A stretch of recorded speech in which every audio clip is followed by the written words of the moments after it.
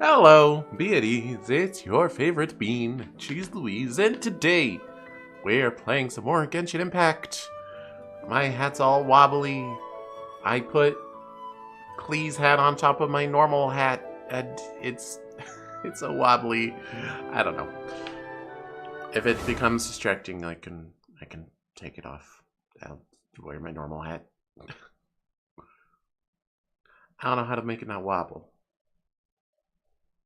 It's wobbling because the thing it's attached to is wobbling. But I wanted to attach the thing because otherwise it'll like rotate. It'll look really stupid when I rotate my head. Welkin mood, yay, bye. Okay, so we're in for it today. They have 2 new Archon quests. Let us. Apparently we're going to Sumeru, but Dottore is, even though he's very dead, apparently he did some shenanigans over there that we gotta go deal with. I don't know. Oh, wait. I'm partially showing my user ID. There we go. She said, come sink down into the earth with me. Thank you.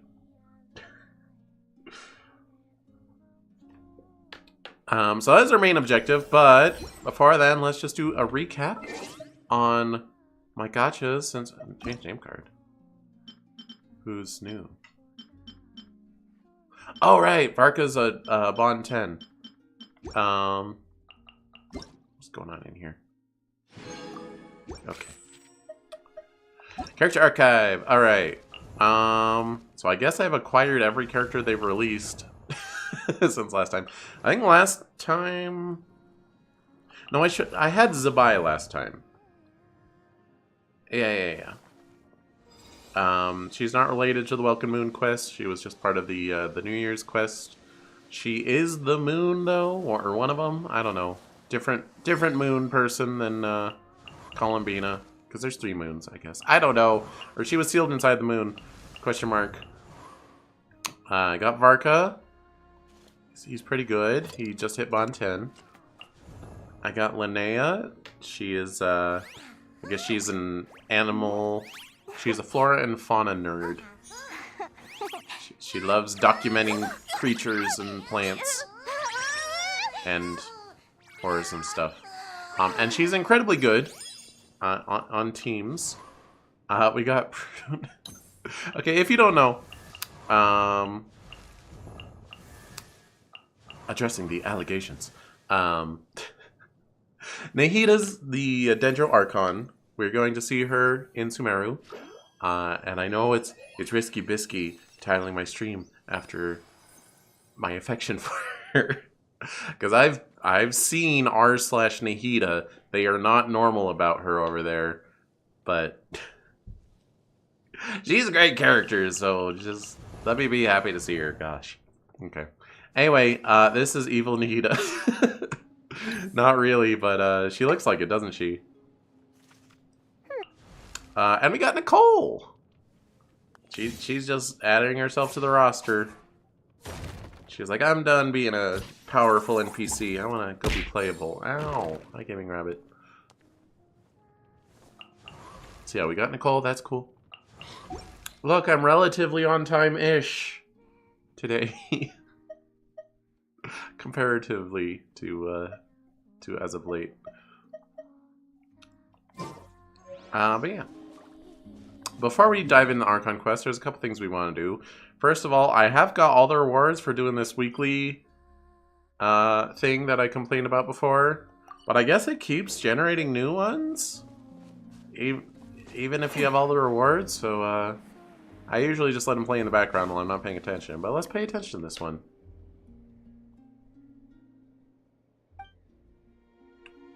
Kuhenkis are making noise. The Kuhenki and I were just playing a picture guessing game. Would you like to join? I don't know if they're like if they duplicate over time. Go on now, friends. All you need to do is guess what the picture is. Well, the silhouette helps. Is that in universe, or are they just are they pretending to be a constellation? As much as I like to say Weasel Thief, I think that's Knuckle Duckle. How did you manage to guess that? The silhouette helps. And the So other that's what option's it's not called. looking like that. Does it pick its creator up and carry her around in its hand? Paimon thinks you might be confusing Aino with a former colleague of yours.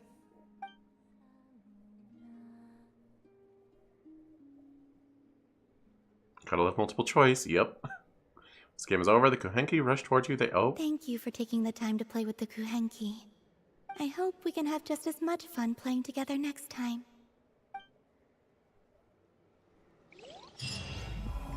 Okay, well, that was, that's about what they've been since I've gotten all the reward. Game is a little quiet? Okay, I'll turn it up.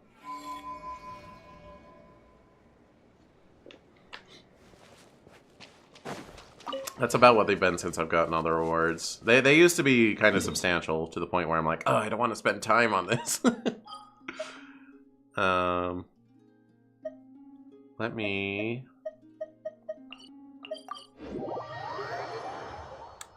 What team do I light up? I have my bond team, yes. Okay, so as you see, I'm working on the bond of evil Nahida here.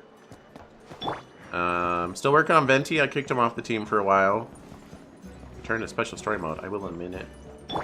And we got Linnea, and we got Nicole.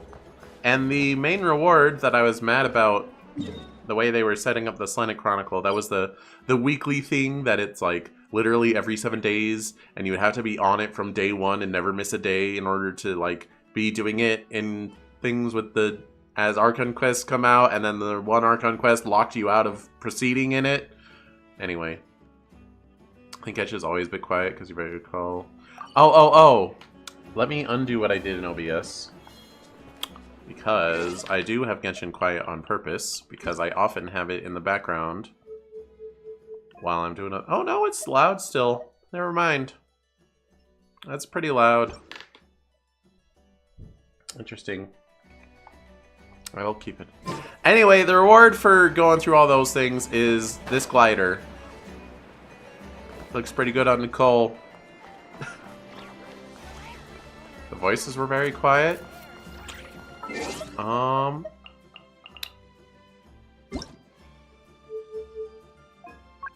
dialogue volume should be the loudest of all.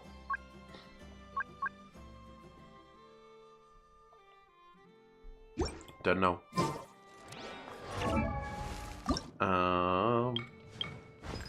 So yeah, this glider that I put on a couple people.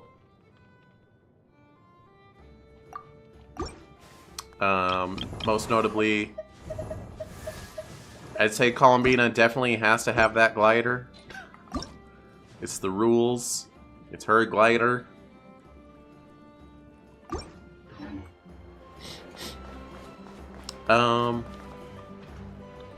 Also, as I've been developing my teams, my lunar reaction team has actually become my strongest. I did kick Yehoda off of it. I like Yehoda, but she's just not that good. And Linnea is incredibly good, and she leans into more lunar reactions. So this has become my meta team. It's not about flavor anymore. It's about What killing am I things now, very you fast. ask? Just a human who's lost her voice. Oh. So, my two newest characters, Nicole and Prune, they still have their Hexerite quests that I can do. I was saving them. So let's do that. That is how we will kick off today. Maybe it was just an extra quiet. Yeah. Hopefully it'll be better here. Leaving already? Hey! Barbie! Aren't you forgetting something? Like a whole bunch of stuff you were supposed to give? Me? She is brain talk lady. Is this bedtime, Nicole? Nonsense. Your arrival is more or less in line with Barbie's prophecy. Though, to be honest, I did think you'd be here a little later. Columbine is just really quiet. Yeah, She tends to be, I guess. Is it too loud now, or is it good? Also, Barbie, I get it, but it's weird to shorten Barbaros to Barbie. Anyway, before we get down to business, For Barbeloth. it might be best if you two have something to eat. Is hunger something that can be prophesized too? No, of course not. But my hearing Unless. happens to be quite sharp. And I heard Paimon's stomach rumbling a mile away. It's always doing that, though.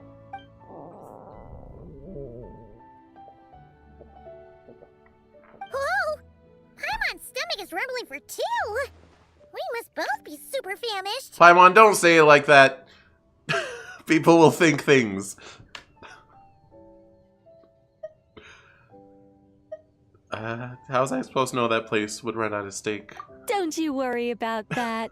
I've got plenty of cookies and cake. And as you know, nothing bad ever happened to hungry travelers who accepted food from a witch. Hey, they don't know Hansel and Gretel.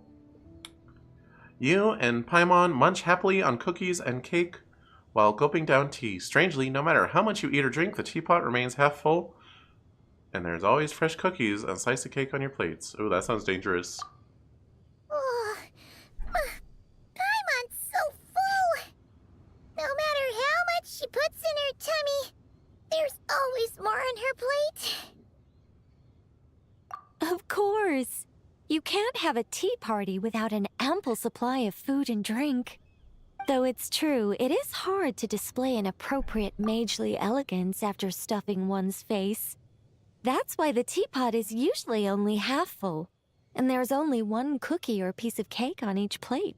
Some Fae nonsense, indeed. They're basically Fae, kinda. Paimon really can't eat anymore. She's coming apart at the seams. Can we get down to business now? Oh, well, sorry. All right, I gather you're here to deliver my homework. The one that Barbie prophesized? Oh yeah, you became playable, so you get assigned a witch's homework. You knew all along. Nothing of the sort. We were discussing something completely different. The moon's massive shift has knocked her hydromancy out of whack. So she needs to head back for a while to undergo a period of silent meditation. While she's away, I'll be taking over responsibility for everyone's homework. I also plan to help her add the next round of homework to the dictionary. Huh.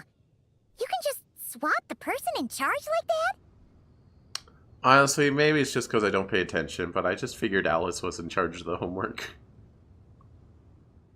Well, if anyone can do it, it's Nicole! Not like I had much choice.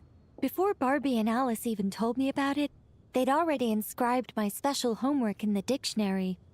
As much as I'd like to erase the whole thing and keep on casually observing the world, Alice is busy maintaining Tevad's borders, and Barbie is off realigning her hydromancy. Octavia didn't bother to come back, and you can forget about Rhindaughter. The other mages all have their own affairs to attend to, so the duty of supervising this homework has fallen to me.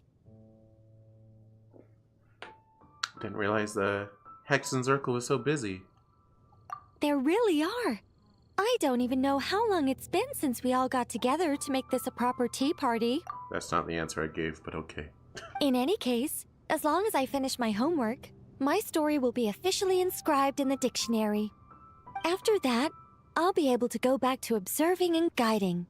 So, Traveler, Paimon, it's time to deliver your message. What's my homework?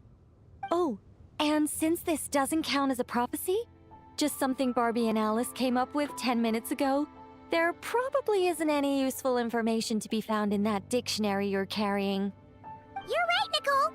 We had a look before coming over, and there aren't any detailed instructions at all. There's only these 2 sentences. Nicole will fulfill her duty. She definitely won't allow you to work for free. That's all there is. All right, that first sentence was clearly written by Barbie, but I bet my bottom more it was Alice who added the second. Anyway, let's get cracking on this homework. Just let me think. Where should we begin? Hold on, you actually understood what they want you to do? I didn't understand a word of it. Huh? Oh, Barbie gave me a rundown of my tasks just now. Basically, I just need to go to a few homework locations, make sure everything's up to scratch, and conduct some field work. Wait a minute. Paimon thought she was giving you a prophecy. How does a rundown count as a prophecy? I always thought it was up to snuff. I don't. For some reason, up to scratch doesn't sound correct. I'm asking Cheezette. Ba. Is it up to snuff or up to scratch?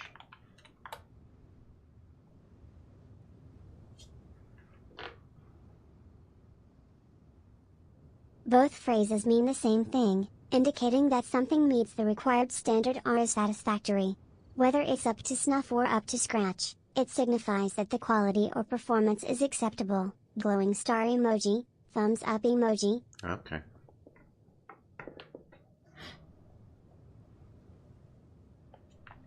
Explain the origins of the phrases.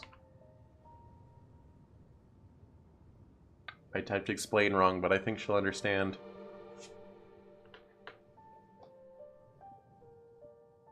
Up to snuff originated from the 18th century practice of sniffing tobacco to check its quality. Up to scratch comes from boxing, where fighters had to be behind a line scratched on the ground to start a match.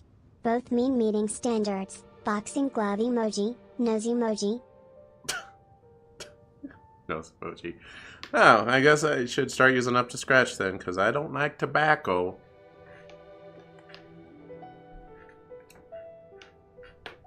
Sounds like something that would be true. Therefore, I will choose to accept it. Your misinformation wins today, Cheezette. Well, you see, I naturally view anything Barbie says to me as some sort of prophecy.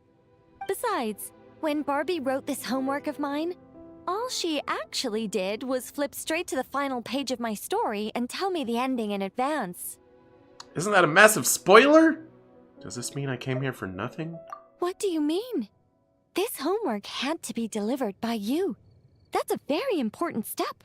It is? Certain formalities must be observed in order for homework to count.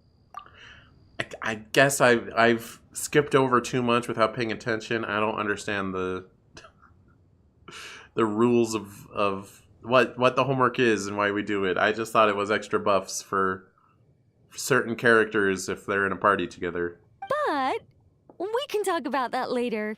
Anyway, enough dawdling. Come on, follow me. We're going to... Yes. That seems like as good a place as any.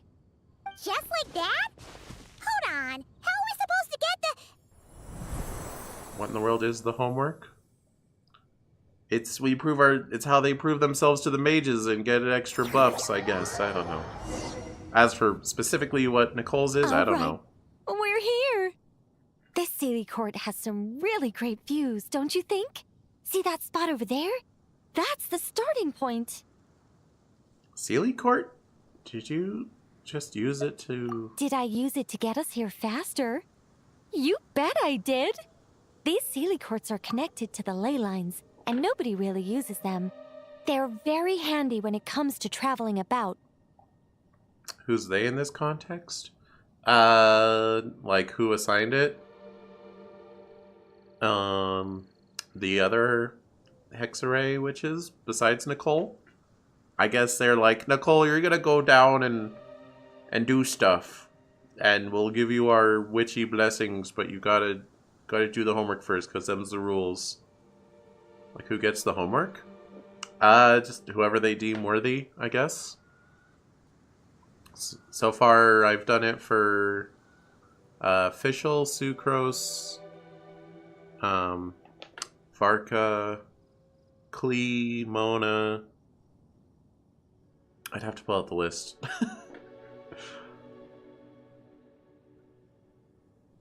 It's just the worthy ones, I guess.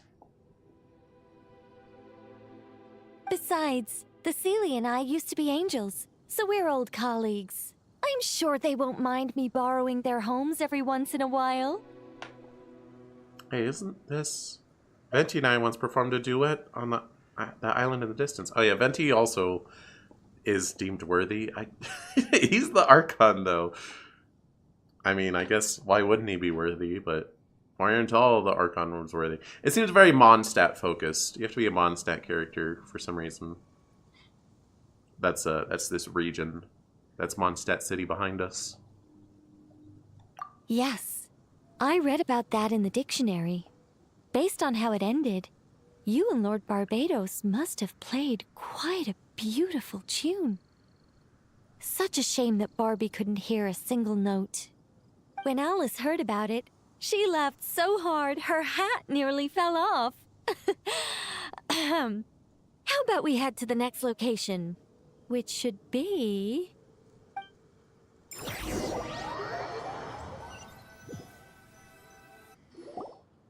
Is this Wolvendam?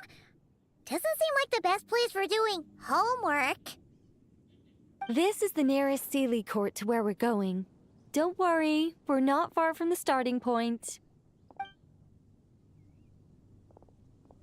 Oh no, random animal. That'll do like 2 damage to me. Whoa! Where did all those wolves jump out from? Hey! We're not here to hurt you! It's not a We're rift friends wolf, with Razor! so I'm not scared. The wolves have gone. I don't suppose this homework is for... Shh! Has that child not arrived yet? Perhaps we've come too early again. Not to worry. As long as he stands beside his Lubical, he can overcome any foe. Wait, did we actually do anything in the last place we were in? We just went there and we're like, alright, homework's done. Bye. So we're waiting for Razor? Why'd they come back? Oh, did they hear us talking? If only Razor were here, he'd be able to tell us what they want to say. You're not wrong, Paimon, but there's a lot more he'd need to understand than just the chatter of wolves. All right, that's about it for this place. I could do with a good rest. Come on, let's go. Time to head back for a cup of... Door. Whoa! When did this door appear? So is Nicole like doing something while we're not paying attention? She's like doing some magic stuff, and we're like, I'll take your word for it. There's a note stuck to it. The style, it feels familiar. This looks like Alice's handwriting. Let's take a look. Alice, what are you doing? Thanks for your help with the homework. Now hurry home and have a hot cup of tea. P.S. There is a surprise waiting behind this door. Uh-oh. Hurry home? Wait a second. Why does this door look so familiar? There's no way it could lead to... Nicole pushes the door open and strides through purposefully as you follow a moment later. Ah, I can't read fast enough. Out loud. I just have to accept Somewhere that... new? Hey, isn't this... I have to accept that even though it's terrible design, games are going to do it forever. They're always going to have text that auto-advances that is not spoken. It's gonna bug me, though. Even if I accept it. Hold on, over there. There's a huge Sealy court in here. What is a Sealy court? I don't even know. No wonder Alice wanted to borrow the lodge key. She said she wanted to set up a tea room, even though I told her I already had one. So this is a gift from Alice? But why would she give you a Sealy court? It Whatever that is. symbolizes the completion of guidance, the end of a journey, and the fulfillment of prophecy. You've followed Sealy before, right? Only when a Sealy returns to its Sealy court does its guidance come to an end. Oh, Sealy court's the little like pedestal that they turn into fire on after I've guided them, and that's what makes chests appear. Okay.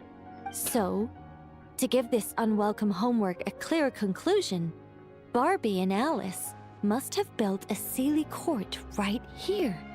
This is the only way for my story to be inscribed among everyone else's without interfering with their own homework. But you're not a Seelie, are you? Well, we're not all that different. Once upon a time, we were all angels after all. But that doesn't really matter. What's important is what it symbolizes. It's like writing a novel. As long as the main outline is there, there'll always be a way to flesh out the details, so the pieces fall into place. As long as I take my seat, this homework of mine will be officially over. But you didn't do It's anything! a nice touch, but it feels like the ending to a story written on the fly. If Anya were here, I'm sure she'd have come up with something more clever. I see. And here's me thinking it would end with a treasure chest. Don't you worry. That's an essential element as well. Oh, it's a giant version of the... Hey! A treasure chest! He's so excited he had to be voice acted. Now this homework's starting to make sense. So this is what it feels like when the pieces all fall into place. Guess the outline really is key. What did I tell you? It seems like this has been a fruitful little excursion after all. And it seems my story has been formally inscribed in the dictionary, which means that today's homework ends here, and also that there'll be a formal tutor to provide guidance on all future assignments. Will there be more chests for those assignments too? Well, that depends on what assignments are assigned. Personally, I'd love nothing more than to bury chests for people to find by completing their homework. I'd leave clues and watch them enjoy a merry little treasure hunt. Now that would be fun. But Barbie's been keeping a close eye on me, so I'm not sure I'll get the chance.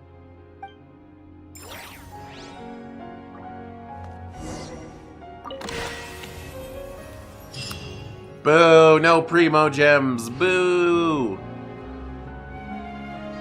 Additional talent unlocked. Okay. So her homework was to act like she had homework and fulfill destiny. But she didn't do anything. Increase damage dealt by Hexray characters, arcane projections by 3%, and Nicole's attacks. Okay. Sure. Oh yeah, that reminds me. Double Nicole. Hi.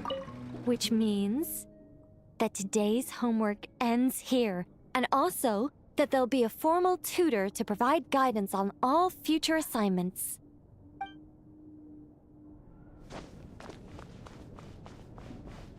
Oh, it's not even Monday. Why are there lawnmowers outside? Leave the room. So every character has like a different passive. A lot will like mark on the map like where like regional items to pick up are, or some will mark where ores are, or some help you craft more of things. Nicole has probably the best passive I've ever seen. If she's not in combat, she does a heavy attack. It'll mark on your map where treasure chests are. Now, granted, there's an item you can craft that does that, but this has way better cooldown and stuff. So yeah, here's a treasure chest I've never opened. Do I sense treasure? So you can go in the middle of a region you haven't completed.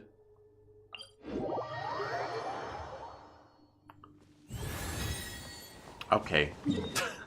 Maybe over here.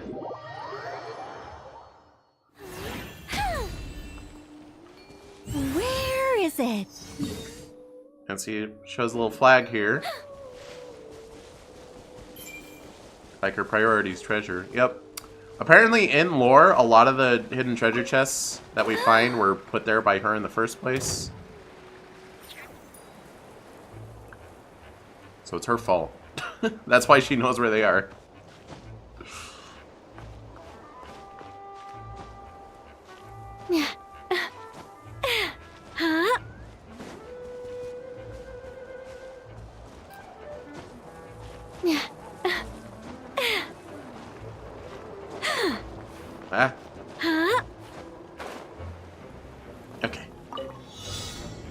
Oh, easy. Yeah. I'm just doing this for demonstration purposes. What? Oh, wait. Now where? Oh.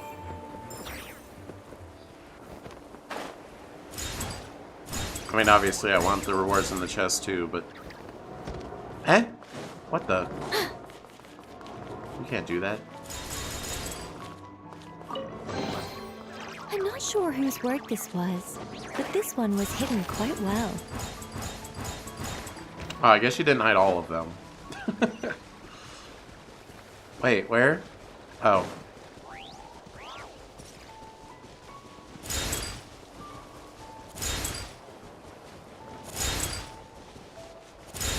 Bit of an ominous shape for those to be in.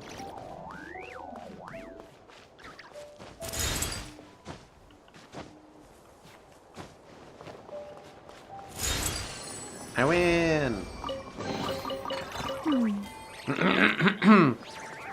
Alright, so now we're gonna do the homework for Prune. So Prune's deal, I just finished her story event the other day. She is very precocious. She wants to be treated as older than she is. So I guess she had an imaginary friend. But she was growing up and starting to not believe in her imaginary friend. And Alice, being Alice, bore witness to it and was like, nah, she should have her imaginary friend. So she sent Prune a message that was like, I stole your imaginary friend from you. I challenge you. Come defeat all of us witches. And that motivated Prune to believe in her imaginary friend. So she's been on the hunt for witches. And she ran into Little Hexenzirkel. Which is a group of young'uns pretending to be witches. Which consists of Klee, Sayu, Yao Yao, and Chi Chi. So Prune was trying to like infiltrate their group, but they were just having fun time pretending to be witches. And they ended up resolving another person's imaginary friend dilemma. Because imaginary friends are real, I guess. And then she got her imaginary friend back and realized that she was getting played by Alice, and Alice was never actually her enemy. Sorry, I see a thing. Must be done. Wait, do I have a... I do have an archer.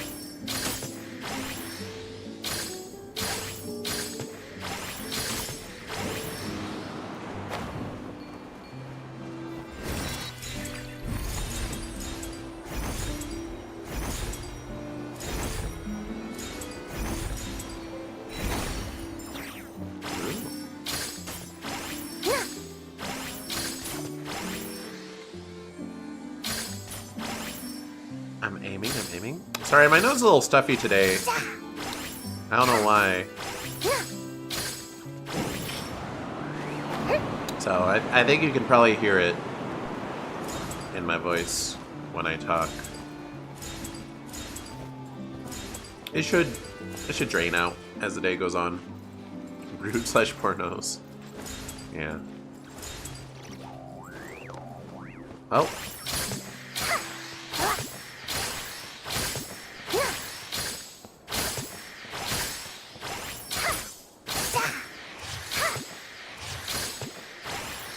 Is that good? Did I do good? Hey, you get back here.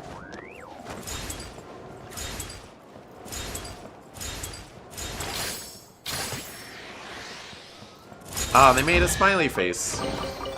This is a pretty... Do I sense treasure? Okay, there's more treasure about, but we have a lot to do today, so let's move on.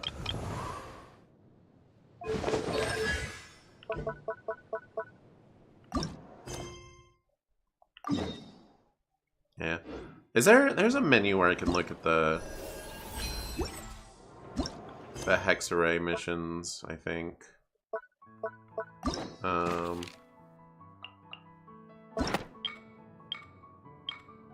No.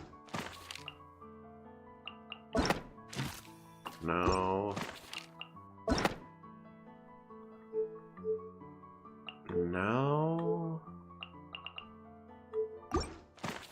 That was adorable. What was?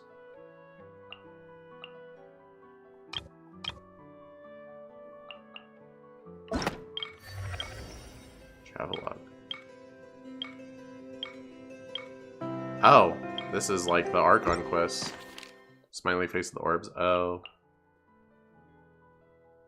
That's Varka's character quest. I don't want to do that. Gosh dang it. Where? I know I can access that menu again. I think it's in my items, actually.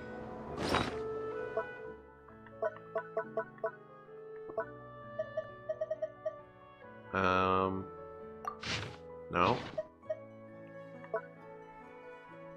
It's somewhere.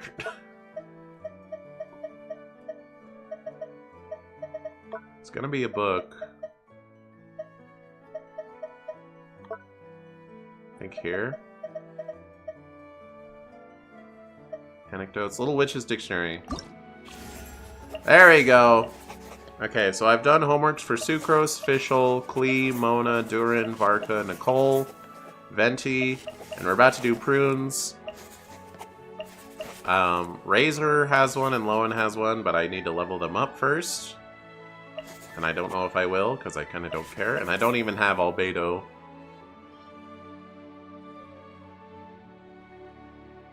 As you guess you're trying to type, you kept jumbling your letters. Oh.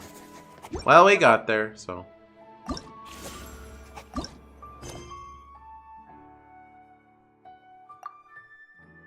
Cannot do this?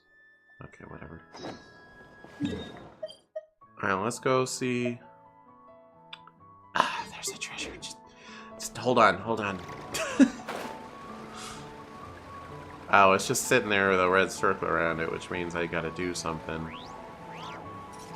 If it's not obvious, I'm just gonna leave. Hello. Work on my skills? Sure. What am I supposed to do? Won't do any good. Take a break and drink some tea. Eh? Oh my gosh, what is this aim?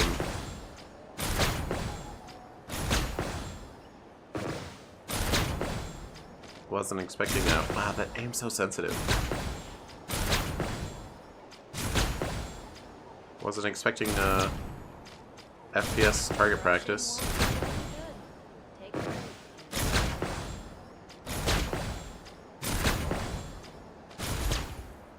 Get that weasel thief. Oh wait, hold on. Nice! Epic weasel thief. As soon as I get this month's paycheck. Ooh.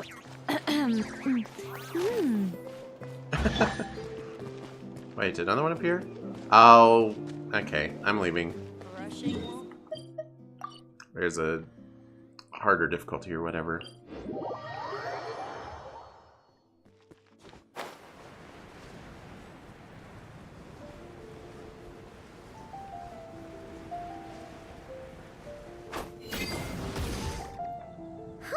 Prune's assignment doesn't look much like homework. More like a declaration of war. Hehehe, little witch hunter. Have you found a way to defeat me yet?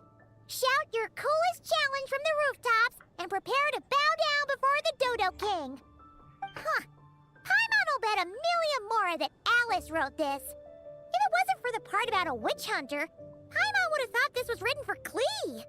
Prune isn't exactly Alice's biggest fan. Paimon can see her really blowing her top over a challenge like this. Alice clearly knows what she's doing. Should we try to tone things down a bit when we tell Prune? Tell me what? Let me see. Yeah, I saw that coming. Don't sneak up on Paimon like that. Whew. Fine. Oh, boring. Huh? You're not mad? I'm used to her childish little games. She likes to act mysterious, but it's all just cheap tricks. Hold on 1 second. I need to reroute my cables here. By reroute, I mean pull out the one I care about and leave the rest to the Tangle Beast. Okay, it's done. Who shouts a challenge from the rooftops anyway? People walking past would look at me like I'm crazy. I'm not falling for that. I might as well stand in the middle of the street shouting, "Look at me! I'm an idiot! I'm an idiot! I'm an idiot! I'm an idiot!" Hey! Why is my voice coming from over there? Huh? What was that? You're an idiot? Yeah, you could say that again. Hello, an idiot. Nice to meet you. Did you lose a bet or something? Sounds like a prank to me. Some dumb kid must have got tricked. Stop it! Now! I'm an idiot! I'm an idiot! I'm an idiot! No, Alice.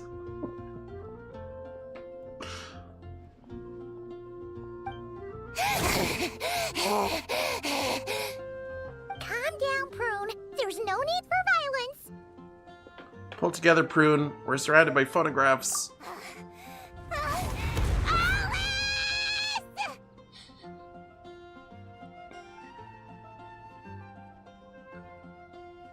Go on. Hello, everyone! Well, well, well, I wasn't expecting a challenge like that. It's certainly a novel approach. Anyway, congratulations on successfully activating your Witch's Homework Challenge. I've prepared a magical space for you with a real sense of pomp and circumstance, but it's going to take a while to load. Load? So I thought, why not turn your challenge into loading music while you wait?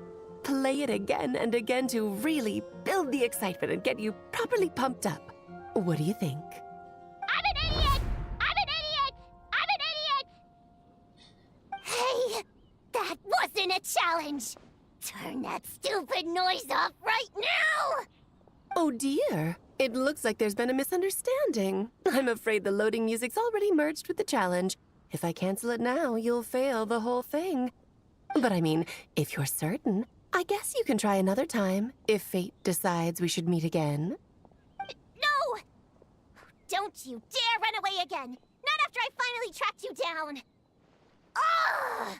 How much longer does this thing need to load? Huh? The magic space? It loaded ages ago. Prune, you really picked an unfortunate enemy to have. You will never win anything. Welcome to the pinnacle of the dramatic arts in all of Tibet, the opera epicless, or rather, a magical facsimile of it. Your challenge is to win a debate, which is exactly why this magical space was created. Not bad, huh? Go on, try telling me the sense of spectacle isn't overwhelming you. A debate? Don't you remember how I wiped the floor with you last time? Did you really go to all this trouble just to embarrass yourself again? I don't remember that happening, Prune. Well done. You displayed the intellect of a 16-year-old in a debate designed for 12-year-olds. How remarkable you are. I know how much you like to argue, so I've prepared a wonderful topic that even you won't be able to refute. I'm sorry to interrupt, but am I supposed to be here? A spirited debate requires a fair and impartial judge. Naturally, you are the only candidate worth considering, and I'm sure everyone else here agrees. Who's here? It's a bunch of Dodocos. Then is Paimon supposed to be up there? Actually, I've been wanting to say this for ages. Paimon's been sitting up there in the VIP seats, striking a pose for quite a while now. That line sounds oddly familiar, now that I think about it. So is this entire scene. Yeah, it's like we're in Fontaine.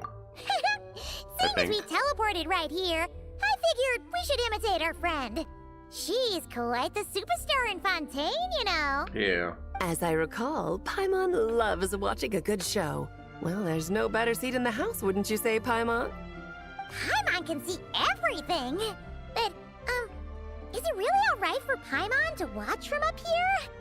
She feels a little out of place. Relax. This is my magic space, and I make the rules. I guarantee you the hoi polloi police aren't coming to kick you out. Enough time wasting. Let's get this over with. What's the topic? Giant chairs. Is a bad kid. Huh?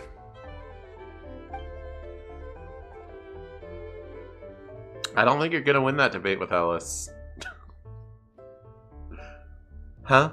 This is the topic for you to refute. Oh. If you can convince our judge that Klee is not a bad kid, you'll earn yourself a gift. Wait, Alice is arguing Klee is a bad kid?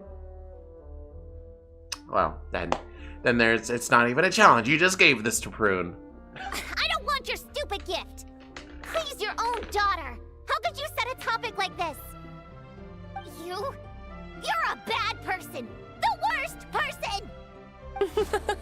People do say like mother, like daughter. Since I'm so bad, I guess Klee must be pretty bad too. Objection! That's pure sophistry.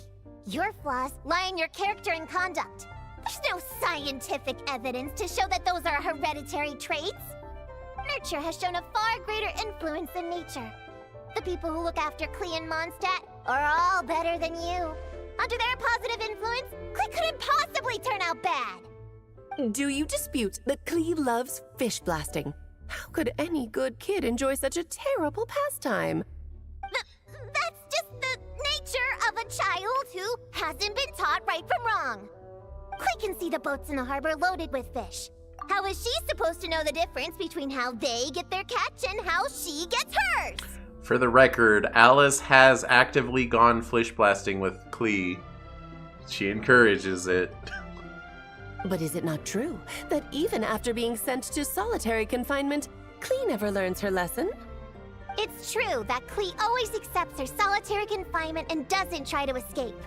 That clearly shows she understands her punishment and doesn't hide from her actions. Klee shouldn't be labeled as bad when she readily faces the consequences of her actions. Moreover, after her last time in solitary confinement, despite saying she wanted to go fish blasting, she hasn't done it once without permission. In fact, the last time she did go, it was only at the behest, you could say instigation, of someone she trusted. Her own mother, no less! At the end of the day, there's only one person here who deserves the title of bad kid. No, wait. Bad adult! But then what adult is so immature? I know! Bad kidult! That's what I call a comeback. Oh, very compelling. A truly forceful argument. How's Alice going to respond? Even if I accept your argument, it only proves that Klee has no bad intentions. It doesn't stop her from being a bad kid in other people's eyes. Still stubbornly clinging on. Fine. If that's your angle, then listen carefully, because here's something even you can't deny. In other people's eyes, Klee is cute, so they will always forgive her actions. Hear, hear. Exactly. Klee is so cute. Who cares if she makes a few itsy-bitsy mistakes? In Paimon's eyes, she couldn't possibly be bad. Contrary to everything you've said, Klee has far more good points than bad. She's always happy to share her toys. And when she wants to play but everyone else is busy, she never pesters them and waits patiently until they're free instead. But most important of all, she's kind. In her eyes, everyone is a wonderful person. Even me, her mother's sworn enemy. No matter what else, I won't let you besmirch such an adorable child by calling her bad! I give up. You win. As her mother, I can't possibly argue with that. Klee may commit war crimes, but she takes her punishment like a champ. Just look at that smile. Exactly. I don't think she's done war crimes, though. She just blows up fish. Any instances of her blowing up people is, you know, people that I'm fighting. Also, those are non-canon. Me playing as Klee is non-canon. To hear you say those words, it seems you truly do consider Klee a good friend. My daughter really is adorable, isn't she? Don't say I didn't warn you.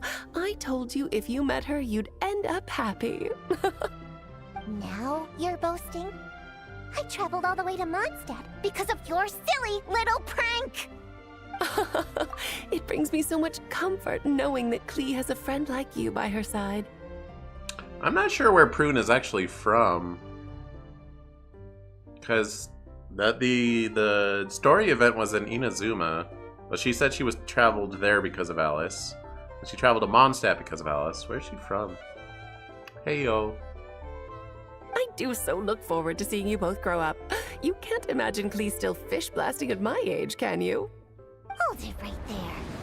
You're not about to say something corny like, ta-da! This was all a test to see how you really feel about Klee, are you? You catch on quick. Prince Seeing from as you Nodcry. already know the deal, let's jump straight to announcing the results. Esteemed judge, if you will. Makes sense. Little Prune's Witch Challenge. Passed. Please accept the following witch's blessing. May you be as happy, healthy, well-fed, and worry-free as Klee herself. When it comes down to it, you and Klee are both good kids. You're allowed to make mistakes from time to time, or even throw cutie-wooty little tantrums. Thanks? But this doesn't change anything between us. First things first, stop treating me like a child. And second things second, I'm a witch hunter, and I won't forget my duty. You lost this time, so come out here and stop trying to fool me with that stupid doll. How am I? I'm pretty good. I got the day off, and I decided to spend it catching up on Genshin story. Oh me, oh my, would you look at the time? Well, I had a lot of fun today. I'll be sure to drop by the next time I'm free. Toodaloo! Hey, did you hear me? I haven't finished with you yet! Don't you dare run away!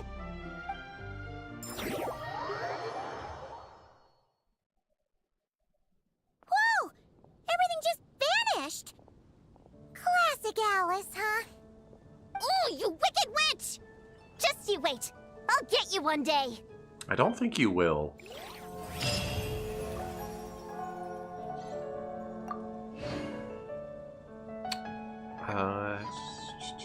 Additional talent after completing witch's homework. When becomes XY character when the party includes at least after XY character the party is affected by tolling rally, effect triggers elemental reaction on opponent, Prune's attack becomes 60%. Increase for 5 seconds, elemental sure. Notorious child that acts like a child is indignant. When she is treated as a child, experts are baffled. I know. Told you she was precocious. I told you. Alright, Archon quest time then. That's not. I swear. Look. You can see a video evidence. I went and select the quest tab, and I let go, and it went into, like, the events tab. Like, Genshin, get it together, please.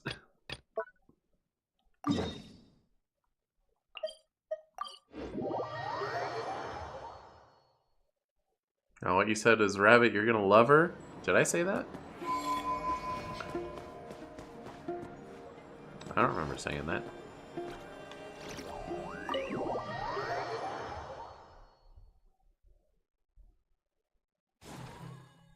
By calling her precocious, yes. Oh, I see. Oh, I went into that little portal, apparently. As Colette? Oh, I think I did accidentally activate one of the cutscenes for this. I don't remember what happened in it. Hey, did you see who just walked by? I think Colette and Tainari talked about something. How will I ever save enough money to buy that custom-made axe with... Classic cheese. What, accidentally activating cutscenes and not remembering what was in them because it was weeks ago and I wasn't paying attention? Lord Kave Bay, did you get a chance to review this month's accounts? Any feedback? You mean the version you sent over a few days ago? Yeah, I took a look when I received it. I was thinking that maybe our profit margin is a little excessive. I visited some of our commercial partners last month. Their earnings are very slim. Are you suggesting that we give up some of our profits for them? Well, since we have more than we need, yes. Making money for its own sake is pointless. Don't worry, I've already planned for it, and the numbers look fine. We can adjust the rates starting from next month. Also, about that designer you hired, I've had to revise his proposal 3 times now, but he just doesn't seem to... Let's cut our losses. Pay him his fee and send him on his way. I'd like you to get Layla on this instead. She was Cyrus's student, and she designed the Palace of Alcazarzaray. Seems like a much safer choice. Oh, that's right. Yeah, more like classic Genshin than classic Cheese. With it laying traps with, haha, you entered this zone. Enter the cutscene. Advance the story that when you don't want to. I think I let the cutscene play out, and as soon as it entered gameplay, I exited. So that's why there was that little blue portal. Yeah.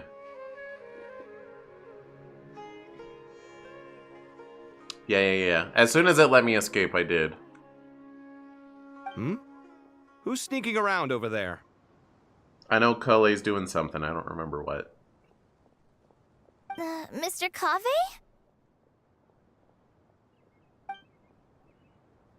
Do you recognize this person, sir? Yes, it's all right. We've met. This is Kale, Sethos' trainee. He brought her along the last time I went for drinks with him. Oh, wait. What brings you to the city, Kale? Is your master here, too? No, this is all wrong! Why is Mr. Kave saying that too? Tainari is my master, not Sethos. Oh. This can't be real. I have to ask someone else. There's gotta be someone else out there who still remembers the truth. Oh no, Tainari's been erased from reality. How strange. What's gotten into her today?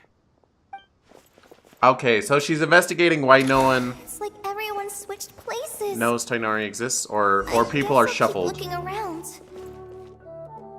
Oh wait, because Kave's not like a merchant person.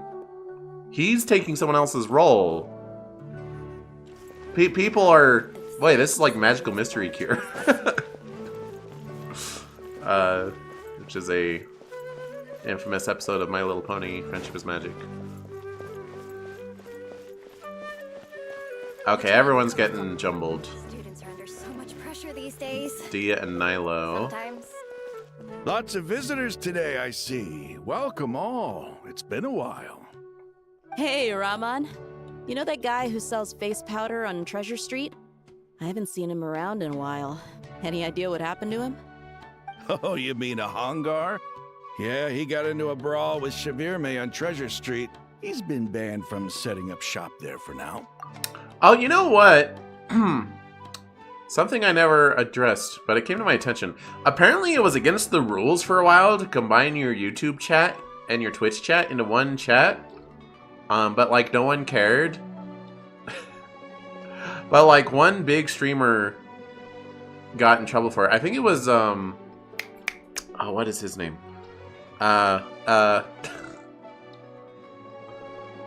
I'm subscribed to him on YouTube. I should know his name. I just can't think of it. But there was one streamer got in trouble for it and then like lodged a complaint, and then they don't care anymore. And I'm like, oh, I've good thing it just passed me by, I guess. Giguk, that's who it was. He's an anime YouTuber. His videos are pretty good. Anyway. What was it? Oh, there was another, not as related. Hello. There is a recent drama with, this is so unrelated to me, but I wanted to bring it up because, I don't know, I guess as a streamer. There's a Hololive streamer, Oro Crony. She was set to voice act in a game. I can't remember the game's name. she had done her recordings and everything, but they suddenly canceled it, and it was apparently the reasons are so stupid. It's so stupid. Apparently, she was in a sponsored stream, so she played their game like years ago. Uh-oh, music expired. She played their game years ago, and there was one point in the stream, she was talking to her collab partner, and a boar runs by, like a pig. And she's like, "Oh, I'm gonna kill this boar because it's such a bore. Ha ha ha." And apparently, due to some translation issues, it has been taken that she was calling the game boring. She was calling the game unfun. And somehow that makes its way up to the higher ups, and they decide to remove her from the game that they were going to add her as voice acting a new character, and now they're getting someone else instead. It's so stupid. It's very stupid. Good thing I've never done a sponsored stream. I would never make it, because I have to complain about every game I ever play. Anyway. Seriously? Oh, well, that's a shame. I was planning to pick out some makeup for you.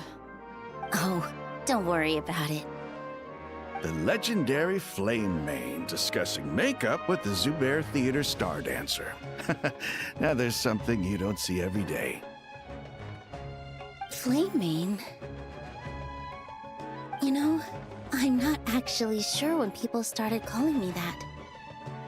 Maybe the other Eremites thought I needed a fiercer title to scare people off? Wait, who is Flame Mane then? Who's she get mixed up with?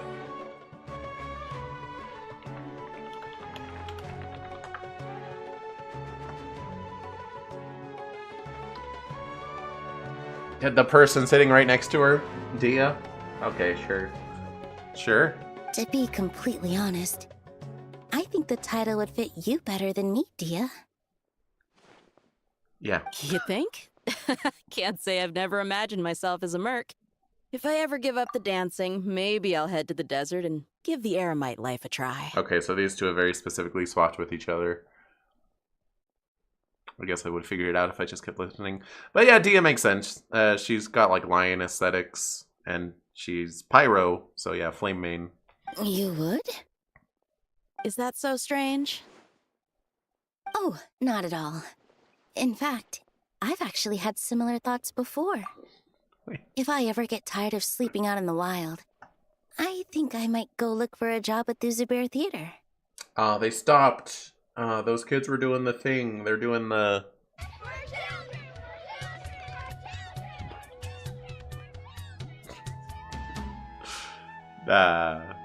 I've adored the dance of Sub-Zero's ever since the first time I saw you perform it. If the chance ever came up, I'd love to try it out on stage for myself.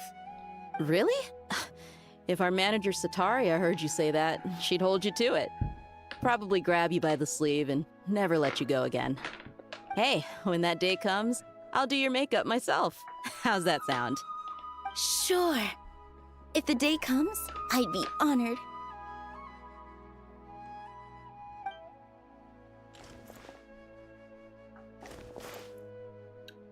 Everyone I know, everything I've ever known.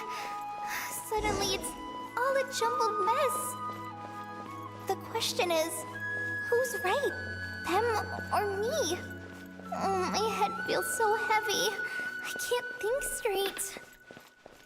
Is Colette just the odd one out? She just happened to not get swapped?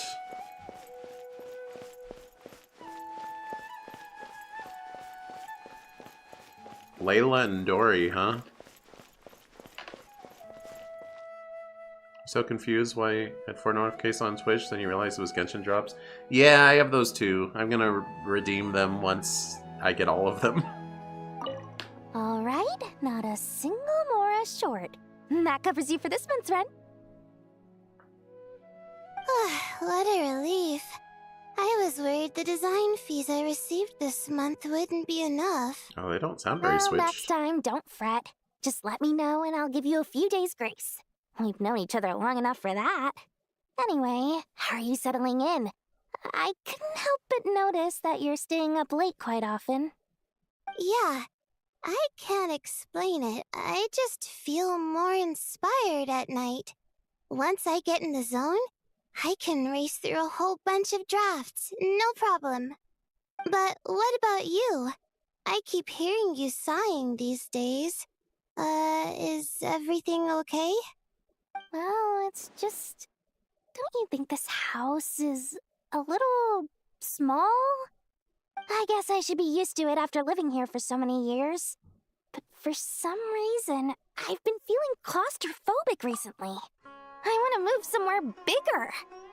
Maybe it's my imagination, but Dory sounds different.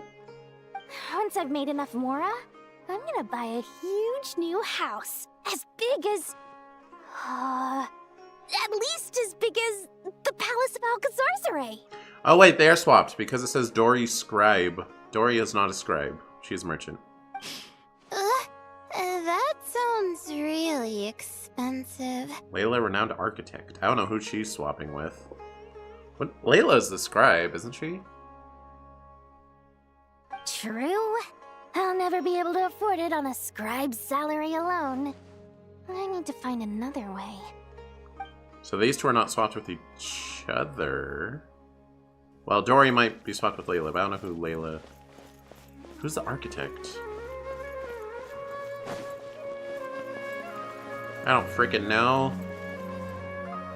Mahamatra Tainari, we've apprehended the suspect. They say that the fool is prone to blind faith, but the wise man is not immune to it either. The Mahamatra is all Hytham, I think. So, there's that swap. Siraj, do you have anything to say in your defense? Tainari, you were the one who turned the sages against me. Just a few words of caution from you was all it took to destroy my research. I like your future visor. And now you're trying to stop me again? You should know that mechanical life is the future. We must cast aside our useless flesh and... That's enough. I'm not in the mood to listen to your lunacy. Anyone could tell you how amateur your work is. What was I playing that had a theme like that? Am I thinking of Stellar Blade? Yeah, there were like niche... There were like groups in that believed that... Karina, Ilias, put him somewhere safely out of the way. Yes, sir. Next on the agenda is... Master? What is it? Wait, did Professor Zahahati send you? She's been encouraging me to take on an apprentice. Might be getting a bit ahead of herself there, though. No, Master! It's me! Kale! Listen to me. Something really weird is going on in Sumeru City. It's like everyone's identities have switched around. You're not the General Mahamatra. You're a Forest Watcher. Just yesterday, we agreed to come to Sumeru City today to go shopping together and... All right, there's no rush. Let's back up a little. Your name is Kale, correct? Although this is our first meeting, you do seem strangely familiar somehow. Is there anything I can help you with? Oh, she real freaking out about it. Kale, calm down. Calm.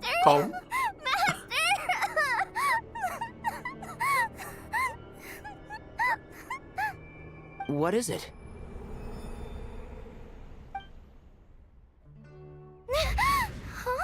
Oh, don't give me Did you that. have another nightmare?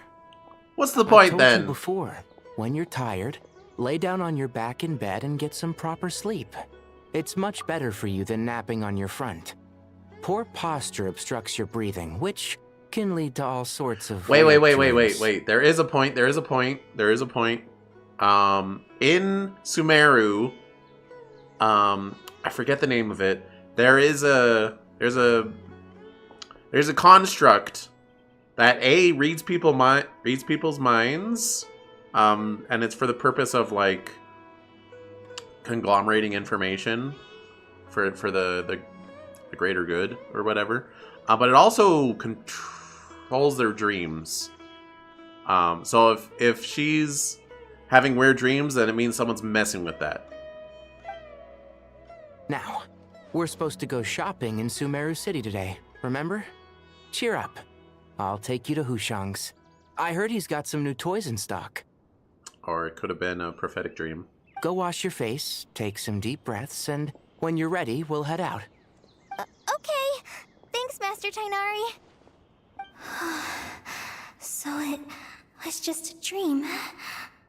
And yet, dreams can sometimes be a warning of things that will soon come to pass.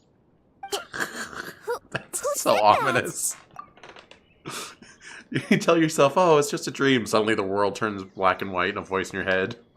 You're just like, oh my god. That dream felt unusually real, didn't it? Here's my suggestion. Since you're heading into Sumeru City anyway, you may as well tell Lesser Lord Kusanali about everything that happened. And just to be on the safe side, I think you should also inform your 2 traveler friends who once helped save Sumeru. I'd write them a letter if I were you. Time is short. A storm is coming from beyond the bounds of fate. Is that Nicole? Uh-oh. Uh-oh. That's a big uh-oh, Spaghetti-O.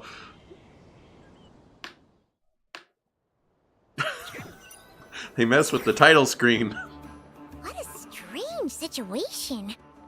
No wonder Kale was in such a rush to write us a letter.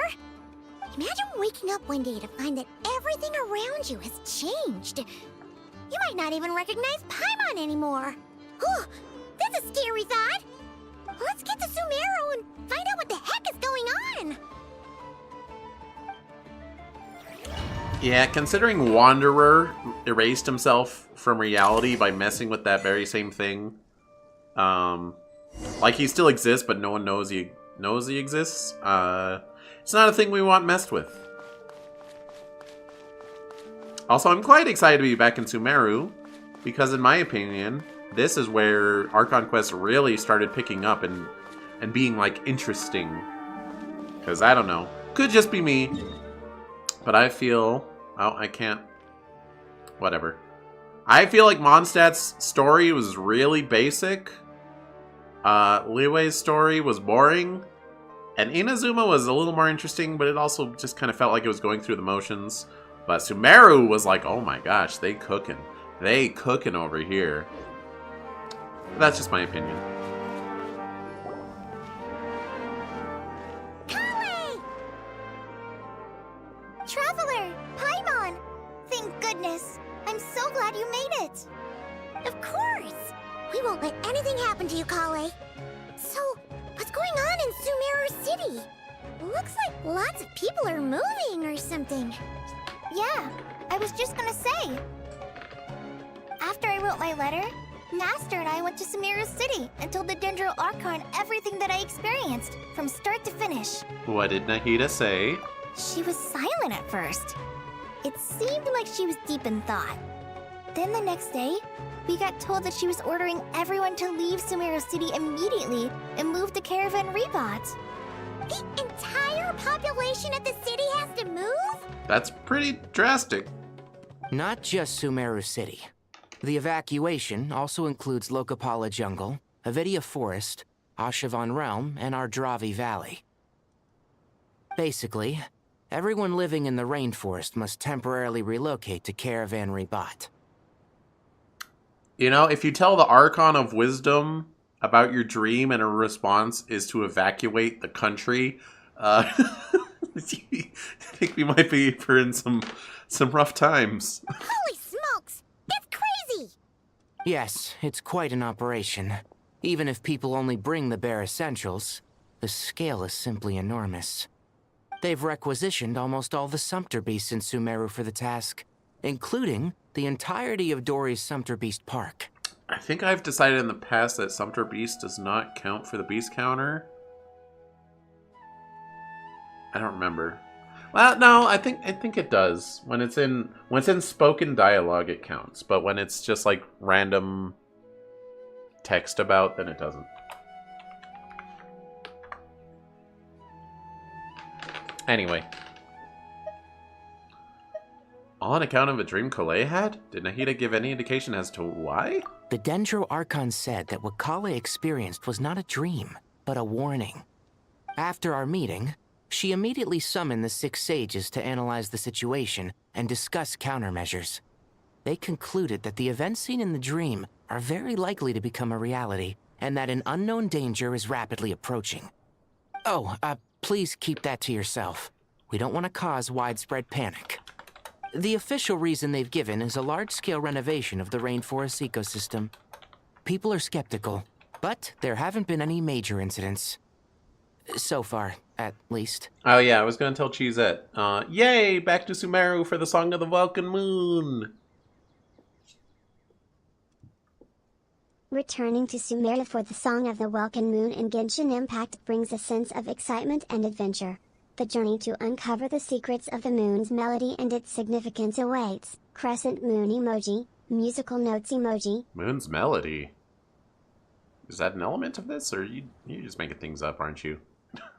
The Dendro Archon seemed really worried when we spoke to her. She said you can go visit her in the Sanctuary of Surasthana when you arrive. Oh, I mean, it is called Song of the Welkin Moon.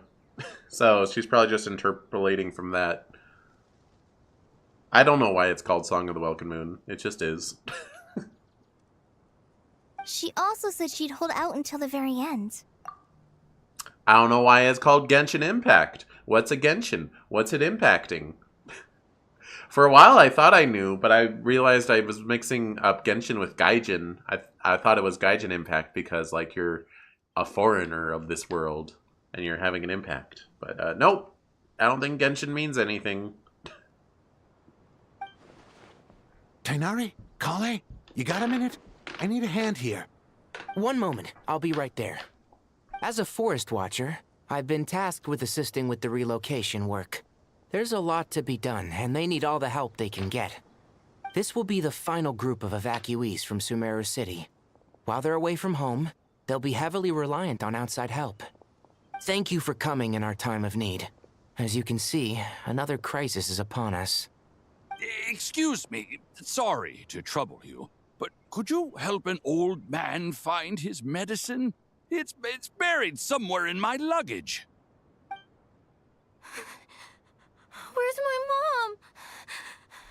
Where did she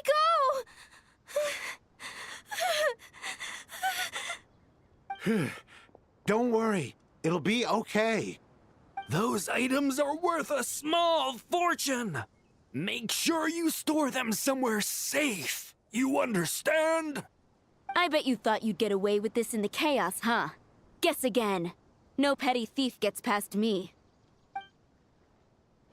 Mass evacuation inevitably comes with all kinds of problems. Nahida wouldn't have resorted to this unless it was absolutely necessary. The strange events of Kale's dream took place in Sumeru City. Whatever danger is afoot, it must start here, which is why everyone has to leave. We should go help the evacuees. See you around. I'm so glad that you believed me and came all this way to help. It means a lot. Please stay safe. Don't worry. We may not know exactly what's going on yet, but as long as we stick together, we'll find a way through this. Goodbye! Look after yourselves! Will do. See ya!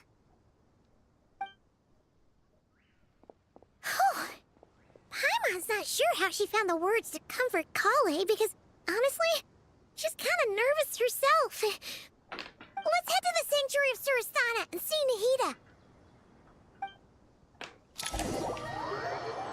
Nahida. Girl, you got some explaining to do.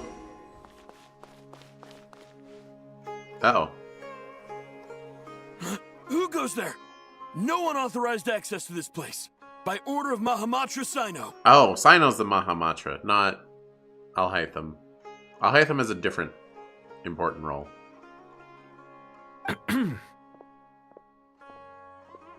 Are you blind? It's the Traveler and Paimon. Surely you've seen them before. I have different clothes. Huh? Oh, so it is. I'm sorry, I haven't been sleeping well lately. My nerves are a little frayed. Not sleeping well, you say? What's troubling you? The Dendro Archon is in a very vulnerable state at the moment. Mahamatra Sino is concerned that our enemies might choose this moment to strike, so he's ordered us to strengthen our defenses. Just seeing you two again already puts our minds at ease. Please, enter. I'm sure everyone's expecting you.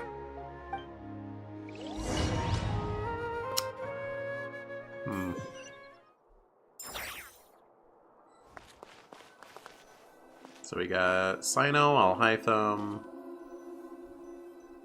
I don't know who Cyrus is. Okay, well.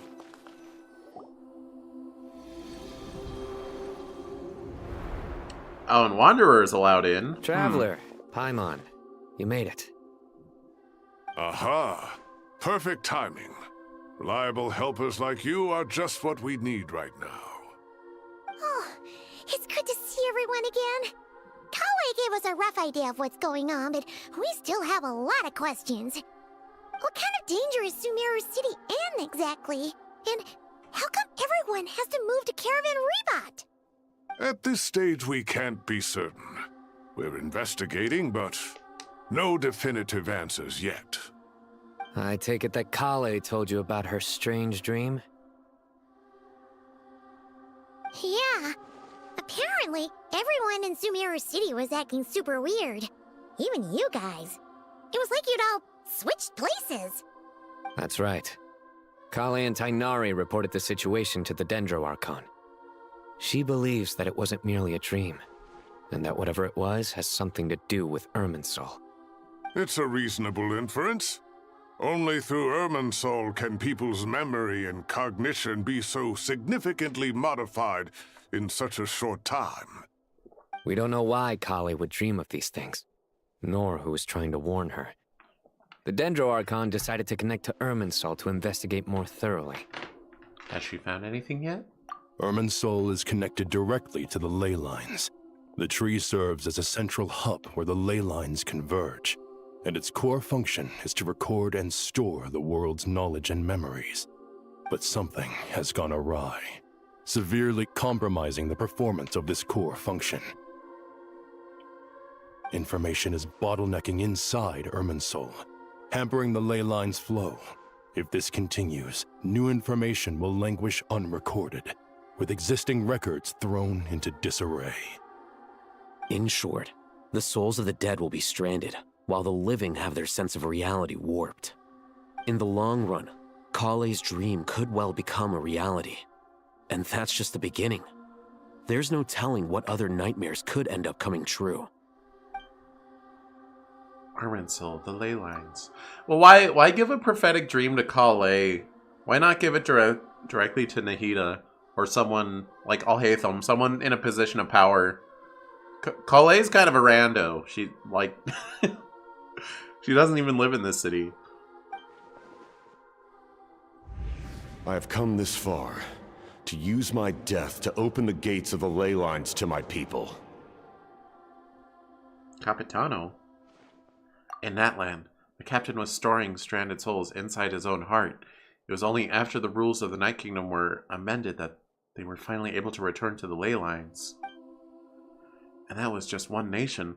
A problem with Irminsul itself could end up affecting all ley lines worldwide. Faced with a growing backlog of information, the Dendro Archon decided to connect herself directly to Irminsul and take over the recording and processing function herself. But it is an almost impossible task. Individual brains aren't equipped to deal with the sheer volume of knowledge and memories involved. All that information flooding in at once would instantly fry any human mind. And for a god, even for a god, the suffering must be unimaginable. Nahida, stop! Stop! The Dendro Archon's power originates from Irminsul. Any issue with the tree itself takes a toll on her to begin with. On top of that, she's subjecting herself to the grueling task of processing all that data. It must be torture for her. No, don't torture my girl! Despite all of this, she is somehow finding the strength to investigate the Irminsul situation from within and send us her findings.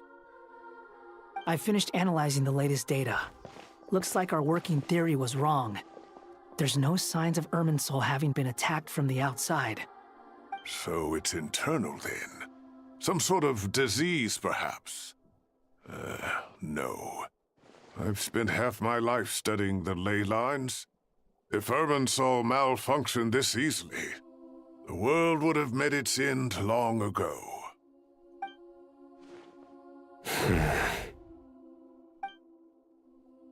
Sino? What is it? Not long ago, I got a tip from the Corps of 30 that a large number of unidentified merchant caravans had recently been spotted entering Sumeru through Beta Harbor. At first, I suspected that they might have something to do with all this, so I sent some people to investigate. But if Irminsul wasn't attacked from the outside... Don't you think there are more important things to worry about right now than guessing who's behind all this? It's been over 12 hours with no new intel. If even the Keeper of Irminsul is this badly affected, you can imagine how bad things are in there. Uh-oh. Dendro Archon.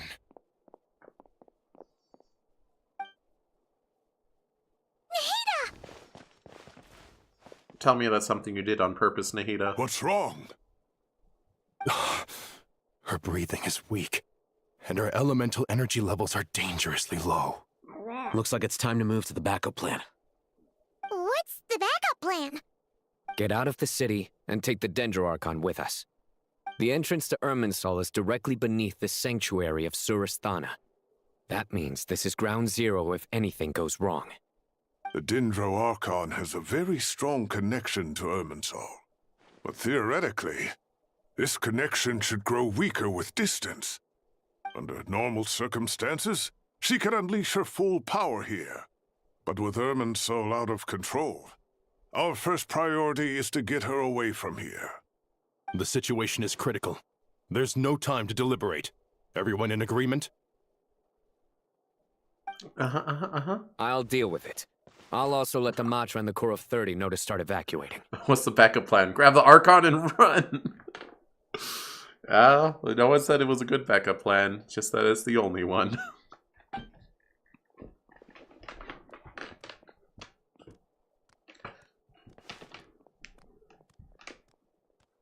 Don't worry, I got her.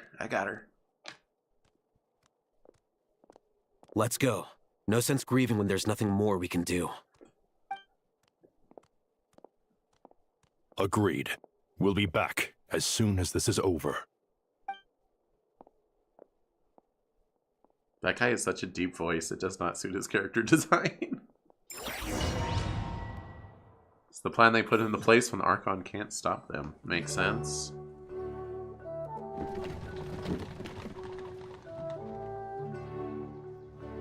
The last group of civilians has been safely evacuated.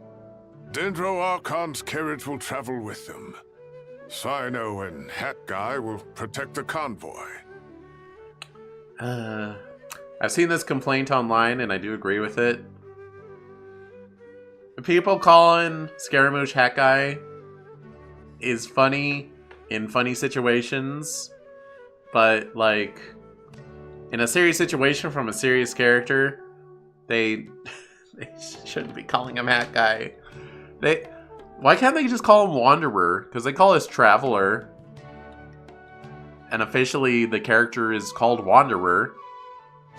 Like when you pull him in the gacha. Can't leave, my duties are here. Quick, while she's unconscious.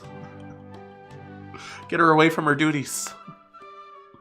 That's good news, but you don't look very relieved. With the Dendro Archon in a coma, we've lost our means of investigating the situation.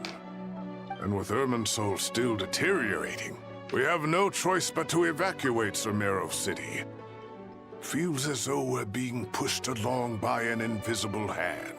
I've been in Irminsul before. I could go investigate, I think. Stop moaning, Cyrus. We're the teachers here. We should be showing a little more confidence, don't you think? A wise judgment.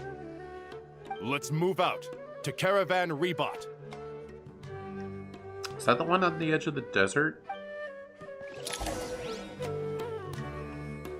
Oh, it's gonna teleport me there anyway.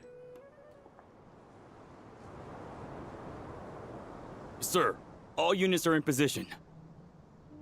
Good. Everything is going to plan.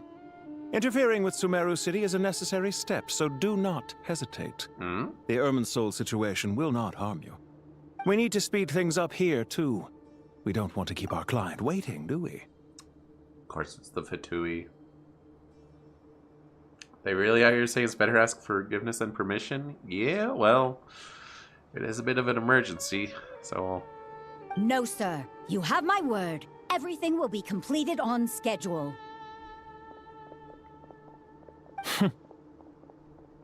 They say that fervent ambition attracts the favor of the gods, and with it, a vision. But we appear to be the exception. So, is our ambition not strong enough? Or does it threaten the very foundations of this world? That's not Dottore, right? I mean, I know there's like a cyber Dottore in the promotional graphic or whatever, but his physical body should be very dead, I think. The Archon didn't abandon her post if they kidnapped her for her own good? Yep. Give her plausible deniability, I guess. No, I pulled up the map. Yeah, this is what I was thinking of. Yep, okay. Hi, Scaramouche. I'm just playing as Nicole. She's wandering around invisibly, making sure her plans are going correctly. How is the Dendro Archon? Her breathing is steady. I prepared some therapeutic incense for her, but it hasn't had much effect. Her vitals are still very weak. Based on the information you've provided, I have a working hypothesis.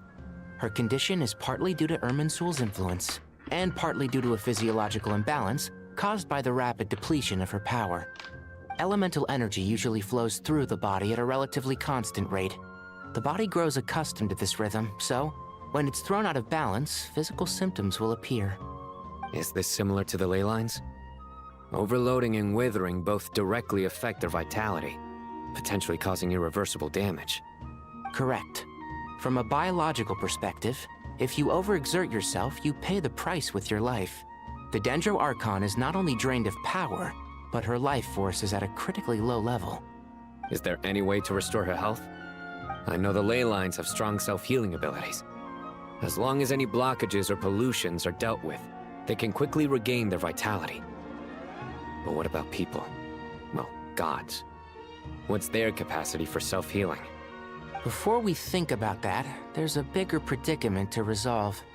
Restoring the Dendro Archon's power requires us to heal Irminsul first. But that will be extremely difficult without the Dendro Archon's power.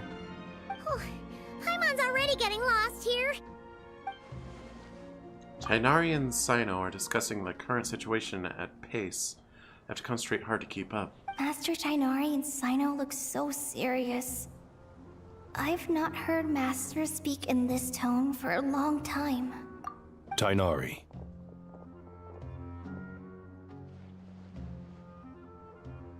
Master Nephis, sages. I see you guys are color-coded for my convenience. Tighnari, haven't seen you in ages. Have you gotten taller? Or did your ears get longer? Hopefully the former, Uncle Baladuri. Sino, where's Professor Cyrus? I thought he'd be with you. He went out into the wild to investigate the situation. He said that the Irminsul anomaly will likely start to affect the real world soon. He shouldn't be trotting around alone at his age. Which way did he go? I'll look for him later. Would someone mind introducing us? Ah, yes, of course. Allow me to do the honors. Why? I'm not going to remember any of their names. None of them. They are not playable gacha characters. I do not care. I'm sure we're all familiar with the Traveler and Paimon. They're the heroes who helped foil Azar's conspiracy and save Sumeru. These gentlemen and I are the 6 current sages of the Academia. Balduri and I are part of the Old Guard, while the other 4 took office after Azar and his clique fell from power. We have Sage Alkindi of the Spontamod Darshan, Nice Sage goggles. Farnas of Kasharawar. Nice mask. Ritaoist Sage Shakir. Nice and glasses. finally Haravatot Sage Rusht. Nice glasses and hat. Nice to meet you all! It's an honor. We'll be working together closely to resolve this crisis. I've heard much about you. Delighted to finally meet you in person. You're younger than I imagined for someone with the power to stand up to fate itself. Thank you for lending your aid to Sumeru once more. Once we're on the other side of this, could we get a photo together? My daughter has a friend named Isak. He's always talking about you two. Of course! No true hero would deny a child their wish. Back to business. So with the Dendro Archon currently in a coma, the people have taken temporary refuge at Caravan Rebot, but they cannot stay here forever. We need to come up with a plan as soon as possible. Farnas, any thoughts? Well, firstly, having reviewed the data, I'm inclined to agree with your assessment. This doesn't look like an attack on Irminsul from the outside. Rather, it resembles a malfunctioning machine. Calculations going haywire and sparks flying. That being said, before we consider how to fix it, we need to understand precisely what has gone wrong. Furthermore, we somehow need to ascertain this without relying on the Dendro Archon's power. We have no direct access to Irminsul. However, we might be able to gather the information we need from the ley lines. Study the branches to learn about the trunk, in other words. Wait, is that what Cyrus is up to? No wonder he ran off to research in the wild. Curse's always one step ahead of me, isn't he? I heard that while in the sanctuary of Surasthana, the Dendro Archon had to serve as the central information hub herself. This is a clear sign the situation within Irminsul might be far worse than we can imagine. Irminsul is vital, not just to the safety of Sumeru, but to all of Teyvat.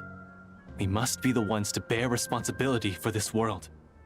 To be on the safe side, I think we need to consider some backup plans.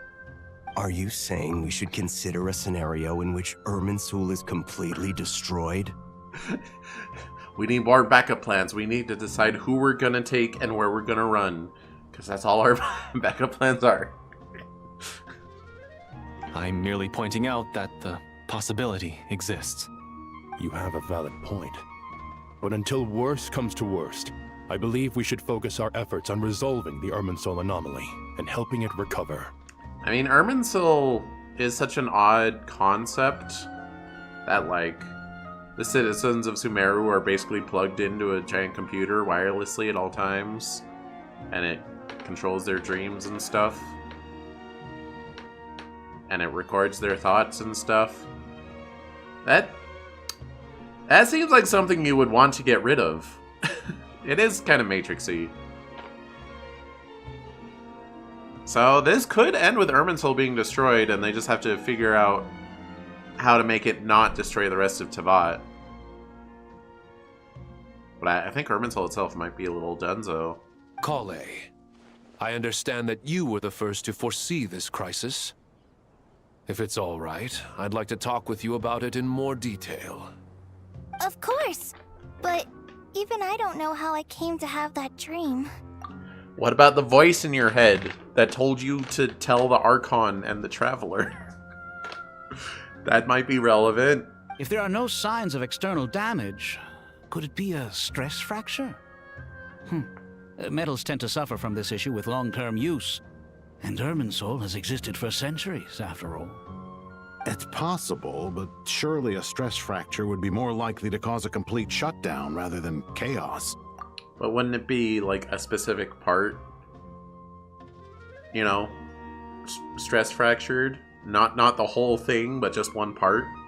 Sages, General Mahamatra, sorry to interrupt, but something has come up. What happened? Some citizens didn't believe that Sumeru City was really in any danger. They slipped away and hid during the relocation, intending to return home. What good does that do you? How many people are we talking?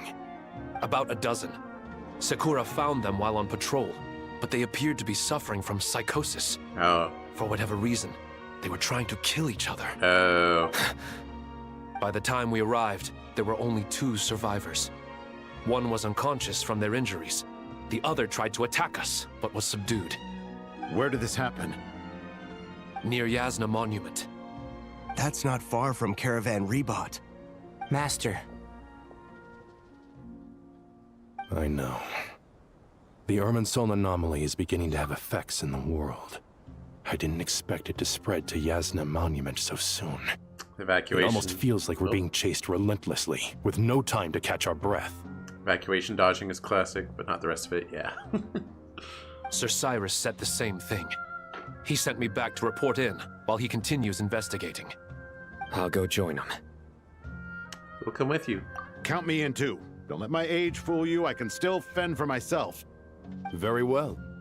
Meanwhile, the rest of us will continue discussing our next steps. Get back soon. Take care of yourselves. It's getting dangerous out there. It's funny. I think the reason they use same face for a lot of their NPCs is just so people don't think they'll be gacha characters. Because it's very obvious to me, just looking at these guys, they will never be in the gacha.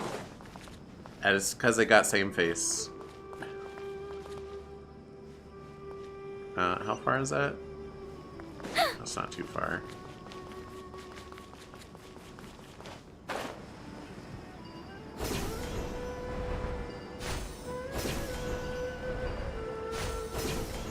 Pretty short if I do the zoomies along the way.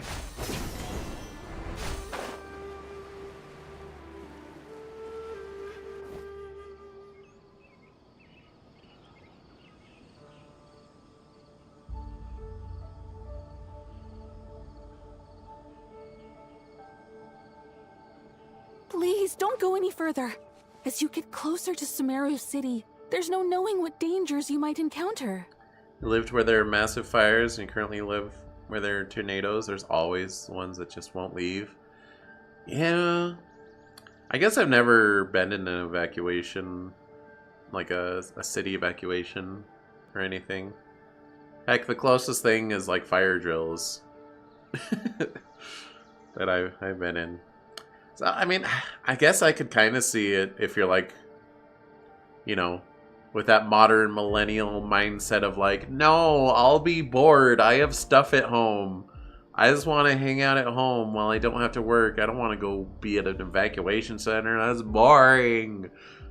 Not smart, but I can see the mindset. So this is our mentally disturbed man? But these guys, like, you guys don't even have entertainment. Just go evacuate. I'm going to gut you all!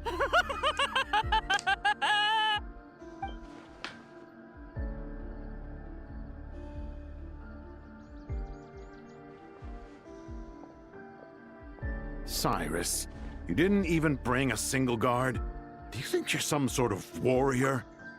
Sometimes because people have been through enough of them that they're just confident it will go around them. A good number of them are correct.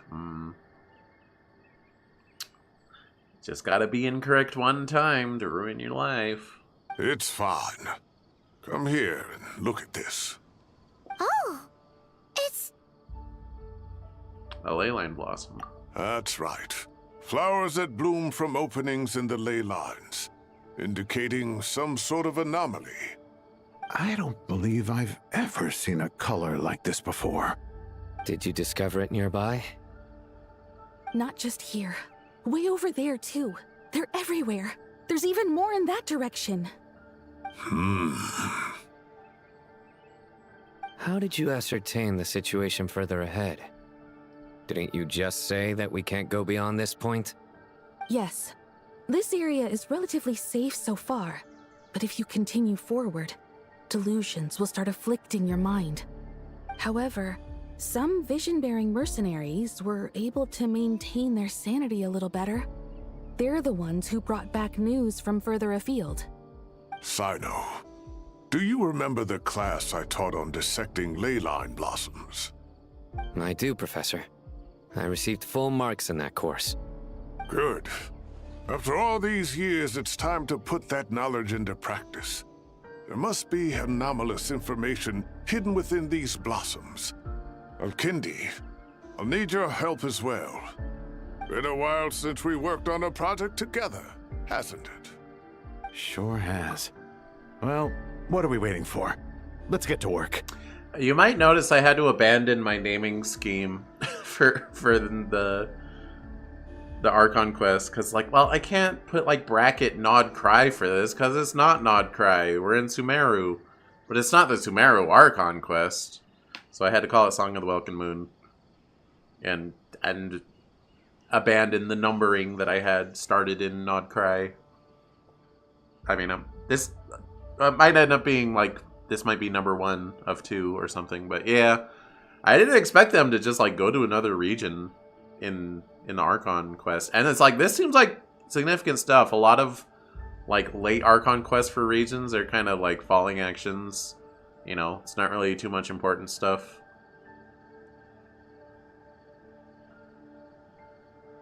But, this seems pretty significant. Anything we can do to help? Nahida once said that Irminsul doesn't contain any information about me, so theoretically I shouldn't be affected by such anomalies. What about Paimon? Will you need my help? I should be fine. All right, well, don't go too far. There's too many unknowns at this stage. Let's regroup at Caravan Rebot later. Don't worry if you don't show up. I'll come and find you. Yeah, what's the name of this Archon quest again? It's, As All Falls to Emptiness. Yeah, that's pretty ominous. Yep.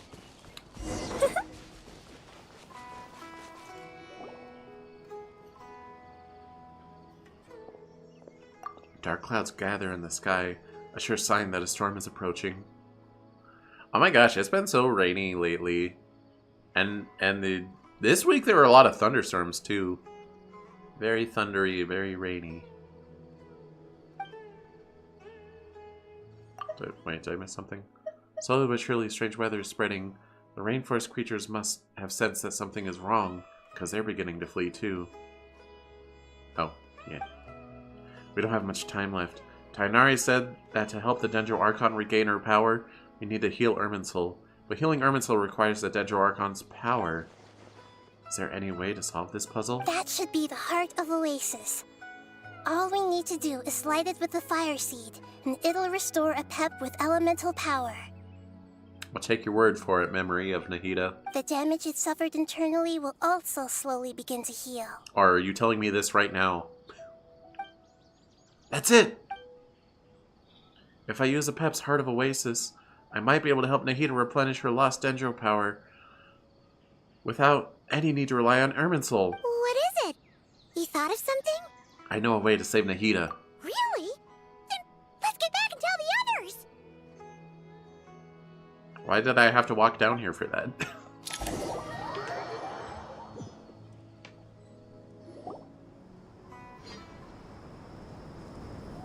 Whew. Glad to see you've returned safe and sound. Any longer and we would have gone out looking for you. Well, this is a nice surprise.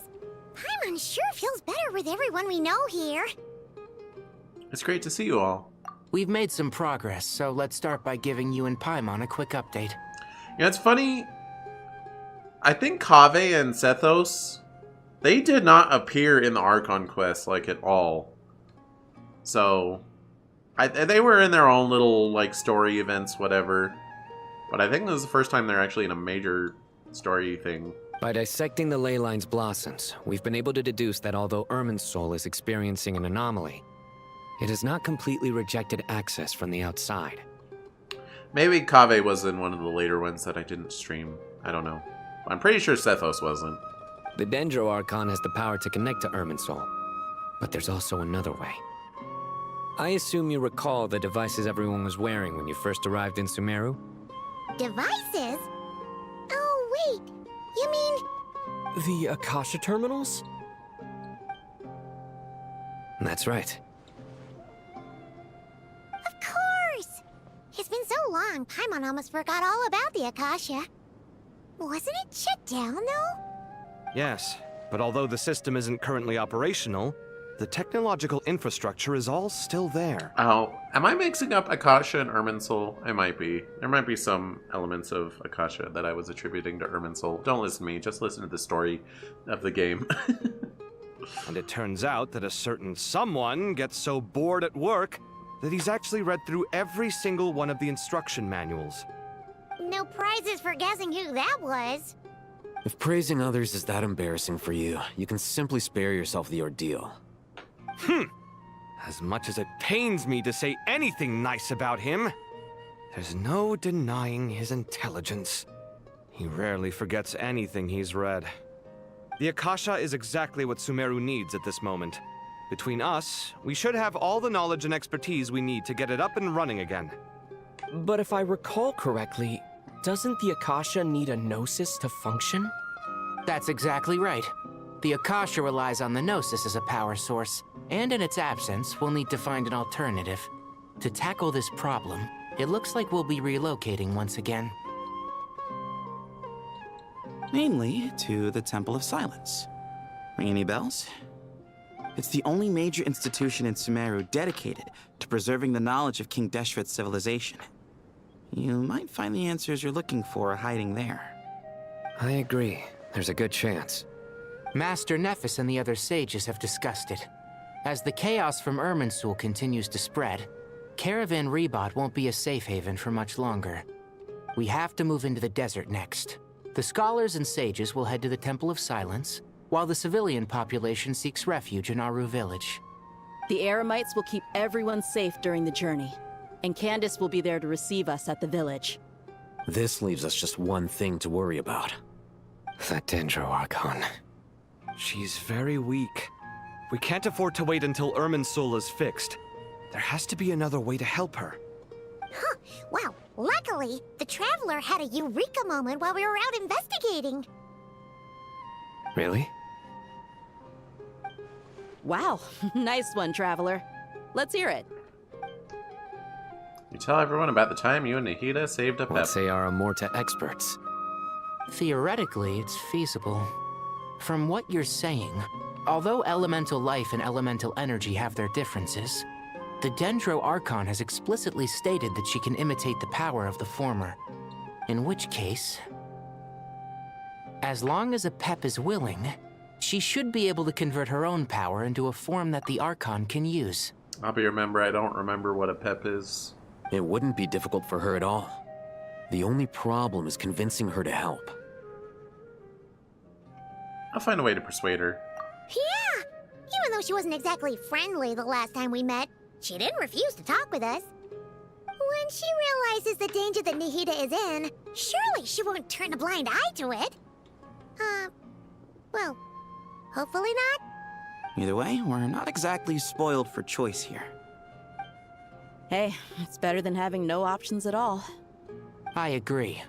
Without Irminsul's aid, the legendary Dendro Dragon Apep may well be the only living thing in Sumeru who can help our Archon recover her power. There's no time to lose. I'll bring this proposal to Master right away. If he and the other sages agree, we'll split into 3 teams. The academics will go to the Temple of Silence to look for a solution to the Akasha problem. The Eremites will escort the civilians safely to Aru village, and the Traveler and Paimon will take the Dendro Archon to see Apep. There's still a long road ahead, and no knowing if we'll make it. But at least we have a direction now. I'll take it over floundering around in confusion. If there are no objections, then let's proceed. But before we adjourn, I would like to leave you all with some parting words. No matter the distance between us, there will always be an invisible force tying us together. May the bonds forged in the past shine bright like stars and open a new path before our feet. Huh. Is that from King of Invocations? No. This one's from King of Invocations, the sequel. What's the difference? The sequel's much cooler. Couldn't agree more.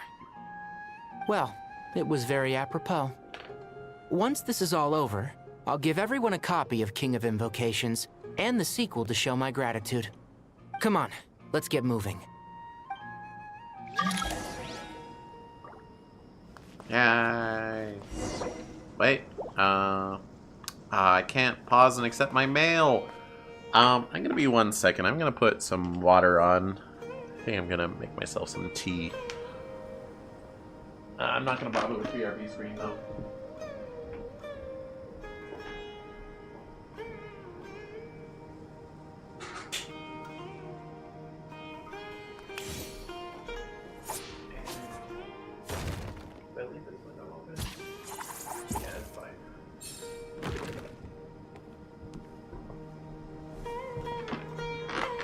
Okay, let's see. Didn't take very long at all. Where am I going?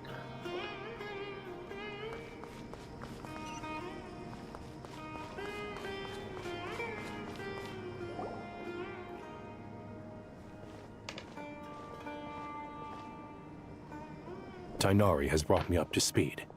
I approve of your plan of action, but we can't proceed with everything right away. The people need to rest.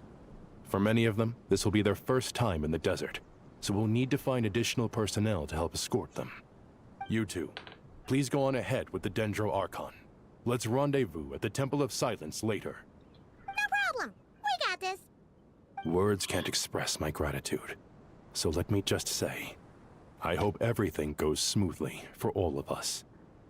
Goodbye for now. Alright, let's get going. If Paimon remembers correctly, the last time we saw a Pep was in... Traveler, Paimon. Could I borrow you guys for a moment? It'll only take a second. What's up, Kole? Kole, what's the matter? Well, the thing is, Master Tainari once told me, after you raise a problem, you should think about how to resolve it. But ever since I had that dream, I feel like I haven't been of any help at all.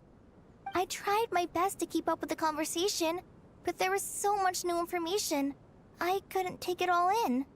So, I just wanted to ask, do you have any tips for me there? Paimon knows exactly how you feel. But fear not, everything you need to know is right here in Paimon's notes. Sumeru chapter. It's got tons of info about all the things we've seen and heard on our adventures. Some parts are a little simplified, but hopefully it all makes sense. You sure kept that one quiet. You see? Being the greatest guide in Tibet isn't just a fancy title. It takes a lot of hard work. Paimon doesn't always understand the things you're talking about with other people. Whenever that happens, she notes down the confusing parts and goes over them in her own time. This is perfect. Could I borrow it? Sure. Matter of fact, you can keep it if you want. Paimon has another copy. The spare copy was originally meant for the Traveler. Paimon used to worry that one day he might not need a guide anymore, so she wanted to have a gift for him, in case we ever parted ways. Wow. But it doesn't seem so necessary nowadays. We have so many more places to see together. One copy will be enough for both of us. Paimon, you realize you're raising flags with that, right? Do you understand? Thank you so much. But still, these are your treasured memories. I think I'll make my own copy and then return the original to you. Anyway, that was all. I won't keep you any longer. Have a safe trip. See you again soon. See ya! It's a lot of work to... Alright, time to bring Nahida to see a Pep. Let's hope that old grouch is in a negotiating mood. To hand copy a book. They don't got fax machines, you know. Okay. You can view guiding notes on the quest overview screen. Also view guiding notes directly during certain conversations. Okay. Interesting. Actually, never mind. In a Pep size, Nervalet's probably one of those dragons who's grown too close to humankind. They might end up fighting for all we know. I think the first part of that got cut off, and it wasn't by me. The game did it itself.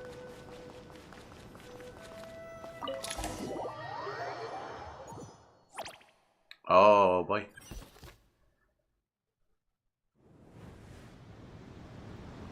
Oh, that's a Pep. I had a feeling your kind might come calling. Okay. I don't think I streamed this part. A Pep's a big dragon. They control a storm in the desert. I don't think they like us. The ley lines are in disarray. Something has gone wrong with Irminsul, yes. Ah, a Pep, the Dendro Dragon Sovereign. Oh, right. Every region has a dragon sovereign. So New Valette is the Hydro Dragon Sovereign. The Anemo Dragon Sovereign is the what is their name? It's the first major boss. It's anyway. Okay. The royal of elemental creatures who stands at the apex of Dendro itself. In many legends, she is the embodiment of vitality. As a dragon sovereign, she holds deep contempt for humans and gods, a sentiment born not of arrogance. She is indeed singular, a remnant of an era long since past.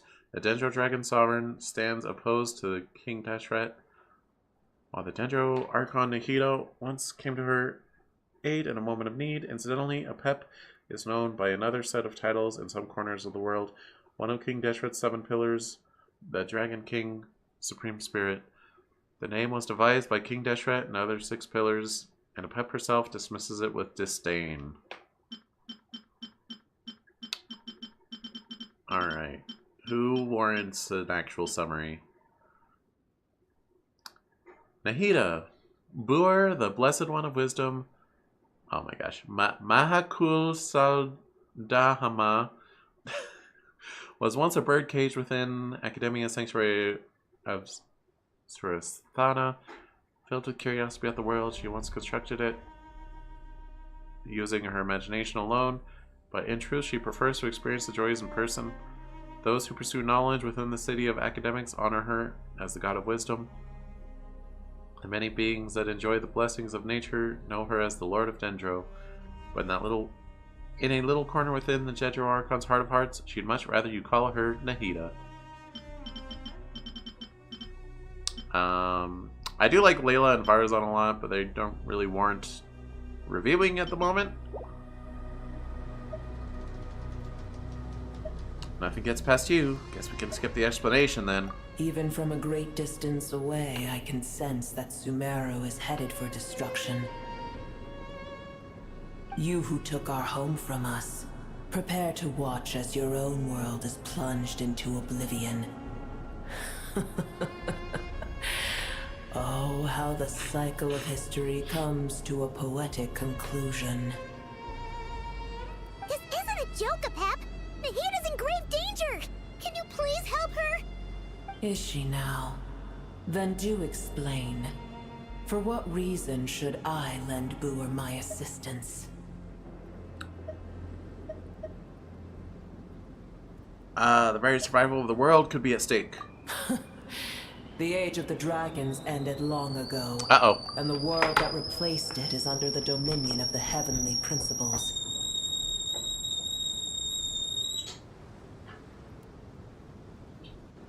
Okay, I'm gonna make some tea real quick.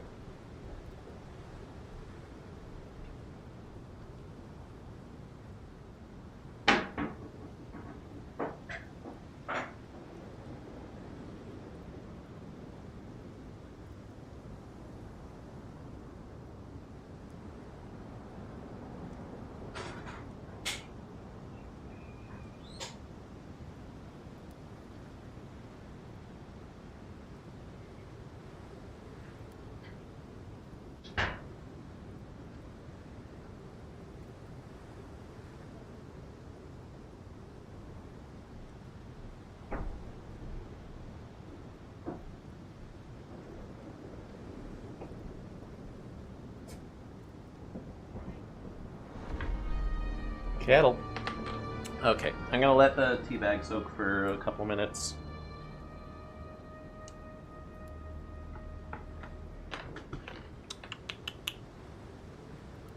I'm I'm gonna, just for me, I'm gonna make her say this again. The age of the dragons ended long ago, and the world that replaced it is under the dominion of the heavenly principles. We do hate the heavenly principles. In choosing not to side with your enemies when the heavenly principles' rules began to relax, I have been merciful enough. Do not forget that I have no love for this world you hold so dear. Because you're a debt of gratitude, and this way you can repay it? Apep, if you truly despise gods and humans so much, well, after the great humiliation of being helped by a god in the past, shouldn't you be jumping at this chance to balance the scales? Now that is a compelling reason. When El Ahmar plotted against me and I was tortured by forbidden knowledge, it was Booer who saved me from agony. And though I regard with shame the pity of my enemies, to receive aid without repaying it would likewise tarnish a dragon's dignity. Oh, tiny Booer, puny humans. Just this once I shall deign to show you the true power of dragonkind. Whoa! It's happening again! We're gonna get sucked in! Hold on to me! We don't have the protection of the fire seed this time! I'm holding Nahida. You have to do the work, Paimon.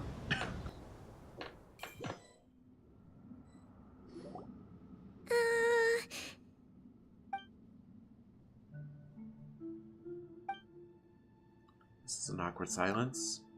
Is silence a mandatory part of an audience with a dragon? Well, this is where it's done. The heart of Oasis is supplying her with life force as we speak.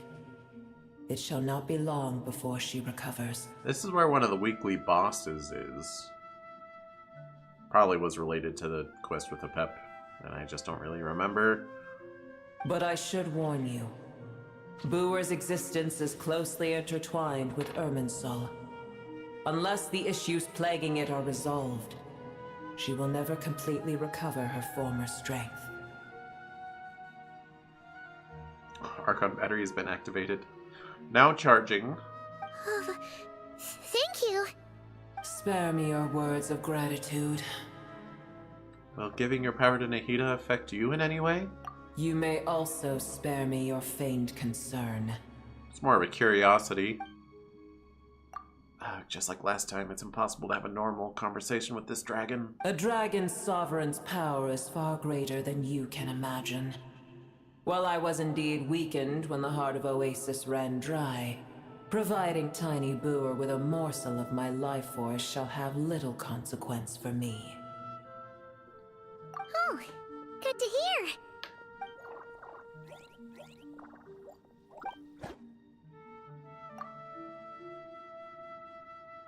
There's a lot of people / creatures it seems to be difficult to have a normal conversation with. Yeah. Fluffball lady comes to mind. Who? Who's Fluffball lady? Oh, Alice. I mean, she'll at least listen to you. She's just weird. She's just weird about it. Just like Apep once said, the elemental lifeforms who merged with her have now been reborn. The knowledge, memories, and emotions I once had are gone. They're brand new individuals now, and yet for some reason, they seem drawn to Paimon and me. She will listen, but she doesn't make any of the conversations normal. She's just adding pizzazz, you know? she's not being difficult. She's just having fun. Ever held in high favor, I see. Oh, well, you know. The compliment was sincere. Simply accept it. Come to think of it, I'm curious how Apep sensed the ley line abnormality from so far away, and immediately guessed that something was wrong with Irminsul. Could she know something that we don't?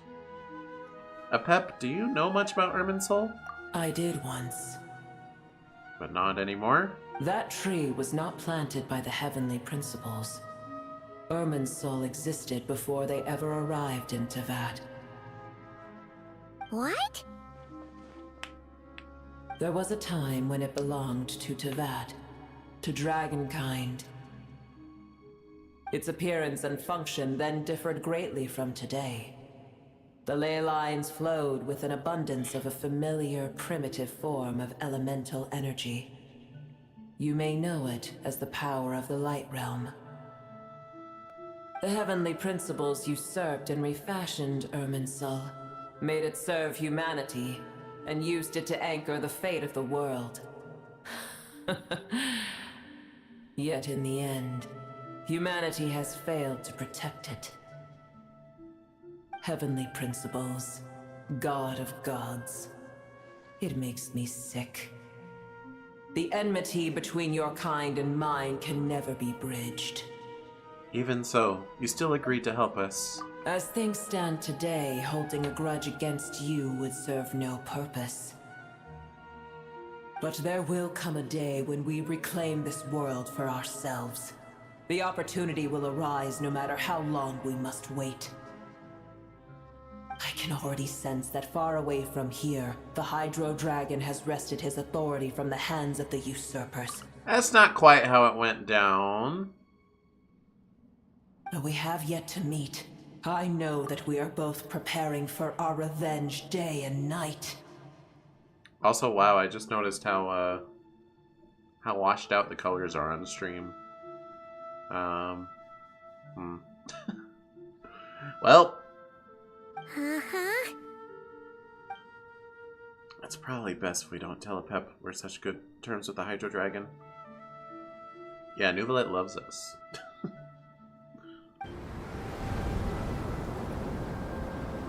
And Nuvalet loves Farina too. Out there. He's not enemies with her. What is it? Sandstorms come. The Jinn. I see. Farina's the Hydro Archon, so those two, they get along swimmingly. What happened? Another calamity approaches. You both seem restless. Let us part ways here. And with that, I'm gonna go fix up my tea.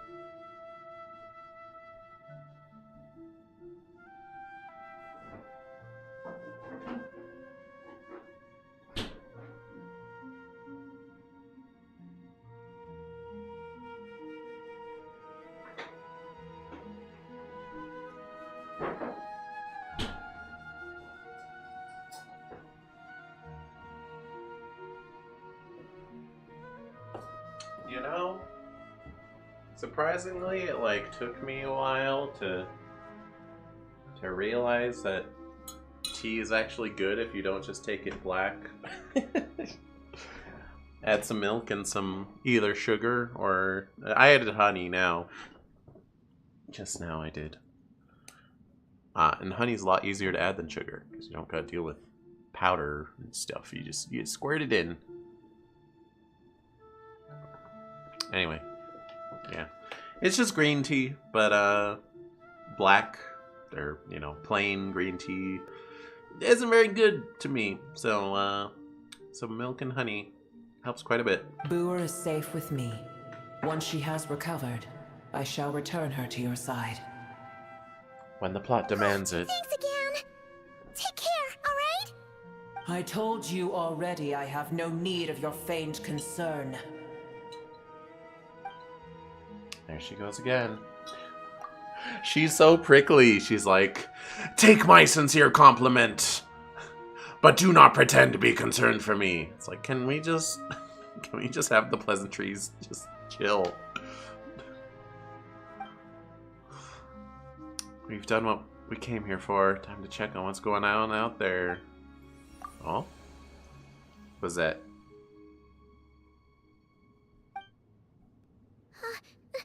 Nahida! You're awake! Are you okay? Cease your interrogation. Yes, she awoke for a brief moment, but she has now lost consciousness again. That was quick. Take it. We shall talk more at another time.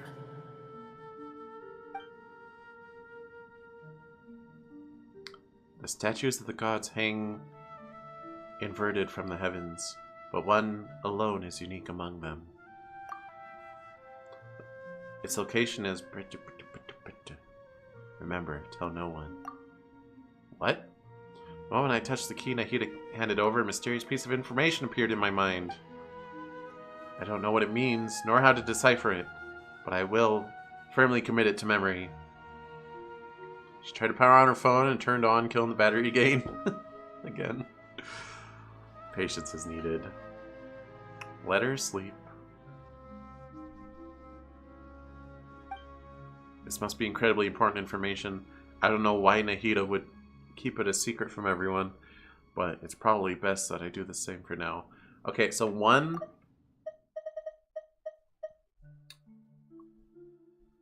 Statues of the god hangs from the heavens, but one alone is unique among them.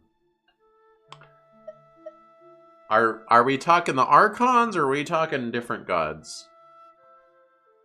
Which Archon would be unique? Farina?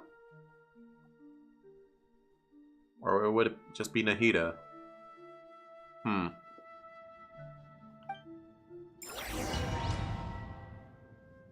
Although Mawika was also kind of unique. Did you just dump us in the middle of nowhere? Wait. Oh yeah, so on the world map here, oh, there's a bunch of tornadoes around now, huh? There's this big swirl of sand, and there's like a perpetual sand tornado. I think a Pep is doing that. I'm pretty sure. Yeah, a Pep lives like in that swirl, unless I'm mistaken. Because there's also some crud going on up here. Anyway.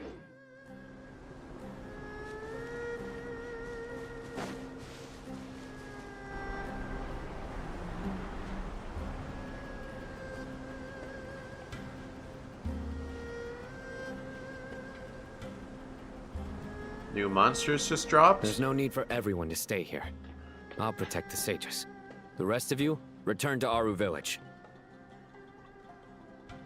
Oh. Yes, Mahamatra Sino.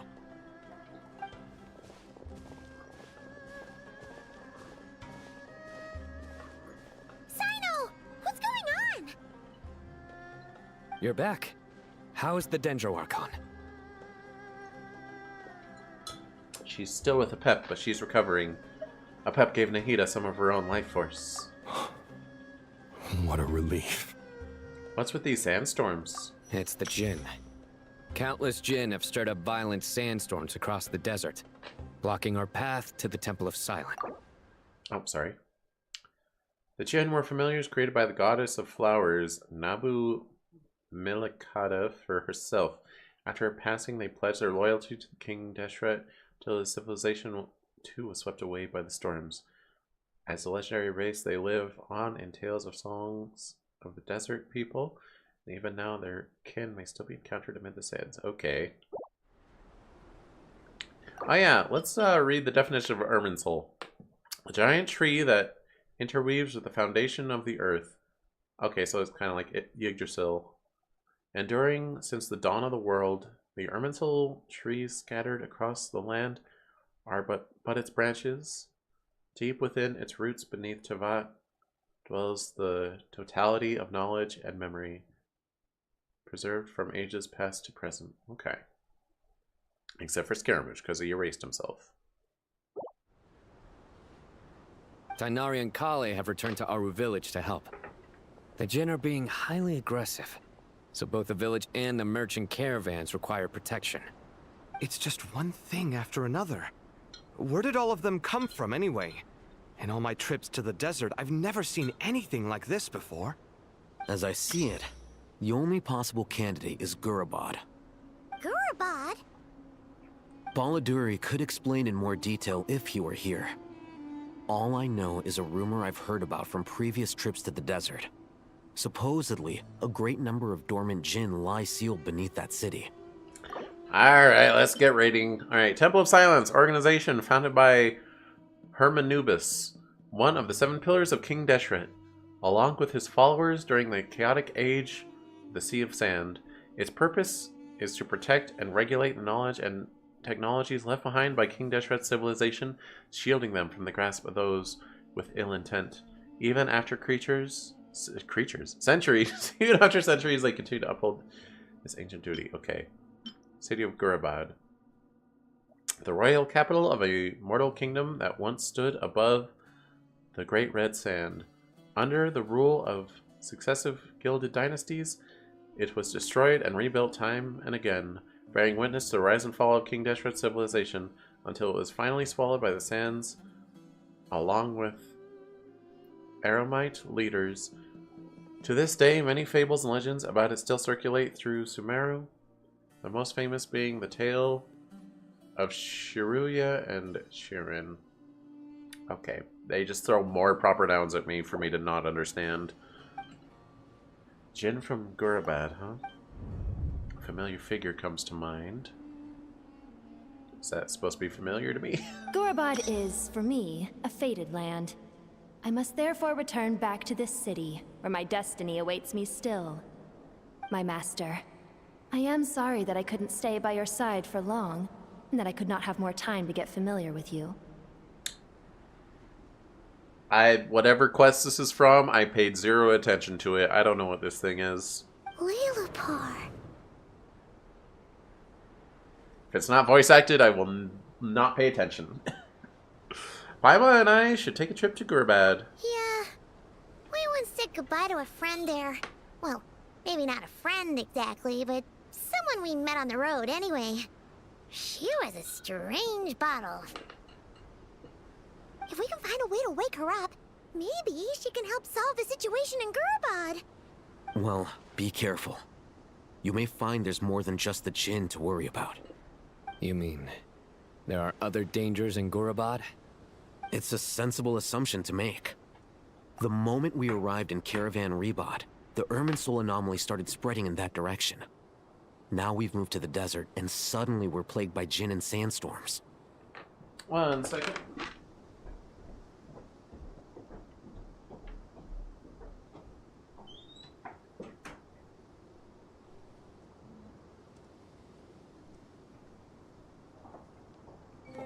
Speaking of powering on phones, I should have mine on hand, just because. Oh my gosh, I'm probably too close to the mic there. Can't tell when I'm not plugged in. The other day, they announced a Data Live collab with Azur Lane, and Azur Lane is something that I am like super not care about. Like I literally like block the tag for it on certain websites because I'm like, I don't want to see it. But I do like Data Live. It's an anime I like. I'm gonna read the light novels when I'm done with Descendants of a Bookworm, which I'm working on. So I saw they were doing a collab, and I thought, oh, okay. Well, I did try the Data Live mobile game, and I thought it sucked. Then uninstalled it. Like after a day or two. But you know, if Azur Lane's like a long-standing mobile game. They're doing a collab with it. Maybe I should start it up. And I mean, the collab wasn't until like November. I mean, it's still not until November. But I thought maybe I'll just like have my account ready and I'll just do like some farming, whatever. So I was trying it out the other day. And wow, what a nothing burger. What a nothing burger mobile game.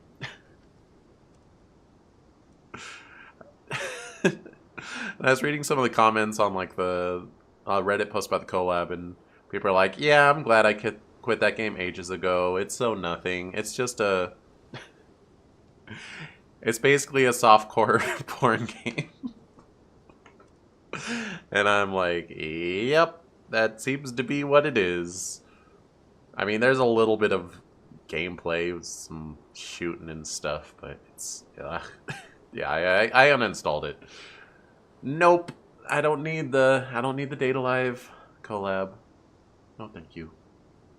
To call it a coincidence would be a stretch. Don't worry, we've gotten a lot stronger since our last stint in Sumeru. Monster Roar. I have not seen those before. Ah! When did they show up? It appears the monsters native to the desert have been stirred by the Jinn's activity. Uh-oh, my team is not very strong right now.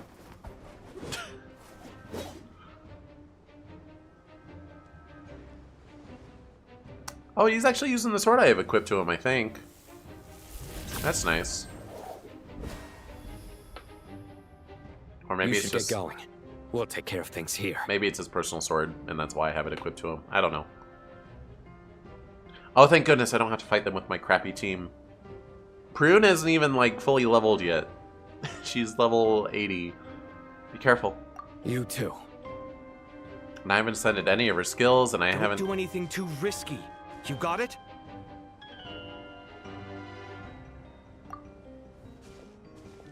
Risky's my middle name, buddy.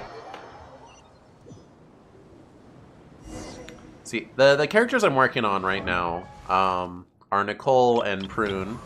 Just trying to get them up to, like, standard before I start getting other characters to, like, more advanced levels. Because of late, I've been trying to get a lot of characters to, like, skill level 9. So, like, you can see here, in my initial getting a character ready to be used, I get them to level 6. So, as you can see, Prune's only got level 1 in all of her skills. Although I read a post the other day, apparently she doesn't even care about her skill levels. Well, whatever, I want to get them to 6 anyway.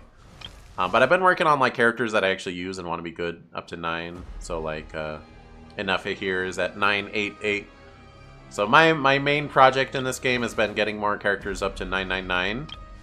Some might get to 10, 10, 10. But in order to do that, I consume a crown, and those are very limited. So I am very picky about who gets to be 10, 10, 10. Yoimiya, you do not get to be 10, 10, 10. Nahida does, though. But where I'm at, I'm almost done with Nicole. She is level 90. She's at 666. So I'm mostly just working on getting her artifacts leveled. I do have a good set of artifacts for her, although I might grind some more because I have Prune on the same set and she doesn't have her set full.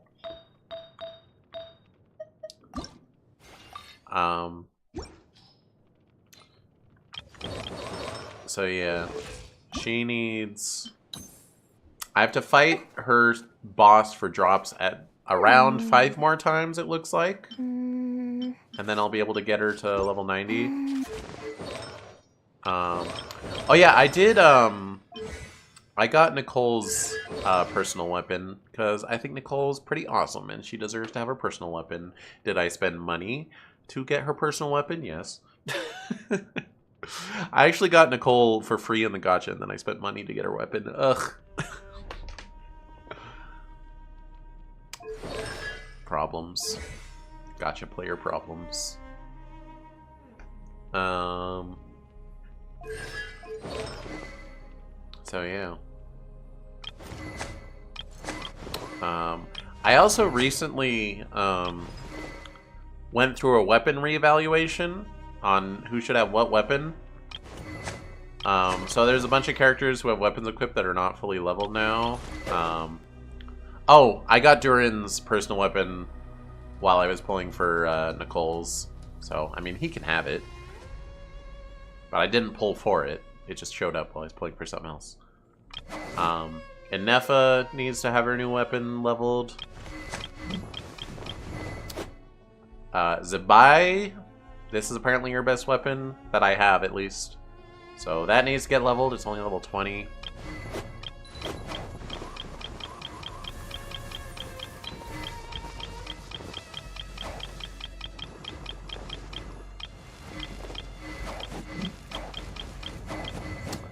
Kachina, she has a better weapon she should be using, so that needs to be leveled. And Yehoda, it turned out that, gosh, what's her name? I forgot. What's your name? Linnea. Turns out Linnea wanted Yehoda's weapon, so she just stole everything from Yehoda. Sorry, Yehoda. But this is better for her anyway, or it's at least a good one for her, so that needs to level.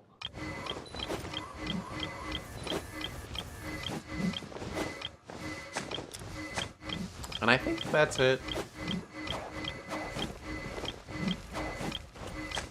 Yeah, everyone past this point is someone I don't use or plan on using. Oh yeah! One thing I've been chipping away at on the side, so I've mentioned the new game mode where people like make their own games and you play them, and it's just for cosmetics for a different avatar, not Ether/Lumine, but the mannequin, as it were. And I don't think I've shown off my mannequin in like a long time, or my 2 mannequins. So get ready for my boy mannequin! Look at him! He's all red. I like how he's turned out so far. He's been looking like this for a while.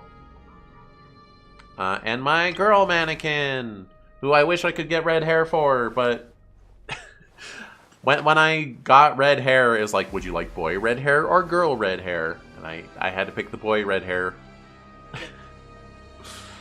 But yay, I like your little strawberry shortcake outfit. One minor problem with my setup as it is currently, for the, I mean, it's just aesthetics I'm talking. For the color scheme, the blue doesn't quite fit with the red, green, white, pink. But it's in a couple different places. It's on her weapon that you saw her pull out. Her weapon is blue. I put blue on her gloves, and that little scarf thing is blue. So, like, I've put it part of her color scheme, but it doesn't quite blend with the rest of it. But that's just how it is for now. Anyway, I wanted to show that off. And in case you're wondering, no, I've not spent any money on the mannequin gotcha. I just do my minigame dailies.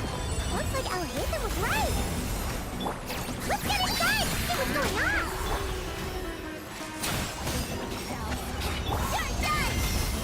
Our little secret.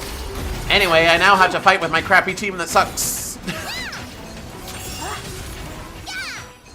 Okay, that wasn't too bad. I also don't have a healer on this team. Yeah, they're not gonna let me change. I could force exit and then change my team. Well, we'll just go until we have problems. How many of these things are there? We never took them around. Let's just head further inside for now. Time for takeoff. Don't worry about my strategies, I'm just pressing buttons. I think not.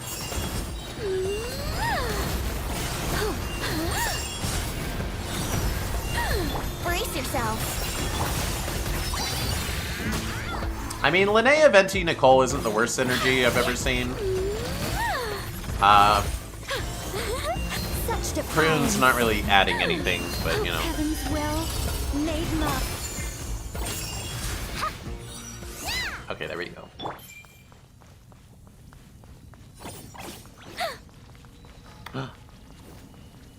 Yay.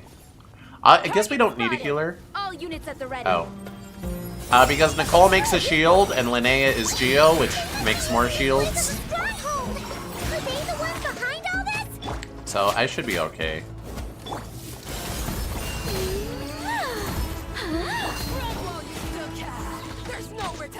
I think not. I live within you. Take too long. Oh, hello. Let's play. Think you can get away? A gift from the land of the young.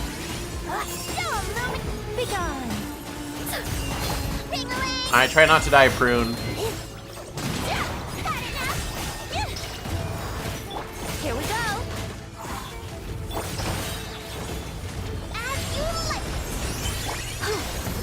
Such defiance. Time for takeoff.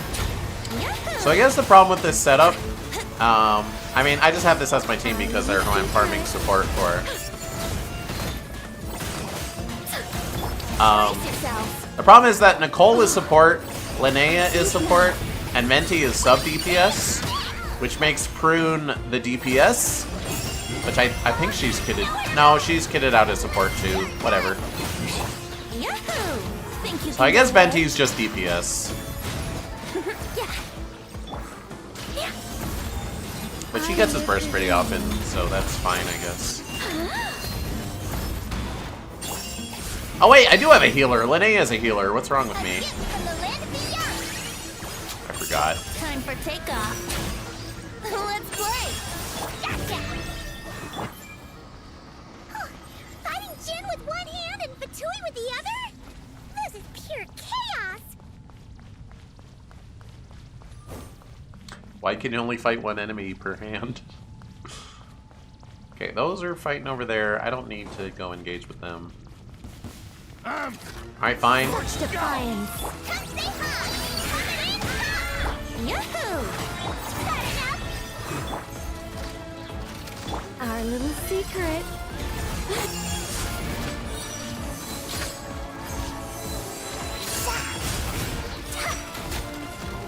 Yeah, that doesn't work.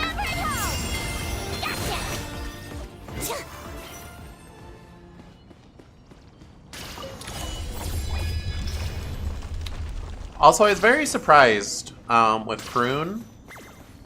I went and did her her character trial and play as her, and I look at her animations. So she's swinging around a hammer, right? So I'm like, oh, she's a claymore wielder. Nope, she has a tome. She's a catalyst user. Just her animations are with a hammer. So that's weird. Do you see that strange machine? Paimon has a sneaking suspicion that that's the thing wrecking Gurabad and setting all those dangerous Jin free. The target has reached the core zone. Requesting backup. Repeat, requesting backup. Ah, I can change my party.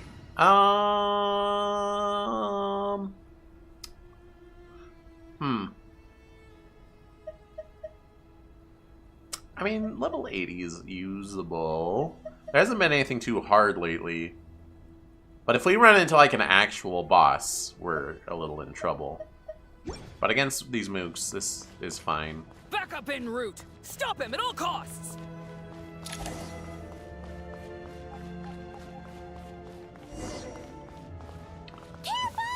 Hello.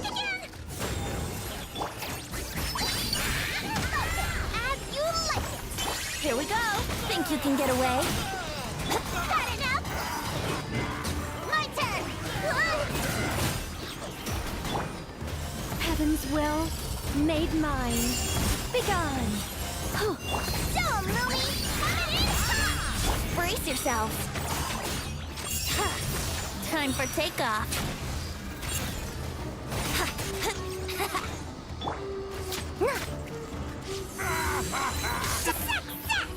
Nice one, Traveler. Let's keep going. Yay. Over here. What are you doing, the little popcorn thing? Although I could change... Well, what would a story-relevant team be right now? Because in universe, it's just Ether by himself. So, I mean, I could switch to a Sumeru team. Which, all my theme teams, outside of the Nodcry one... Well, it's not even a Nodcry team anymore now that, Linnea's on it. Alright. I'm doing it. Oh, I can't sort by region? So I just have to know with my brain? That's fine. Nahida. Time to broaden the horizons again.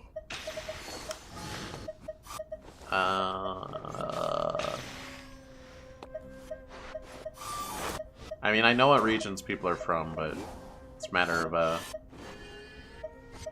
pulling them out of my brain. Technically, Nefer is Sumeru, but she's also technically Nodcry.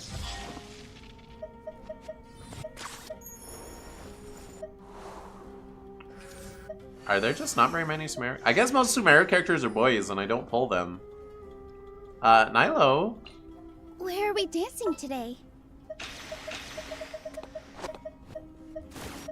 I mean, we could keep Nicole.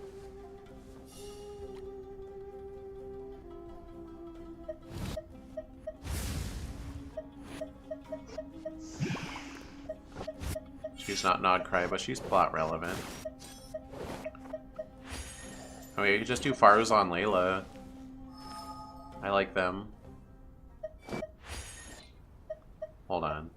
I know Nyla's supposed to be good, but that's only if your whole team is Dendro and Hydro. And I tend to not do that. I applied for vacation.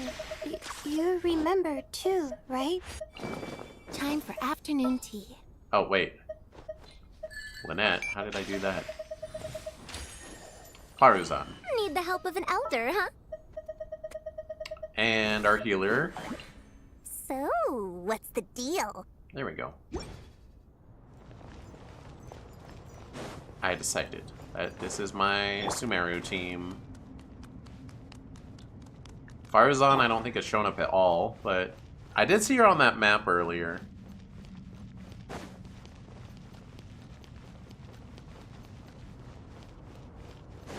Hello. Too late for regrets. My guiding star. I see everything. Shazam!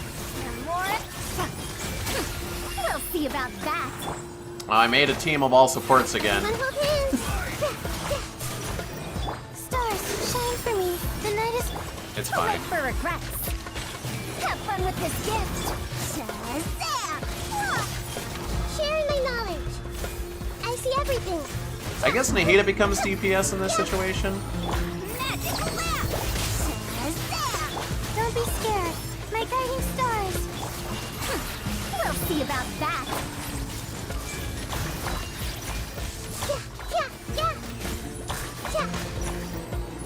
Truth repeats its course.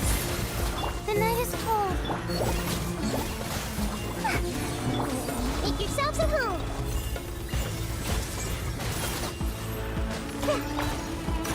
Oh my gosh, they just burned through Layla's shields. Let's sweeten the deal.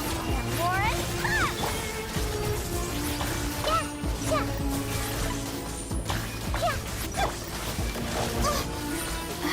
My guiding star. too late for regrets. What's this? The Temple of Wisdom. I hate the turret enemies.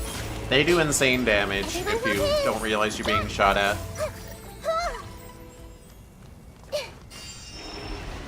Alright, I think this team is somehow weaker than the other team, but you know.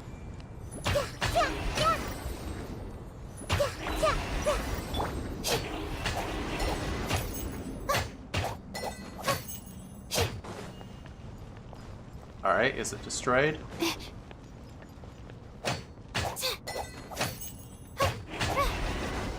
I see, that's its little health bar thing. It's your turn. This hunk of junk's gone kaput. Now we can finally. Oh, they're gone. It seems my subordinates failed to stop you in your tracks. Apologies, sir. There is no need to apologize. You did well to hold your ground against such a powerful adversary for as long as you did. I must commend your courage and perseverance. So, you're in charge here, huh? First the problems with Irminsul, now this mess in Gurabad? Are you the ones responsible for all this? I'm afraid I cannot answer that. Why not? I assume you aren't naive enough to expect answers from an enemy. They usually give them. Nah, for real, usually when we start grilling the enemy, they are happy to expound their evil plot. Not always, but I feel pretty often. However you want to spin it, you're clearly involved in this somehow. So you can either start talking, or we'll have to make you talk. Let's get him! Traveler, what's wrong? Where's your bloodlust? Something seems unusual about him. Is he trying to provoke us? This feels like a trap. Hey, hello. Judging by the tents and supplies, there must be many more Fatui stationed here than the few we saw on the way in. So where are the rest? You're remarkably calm. Some would act more rashly upon finding the ringleader all alone. But you keep your cool. Even as your enemy, I must applaud you. Did you show yourself just to say that? Is this you trying to take back control of the conversation? Unfortunately, I really don't have anything to say to you. I am here merely to indulge my own curiosity. Your names are well known among the Fatui. Naturally, I wanted to observe you up close while I had the chance. Hey! Don't treat us like we're some kind of exotic animals in a zoo! Oh, I wouldn't dream of it. You seem rather predisposed to misunderstand me. I'm quite aware that you are both heroes of great renown. You have resolved crises in many nations and won countless allies along the way. Question mark guy's low-key hot. We'll wait till we see his face.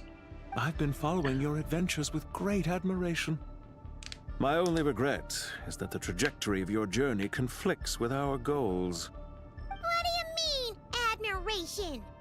Sorry, but that sounds pretty weird coming from you. I don't see why.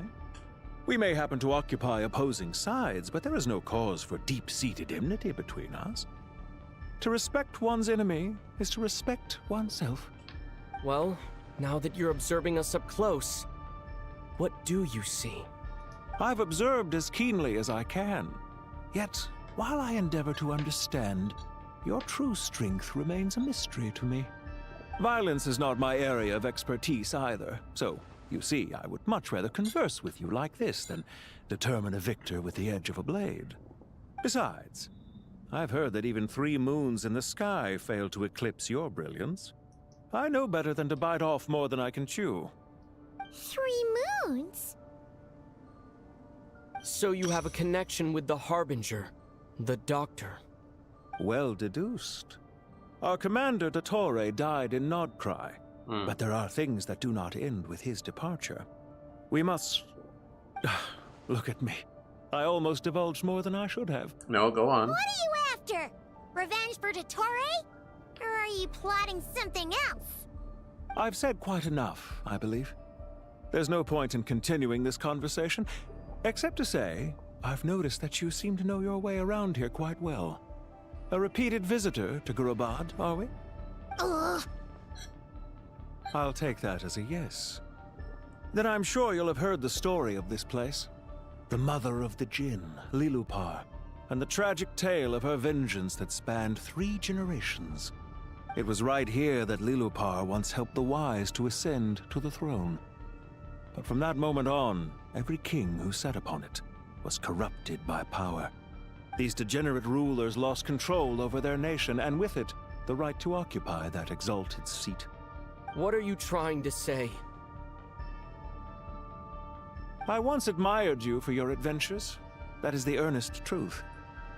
But it appears to me that your journey serves ultimately to uphold the rules of this world. Are these rules truly just? Does the heavenly principles rule with wisdom or folly? And how can we be sure that the 7 who wield authority over the world will not be corrupted? Do you seriously think you're gonna convince us of anything? Convince you? I'm sure my commander already tried that. Why would I waste my breath doing the same? If a few words from a stranger were enough to make someone completely change their stance, it would only prove that they never had a firm will to begin with. I am merely stating my position, so that we might understand each other better. One's enemy in the present may not necessarily be an enemy for life. As for what game I'm playing here, I'm simply buying some time. But now I must bid you farewell. It was a wise decision not to attack me immediately. Since you did not fall for my ambush, I will now have to ask those in hiding to reveal themselves. Dude does have a couple valid points. Yeah, they probably don't justify what they're doing. Leave this to us, sir. Very well. I trust you to do what is necessary. Stall him while I execute the next step of the plan. Sumeru City, Irminsul. Hey! Stop right there! Don't you dare leave without explaining yourself! Now that's the evil chuckle of a man who definitely is in the right. Yep. All units, stop them! Protect the commander! Yeah. Did you hear that? He mentioned Sumeru City and Irminsul! He definitely knows something! We can't let him get away! Get rid of these pesky soldiers, quick! Rear guard to the front! Don't let them through! Intel! Oh, taking a bit of damage. Make yourselves a move! I see everything! No, bad gun. No gun, no turret.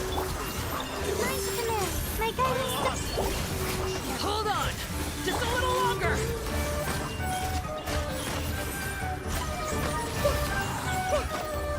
I see everything! The Temple of Wisdom! Committed to memory, don't be scared. The night is cold. Ears of the storm! We'll see about that! Yeah. Everyone hold hands! You and your big health bar. Yeah! My guiding stars! Too late for truth repeats its course! Stars, shine for me! Okay. We finally beat them! That mysterious guy can't have gotten far! Let's catch up with him! Get back here, mysterious guy.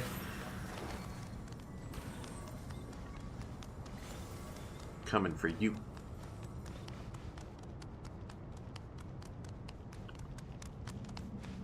He does have very similar vibes to Dottore. Is he like his son or something?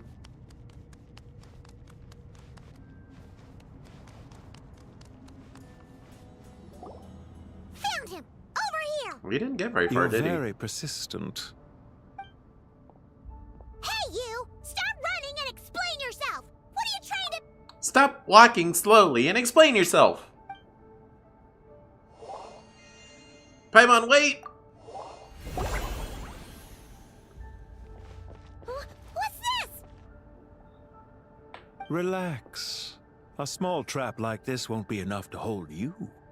The sandstorms from Gurabad will die down soon enough, but this small window of time was all we needed to launch the next phase of our plan. So there's more than one ambush. I shouldn't have let my guard down. You didn't, Paimon did. Don't be discouraged. I knew that someone would come here eventually, so I planned ahead. Where to chat with you, which door to exit from, even which mechanism to wait by for you. I thought through every detail. I was waiting. You, meanwhile, know nothing of who I am. So far, you've only heard my voice. And for all you know, it may not even be real. Paimon has no guard, yeah. But not to worry. This is only our first meeting. It shan't be our last. Just answer me one last question. Why do you continue to follow Dottore? He has conducted countless cruel experiments, even on his subordinates. Follow isn't quite the right word. Let's just say even those you see as villains have their friends, even if they aren't the most sincere of friendships. When any set of rules is established, there will be those who benefit and those who lose out. People will do anything to justify what they have gained or escape from the hardship imposed upon them. Neither he nor I are tolerated by the rules of this world. We were both searching for a new order.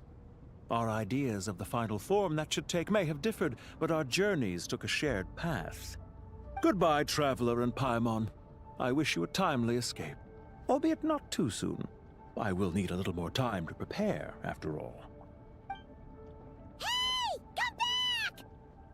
Wait, this dark wall. We've seen these on our adventures before. It swallows people up!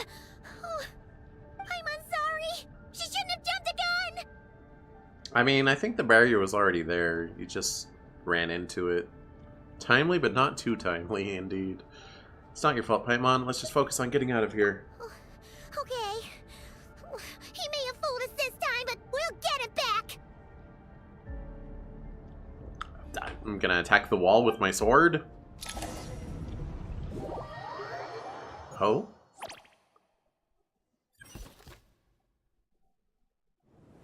Sino and his team are guarding the north. We'll take this side. There's so many Jin.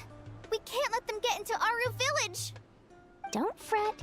I am well prepared for this situation. Huh. So you have a solution? Perhaps you're unaware that I have a trusty genie partner of my own, Plumpy. If I send her to negotiate with the others, this whole thing will be resolved before you can say Mora. That's not gonna work, Dory. Off you go, Plumpy.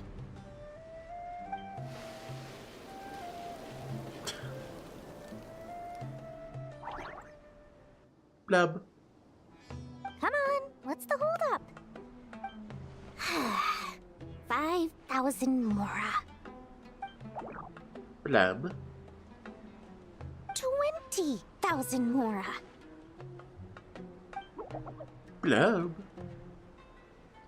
100,000 Mora. Final offer. Blub blub. Ah, so she's a hired partner.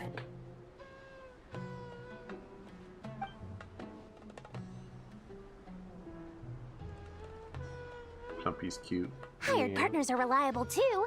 Plumpy here is a highly skilled negotiator. You'll see. Just a few words from her and... Blub. Plumpy! Don't you Jin have any respect for the rules?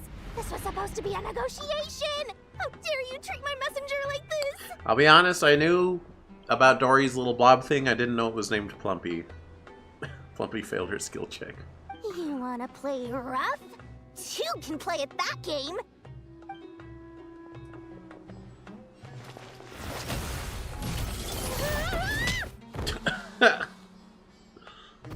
Dory, you're a healer. You can't. Looks like it's up to us now. Be careful, Kale.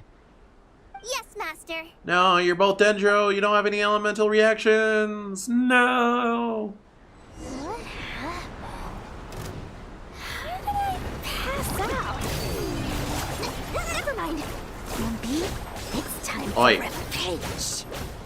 Oh, it's not on down, it's on left. You know, this reminds me of when you first arrived in Avidia Forest. You were trying to help a child retrieve a lost toy when you stumbled upon Spino Crocodile territory by mistake. Yeah, I remember. Our first time fighting side by side. Fighting side by side? I seem to recall swooping in to rescue you with a team of forest rangers. Please stop. I'm so used to putting my healer on down. I keep up.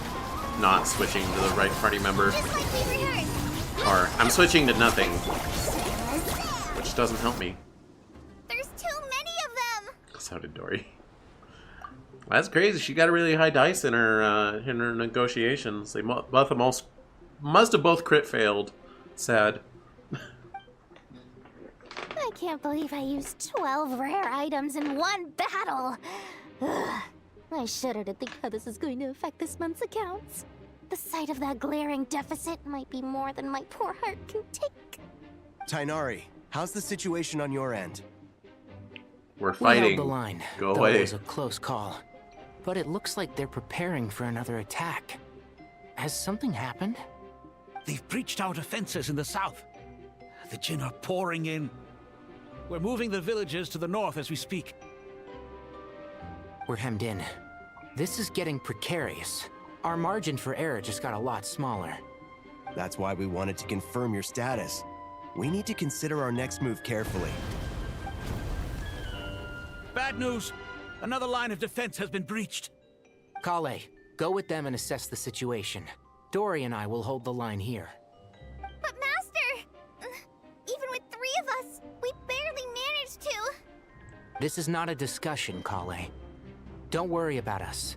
She clearly still has plenty of tricks left up her sleeve. Wait, you can't pin all your hopes on me? Oh, great.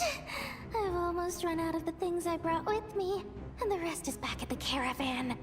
I should be able to hold out for a little longer, but still... Suddenly, Yehoda? Or we'll just have to use more items. Oh, she's running out. Master! Need any help? Oh, hi, Nicole. Huh? What is it, Kale? If things continue like this, it won't be long before Aru village is overrun by Jinn, and the sandstorms are sure to follow in their wake. I do have a plan, but I can't guarantee it will work. I don't care, whoever you are. Please just help us. The only one who can help is you. I am merely here to guide you along the correct path. Oh. I am a spirit created at the beginning. I am a flickering illusion.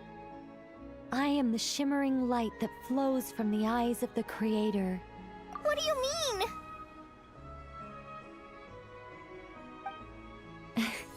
It doesn't matter. You don't need to understand it. Just repeat after me, one line at a time. Watch out! Jinn incoming! I am a spirit created at the beginning. Here goes nothing. I am a spirit created at the beginning. Blow. I am a flickering illusion. I am a flickering illusion. Blub!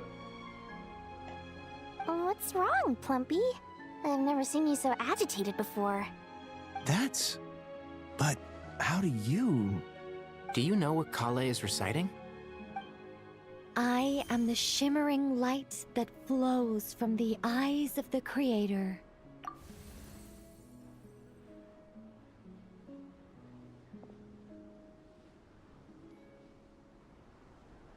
I am the shimmering light that flows from the eyes of the Creator!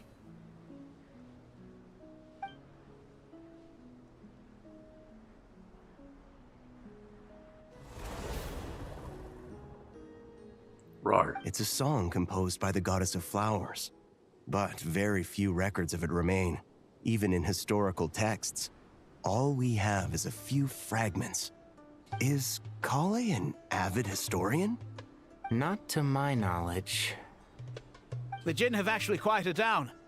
Although... No, it's more than that. It looks like they're showing... submission. So nice that the Jinn wait for her to finish. I think they were actively being suppressed even during the recital. Clearly the songs left by the goddess of flowers have a soothing effect on them. At the very least, they're much calmer now. But she didn't sing it. She just said the lyrics. Really? Let me try. I am a spirit created at the beginning. Rarg. Don't stay away. I'll stop. I'll stop. It seems like the song only works when Kale recites it. But why? Kale. Maybe she has some interesting ancestry. I remember one of Kale's early plot points was that like she was super sickly. I think we saved her life once or twice by helping cure stuff. The only way out of here is by brute force, but too much force and the entire ruins might collapse. The mechanism is right outside. Maybe there's a way to... When I heard that loud rumbling in the distance, I thought the shifting sands had bust open the gates to some ancient treasure vault. Turns out it was just you guys. Oh, I know this character is really popular, but I don't know anything about them because the quest that they were in was not voiced, so I didn't pay attention. Huh? Wait, that sounds like... It's been a long while. Did you miss me? Beep, beep, beep. Jet! Ben! Let's save the catching up for later. First, I gotta get you guys out of... Alright. Let's read about Jet. Jet Ufera Hindi, a desert-born mercenary, once explored the mausoleum of King Desret alongside you and witnessed the sacrifice of her father, Jibrail. Afterwards, Jet returned to her father's homeland and joined the Tanit tribe, hoping to lay her parents' relics to rest at the Eternal Oasis. While searching for the Eternal Oasis, you met Lilopar, the mother of the Jinn, and gradually uncovered the conspiracy hidden within the Tanit tribe. After destroying the Tanit tribe, Jet found her own mercenary company, continues to roam the Sea of Sand. Okay. And now you know. Yeah, they could have put the lyrics to melody, just to make it easier to remember. That would make sense. If the power's in the words and not the melody. This should be the right mechanism. Ben, can you handle it? Why does Ben need to handle it? You just walk up There and we press go. square. Come on, let's leave this place.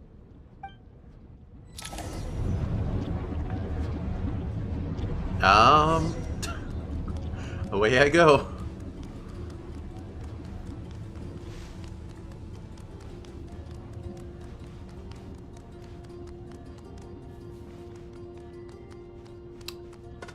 I guess I could put Dia on my team as well, but I didn't. I mean, these are my favorite 3 Sumeru characters, plus Dory. I'd say. Not the little arm straight all she runs.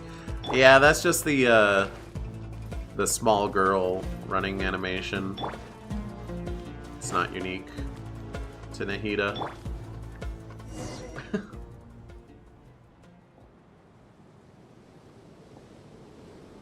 Precious. That's how Klee runs too. And I think, yeah, all of them do. Prune did earlier, if you saw me run around as Prune. Huh. Those Fatui sure made themselves scarce. It's like they were never here. The Fatui? They came to the desert again? Yep. No idea what they're planning this time. They were being very coy about it. You know, Jet is so popular, even though she's like obvious NPC design. I could actually see them like adding her to the gacha someday. Maybe like she removes the mask and like that changes her face model to not have same face. NPC face. I don't know. How have you been, Jet? Well, since we last met, I've started my own band of mercs. We've actually made quite a name for ourselves. Oh, yeah. On a slightly different note, I have some good news. Why does she not have mouth flaps? NPCs have mouth flaps. She's not Nicole, right? She's not talking directly into her brain. I finally took care of Masairo. Not much to write home about. It was just another day. Found his hideout. Dragged him out of his cozy little bed. He tried to talk me into seeing his point of view, as usual. But I'm way past that by now. There was nothing he could say to save his life. Cool, cool. Glad you had fun killing. So the Masairo chapter has finally come to a close. Remember to wipe the blood off your hands. What about you guys? Bet you'd forgotten all about me and Ben, huh? We're just chill about it. Of course not! We're super duper best friends! You briefly recount events of your recent travels to Jet. Wow. Sounds like I should make time to visit some other nations too. Anyway, what brings you to Gurabad? Oh, right. I almost forgot. We're here to look for Lilupar. Oh, that bottle? Yeah! We need her power to calm the Jinn and stop the sandstorms. Here's hoping we actually manage to find her, after all the trouble we've been through. Surely, with everything's been going on in Gurabad, she must have woken up, right? Only one way to find out.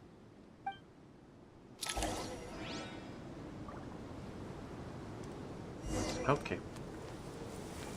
You know what?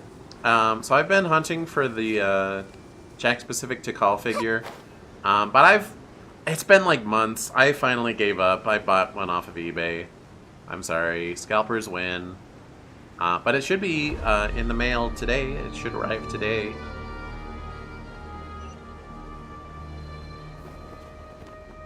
I mean, it's not the first Jack-specific figure that I've bought off of eBay instead of finding in person. Because there are plenty of them I've never seen in person, like in a store. I see them in person when I buy them, and they are mailed to me, but you know. Trigger chest piece.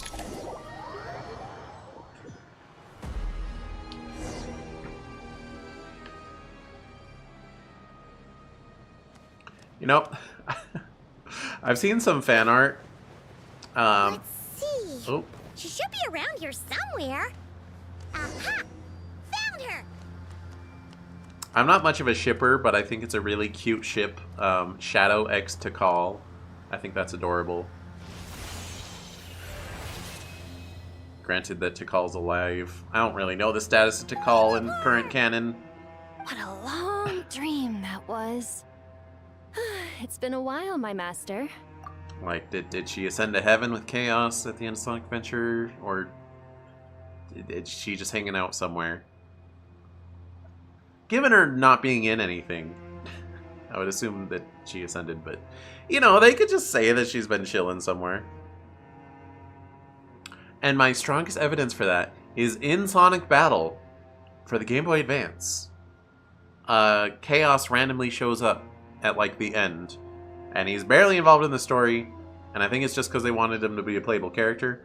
But, like, that means Chaos is still alive. Therefore, Chaos did not ascend to heaven. Therefore, Tikal could be fine too. That's my copium. I don't know. I just really like Tikal. I don't know why. Oh, and you're here too, little wildcat. The four of us back together again. Imagine that. How have you been? Hope this wasn't a rude awakening. In truth, it was at first. I was none too pleased when those miscreants barged in.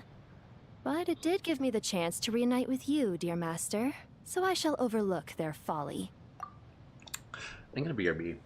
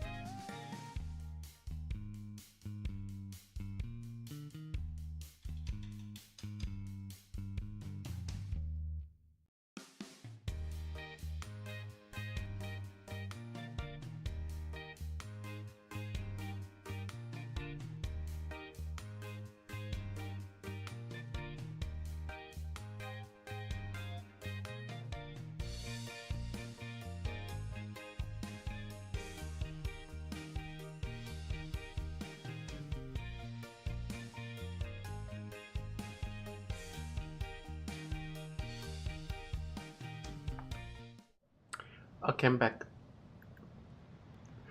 I grabbed his snack. Well, I wanted to grab like a small snack. I was like, I'm gonna grab some cheese and crackers, but I ran out of my block of cheese. I ate it already. I do have some slices of cheese, but using cheese slices for cheese and crackers just doesn't seem right. I want a block. Anyway, instead of that snack, I decided to have a meal type snack. So I heated up a can of soup, some Campbell's Chunky. It was what was it, loaded potato with bacon and cheddar bits. Yeah. Anyway. After we last parted ways, I merged with the land beneath Gurabad to suppress the dark calamity stirring in the depths. It rekindled the flame of vengeance within the Jinn, depriving Gurabad of any hope of peace. I fought against it for a long, long time. Until one day, I sensed a change in a foreign land to the west. Suddenly, the pitch-black abyss fell silent.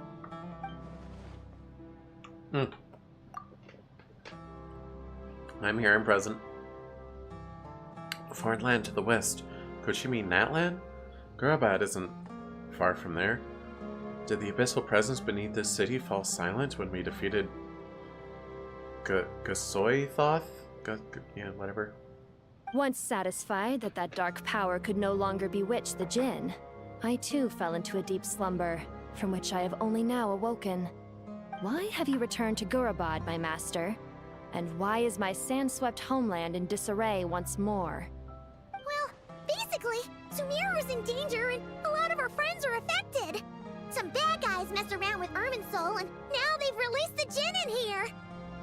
We managed to chase off the culprits, but we have no idea how to seal this place back up and stop the sandstorms. Child's play. I shall quell the Jinn and scatter the storms. Thank you, Lilupar. No need to thank me, my master. I have granted many wishes in my time, and this was the most trivial of them all.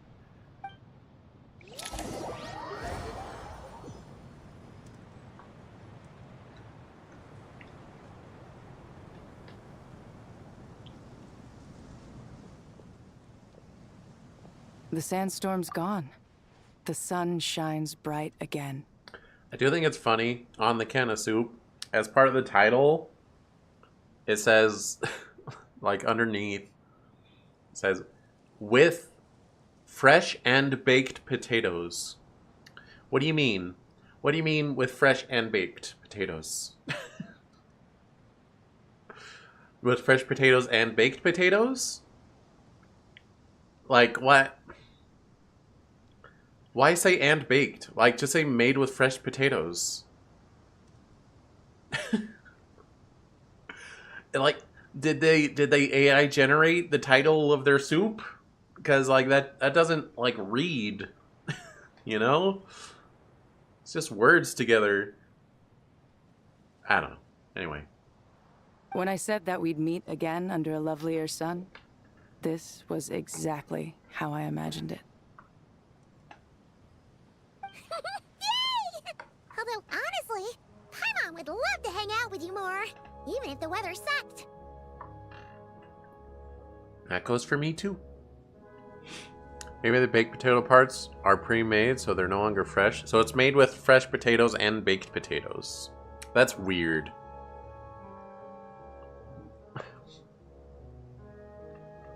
I'm not noticing two different types of potatoes in the soup. Well, there shouldn't be any more Jinn breaking out, right? Are we okay to head back? Sorry, 1 second. I got distracted by something.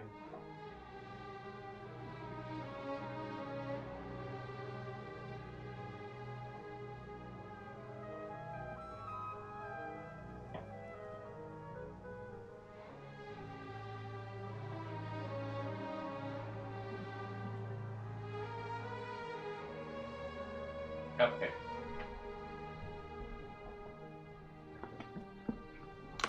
Button. Yeah, let's all head to the Temple of Silence. Sounds good. You can introduce us to your other friends. Another adventure begins. Lovely.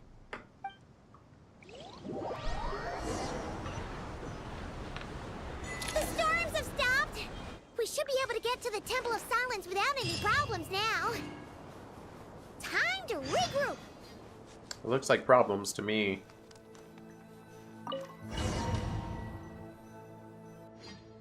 Oh, not problems, just big blue glowies. Not a problem, okay.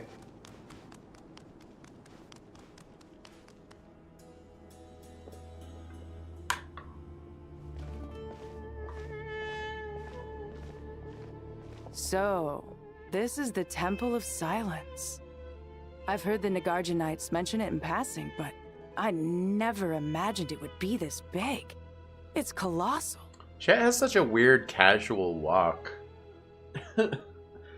Like she's like la-di-da, swinging my arms. I thought the temple moved to the rainforest ages ago. When did they scamper back into the desert? I don't know. This plan sounds a little too risky for my liking. Even in King Deshret's day, this was experimental technology. We have no idea what could happen if we activate it.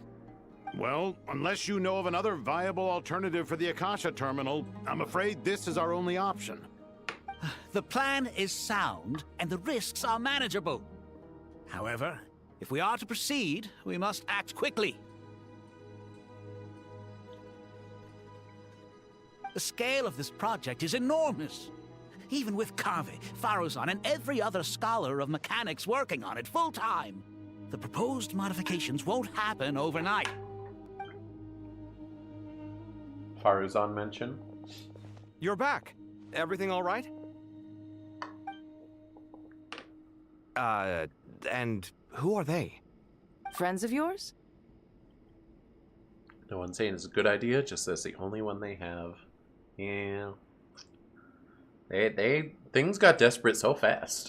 Pretty much everyone in the Temple of Silence is. This guy's Kave, and the one next to him is Alhaitham. Hello, I'm Jet, and this is Lilupar.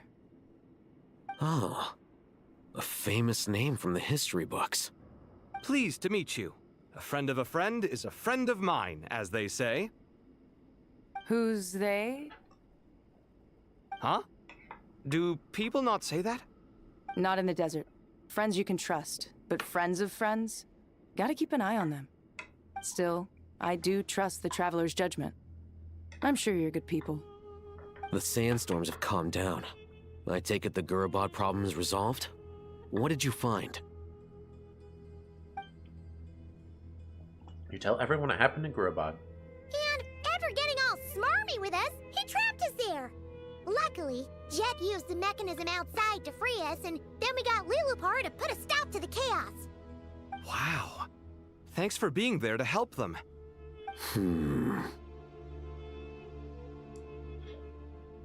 So, this mystery man openly admitted that he was merely a Harbinger's subordinate. Yeah? Is there something weird about that?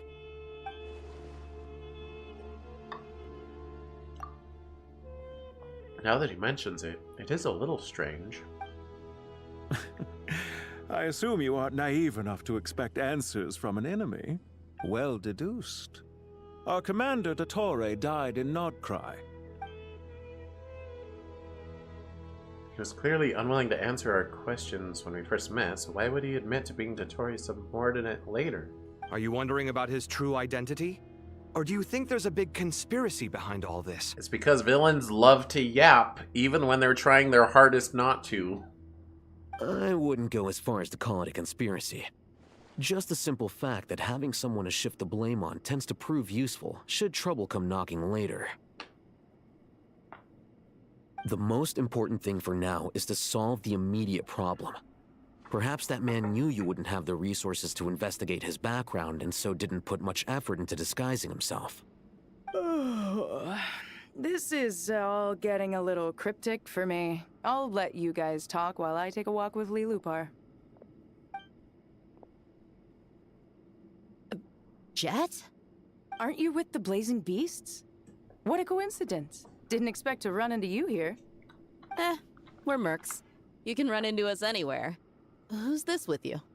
So, did you find the solution you were looking for in the Temple of Silence? cute bet we did. This place is incredible. It has everything. So far, we've discussed a plan and verified its feasibility. Building a new system from scratch is out of the question.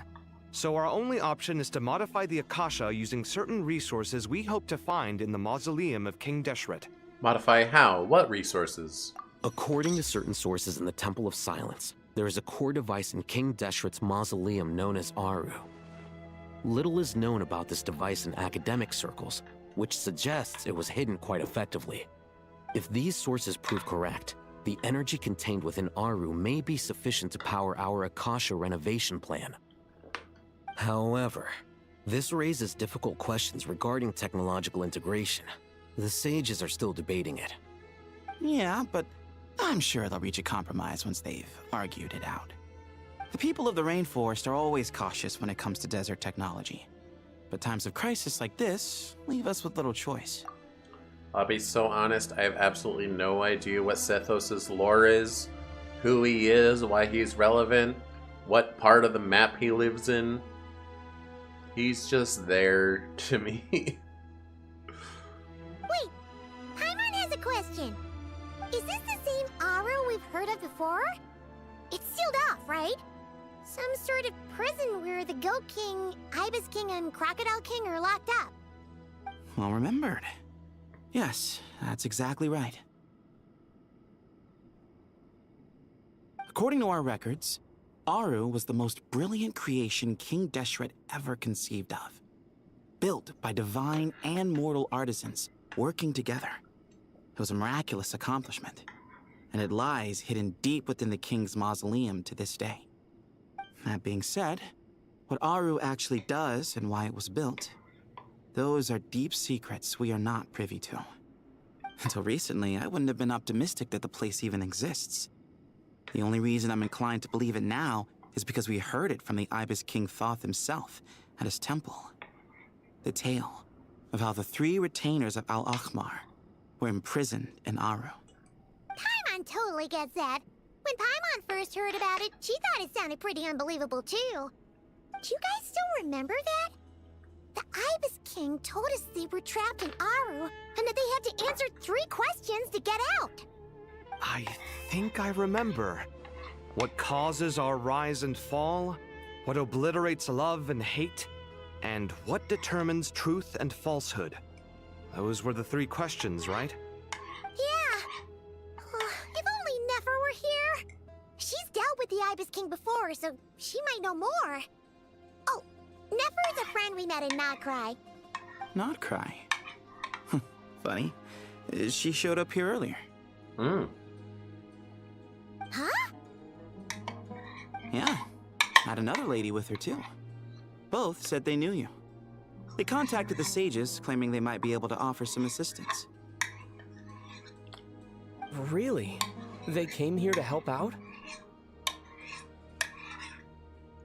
Yes, really. It was just before you got back. One of them said she's made Nodcry her home. If she's the person you were talking about, then... Looks like betting on Aru was the right choice. See? They're right over there. Oh. I thought she was gonna be with Yehoda, not Nicole. Why, hello! We're here to help.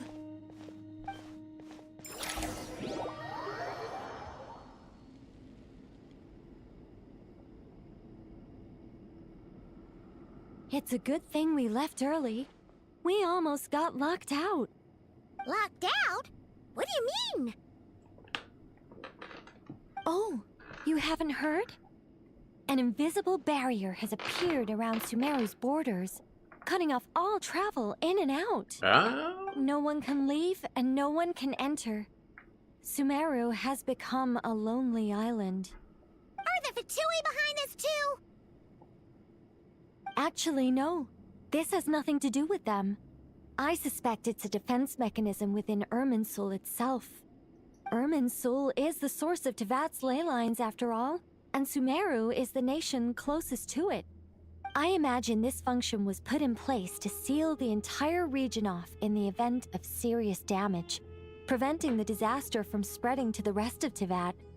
It may have been implemented long ago.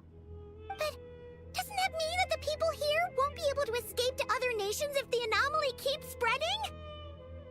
Currently, that does appear to be the case, which is precisely why I am here. This is a critical moment for the world, and Sumeru is the eye of the storm. So you brought Nefer here? Paimon's surprised you managed to convince her to come back to Sumeru. Indeed. Even for someone of my wisdom and eloquence, this tested my skills to the limit. And why should it concern me that Sumeru's in trouble? Surely you don't think I still have feelings for that place? Judging by your tone, I suppose you don't. Sounds like you don't know much about my past. And here I thought you knew everything. All I know is that the Ibis King is the source of your power. He was quite a prominent moon envoy once upon a time, so I do know a thing or two about him. As for your past, I have ways to learn the full story if I wish to. But everyone has secrets they'd rather keep to themselves, wouldn't you say? I'm glad you see it that way, Miss Nicole. I've chosen to call Nodcry home, which is why I did my part in its hour of need. That doesn't mean world savings become a habit with me. I have no particular desire to play hero in Sumeru, thank you. I understand. Human emotions do not appear and disappear without cause. There is always a reason to be found behind both salvation and destruction. Still, if time has taught me anything, it's that human emotions are often complex and in conflict. That's why people change their minds about things all the time. But that's where we angels come in. Our duty ultimately is to guide people towards their deepest, truest desires and help bring them to fruition. So I wish to hear about your past, because I do not believe you are motivated by hatred alone. And if we still arrive at different conclusions in the end, that's okay.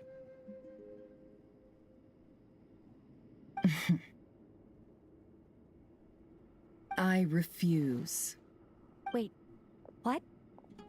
But I set the atmosphere and everything. Isn't this supposed to be the moment when we finally open up to one another? Is it?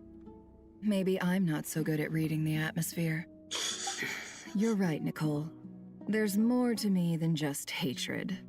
Had it consumed me, I'd be left stuck in the past forever, never living in the present. But I don't think that your guidance can change my mind.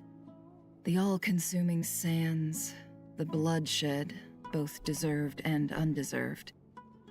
Those old emotions cling to me like a shadow. Do you wish to shake them off? No. I hope to remember them forever. Those emotions and memories shaped me into the person I am today. They'll always be a part of me. In that case, would you like to hear my perspective, at least? Sure. It's not every day you get to hear an angel's opinion. A long, long time ago, when the angels still walked freely upon the earth, I found life tedious. Monotonous work, lukewarm relationships. Things weren't nearly as interesting as they are now. And yet, since the angels' demise, I have found myself missing those days on more than one occasion.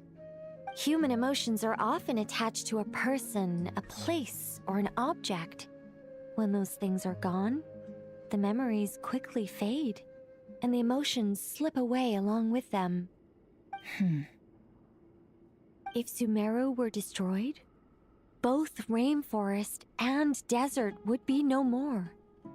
With the object of your hatred wiped from existence, it would not take long for the memories buried deep in your heart to slowly fade.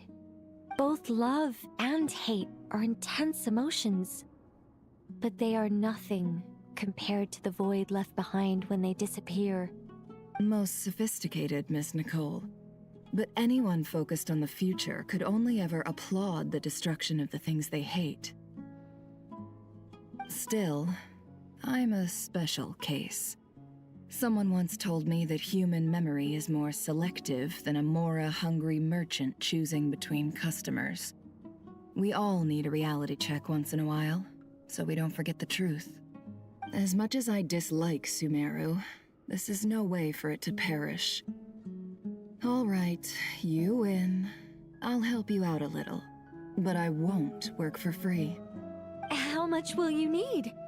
You're not gonna milk this for all it's worth, are you? What do you think? I'll be upfront with you. I don't have much more on me. If that's what you need, I could borrow some from Alice. Or perhaps I could pay in sculptures. The ones I carve are actually worth quite a lot. Just cover my travel expenses. Huh? Is that all? That's all. Given all the people I owe favors to, I can just about justify a trip to Sumeru. Yehoda! Here, boss! What do you need? I'm going back to Sumeru for a while. While I'm away, you'll be in charge of the curatorium. Me? I'm in charge? Whoa! Don't worry, boss. You can count on me! And that was how the ingenious Angel Nicole brought you the perfect person for the job in your hour of need. Hip hip hooray! That was far more detailed than necessary. Not lacking in embellishment either. I never thought I'd return. Especially not the desert. But life doesn't always go as planned, I suppose. What's Candace up to? I don't think I've seen her yet. She is still taking care of things in our village. Should be joining us before too long.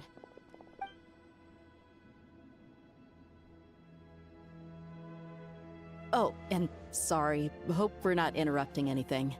We have some good news, though. We're planning to go to the mausoleum of King Deshret to look for the legendary Aru, then use it to try and restore the Akasha system. According to records in the Temple of Silence, the mausoleum houses something called Aru's Chute, which can be used to establish connection with Aru. We still have some time before we leave, so there's no rush. By the way, who are these two new faces? Just call me Nefer. I'm based in Nodcry. Did I hear you mention Aru? Correct. Well, I happen to have a connection with one of the 3 retainers imprisoned inside, the Ibis King. I'm here to get things done, so if you don't mind, I think I should come with you. That sounds perfect. Miss Nefer, are you from the desert by any chance? Why do you ask? I don't know. There's a familiar air about you. Plus, you mentioned Candace. Sorry, I don't mean to pry. It was just a random thought. I'm Dia, an eremite mercenary. My work usually keeps me out in the desert. I'm on good terms with Dory, and she's mentioned you all before. It's nice to finally put faces to the names. However, my associate here is probably less well acquainted with you. Why don't you all introduce yourselves? I think we can Actually, skip past it. I'm a little better acquainted than you might think. Huh? Huh. Are my eyes playing tricks on me? It looked like you spoke without moving your mouth. I thought only Jet could do that. Ventriloquism. I have heard tell of it before. It's not quite ventriloquism, Sino. What is it, Kale? It's you! You're the voice who's been speaking in my head, aren't you? You encouraged me to report my dreams to the Dendro Archon, and got me to recite that magic prayer. Mm-hmm. I have many titles, but let's go with the most pertinent one. I am Nicole Rain, an angel who has lived since ancient times. An angel? Sounds like a big deal, but, what exactly is an angel? Oh,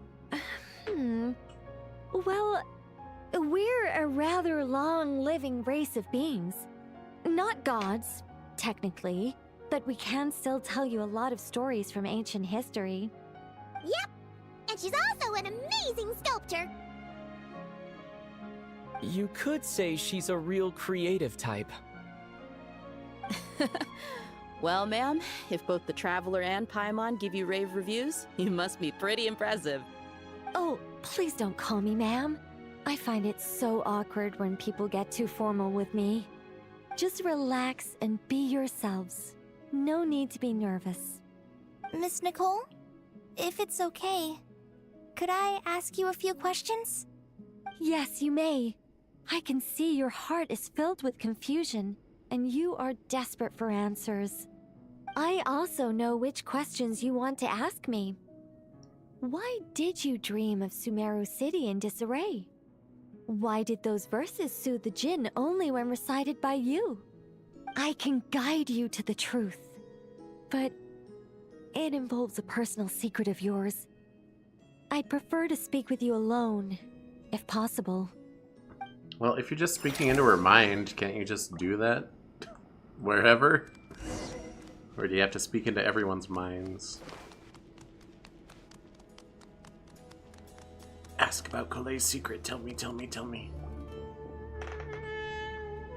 I thought we were going to speak alone. This is a lot more people than I was expecting. It's basically everyone who was in the other room. What's wrong with it? Even the doctors at Dar al-Shifa allow patients to be accompanied by family members. Are all of you her family members? I could see Tainari, but... Well, if Kale doesn't mind her secret being revealed, I have no problem with it. Thanks for being so considerate, Miss Nicole. I don't know what secret you mean, but whatever it is, there's no need for me to hide it from my closest friends. Closest friends? It's so nice to hear that. Who are you? We're here to support Kale through this. We're here to support Kale through this. All right. In that case, I'll get right to it. Kale, are you aware that there are god remains inside your body? What? I am. Oh, I guess you knew that. Young, I got sick with Elazar. Nothing could cure it. The Fatui convinced my mom and dad that they could help, and I was sent to an unfamiliar place. There were a lot of other kids just like me there. This creepy guy injected us with some strange medicine, which I heard contained god remains. I can still remember the pain like it was yesterday. But thanks to the friends who've stuck by me all this time, I've gradually been able to overcome those memories. Anyway, so you're saying that what happened to me has something to do with the god remains they injected me with? Yes. Those were the remains of Nabu Malikata, the goddess of flowers. What? Huh. Fascinating. You don't seem surprised like the rest of us. Why? The possibility crossed my mind when Kale recited the Goddess of Flowers song and calmed the djinn. You made Paimon jump! What are you doing here, Lilupar? I was merely passing through when I heard the name of the Goddess of Flowers. Be assured that I share your surprise. You, with the hat. Are you certain? I sense no trace of the Lord of Flowers within her. Well, it is a very small fragment. Unless special methods are used to manifest its power, even her closest acquaintances would find it near impossible to detect. Poems and prayers, she read the lyrics, or said the lyrics. After the goddess passed away, her remains were scattered across the desert. King Deshret gathered all the pieces he could find and buried them in the Eternal Oasis. But some fragments remained unaccounted for. Eventually, the Fatui must have found a way to track some of them down. Presumably for use in some experiment. It's not an uncommon occurrence. You're more shaken than I thought. In one sense, you've been extraordinarily lucky. So many people who yearn for this kind of power never attain it, yet you have coexisted with her all this time without even realizing it. I don't know what to say. I'm glad that I could help everyone with this power, really. But knowing that a fragment of the Goddess of Flowers is inside my body is... it's a strange feeling. Well, people value their autonomy very highly. Even a well-intentioned intruder can shake one's sense of self. I understand how you feel, Kale. But once you get used to it, you'll find it's nothing to be concerned about. Huh. I guess you, of all people, have a good reason to speak on this. 2 good reasons, in fact. Incidentally, 3 is the maximum number of Hermanubis's Ba fragments that I could bear. Let me guess. Because 2's company, but 3's a crowd? Hold on one second. I know Sino's building up a punchline or whatever.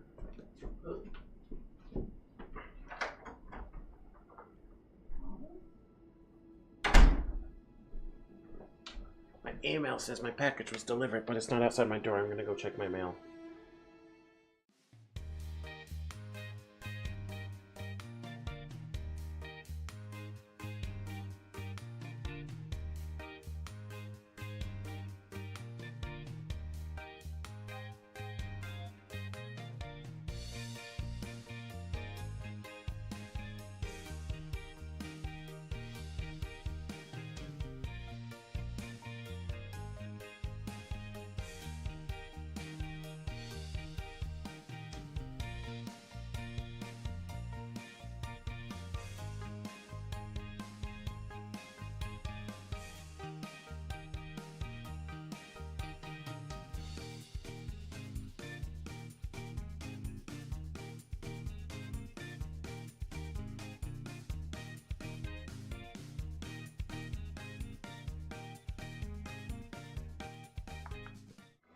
Okay, it wasn't all the way over the mailbox. They just didn't bring it to my door. They left it in the front lobby of the apartment.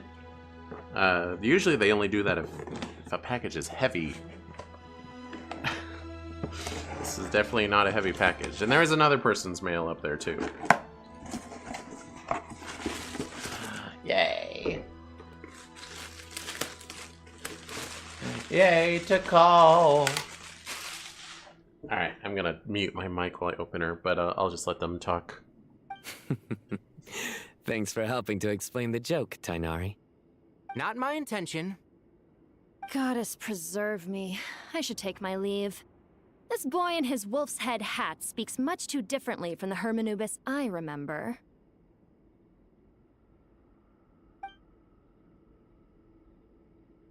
Kale, all I'm trying to say is, no matter how many Hermanubis fragments there are within me, you wouldn't think of me as Hermanubis. In the same way, you are simply you. Yeah, I know what you mean. So about that dream I had, was it a warning from the Goddess of Flowers? Yes. Just like me, she was an angel created by the primordial humans, born with the instinct to guide living beings. Though her body and soul have perished, her essence retains its natural instincts. Even her smallest remaining fragments would do their utmost to send you that warning. The Mother of Dreams? Lord of Flowers and Oases? She must have had a premonition. That is why she gave that dream to you. We won't let her efforts go to waste. But I still don't understand. Why me? Yes. Why indeed? You weren't the only one injected with God remains, but only in you have her fragments persisted. I suspect it may be because of the firm will you showed in the face of suffering. She was likely assimilated by that will. Of course, this doesn't mean you have to shoulder any extra responsibility. As this young man said, you are who you are, and that will not change. All right, any further questions from the family members of the patient? If not, we should head to the mausoleum of King Deshret. Yay, Takala's so cute! And mine doesn't have any noticeable flaws in it. Nice. Yay, I'm so happy. I got her. It only cost me 350% market value. I hate scalpers, but yeah. You could argue with cheese. What if it's just sold out because it's a popular product and the scalper is the only reason you could buy one in the first place? I doubt it. I'm pretty sure they're getting scalped from all my local stores. I doubt it. I know it's shown up at my local stores and they just run out. Yeah, she cost me $35 when it's supposed to be. I guess it's a $12 figure, not a $10 figure, but whatever. It's not that much of a markup. It's not like I paid $100 or something. That's too much. That's not too bad. Yeah, it's like the one Jack specific Sonic figure I'm missing. Like I don't collect every version of Sonic or anything. That'd be stupid. But the one I'm missing that's like unique is Super Shadow, and that goes for like $200 on eBay these days. And I'm like, nope, I don't need my collection complete that badly. $200 for one figure, and it's just Super Shadow. I have Shadow. I have Sonic Movie 3 Super Shadow. But, no, I don't need it. And I don't know what is up with them. Every time... Going on the Jack specific rant again. Every time they release figures, it's, they always release waves of 4 characters. Among those, there isn't even necessarily going to be a new character. There usually is 1 or 2 new characters. In this wave, Tikal is the only new one. The wave before it didn't have any new characters. And the wave before that, the new character was Giant Pecky, which, like, who cares? And before that, it was Trip. Before that was Classic Amy. Before that, it was Fang the Hunter. Before that was Classic Amy and Classic Metal Sonic. Anyway, so every wave has 4 characters, and one of them is going to be Sonic. There is some version of Sonic, be it Classic Sonic or Super Sonic or Sonic with his hands in open palms instead of fists, whatever. And like whatever accessory. And they ship to stores. When they ship to stores, they send them in 6-packs. Well, how are you going to send 4 figures in a 6-pack? It's because they send 3 Sonics and then 1 of each other character. So stores are always overrun with Sonics. Whenever you're trying to hunt them, you look at the section, you'll see like 4 Sonics and no one else. Maybe 1 Tails or so. But, like, okay, so if only one of the characters is new and another is Sonic, that leaves 2 slots to reprint, okay? So this wave, Tikal is the new one, it's Sonic with Snowboard, and the reprints are Chaos, which was a rare one. It's good to reprint him, and Silver. So I'm wondering, genuinely, like, does Jack Specific not care about scalpers at all? They're like, haha, suffer, customers, get scalped. Because Super Shadow is an old figure. Okay, we're on wave 24. Super Shadow was in wave 4, and they have never reprinted him. And he is like the most expensive going on eBay. Reprint him! Don't feed the scalpers! Konami is like that with Yu-Gi-Oh! They feed the scalpers on purpose. Is that what you're saying? Like, I don't know if... Is Jack Specific feeding the scalpers on purpose? Because, like, it benefits their business model? Or are they just stupid? Like, honestly, this wave, the reason I held out so long to buy Tikal is because this is the first wave where all 4 figures are their own SKU. You know, otherwise, they just get a lump SKU that's like the wave. So like websites couldn't list them as individual figures to buy. So you had to find them in store or on eBay.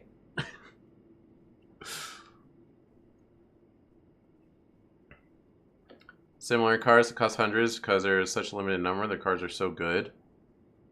Yeah. At least it makes more sense to do with a TCG, you know, because it's gotcha, right? You know, you make the good thing low rarity and people buy more. And that's not to feed into scalpers, because when you buy cards, you're not buying a specific card in the store. You're buying a booster pack or whatever. So it's random. It's gambling at the end of the day. But these aren't like blind boxes. It's a wave of figure. You're supposed to look at it on the store shelf and say, ooh, Tikal, yes, please. But instead, they all get bought up by scalpers.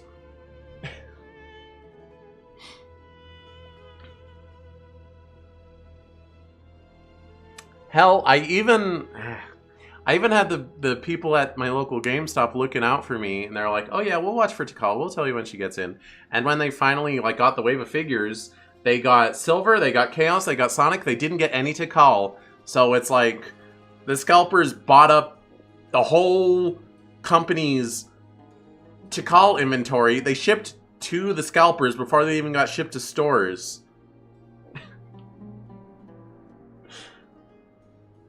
I just want my little Sonic figures. Is that so much to ask? I want my little Sonic 4-inch figures for $10 instead of $40. Is that so much to ask? Some high-tier meta decks cost a couple thousand to make. Oh my gosh. Remind me to continue never getting into Yu-Gi-Oh!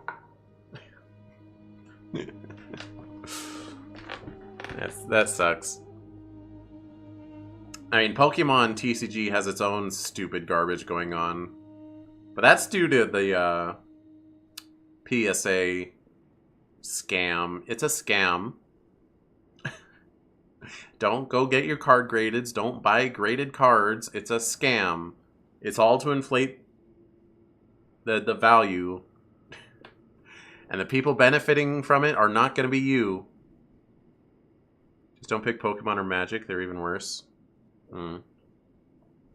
Yeah, I bought like one random booster tin of Pokemon like years ago. I think I opened it on stream actually. I did a hand cam. And it was just like, ooh, neat. Anyway, move on for my life. Oh no, wait, there was another one I bought. But it's mostly because it had a giant novelty Espeon card. So I have cards from that. So I have like a folder with my cards, but I don't play the game at all. And like a couple of my nicer ones, I have like sticky tacked on my wall. So a couple of holographics of Pokemon that I like, I have sticky tacked on my wall. And I realized you can just buy those jumbo Pokemon cards. So I've bought a good number of them. I'm looking at them right now. The only one I bought from its like pack that it was supposed to come in is Espeon. But I have since... from eBay, I've bought a Blastoise, a Gigantamax Meowth, a Mewtwo, a Serena, a Hatterene, and a friend of mine gave me a Lugia and a Zapdos that he had from him buying the packs, and he's like, I don't want this. So yeah, just giant novelty cards. They're neat. And like, I'm not breaking the bank to have those. They're like $5 each. There's no way I spent more than like $10 on any one of them. And they are from booster packs that themselves cost like $60. I'm like, I just want the cool thing to put on my wall. I don't care about PSA grading it or using it in a deck. Anyway. Card games have gotten so bad in general. It's a shame because playing card games is fun. I played the Pokemon TCG a little bit on their website when it first started up. And there was like... They had some system where like you buy a pack of cards and you can scan a QR code that comes with it. And it's like, oh, these cards get added to your online deck. But I just used the free deck that it came with. And I had fun with it. I played it for a good couple hours before I'm like, well, that's as much as I could do with the free deck. Yeah, it's a fun game to play. But I ain't... I spent enough on gacha, okay? I think TCG would be even worse. Anyway. Let's move out. Time to put our plan into action. We all hope it'll work. But will we really be able to open Aru? And even if all 7 pillars of King Deshret agree to let us proceed, the scale of the work to follow is daunting, to say the least. The moral of the story is that scalpers, they invented a new circle of hell just for you, okay? That's my bottom line. Haven't you handled other big projects before? I mean, the biggest project I've worked on to date is probably the Palace of Alcazarzaray, I guess? But this is orders of magnitude beyond that. It's a total nightmare. Look on the bright side. At least this time you're actually here when Sumeru needs you most. You won't have to come asking me for details after the fact. Mock me all you want. But now that I'm here, things will be resolved far more quickly and smoothly than last time. Kave's self-doubt disappeared in an instant. Like magic. Well, this confidence is most gladdening. Now, go and pack your things. We'll head to the mausoleum as soon as you're ready.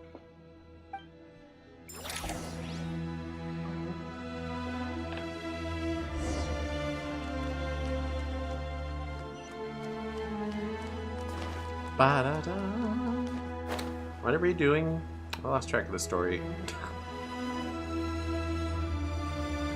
Going to the Hall of Truths. Oh, hey, Faruzan! Hey, that's me up there. Hi, hello. Oh, Mr. Cole. I heard you're a very talented sculptor. Is that true? Oh, I don't know. I wouldn't want to blow my own trumpet.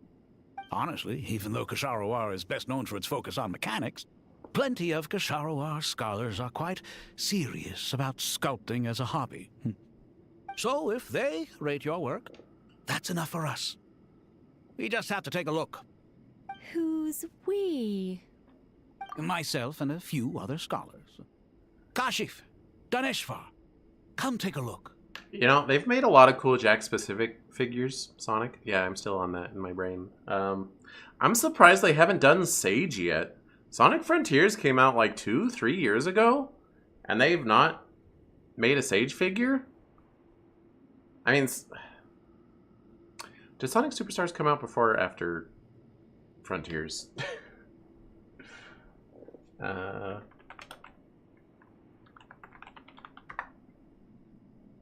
Sonic Frontiers release date 2022. They were the same year, weren't they? 2023 Sonic Superstars. Okay, so Sonic Superstars has 3 figures, and they didn't give one to Sage, because there's Fang, which granted they could have made a Fang figure without Sonic Superstars, but you know they weren't going to. There's the giant Pecky, and there's Masked Trip, which I hope they make an unmasked Trip. There's a 2.5-inch unmasked Trip, but I don't collect those ones. I want a 4-inch unmasked Trip. Are there others? Looking at my figure collection. No, there's some for Sonic Mania. Like there's 2 of the hard-boiled heavies, Mighty and Ray. Anyway. But yeah, I'm surprised no Sage. I don't know. Oh, and on the collecting, there's also, it's a different line of figures, but I think it's also by Jack specific. Tangle the Lemur got a figure recently-ish, and I've kind of been on the watch for that. But I don't like Tangle that much, so that's more of a wait and see if I can find it in person. I'm not willing to cave, and although maybe I will, I don't know. But it's actually the same line of figures. It's like a more general Sega line of figures, which is weird. It's like, oh, it's a Sonic IDW character. We can't put them in the Jack specific main Sonic line. We got to put them alongside Gilius from Golden Axe. and whatever other Sega figures, aye from Super Monkey Ball. But it's the same line that the Metal Virus Sonic is from, and that came out a long time ago, and I'd kind of given up on it. But a month or so ago, I was coming home. I decided to drop by Walmart, and I think I was hunting for it to call / Tangle, and they had Metal Virus Sonic there. I'm like, oh, this is old. I'm surprised. And when I went to ring it up, because it's supposed to be a $10 figure, it rang up for like $3. So I guess it was on clearance or something. That was a very lucky find. Because, I mean, I wasn't going to pay a scalper for Metal Virus Sonic. Anyway. Oh, well, if you insist, I suppose there's no harm in showing you.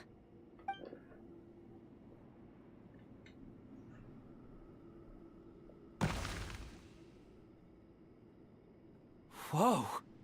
Where did that come from? Is that really sculpting?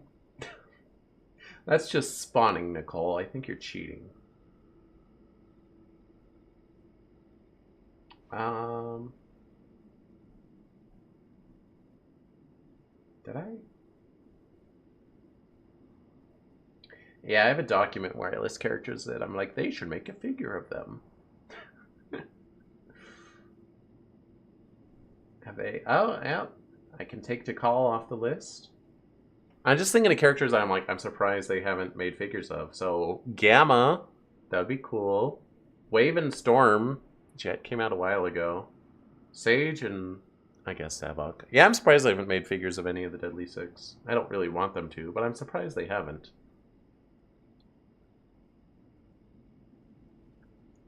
They haven't made like a 2.5-inch Orbot or Cubot, which is weird. Apparently there's an Orbot and Cubot figure that exists in the Sonic Boom line of figures. But that's old, and like buying them costs like $100 or something. I'm not going to do that.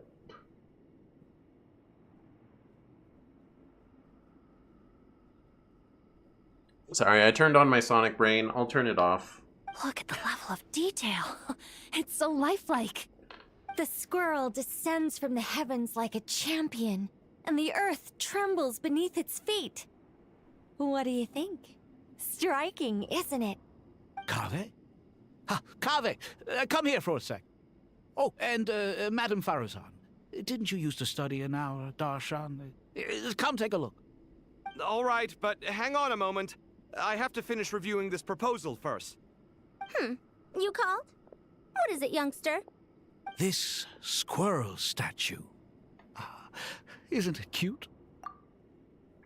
So Farazan's thing is that she was trapped in a domain for like hundreds of years.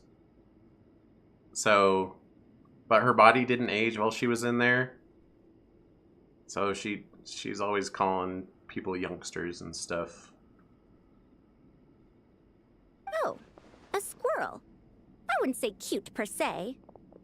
The realism is what stands out to me. Were you trying to carve a statue of a hero, young lady? Oh, a hero? I suppose so. Actually, I didn't really have a specific theme in mind. I just started working on it, and this is how it turned out.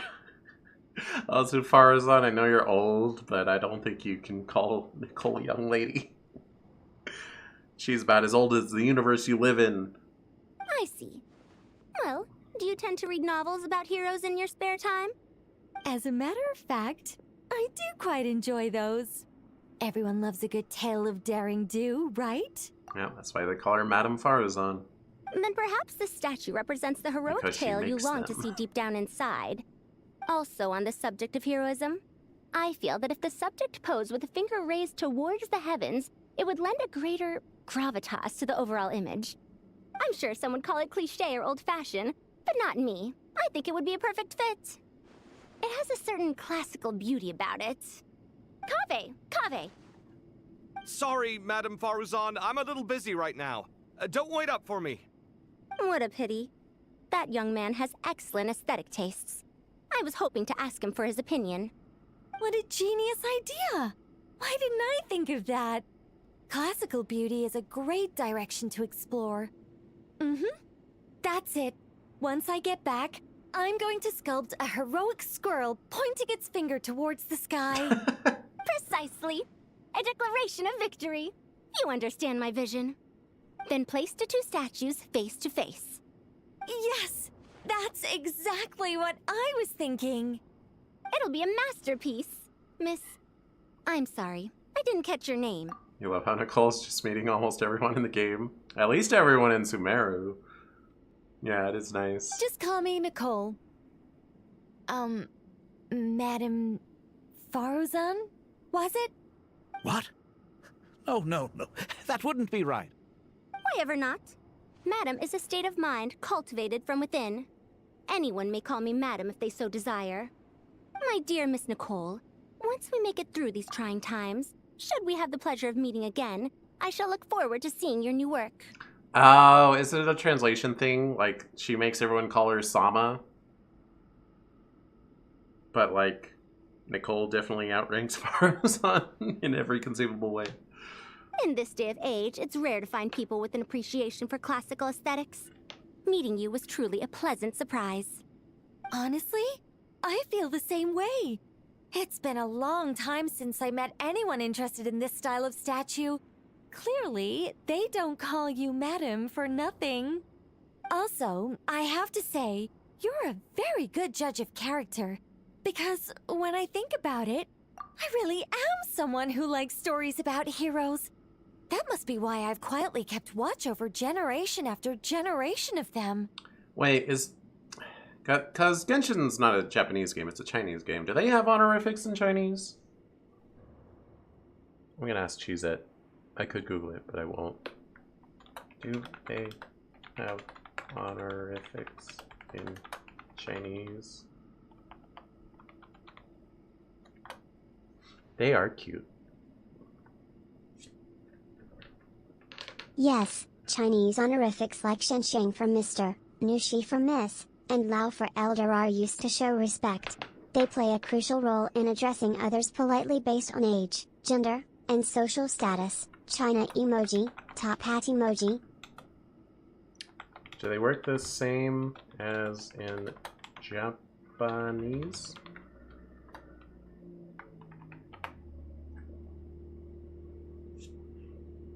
Chinese honorifics differ from Japanese in usage and formality. While both show respect, Chinese honorifics focus more on status and relationships. Japanese honorifics are more nuanced, reflecting intimacy, politeness, and social hierarchy. China emoji, crossed flags emoji. I think pretty much all Asian languages have honorifics like that. Okay. I'll just equate it to, like, Faruzan-sama in my head. That'll make it make more sense to me. Sorry, keeping watch over heroes? What exactly do you do for a living? Oh, never mind that. Let's not tell Madame Faruzan about Miss Nicole's true identity for now. Good idea. Let's limit the conversation to aesthetics. There's two of me. Double Faruzan. Okay, well that was cute. I don't think it furthered the plot, but it was cute.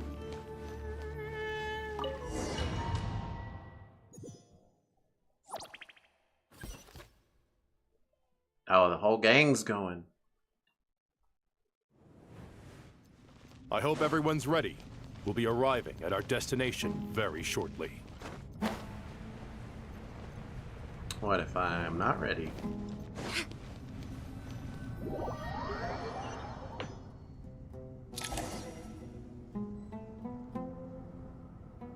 Alright then.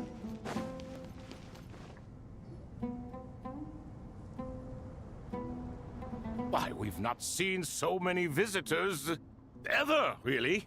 What is this place now, a tourist attraction? Closer inspection reveals many familiar faces. To what do we dusty old fellows owe the honor?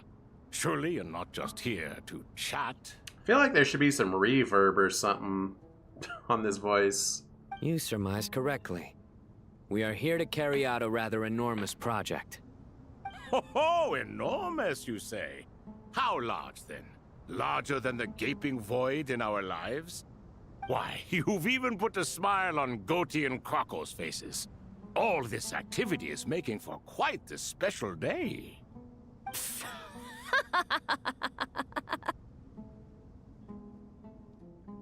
Go on.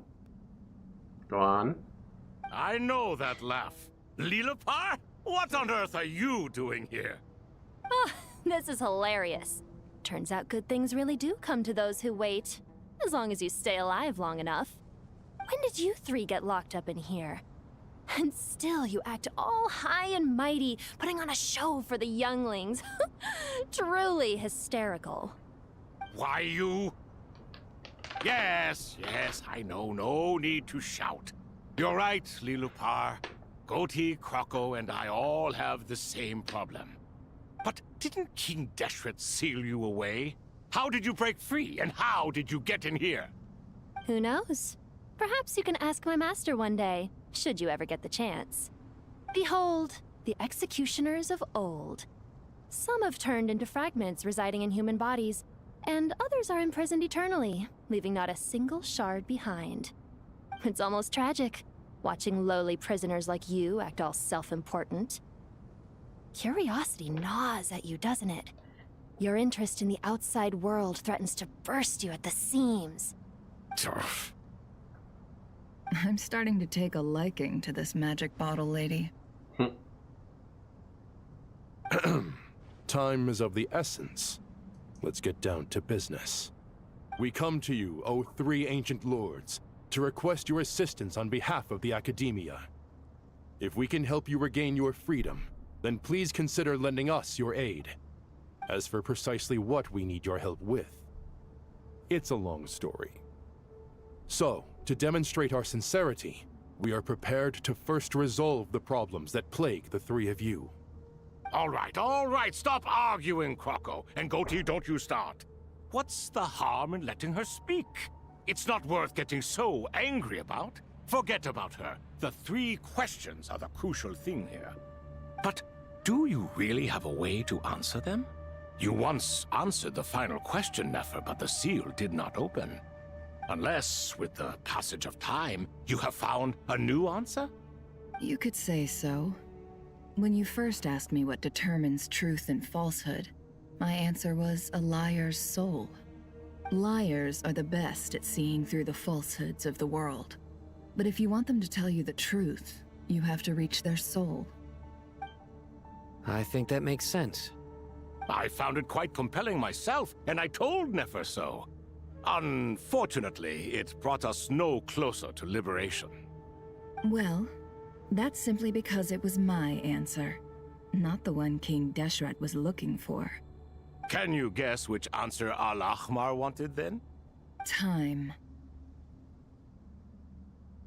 And that's not only the answer to the final question, it's the answer to all three of them. All things wax and wane with the passage of time. Love and hate eventually fade into nothing. Current affairs are always fraught with conflict and controversy. Only time can distinguish between right and wrong. Not always that true. You know what they say, history is written by the victors and such.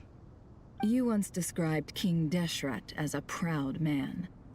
I'd say that the prouder someone is, the more inclined they are to believe that only time is qualified to be their judge. Time. Well. Indeed. Perhaps in building Aru, our king was in fact attempting to reverse time, to bring love and hate, right and wrong, the rise and fall of all things back to their point of origin.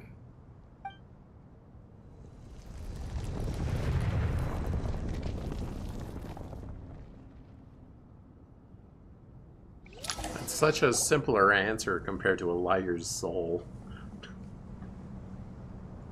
Oh! Hi!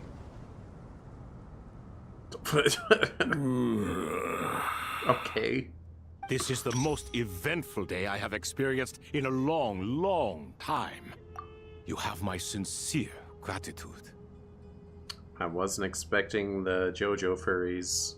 Are those 3 of the 7 pillars? Turns out the statues were quite faithful to the source. You 3 seem to be in good spirits. Prison can help a person grow and learn to cherish what they have. Nevertheless, after everything you've done for me, I sincerely hope you never have to experience it for yourself. That was a weird lighting glitch for a second. Hello, Nefer.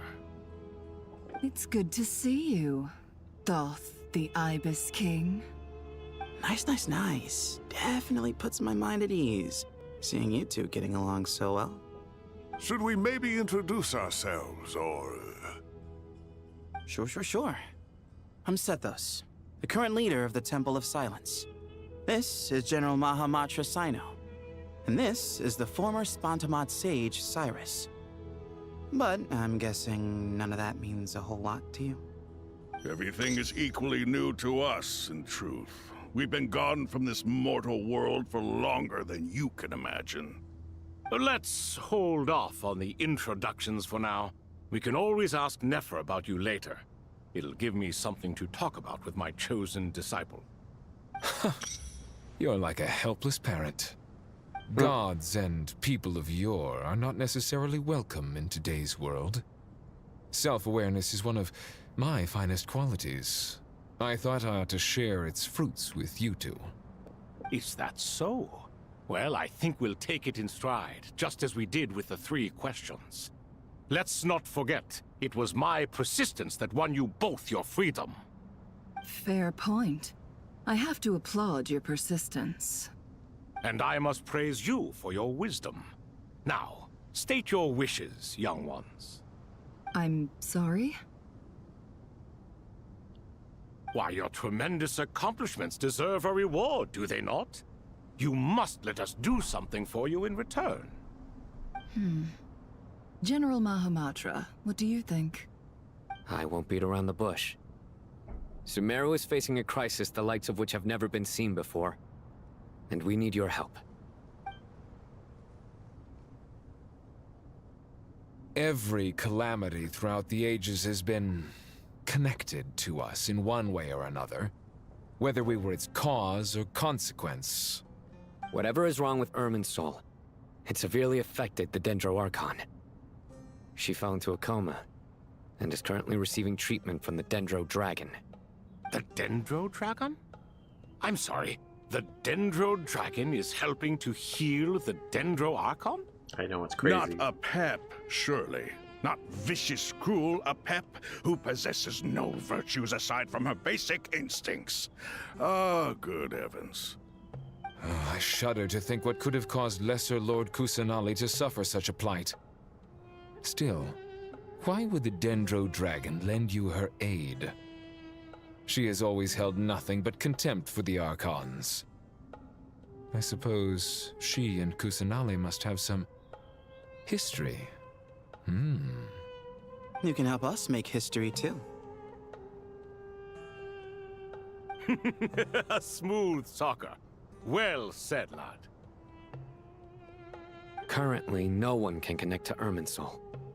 We hope that by opening up Aru and making some modifications to it, we can use its technology to our advantage. Unfortunately, Aru is an imperfect creation. King Deshret never managed to realize his full vision before his death. Much remains to be done if it is to be pitted against Irminsul itself.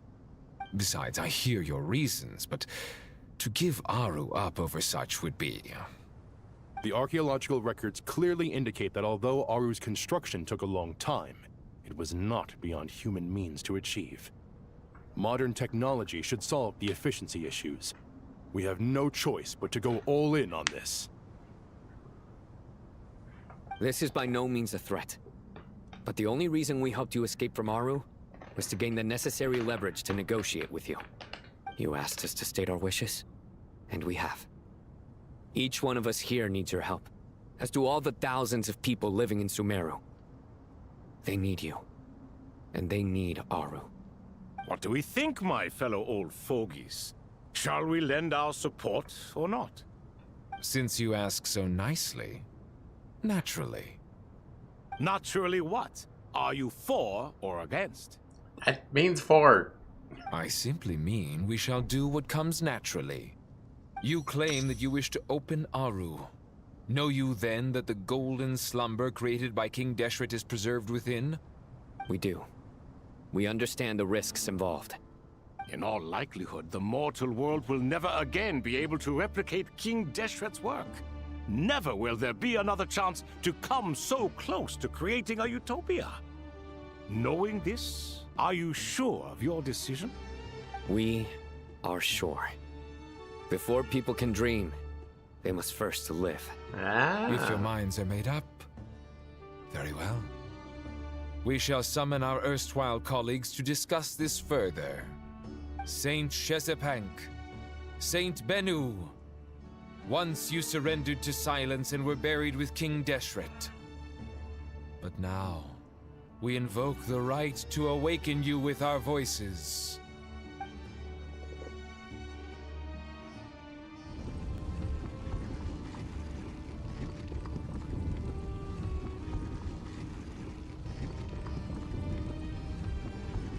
Sorry, I was distracted. I was adjusting my hat. I can feel this strange sensation. The ground is trembling, as if answering the call of the Goat King. I have a name, I'm not just a Goat King. Responding to your call. 3 kings detected. Initiating autonomous will. Saint Shezepank, responding to your call. 3 kings detected. Initiating autonomous will. Ah, Lord Herreshoff. What a long time it has been. I trust you are keeping well. Then your trust in my well-being has long outlived your physical body. You have always opened with that same phrase, in life, death, and now even beyond. Al-Akhmar is long gone. What is the reason for this meeting? You're awake? Good. We are voting on whether to give the people of present-day Sumeru access to Aru and permit them to perform technological renovations. You have the right to support or oppose the motion. Aru is the pride of Al-Akhmar. Opening Aru requires the unanimous consent of the 7 pillars. I hope you have a convincing reason to present to us. Sumeru is currently in the midst of a major calamity. Let us not forget that while Al-Akhmar was a stern ruler, he was also a teacher of wisdom. A god without his people shall cease to exist, and King Deshret's greatest wish was to provide protection for his people. Let us then honor our God King's wishes as we consider our decision. I do not mean to mock these proceedings, but what is the point of a unanimous vote when we know that the last of the 7 pillars, the Dendro Dragon Apep, will never communicate with us? This will no doubt surprise your mechanical mind, and I have no intention of trying to persuade you it is true. But Apep is, in fact, healing the Dendro Archon as we speak. Huh? Can someone attest to this? Do we have any proof?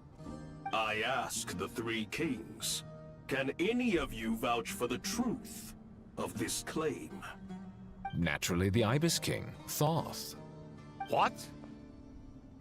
It was Thoth's disciples who revealed the truth to us. We need not debate its veracity. Simply let Thoth bear accountability.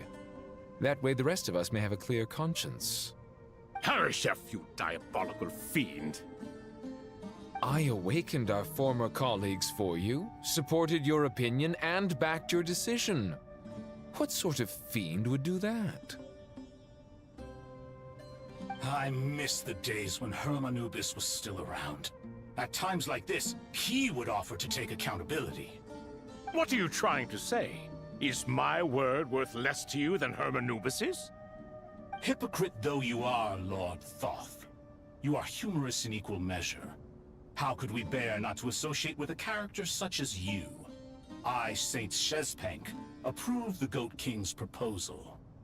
Since King Deshret is no more, we shall receive no reprimand for acting beyond our remit. Nevertheless, I sincerely hope that those before us understand the significance of what they intend to do. Remember, the moment that Aru is liberated, the myriad souls residing within the Golden Slumber will return to the ley lines. And once the ley lines flow again, these souls shall in turn be received by Irminsul. To take this step is to bring the perfect afterlife created by our king to a permanent end. We understand that well, and we have decided to proceed regardless. Furthermore, the contemporary human perspective would contend that confining souls in this way is no act of benevolence. The deceased have a right to rest in peace. King Deshret's creation is clearly a place of rest and peace. It is just that many do not see it this way. But no matter. Saint Binu approves. Hermanubis' representative and the Dendro Dragon Apep made their choice ahead of time, while the Goat King, Ibis King, and Crocodile King have also granted permission to liberate Aru.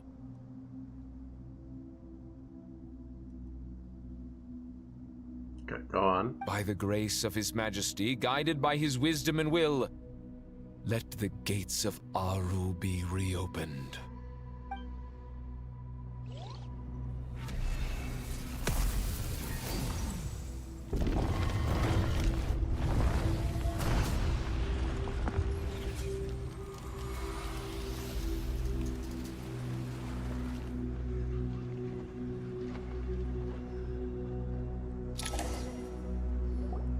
Alice.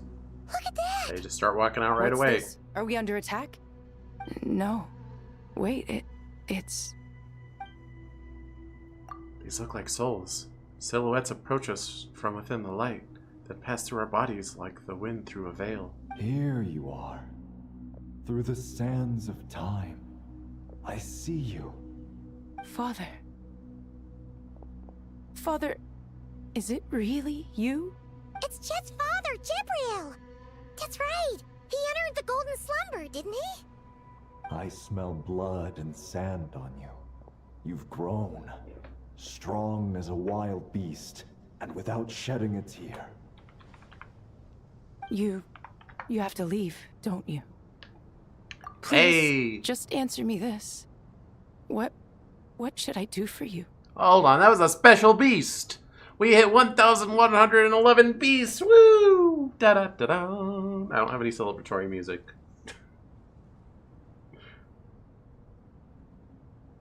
Do I at least have a yay or something?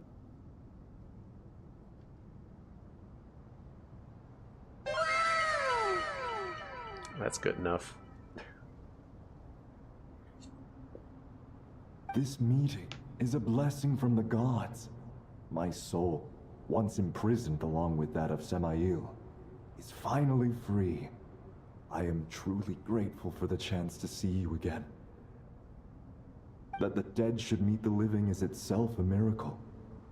One brief, precious moment is enough. Enough to set my heart at ease. Do not weep for me, Jet. I know you will accomplish many great things in your life. You will go further and climb higher than I ever did. All I ask is that you take good care of yourself.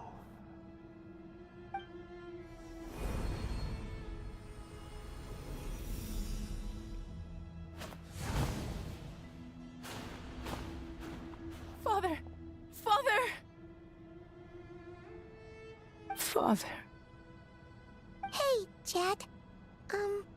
Do you want something to eat? Maybe it'll help you feel better. I'm fine. Thanks, Paimon.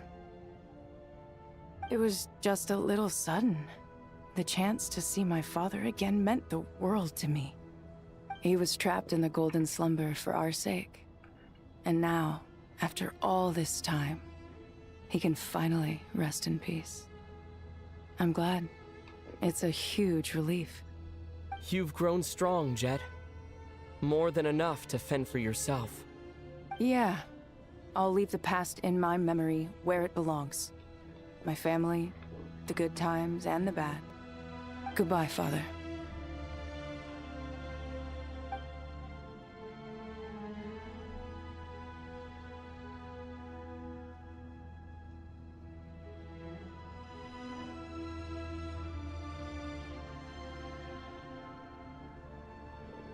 Ah, me, what a touching reunion that was. It seems we did a good deed today. We three retainers, once imprisoned for our iniquity, are surely the least qualified to judge whether this deed is good or bad. Either way, Aru is open. Now you have your opportunity, and with it, whatever trouble may ensue. Although Aru was created by a god, human craftsmanship was nevertheless required to build the gate that connects it to this world. Perhaps the relationship between gods and humanity follows a similar principle. As for your proposed renovations, we cannot determine which functions to keep or discard. Proceed as you see fit, but please entrust the task to your most accomplished scholars, or Bennu will be most displeased. It matters not. The Ibis King shall be accountable if any problems arise. Ibis, you chose to take on disciples, and so it follows that you must accept the risks of associating with humans. If I'd known you'd be like this, I would have locked all of you away in Aru, never to leave again for all eternity. All of us? What does this have to do with me? Vilify me no further. Scholars, since you have liberated Aru, allow me to present you with a gift. Using Aru's power, we shall install a defense mechanism at our king's mausoleum. You must be guarded even against Irminsul itself. This shall afford you some convenience. Unseen and unheard. From this moment forth, none may by sight or hearing perceive anything said or done within the mausoleum. Amazing. And all this is achieved just with the power of Aru? With technology from the heavens, the possibilities are endless. Just because King Deshret did not use it for this purpose, does not mean that it cannot be done. So, marvel away. This is the reward you have earned. All right. Well, that resolves the issue of confidentiality. What about the technical side? Do we have the manpower? Why, yes. I've already contacted them. They'll be here soon. Huh? Okay. Act 9 complete. Yeah, we're not getting through Act 10 today. I don't think. Well, not unless I want to stream until like 8 or 9 p.m. Although I was kind of thinking I would eat dinner through stream, because that's very easy to do with Genshin.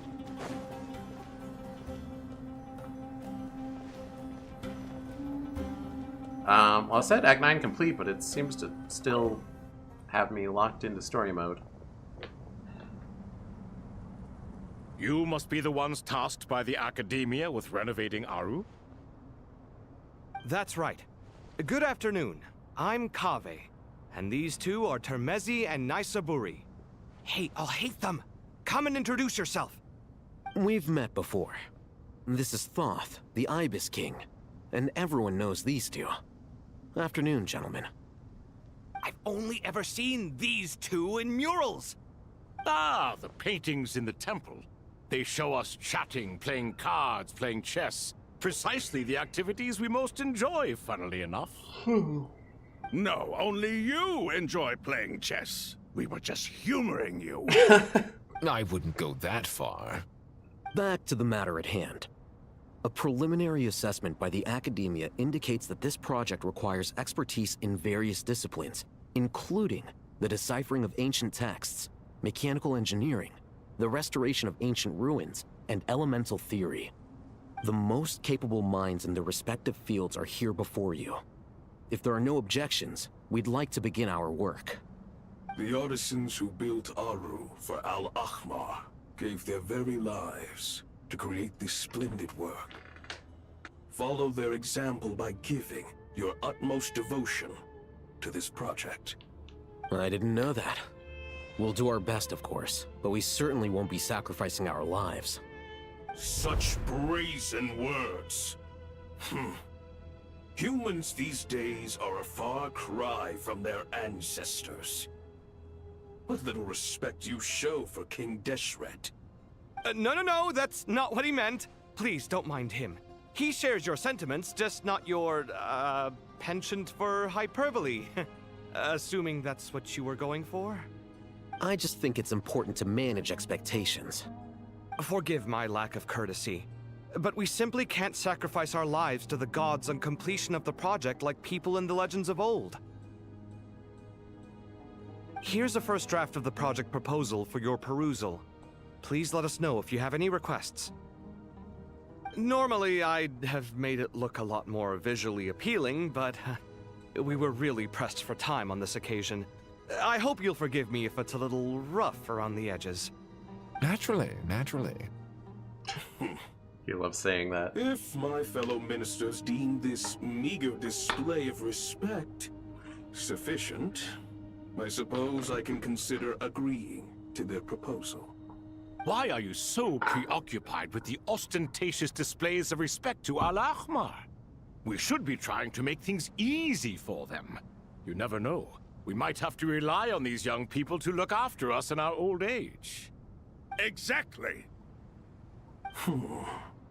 This is Aru's mainframe. Be reminded to use it with great caution. We certainly will. Thank you for your assistance. You may attempt to lay out punishment should you so desire, though I'm afraid it would be futile. You and I both know that certain components of Aru can only be operated by humans. King Deshret always believed in humanity. Still, the reason that Aru's modules are designed that way is not so much because he trusted them, but more because he was wary of you. Is that true? No wonder human artisans helped to build Aru then. He actually required human assistance to create his greatest work. Naturally. Have you noticed that the Goat King keeps giving superficial responses? It's like he's just going through the motions and leaving the real debate to his colleagues. He understands the art of perfunctory speech. That's what earned him his position as the Minister of Ministers. It seems the rumors about King Deshret being a poor judge of character are baseless after all. Excuse me for being blunt, but it sounds suspiciously like you're putting yourself on a pedestal and mocking me. You're mistaken. And while there's nothing strictly wrong with making every conversation about yourself, it's not exactly a positive tendency either. You? Whatever. I knew it'd be like this working with you. All right, let me past. I need to look at this console. It's your job to activate it after all. Let's begin. Everyone, please proceed with the external checks and preparations as per the procedures outlined in the engineering plan.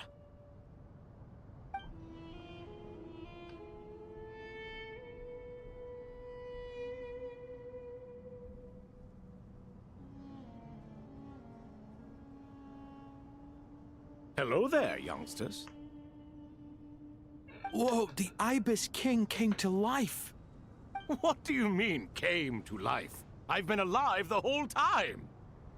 You did say we could start our research, right? Are you having second thoughts now?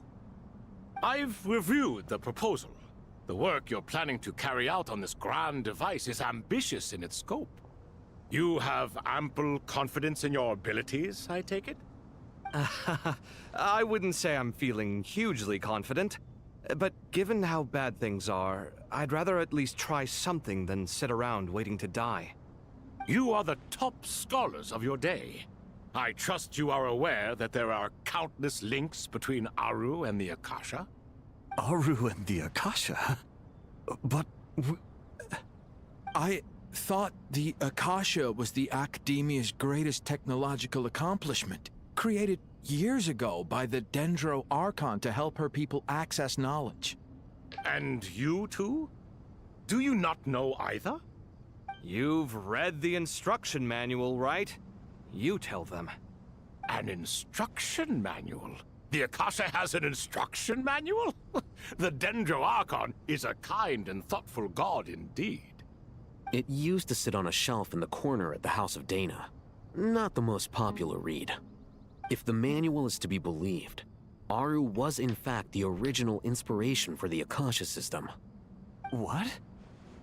But there are so few records about Aru anywhere. And practically none of the scientific expeditions into the desert had anything to do with it. Ah, but this is something you could not possibly have known.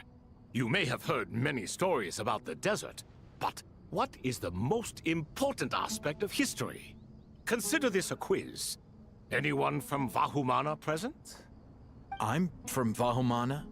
It's, well, veracity. Precisely. And a large part of veracity is the chronological order in which events occur. I may as well tell you. In the beginning, Nabu Malikata, the goddess of flowers, descended upon Sumeru. The glory of the heaven was within her.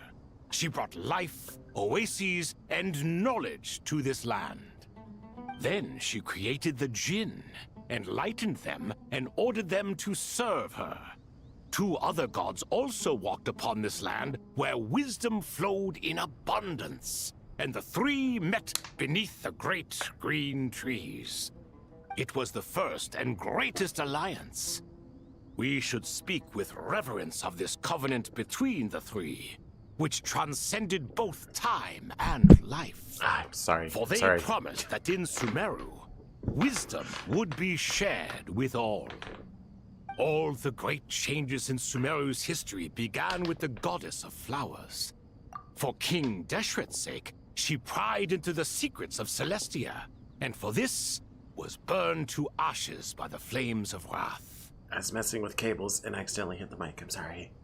So grieved was King Deshret by her passing, that he lost all interest in state affairs, and devoted himself instead to the knowledge that she had brought back. It was after learning of the technology from that floating island in the sky that he first conceived of Aru. And so, the Akasha was inspired by Aru, while the basis for Aru itself came from Celestia's technology. Well, if the 2 share a common technological origin, then connecting one system to the other is an entirely feasible idea. Unbelievable. Have you no reverence at all for celestial technology? No, I do, but there's no time for that. The schedule is too tight. Blame it on the deadline. Perhaps you could try coming up with our cutoff dates. You know what it's like having to turn around 5 different drafts in one day? I wouldn't wish it on my worst enemy. Yeah, also, Sir Ibis, King, you don't plan on getting directly involved at all, do you? Yes, well, you strike us more as having come to give a popular science lecture. Or, wait, does this count as more of a first-hand witness statement? Neither. Anyway, this sounds like far too much work for me. Still, if Aru is so powerful, why didn't King Deshret use it for more ambitious ends? Because it was never fully completed. King Deshret had grand plans, but he perished before they could come to fruition. In the beginning, his wish was to create something that could rival the very world itself. The Lord of Flowers sacrificed everything for that ambition. What he desired, she bestowed, and thus was knowledge brought into the world. Her courage and sacrifice had to be honored with the most splendid of monuments, or King Deshret would surely have deemed it a grave injustice. And that monument, built from knowledge and technology, etched with a sacrificial and courageous love, even in its unfinished form, it deserves to be treasured. At that time, King Deshret said the following to the Lord of Dendro. Since we share an eternal covenant, I shall never be your enemy. Hence, the fruit of wisdom from the heavens is not to be devoured. Remember, it is not that I lack the power to become the enemy of wisdom. Yet you and she have taught me much and shown me kindness. For this, I cherish you both. In the end, Aru was only used to store a portion of the souls. It was but a primitive form of the masterwork the king had envisaged. His final hope for Aru was to return to the past, when she yet lived. So the point you're making is, King Deshret was both powerful and ambitious, and he only ceased his imperious ways out of affection for the goddess of flowers and the Dendro Archon. You could see this as an act of mercy, but you could also see it as the sentiments that lay between these three gods placing constraints on him. This was, after all, the foundation of the alliance between them. This explains why Aru was both a prison and a monument, and why the answer to the three questions was time. You have to be careful who you get involved with, or you invite all manner of misfortune. This is as true for gods as it is for humans. Love is the same. It is both a prison and a monument. All right, let us pause the story here for now. Seeing as you've been so diligent, I'll offer a little help. Who's in charge again? Is it you two? Ah, yes, me and him. Now then, close your eyes. Wisdom hides in the space between the tangible and the intangible. It is to convey the incommunicable through the simplest of mediums. By the power of King Deshret, I shall grant you a glimpse into the unseen secrets that lie at the threshold of existence.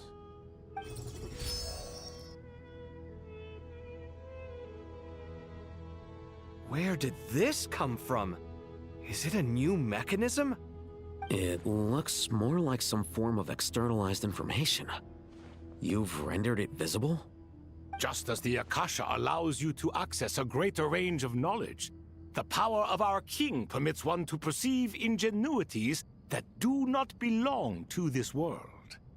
This is no ordinary mechanism. It reflects the internal structure of Aru.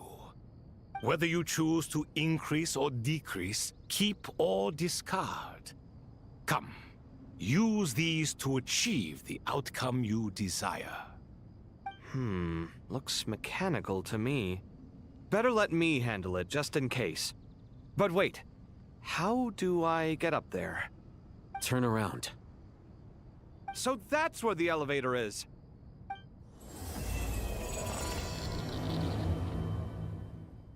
That's Act 10 starting. Okay, well, it says go, so I'm going. Oh. There's a wall in the way. Come at me!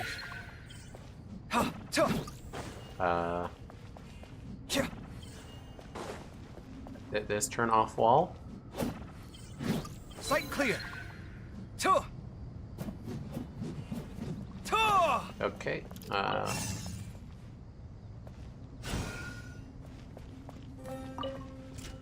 rotate cell.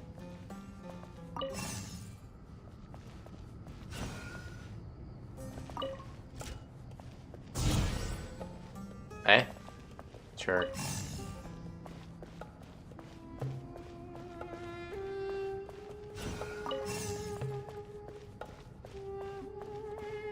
Okay, seems easy enough.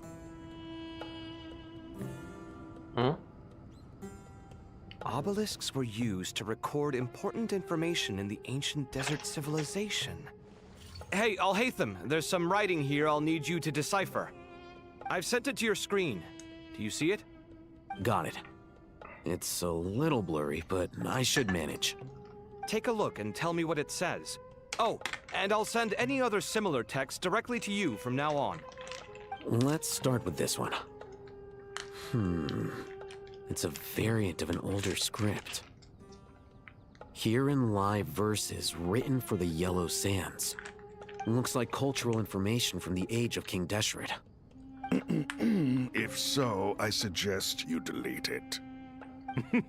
Words thrown together merely for fun. I had no idea Aru kept a record of this. Well, as long as you're certain that this is strictly private information, that's fine. It is unimportant. All right, well, I guess I'll start now. Game, I'm trying to do something. You want me to play you? That's crazy.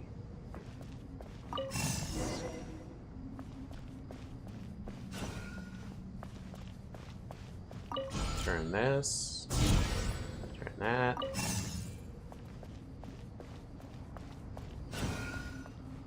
Not sure what that did.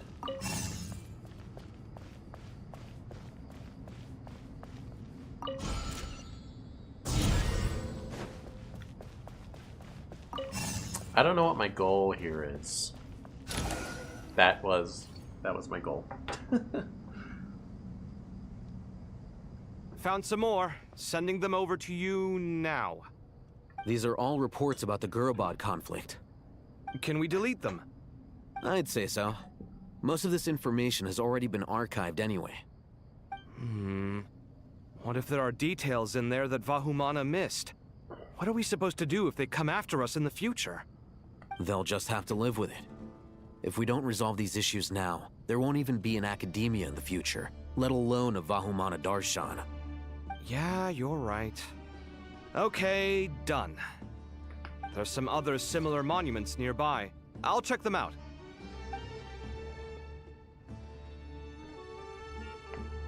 I picked a bad time to do what I'm doing. If you wanted a game you didn't have to play, you should have gotten Mixtape. I don't know what that is. But usually I don't have to play very much in Archon Quest.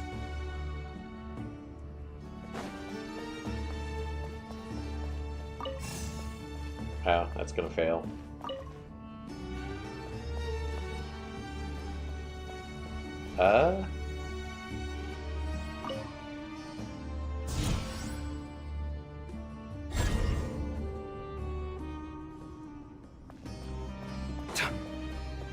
There you go. Oh, it's nice of it to wait for me, I guess.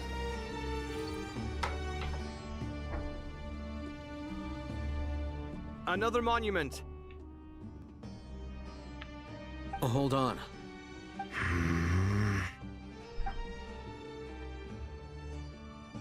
You're still reading it? How long is it? It records the development and governance of the Oasis civilization. Most of it concerns the Jinn, but it also contains records left by the artisans who built Aru. Is it important? Some of it. There was no way for me to read the whole thing in its entirety, so I had to rely on my intuition to pick the parts worth keeping. What about the artisans' records? What do they mention? They're speculations, mostly. For instance, they were wondering how to protect themselves if King Deshret decided to silence them after the construction of Aru was complete. Sounds like pure mythology to me. Surely that kind of thing didn't really happen. The records do emphasize that this was merely their conjecture based on various myths. Still, the artisans did leave details of their plans to survive, including blueprints for their escape route. Even that got recorded? Okay, well, I'll make a copy of this first before I delete it. Is that truly necessary? You won't be needing those. No, the blueprints are important. I want to keep them as a memento.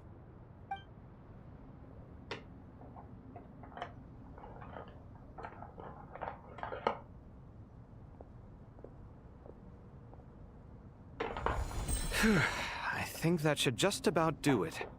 It meets the requirements of the contingency plans, so we should be good. I gotta say, it's the strangest feeling, this cross between reality and the intangible. It's like drifting between life and death, or in and out of a dream, using my own hands to manipulate illusions that are forever out of reach. Chasing dreams in the most literal sense. Definitely a novel experience. What happens if my spirit just floats away? That won't happen. Anyway, I wouldn't celebrate just yet if I were you. There's likely to be a phase 2 of this project. There's whole videos of people setting their controllers down, the game just playing itself. All right. I'd better keep my wits about me then.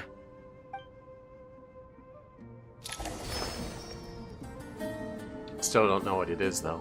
Oh. Rest for a while? Where? Ah, water.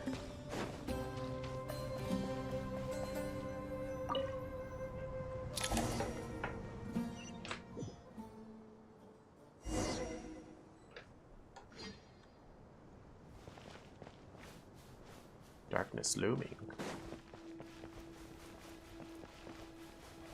The entrance of King Deshret's mausoleum. Here I am. Where am I on the... Ah, I see. This one. The big one. Makes sense. We're at the big pyramid. And there's another upside down pyramid.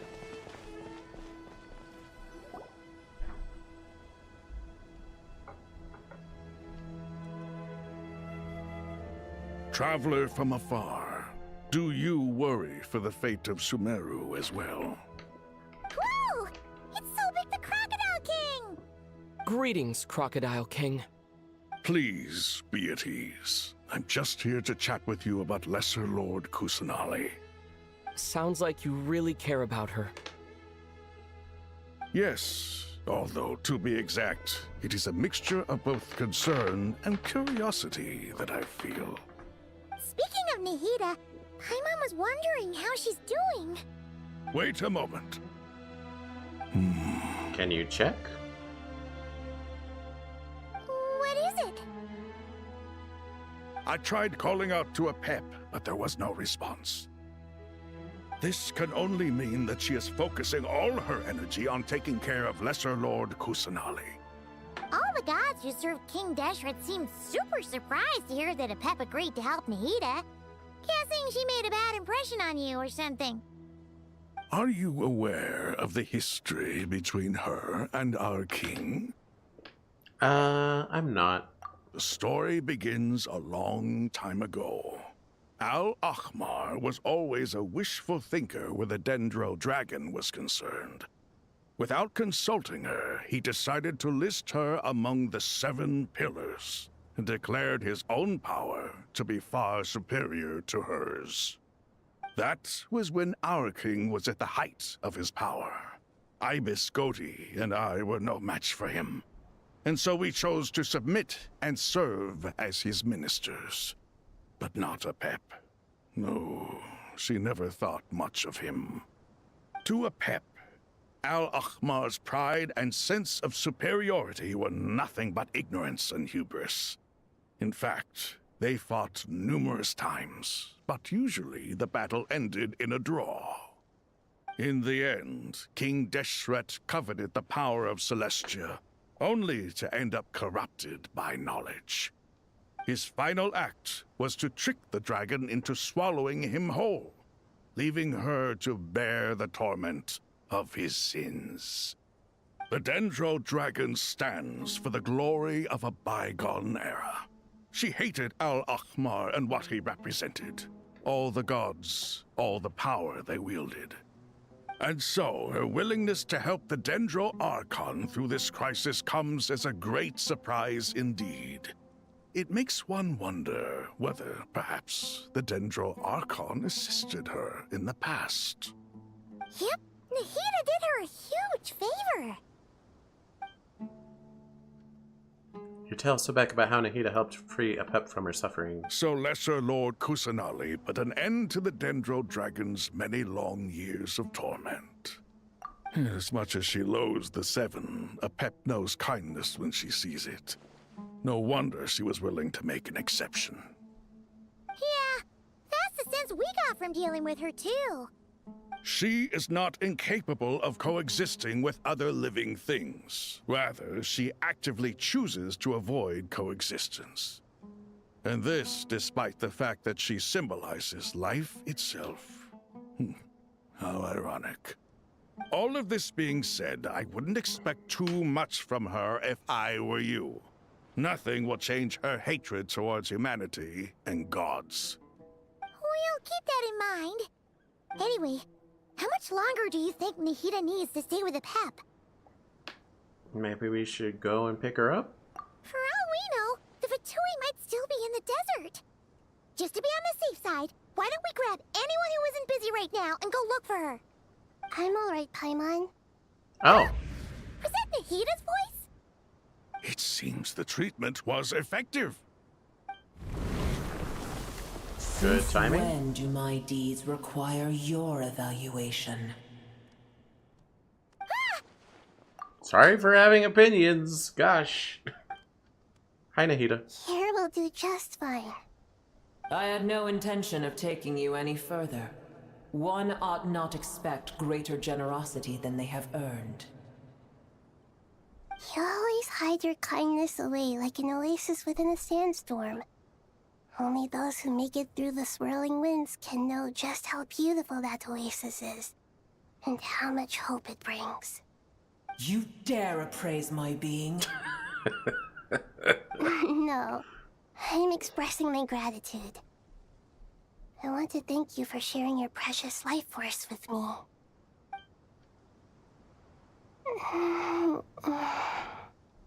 Awake already? You are more resilient than I thought. Pep. I feel much better. Thank you. Gods and their gratitude mean little to me. I would rather you give me your assurance that the situation with Irminsul and Sumeru's ley lines will be competently managed. I think I've realized that a Pep is just a giant, super powerful tsundere. Yes, it took me this long. If I suffer any ill effects from the ley lines, you, as the god of this land, will be held responsible. And you would not enjoy being held to account by me. I understand what you require, but I would assume this task even if you did not demand it. Sumeru is my responsibility. I must resume my duties as soon as possible. A farcical notion. God of Sumeru, I hope you realize how unextraordinary your strength is. And yet, maybe it is precisely what defines me.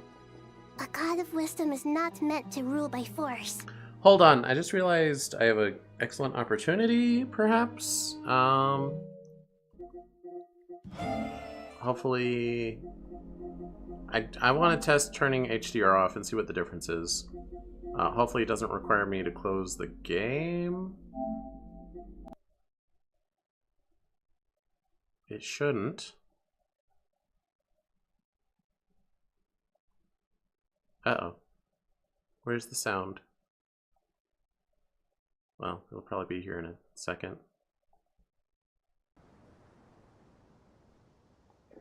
Yeah?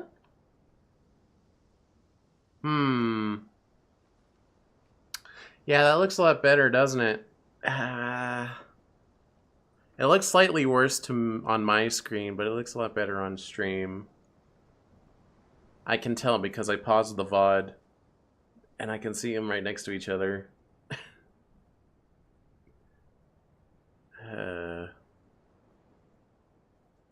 But HDR looks so good.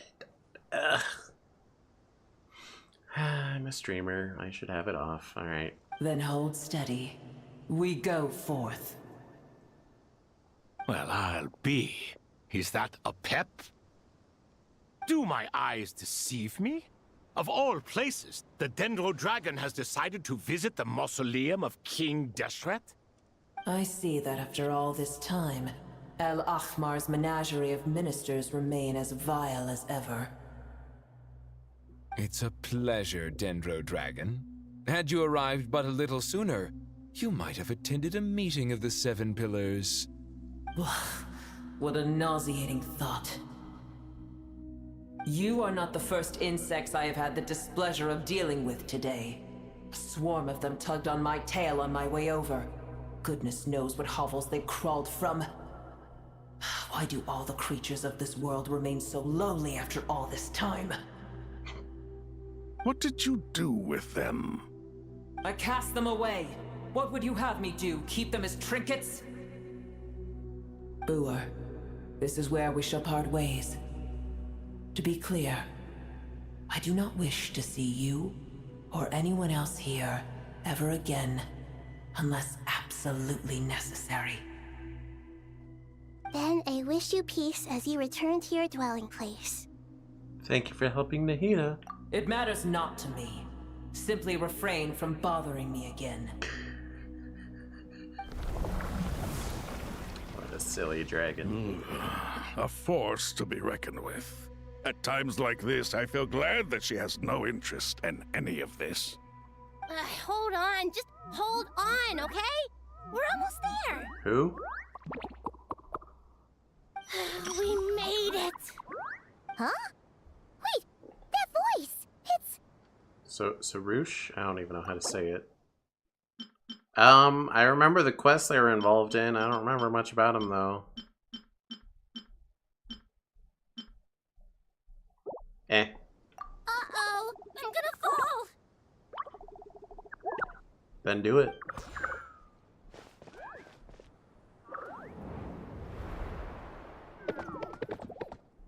Ow. I've got you. Well, that's a relief.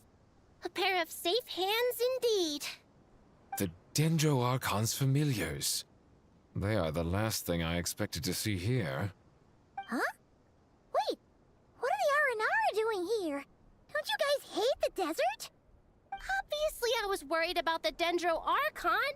I've been supporting them with my Pari powers the whole way here. Oh, you seem pretty nervous. Is it because there are too many people around? Not just people. It's all these non-human beings, too. It's hard on them. I can't believe you made such a long and dangerous journey just for my sake. I appreciate your support so much. Thank you all. I'll have to ask everyone to wait while I help our new arrival settle in. Once I'm done, I'll gather everyone to discuss our next steps. Traveler, Paimon, shall we find a place for our friends to stay? Sure. Awesome! Let's go! Well, first I have some questions. Uh-oh. Answer Nahida's questions. Bring her up to speed on everything that happened. Oh, okay. Okay, I think that covers everything. Thank you. We can get going now. Yay, Nahida! Alright, won't let me run. Oh, they're all following me. That's cool. Won't let me jump either. She has a special little trail because I did a special mission for her. A lot of characters have them, but their missions are really stupid, so I've only done a couple of them. So I have like Nahida's and Klee's and one or two others. I think I have Ayaka's. Her mission was really dumb though. Made me mad.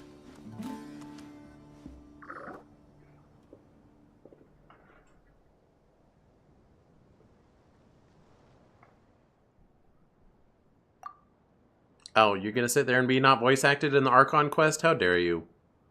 Wow, big Dendro Dragon threw us across the sky. So scary, and so many Nara here. Cheer up, Arapis. They're all looking at us. Wait, they're looking at us? Surely all those Nara can't see us. They're always so busy walking here and there. Don't hide.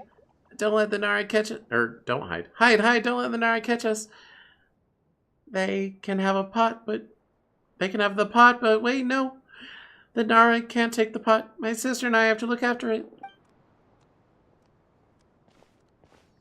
The Nara are coming. One of them's Nahida, Hello, guys. everyone. It's only us. Oh, Lord of Dendro, Nara cheese, and white floaty. Lord of Dendro, Nara cheese, Paimon. It's been a long time. It must be very tough for you coming all the way out here. Especially since you don't like the Veluca. Is everyone back in Vanarana doing well? So I think these are all characters we've met in various side quests, but I don't remember any of them. Araja is the Veracity. Veracity protects Vanarana, so that means Araja is protecting Vanarana. Don't worry. Everyone who stays behind will do their best to protect their home. And we'll all do our part too. Ah, everyone's here. Good. Are you okay?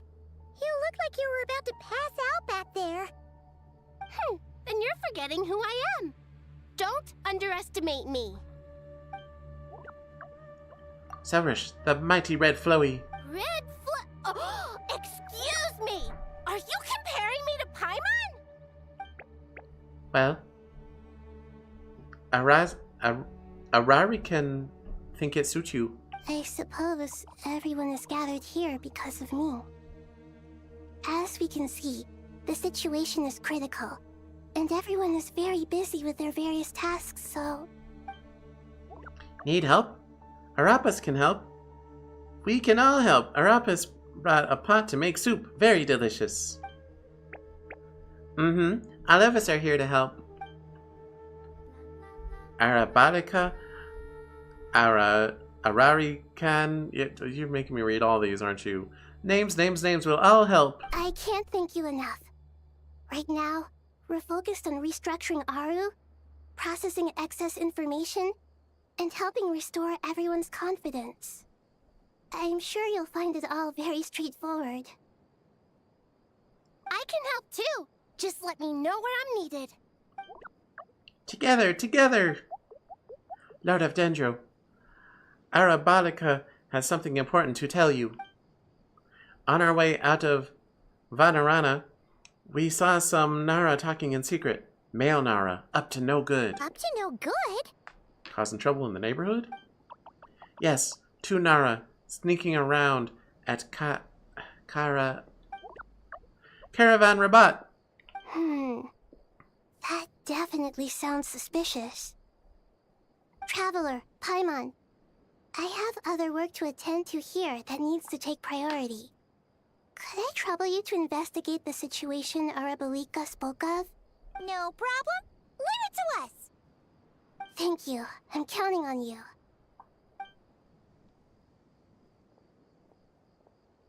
There's one other thing. If you are to work alongside the people of Sumeru, you will need to make yourselves visible to them. Is that acceptable to everyone? Well, if we really have to, I guess we have no choice. Don't be afraid, Arapis. You make the most delicious soup. Everyone will like you. There's nothing to fear. No one here will hurt you. But if you do feel afraid, don't worry. Just call my name and I'll be there. Okay. Very well. Now, I shall bestow a small blessing upon you all. Whenever people see you and interact with you, from the moment their gaze meets yours, they will experience the most beautiful of dreams. Nahida gently raises her hand. You don't know what she did, but you feel a wonderful presence, like something out of a lovely dream indeed. Sunlight trickling through the branches, glistening like a gold leaf, the trees chanting softly in the breeze as the flowing water plays a symphony. Your heart swells up like a balloon as it fills with happiness. There are many terrible things yet to be resolved, but in the moment all you feel is peace, friendship, and love as you stand side by side with dozens of other creatures together in the forest. The people around you turn their heads and scan their surroundings. They hear it too. Ancient voices speak from the forest, soothing everyone's hearts. Do not fear. Do not be afraid. Do not be overcome by the storm. Do not fear. We will face it together. This too shall pass.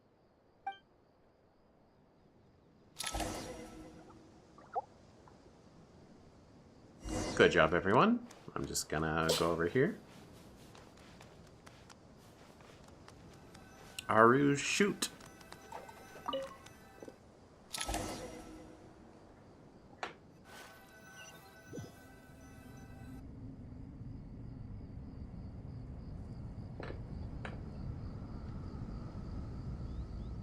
Ah, everyone's here.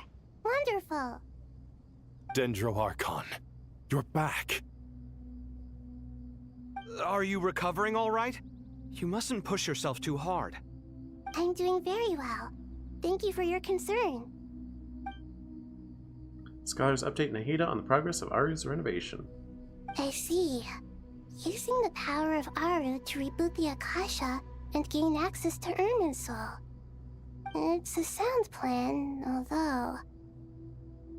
I regret to be the bearer of bad news, but with the state that Irminsul is currently in, it's impossible to access via traditional means.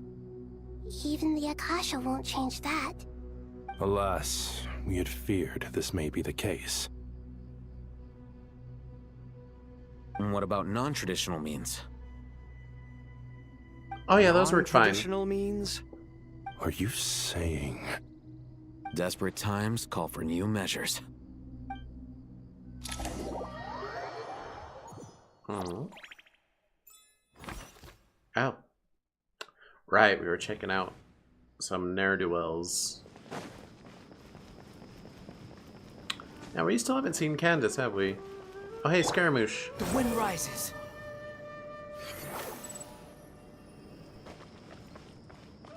I love being Scaramouche because he's so fast. Hey, we're here! Ah, it's you. Is there a situation? Blah-de-blah-de-blah-de-blah. The Aranara have good intuition when it comes to people. In other words, there may well be a traitor among us. Given everything that's going on, I'd be more surprised if there wasn't. Miss Nefer, as a professional intelligence broker, I trust you have a solution? Not one that I'm willing to volunteer. What's in it for me? Let's say I'll treat this as a pilot project aimed at expanding your intelligence operations. Whatever business you're in, an avenue to demonstrate your abilities could never hurt. I like the sound of that. Glad we're on the same page. Given that you rarely set foot in Sumeru, practically no one at Caravan Rebot knows who you are. I take it you've read the files on everyone in the area? Yes. I also skimmed the list of evacuees, and am more or less up to date on where everyone stands. Any initial suspects? Limiting the scopes to males whose recent activity could be viewed as suspicious. I've identified 3 names. The Aranara saw 2 people talking, but currently we only have 1 suspect. The other person was probably just a messenger, and in all likelihood has already left Caravan Rebot. Everyone is heading for the desert per the evacuation order. Anyone willing to turn back at this stage is almost certainly with the Fatui. There's no way it was a spur-of-the-moment decision to act at a time like this. This spy must have been planted long ago. We need to smoke him out from wherever he's hiding. Sounds like you have the beginnings of a plan. Sino and Nefer quickly exchange intel and narrow down the relevant information. I see. Your suspicions are well-founded. I'd be watching him too if I were you. So far, we still lack solid evidence that he's been bribed. He hasn't made any recent purchases that would indicate he came into some cash. Then let's get closer to him to confirm before we make our move. I can handle it. I'm not based in Sumeru, so barely anyone at Caravan Rebot knows who I am. And you're certain you've never encountered this person in Nodcry? I'm certain. Besides, it's extremely rare for me to have had any direct contact with Sumeru mercenaries besides Jet. There's no way he could have seen my face before. Sino, stay out of sight and wait for my signal. If he raises any red flags, I'll bring him toward the main road. Understood. I'll take it from there. Excellent. Well, it's a pleasure working with you. Uh-oh. I should have known. That's putting some lotion on my feet. The secret things that I do during Genshin streams, because I have so much downtime of just listening and watching. My hands are free. There we go, back to foot lotion. Darker skin, scars, frequents the desert and has ample combat experience. Nothing unusual about how he dresses or acts. What's that he's looking at? A coin. Interesting. Could that be how his contact paid him? Conveniently discreet for someone trying to hide any unexplained income. And yet it could be highly valuable. Sorry to bother you. Has everyone here already left? I don't suppose you happen to see a lady wearing a hat? Ma'am, what are you doing in Caravan Rebat all by yourself? The main group evacuated some time ago. Didn't you pass them on the road? My friend and I lost some of our cargo along the way. I didn't want to miss out on potential business, so I told her to go on ahead and meet the client while I retraced our steps. I didn't think it would be so late by the time I found it. So here's the thing about Nefer going in and being like, "Oh well, no one will recognize you, and you just look like anybody." Nefer does not just look like some rando; she looks like an important person. You know, she's all gussied up. She got all this gold on her. You know, all these intricate patterns. Anyway. And then there was a terrible sandstorm. I guess I must have taken a wrong turn, because I didn't see any large groups on my way here. Forgive me for asking, but just to be on the safe side, could you describe this friend of yours? Sure. She has blonde hair, and she was wearing a hat and a white dress. You'd definitely know if you'd seen her. Yes, I think that does ring a bell. Ah, my apologies.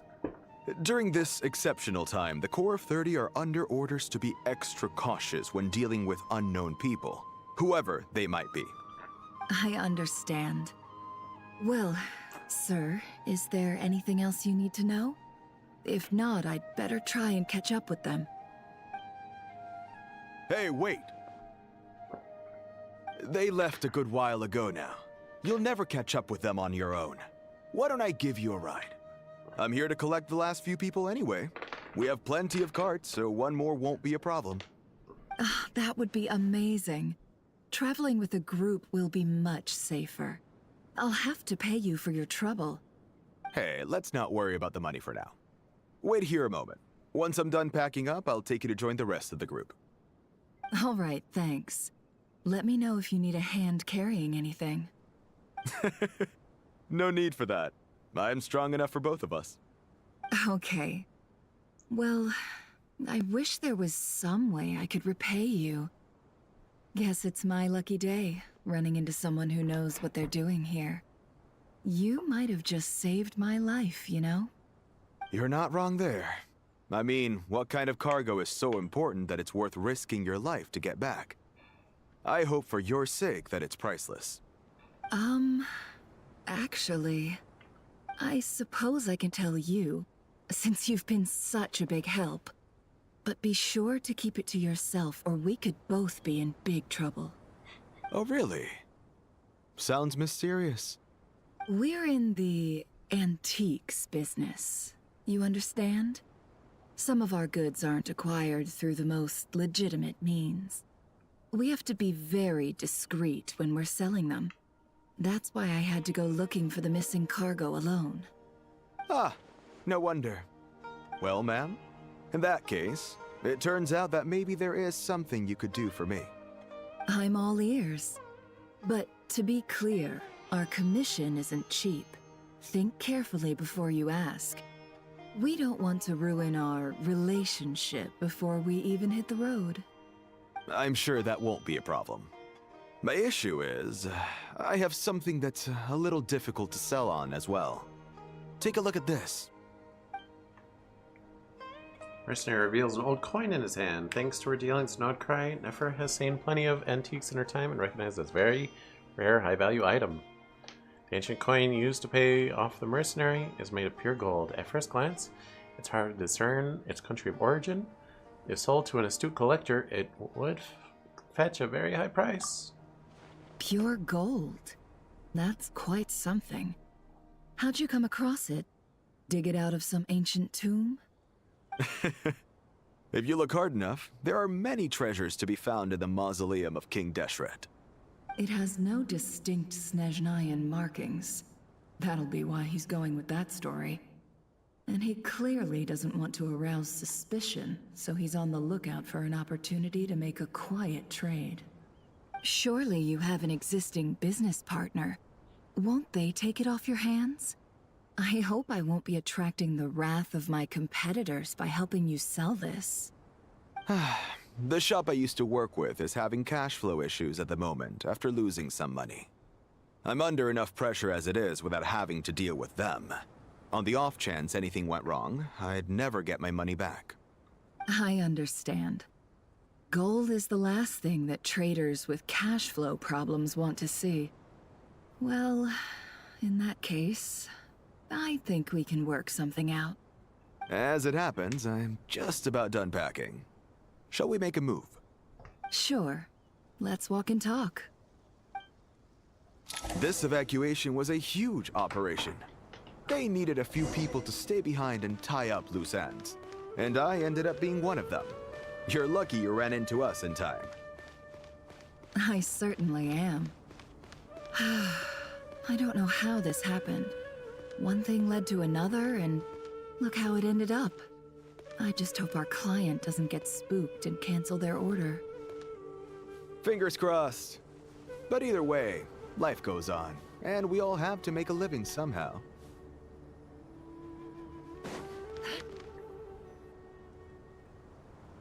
Just trying to let all their text play out, you know.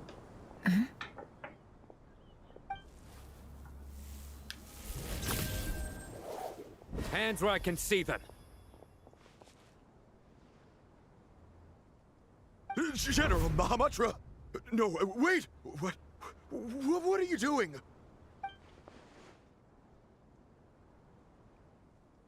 This is the coin? Good. Sadly, you won't have the chance to spend it. Nicely done. Looks like Sumeru's Matra are a well-oiled machine nowadays. Unmarked gold coins are quite difficult to trace. Thanks to you, we have secured the evidence. Here's what's gonna happen. Sino nods to the group, then turns and leaves with the suspect. Before long, he returns with the intel he got out of the suspect. Southeast from here, leeward side of the hill. That's where he's meeting his contact. Great work. Candace tells me your interrogation skills are highly effective. Hers are quickly catching up. She's improved a lot in recent years. Looks like it's over to you for the next step. Because I'm quickest on my feet? Because you know how to trail a target. Plus, it'll be easier to monitor their activity from the air. Fine. I'll be quick. Because you can fly. One more thing. The Traveler just brought a message from the Dendro Archon. Once you're done with this, we're to meet up at the mausoleum of King Deshret. Got it. Will do. Are you sure you'll be okay on your own? Gee, I don't know. Maybe you should come with me. Okay. Then Paimon's coming with you. Really? You do know this is a stealth operation, right? Meaning, you have to be quiet? Paimon, are you sure about this? Well, Paimon at least wants to give it a shot. Like everyone says, if you never try, you'll never know. Besides, being the best guide in Teyvat has to count for something. This should be a piece of cake. Worth noting, being a guide to Teyvat is really just something Paimon made up when we first met. But she's really leaned into it. Like, she does have a lot of knowledge of Teyvat. How? Who knows? Because she hasn't been anywhere, just like we haven't. But she just knows stuff. Paimon is so suspicious all the time. Worth noting. Fine. Join me if you want. But be warned. If anything goes wrong, I'll have to gag you and shove you into a bush. No need! Paimon will be super careful. Promise! Good. Then what are we waiting for? Let's go. Ah! Coming!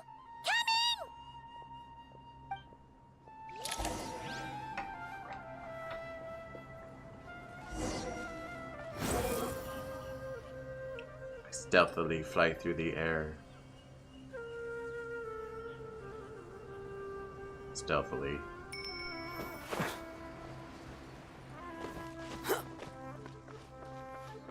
How far am I going? Okay, that's not that far. Squall and Fury.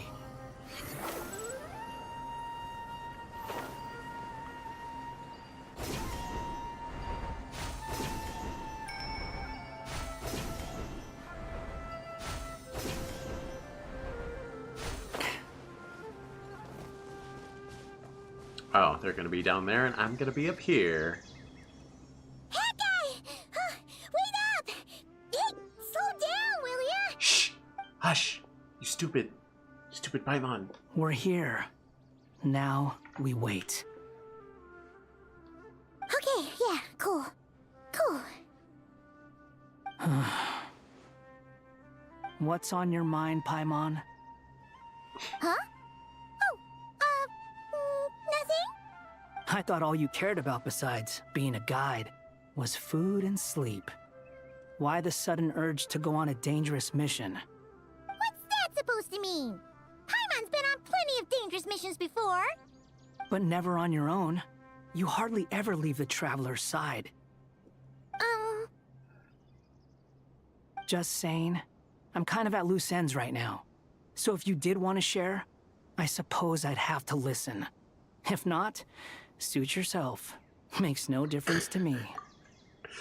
Scaramouche, we don't have time for so much tsundereism between you and a pep.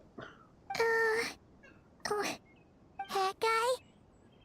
Do you think Paimon is useless?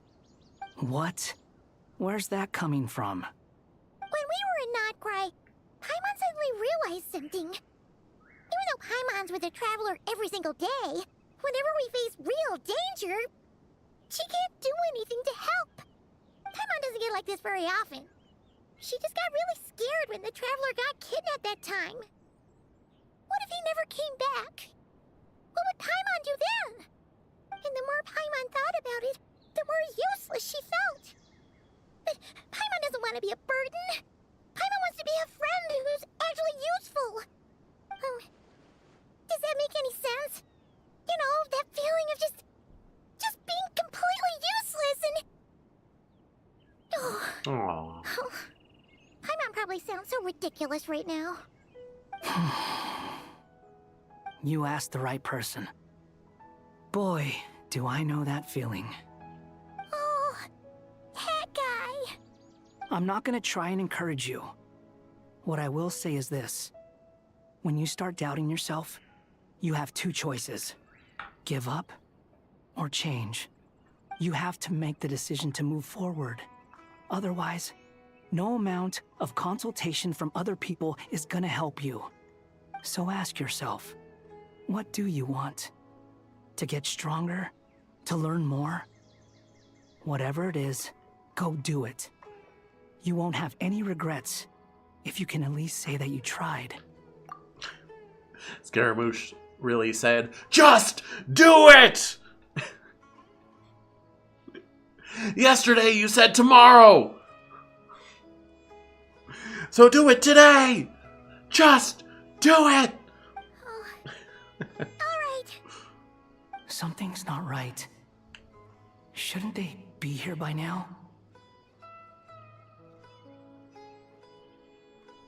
Paimon, is it just me? Or is it a little too quiet around here? Should Paimon take a look? We'll give it another hour. If nothing happens, we head back. Okay. Time ticks by, but still nothing happens. Don't let your dreams be dreams!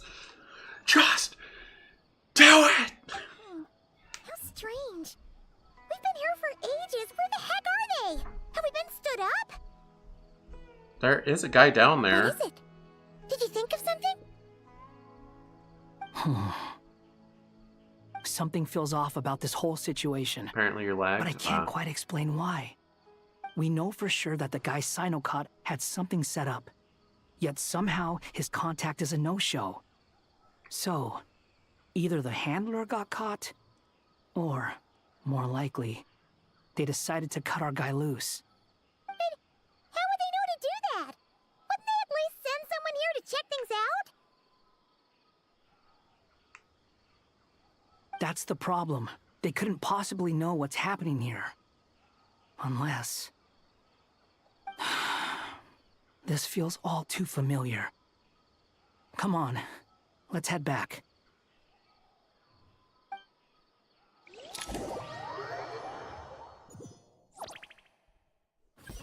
Shoot. Trying to do my dailies Even and Fire though Emblem Heroes this off to isn't the a side. formal meeting, I'd still like to start by saying how grateful I am to each and every one of you. Thank you all for coming here and standing by our side. Lag fixed. Good, good. Shesipank and Bennu are currently assisting the scholars with the maintenance of Aru. Please forgive their absence. As for Hermanubis, may he rest in peace. We remember him with great fondness. There have been times when I imagined what it might be like to meet you all. Now that it's really happening, I feel quite emotional. Time has taken many things away, but that which remains is all the more resilient. I must say, there is one thing that rather surprises me. You appear to be in good spirits, Lesser Lord Kusanali. But even so, I can sense that the life force given to you by the Dendral Dragon has far from fully resolved the problem of your vitality. Oh no! So even Apep's power didn't work? Don't worry, Paimon. It worked very well indeed. The issue is how closely I am tied to Irminsul. Until the problem with it is resolved, there is no way I can fully recover. Oh, if Nahida's life force is tied to Irminsul, then no. Irminsul dying is not an option. We have to save Irminsul. Ain't no way. Nahida must live. Them's the rules. I'm making them. You can't do this to me! Sumeru has undergone tremendous changes during your absence. When gods pass away, inevitably, people's faith in them grows weaker. You must have sensed it already. Your power is not what it once was. Regrettably, this is true. Nahida's very whispery today. Probably her version of being somber. I too have grown weaker due to the effects of Irminsul. Right now, we're all in quite a sorry state. Then what do you suggest? We take all the help we can get. Sumeru is our shared home. You and I, gods and humans alike. We must unite all our strength in this moment. Though Al-Ahmar is no longer with us, the alliance between the three gods remains in force. Regardless, as subjects of our king, we have a responsibility to support Sumeru through this catastrophe. Not to mention that it was the people of Sumeru who released us from this prison of Aru. Times have changed, and the people of today possess greater wisdom than those of the past. You really know how to give a rousing speech, Goti. Now then, let us learn more about your plan. The brightest minds of the Sumeru Academia are busy opening and renovating Aru. They claim it has something to do with Irminsul? Correct.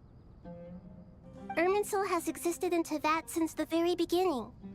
But during the Age of the Dragons, it did not possess the significance it holds today. After the heavenly principles arrived, the power of the Light Realm was divided into elemental energy, and Irminsul was refashioned as a device that records and preserves all information. Since then, everything in this world has been inextricably linked to it. As the Dendro Archon, I have a duty to protect Irminsul. To Sumeru, it is both a national treasure and undeniably a major threat. Teyvat has seen many upheavals in the last few years. The most recent of these was a major crisis in Notcry, which forced Sumeru to be even more vigilant than usual. I made sure to monitor all the pathways through which an outsider could potentially transmit themselves into Irminsul. But despite my efforts, a major problem still arose within. I still believe that someone has actively invaded Irminsul. But rather than taking any of the pathways I referred to, the intruder chose instead to utilize the most direct route. And the only one that cannot be protected against. By entering Irminsul through death. I see what you mean. You cannot simply stop all deceased souls from returning to the ley lines because of a potential invasion that could occur at any time. Oh, they entered through death. Okay, good thing we didn't kill any major threats recently. Oh. That is bad. That's right. As important as it is to guard against external threats, I couldn't allow myself to stop the souls of the departed from finding peace. Please, understand how difficult this predicament was for the Dendro Archon. Defense has never been an easy task. After Irminsul was invaded, my authority was quickly restricted. Soon after that, the tree began denying access to any connections. I'm sure you feel responsible, but you are not to blame. No one can predict every possible disaster. There will always be trials and tribulations for the world to endure. But the people of Sumeru should not have to endure this. We must find a way to break through the lockdown and connect to Irminsul. And this is why you need Aru. Yes. The only thing in Sumeru capable of rivaling Irminsul in terms of overall function and performance is Al-Akhmar's legacy, Aru. All I managed to do before falling into a coma was make some minor adjustments to Irminsul. Using Aru is a last resort, and a move that comes with enormous risks.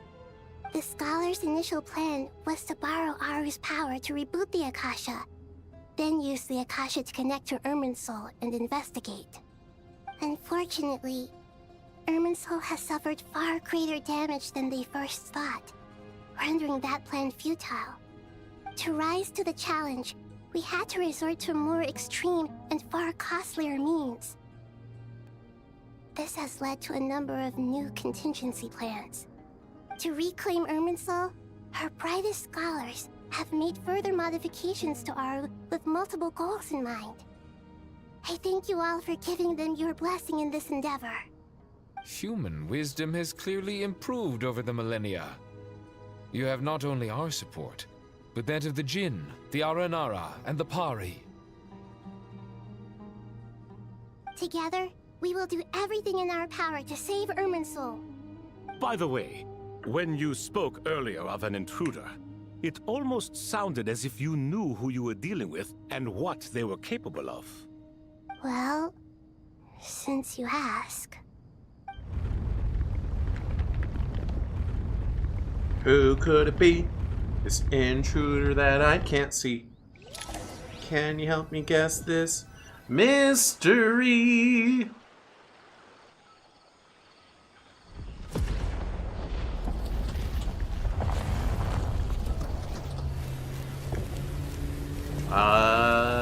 New tree just dropped?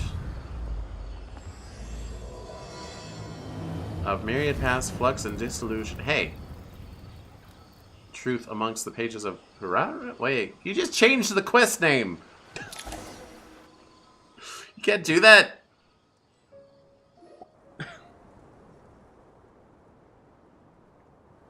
Who said you could do that? Master Tainari!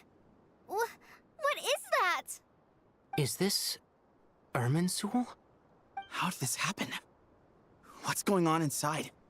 Luckily, we managed to evacuate everyone. What in the world was that? That was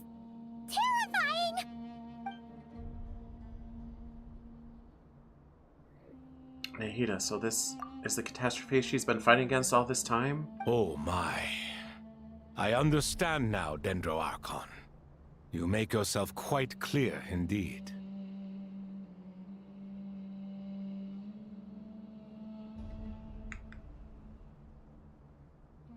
Oops. Not once over the millennia has Irminsul been so terribly afflicted as this. Please continue, Dendro Archon. Irminsul's root system is what comprises the ley lines. In the past, that has always been hidden away, going unseen by the general populace. But now, an evil intruder is making it reveal itself. It has become a tree of unbridled greed. A clear sign that a deranged experiment has advanced to a new stage. Blasphemy. From where I stand, an experiment in the name of blasphemy sounds rather improper. But if we are to honor Dottores' will, this is what we must do. The birth of this tree proves to me beyond doubt that this incident is connected to him. But to explain the situation in full, there is someone I need to tell you about. In the most concise and precise language possible, Nahida explains what she knows about the second of the Fatui Harbingers, the Doctor. His true name is Zandik, and his crimes are beyond all reckoning. Zandik. So it was him.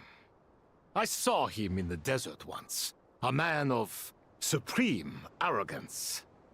So this is where it has taken him. But didn't Dottore die and not cry? How is he still able to do all this? He must still have loyal followers amongst the Fatui. Even so, I'm still unclear as to how he has been able to wield such a profound influence over Irminsul. I can confirm that Fatui forces have arrived in Sumeru City. Furthermore, Irminsul seems to be undergoing some kind of mutation. Evil branches are beginning to grow. Things that do not belong to this world are slowly but surely materializing. Sorry, I couldn't think of any other word to describe it. They don't seem to be fully formed physical entities yet, after all. But they are gradually becoming real. A baleful tree climbing up into the heavens. Speaking of Dottore, I have some information on that front as well. Wanda recounts how he and Paimon went to the meeting spot only to find no one waiting for them.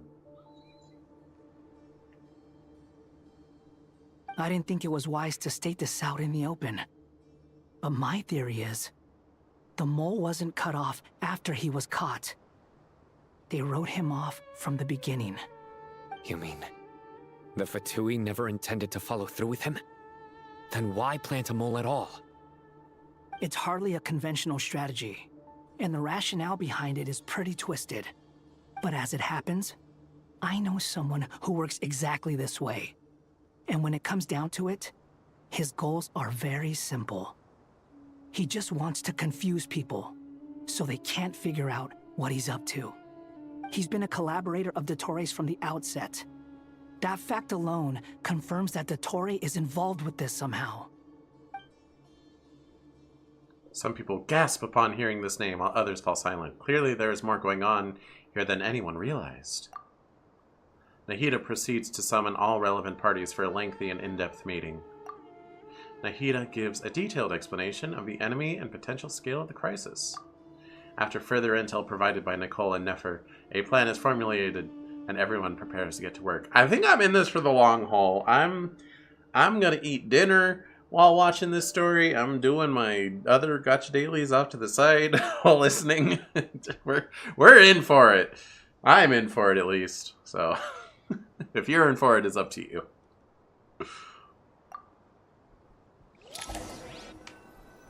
Partially because I don't want to set aside another day for Genshin. There is still much to be done.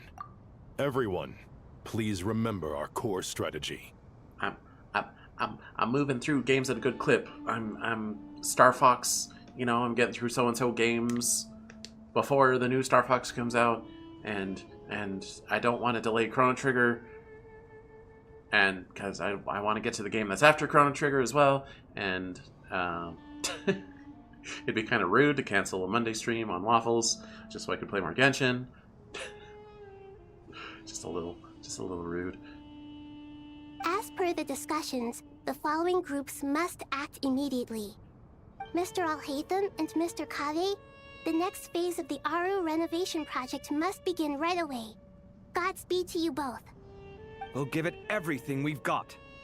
The plan looks feasible, but the implementation will require certain resources. General Mahamatra Sino and his team will help to procure the materials required for modifying the terminal.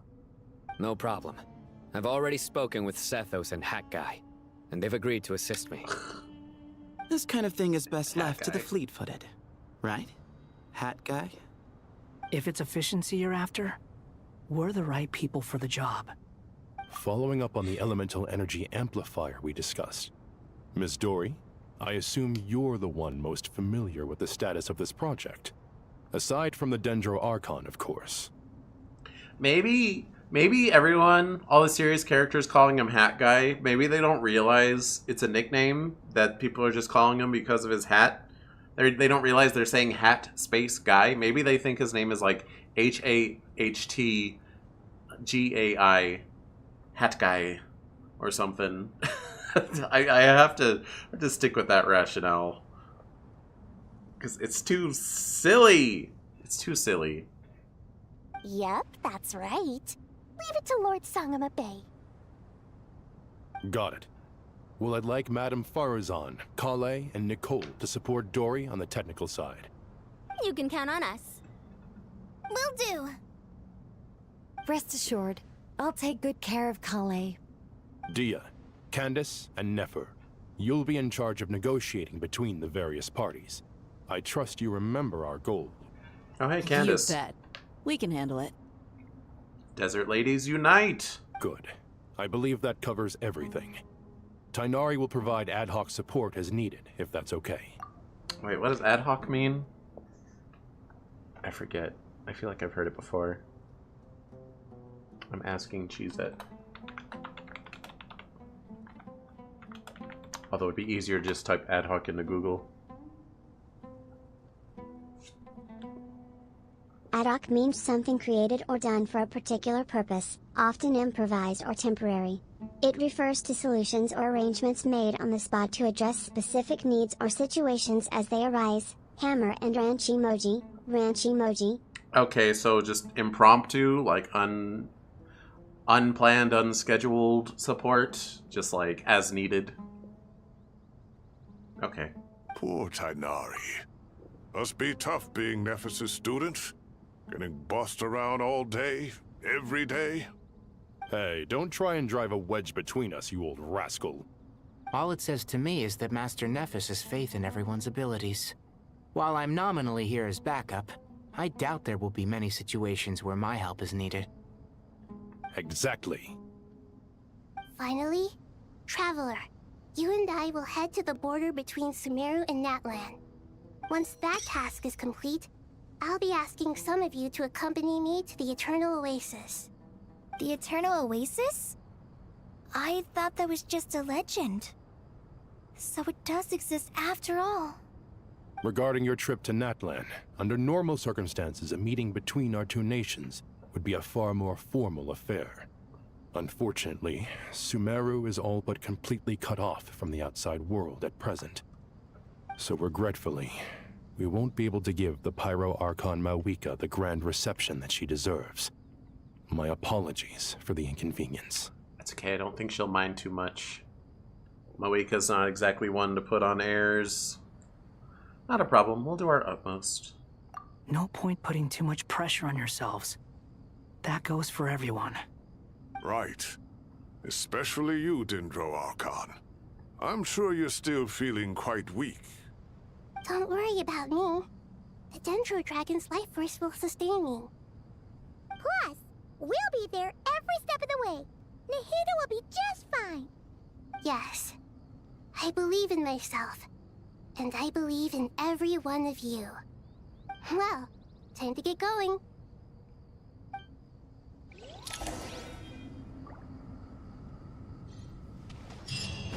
Alright. Time for action. What's this? Okay. Did my daily login. It's funny, you can, for all the things blocked off to me right now. Oh. I was gonna say I can still wish. I could if it was in my quick menu, but it won't let me pull up my not quick menu without exiting the story segment. Which is silly. To what extent we can implement the final plan depends on how successfully the Akasha can be modified and configured. And to make sure the configuration works, Aru will also need some further optimization. Yeah, no surprises there. Once we roll this out, any Sumeru citizens who already have Akasha terminals can simply continue to use their existing devices. This still leaves us with a significant equipment shortage, though. Many groups of people were never issued Akasha terminals, including mercenaries, the desert folk, and many others. We'll need a supply of rare materials for the renovation of Aru and the production of new terminals. Right now, the best place to source these locally is from the primal constructs within King Deshret's mausoleum. Time is not on our side here. It's gonna be a race against the clock. The Aru merge and renovation project will have to be carried out by you two. Everything's riding on this, so failure is not an option. Best of luck to you both. As discussed, General Mahamatra Sino and Mr. Hat Guy will source the required materials. Mr. Sethos is quite familiar with the layout of King Deshret's mausoleum. With him accompanying them, things should go quite smoothly. I have every confidence. In the meantime, we may as well take a breather. Makes sense. There's not much we can do until the materials arrive. Get in formation and stay close. What is this, boot camp? Knock it off. It's just Sino being Sino. You know what he's like. Everyone clear on our mission objective. You've met him. Look at the excess primal constructs, dismantle them, and extract the required materials. And King Deshret's 7 pillars agreed to this? If they're just sitting there doing nothing, we might as well put them to use. Thoth's words, not mine.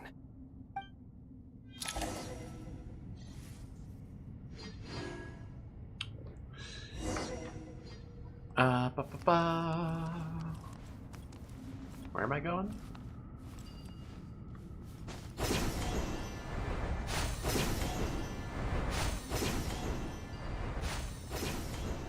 Sino, Sethos, Scaramouche.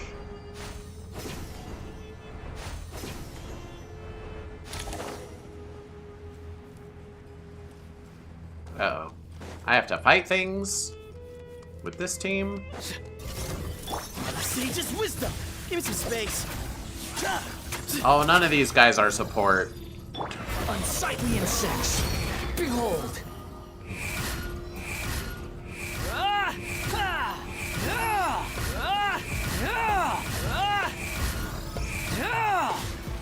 Ooh, let me check out their kits. You've got, oh, your personal weapon, of course. I don't have this personal weapon. You're on Desert Pavilion Chronicle.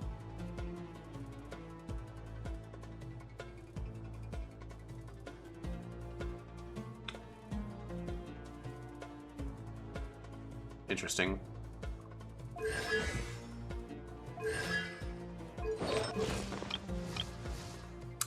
I'm less interested in these two because I don't actually use them.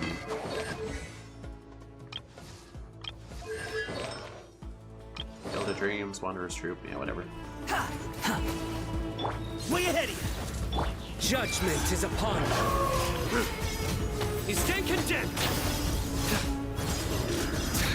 Their penance is due.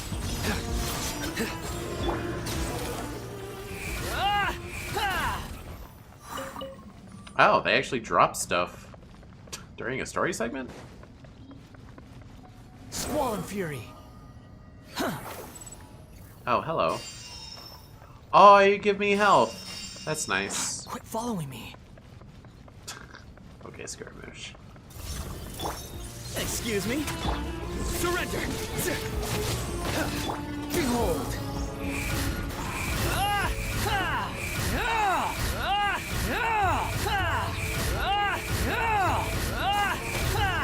See, this isn't good for Scaramouche because neither of these guys have lingering elemental. Give me some space. They only apply it while they're on the field, so I can't do swirl spam.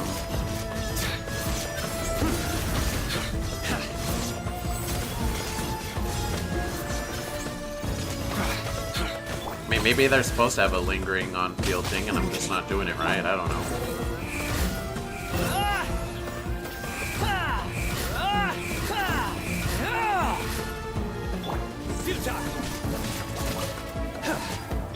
Way ahead of you.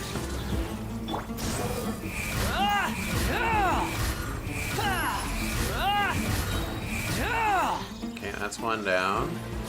Know your place. Nowhere to run. Give some space. The wind rises. These devices should still be usable even though they're broken down. Let's take them back for the others to review.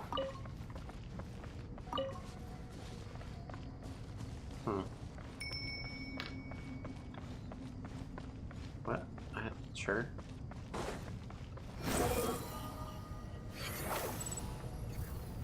Thank you, things. I'll just do a little more damage to myself. Oh, it doesn't heal everyone. It only heals who grabs it. Okay, well, doing that extra damage to Skirmish was a little silly of me then.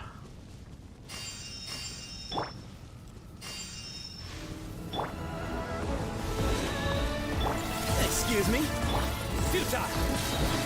Judgment is upon you. We stand condemned!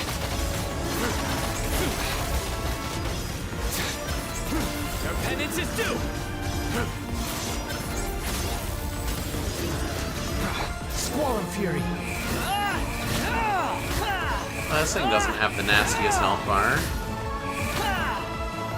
Way ahead of you! Nowhere to run!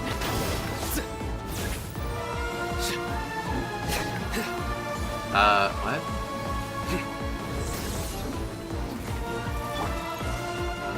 Move or be moved!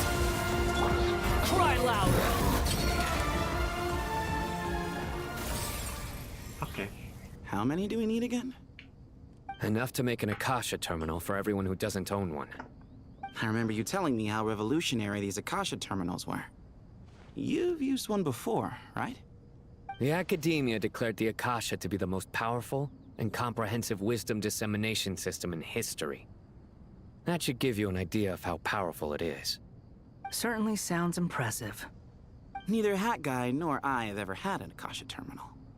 Well, if it all goes to plan, that's about to change.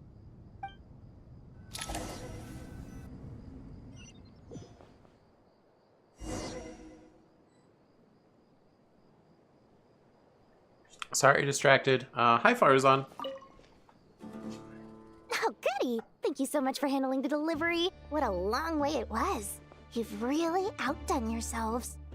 I'm well aware what a bumpy, dangerous journey it must have been.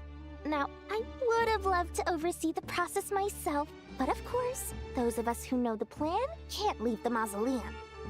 Oh, trust me, I'm patting myself on the back for my assembly work here. Simply flawless work. But will you really be needing all of this? According to our plan, yes, this is the quantity required. I have no complaints about the quality either. Only the price. So expensive. I heard you covered a lot of the funding out of your own pocket. Oh, that's an exaggeration. The Academia provided most of the funds. I just offered a small token of my goodwill. Of course, the real tragedy is how little profit I'm making on this. You know, it's a serious crisis when you can't even make money out of it. It's really quite a beautiful design. And I'm intrigued by how such a diminutive device is able to output the power of the Light Realm. Did you attend the lecture on Light Realm energy, Madame Farzan? I don't believe I saw you there. Of course I attended. I was just a little late, so I had to listen to the whole thing from outside the back door. Anyway, I have a perfectly good understanding of Light Realm, elemental and abyssal energy, as well as the relationship between the three. Good to know. Master told me in private that the conversion process between Light Realm energy and elemental energy involves highly classified knowledge that shouldn't be disseminated too widely. Excuse me. But even so, the scholars still shared said information. Well, you can't enforce a rule that everyone breaks. Is that the idea? At first, the Dendro Archon was reluctant to explain it in great depth for safety reasons. Later, she came to terms with it, and simply informed my master that we would all have to face the question of survival together. Yeah, it's like when literally everyone's breaking the speed limit, then, like, you can't pull over one person for breaking the speed limit. They're driving the same speed as everyone else. I mean, maybe you can, but... all I know is everyone around here breaks the speed limit all the time. And I almost never see... well, sometimes I see people pulled over, but not very often. I never watch someone get pulled over. I only see people already pulled over. To protect someone from such dangers means keeping them in the dark. But for someone to know and embody the wisdom within, they must understand its very essence. It's an information hazard. We're exposed to danger just by knowing the facts. And just like bait, it lures us in by offering us the solution to our problems. But if you're not careful, you'll end up pursuing it down a dark path.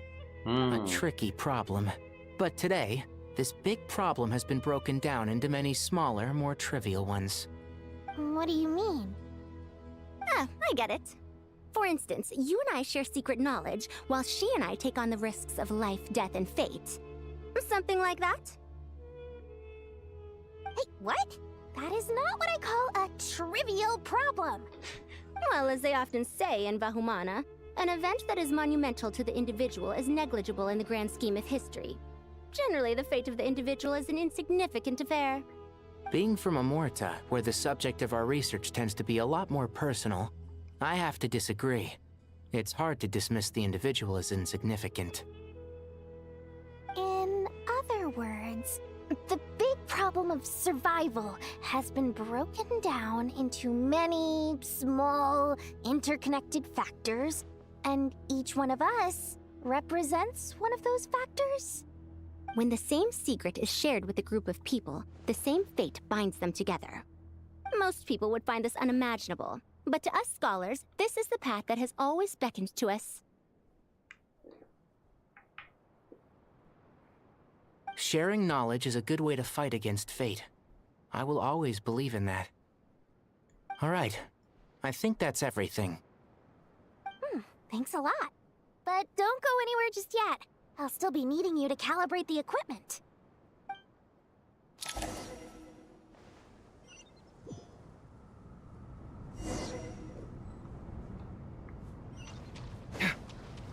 They're getting ready.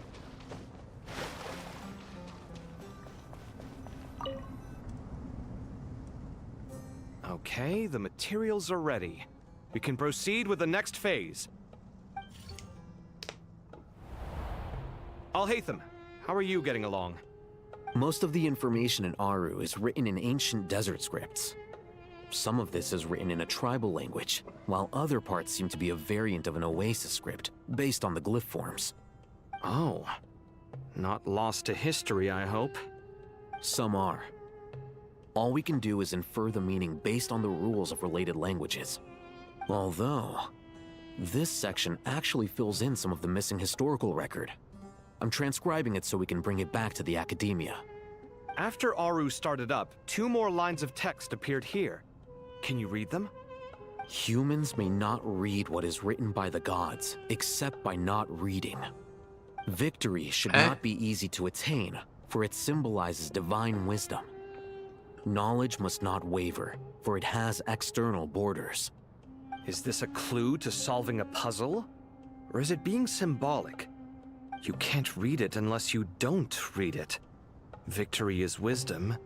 Knowledge is confined by borders. Wait, I think I've got it. It's a metaphor, isn't it? It's talking about...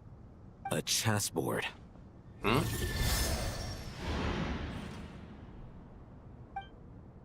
You were right.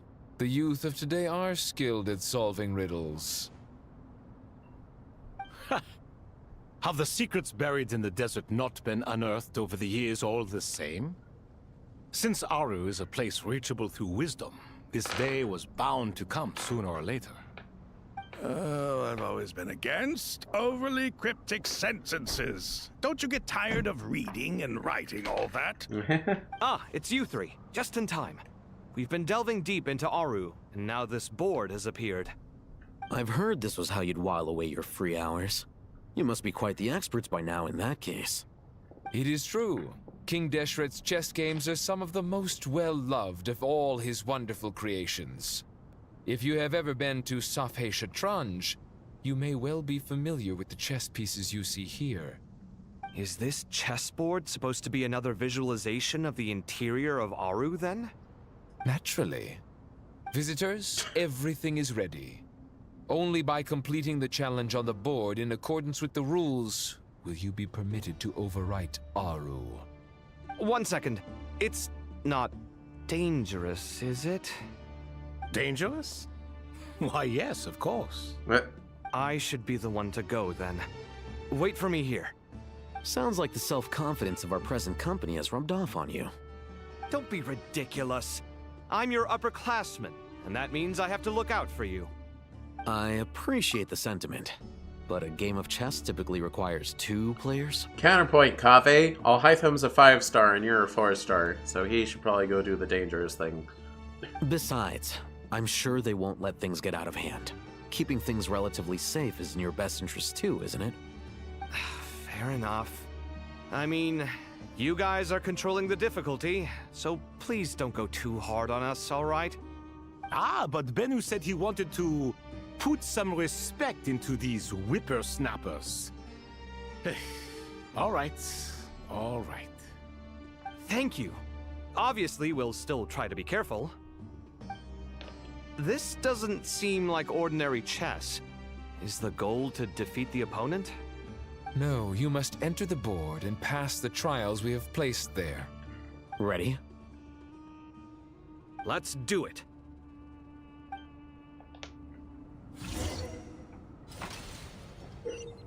During the chess trial, Alhaitham and Kave must move separately, consuming actions as they do to traverse obstacles. The obstacle-strewn chessboard. The trial can only be passed once both Alhaitham and Kave reach the end. The areas that Alhaitham and Kave pass through will be marked. Alhaitham is unable to enter area that Kave is marked, and vice versa. Returning to an area that's already been marked will remove the mark and return the actions previously consumed. Kave can move some of the pieces on the chessboard, but he can only push them toward empty areas. Alhaitham can activate some pieces on the chessboard to unlock certain areas. These areas then become passable. The first trial is posed by me. I don't think this is gonna stop us. Ah, but the key to this game lies in working together. Otherwise, you will be deemed to have broken the rules. Looks like it's up to me. Marak, can you open it? King Deshret's favorite primal construct. Living on in suitcase form, of all things. Amusing. Oh, excellent work. I've done it. 5-star beats 4-star is true. Now is the time for my trial. Always. Now, don't be nervous. I'll make it nice and easy for you. Really? Thanks in advance. We appreciate it. Is this really what you would call chess? Doesn't seem very chess-like to me. Also, there's a lower difficulty button. Hopefully won't be necessary.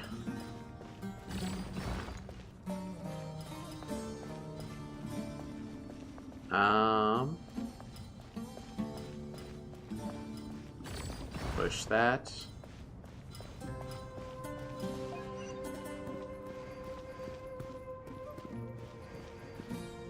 Grab them.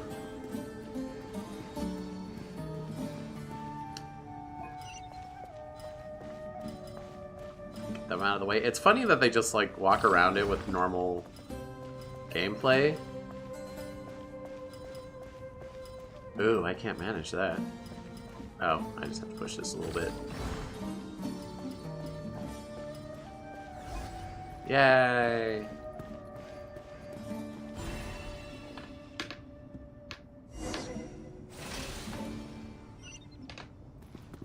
Ibis King, don't you think this all rather inappropriate? You may as well be handing them victory on a silver platter. Do not expect me to follow your lead. Ha! Suit yourself. Why would I... Oh, okay.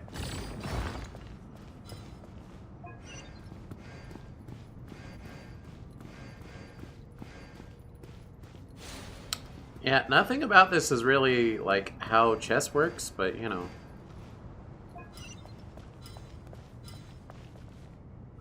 If I push that.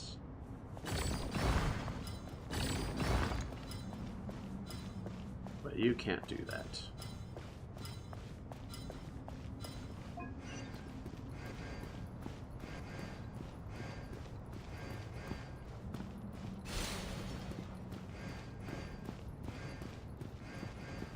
I guess I don't have to go all the way back every time. What is this?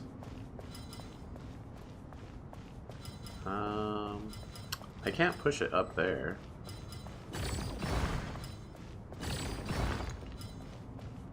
Can I? No.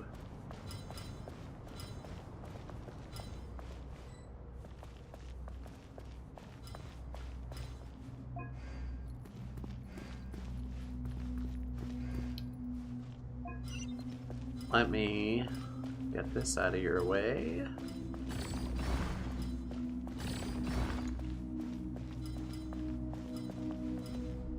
I may have screwed myself. I think I need to reset. Ibis King, don't you think this all rather inappropriate? You may as well be handing them victory on a silver platter. Do not expect me to follow your lead. Ha! Suit yourself.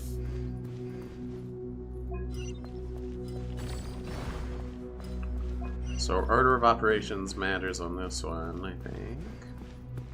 Probably mattered on the other ones, but I was just too good. Now how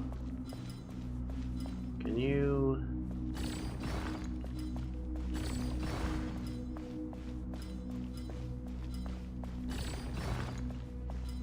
But I can't do that.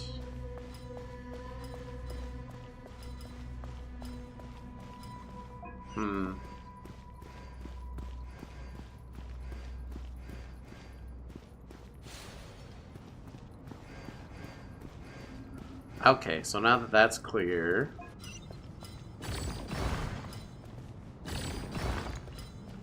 I can go shove this up there.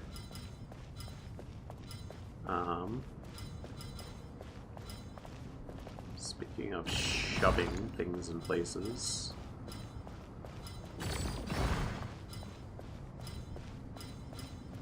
There we go. Dunzo funzo.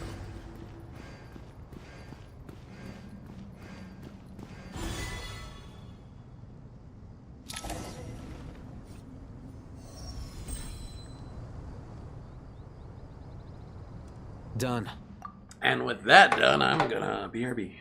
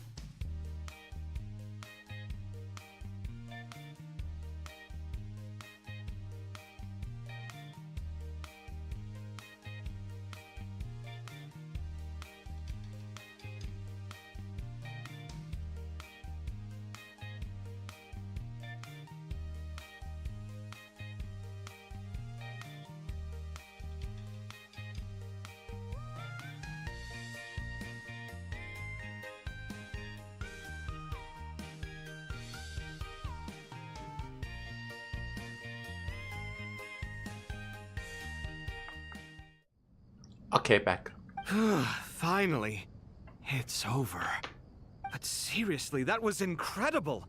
Standing on the chessboard felt completely different from standing on solid ground. And also... Sniff. Oh, sorry. I'll save my thoughts for later. Thanks to the three of you for helping us out with this. Is it just me, or were you giving us quite a lot of guidance along the way? Were they? We made but a humble contribution.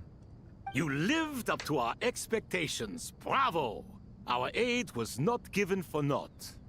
In addition to the existing functions, I'd like to ask you for another favor. Since Aru's interference shield can cover the entirety of the mausoleum, it should be possible to extend its range even further. Perhaps you can find a way. So, building upon the existing functions to... I'm with you! Imagine for a moment. What would the ideal outcome look like if this function were compatible with the devices? I agree. This is the best solution possible. Please, everyone, we beg you to help us. Me, oh my! Well, since you ask so very nicely, I suppose... Goti? Kroko? What do you say? Naturally. Naturally, of course. Time to go! Let's go find Nahida! I'm coming, Nahida. I'm on my way. I'm here. The little look up at me. That was good comedic timing. I don't care who you are. There you are. Miss Nicole truly is an angel. She shows great wisdom in guiding others, and she has already sent word to Natlan on our behalf. She said that while the other members of the Hexen Circle are busy with important work, she is quite free, and she's more than willing to accompany the people of Sumeru for the entire journey. Oh, there's Nicole, all right. Always super patient and loves to help everyone out. She's the best. She's pretty She best. is so kind and enthusiastic. Well, time for us to get going. Let's head out.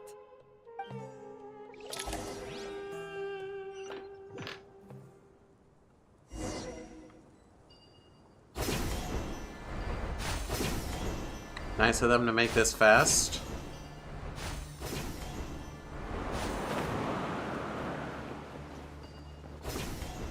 I don't think this stuff is normally here.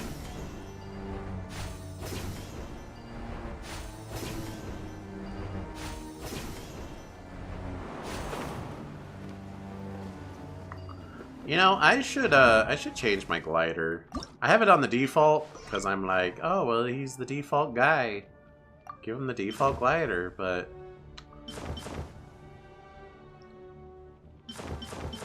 it fit more with his normal outfit that he used to have.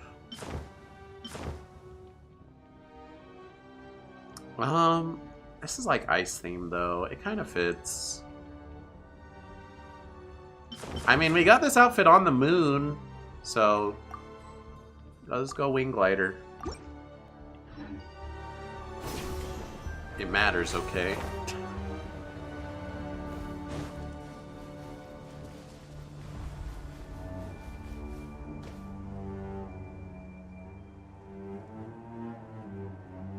This should be one of the closest places to Natlan in all of Sumeru. There's the barrier Nicole and Nefer mentioned. It completely cuts this nation off from the others. But why? Why separate you from the rest of the world now, specifically? Lizard. And if I'm not mistaken, Irminsul was polluted once before, wasn't it? I think that's right. The forbidden knowledge was eliminated, but the fact that Irminsul was polluted should remain unchanged. Yo! Good question. I'm wondering the same thing myself. That voice. Mawika! You got here pretty quickly. Hello, traveler. It's been a while. Hello there. Wait, what? Hello, Dendro Archon. Mawika, I apologize for asking you to meet at the border on such short notice. I also apologize for not being able to greet you in person. The form in which you see me now is one carried by the Traveler. The real me is inside the mausoleum of King Deshret, and I am reaching out to you with my mind from here. Irminsul has been infiltrated by the Doctor.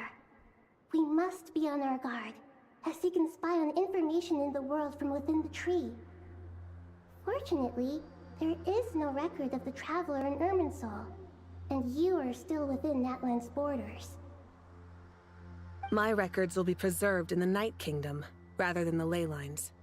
As long as the Night Kingdom remains disconnected from the ley line cycle, the Doctor has no way of knowing my movements. Exactly. So by meeting each other in this way, the meeting essentially never happened. No wonder Paimon didn't come. I see. You were concerned that her activity would be recorded by Irminsul. Is Paimon?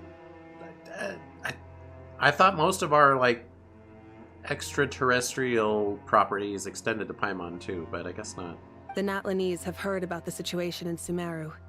With the borders sealed off, merchants have been forced to stop their shipments. It's pretty serious, and you're the ones bearing the brunt of it. I'd like to address the question you raised at the beginning. I can offer a brief explanation, although it will sound rather cruel. I don't reach this conclusion gladly, but Irminsul predates the Heavenly Principles. It existed long ago, when the dragons of Natlan were at the height of their power.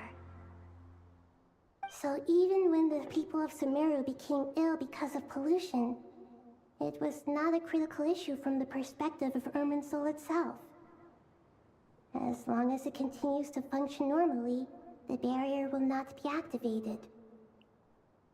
But this time, the Doctor's invasion has directly affected the tree. That is what caused the barrier to deploy. The Heavenly Principles established a rule that when Irminsul is plunged into grave danger, a portion of power will be reserved to isolate Sumeru. That way, even if Sumeru is destroyed, the outside world at least has some time to catch its breath. We'd certainly need it. The Heavenly Principles created almost everything that exists in Teyvat today. To them, preserving the existence of the world and its inhabitants takes priority over protecting Sumeru. Meaning, protecting Sumeru now falls to you. Yes. My own power may be limited, especially compared to yours. But that doesn't mean that we're just gonna sit around and wait for the end. If necessary, I will utilize any and every means at my disposal.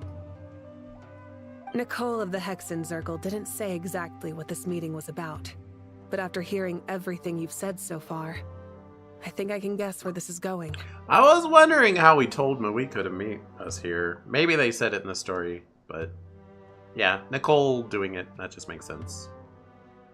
She could just mind yap into anyone she wants from anywhere. It could be you. Hot Lady Mawika is back. She is. That's right. Nahida and I discussed it at length. We both know how presumptuous this is, but... You need the pyronosis, don't you? Yes, you guessed correctly.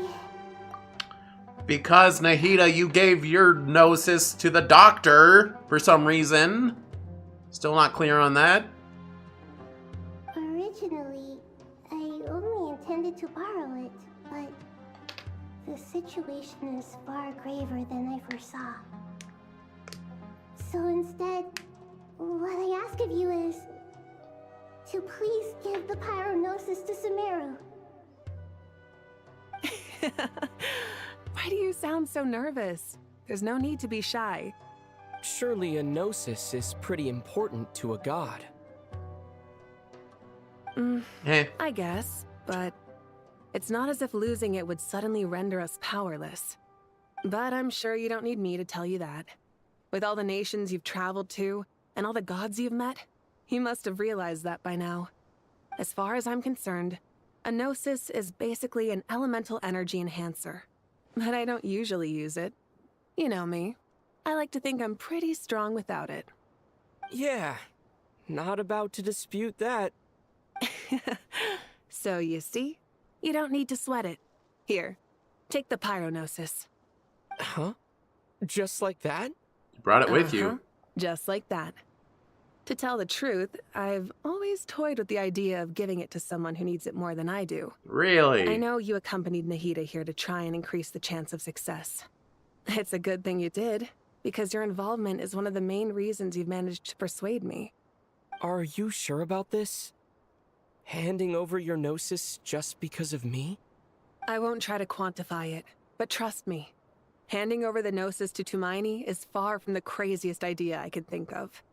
Besides, even if you hadn't come here personally, I think I still would have agreed to Nahida's request. Irminsul doesn't just affect Sumeru.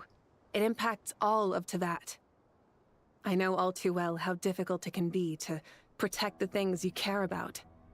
So logically, morally, or however you want to cut it, helping you is the right thing to do. You don't need to tell me the specifics of your plan. Where the Gnosis is involved, the tighter the secrecy, the higher your chances of success. Malika,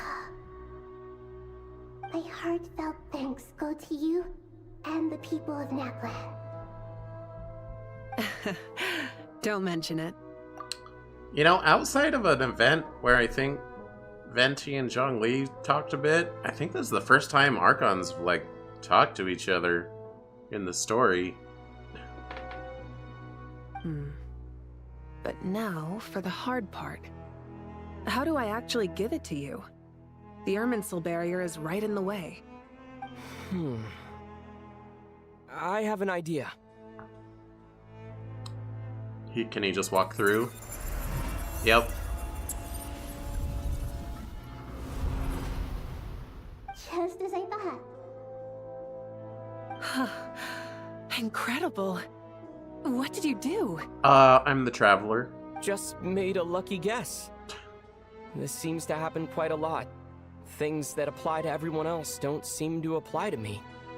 I figured the same might be true here. Irminsul usually produces effects based on the records it holds. Since the Traveler is a descender, Irminsul contains no records of him, and thus has no way to impede him. Makes sense. Is that right? You really are full of surprises. Catch. Whoa! Don't throw the Gnosis! Thank you, Mawika. Thank you for trusting us with something so important. All right. No need to get so formal. It's not like we're strangers. Besides, there's still one problem. You might be able to pass through the barrier, but I don't know about the Gnosis.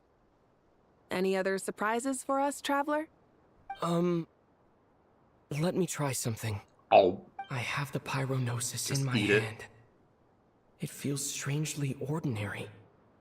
Not particularly heavy, and yet this tiny thing symbolizes the mighty authority of a god. I need to think hard about my memories of Pyro. My memories of journeying through Natlan. All those important experiences I've had. Okay, cool group shot, I guess. The Gnosis disappeared. Traveler, are you alright? I'm fine. The Pyronosis disappeared into my body. Just like phlogiston. Maybe it resonates with you because you've mastered the power of phlogiston. You might not be recorded in the ley lines, but you're still our Tumaini. Whew.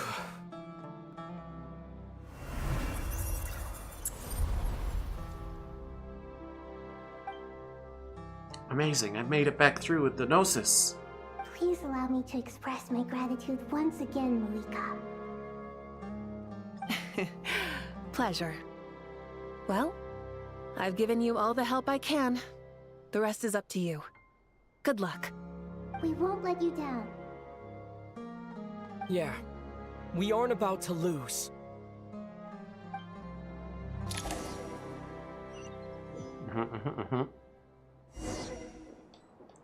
Oh.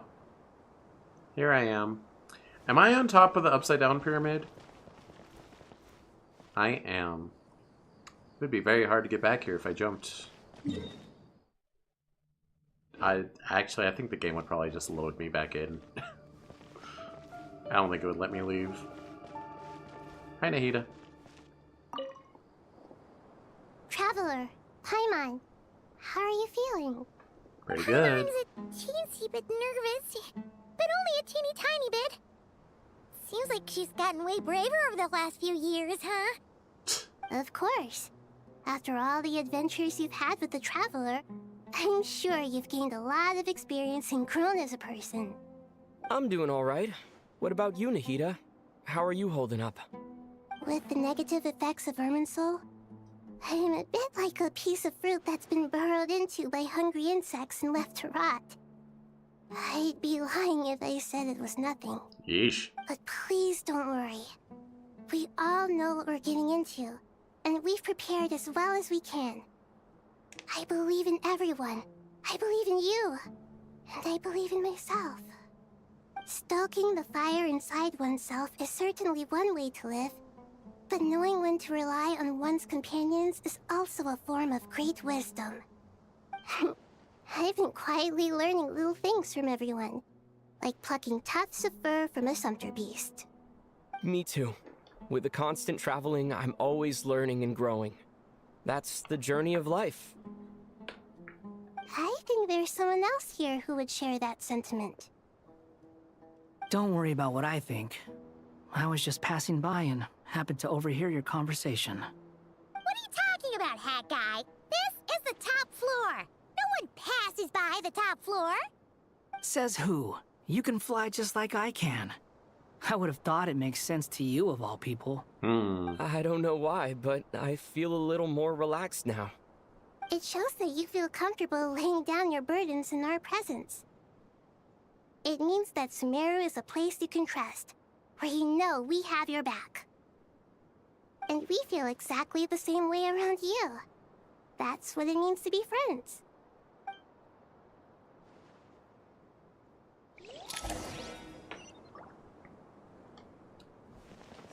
A bunch of stuff? Oh, we gotta talk to everybody. Okay. Feel free to mingle if you'd like some time to catch up with people. Just remember to get a good night's sleep when you're done. Tomorrow is a very important day. I see. What is this? Go elsewhere? No, I want to mingle.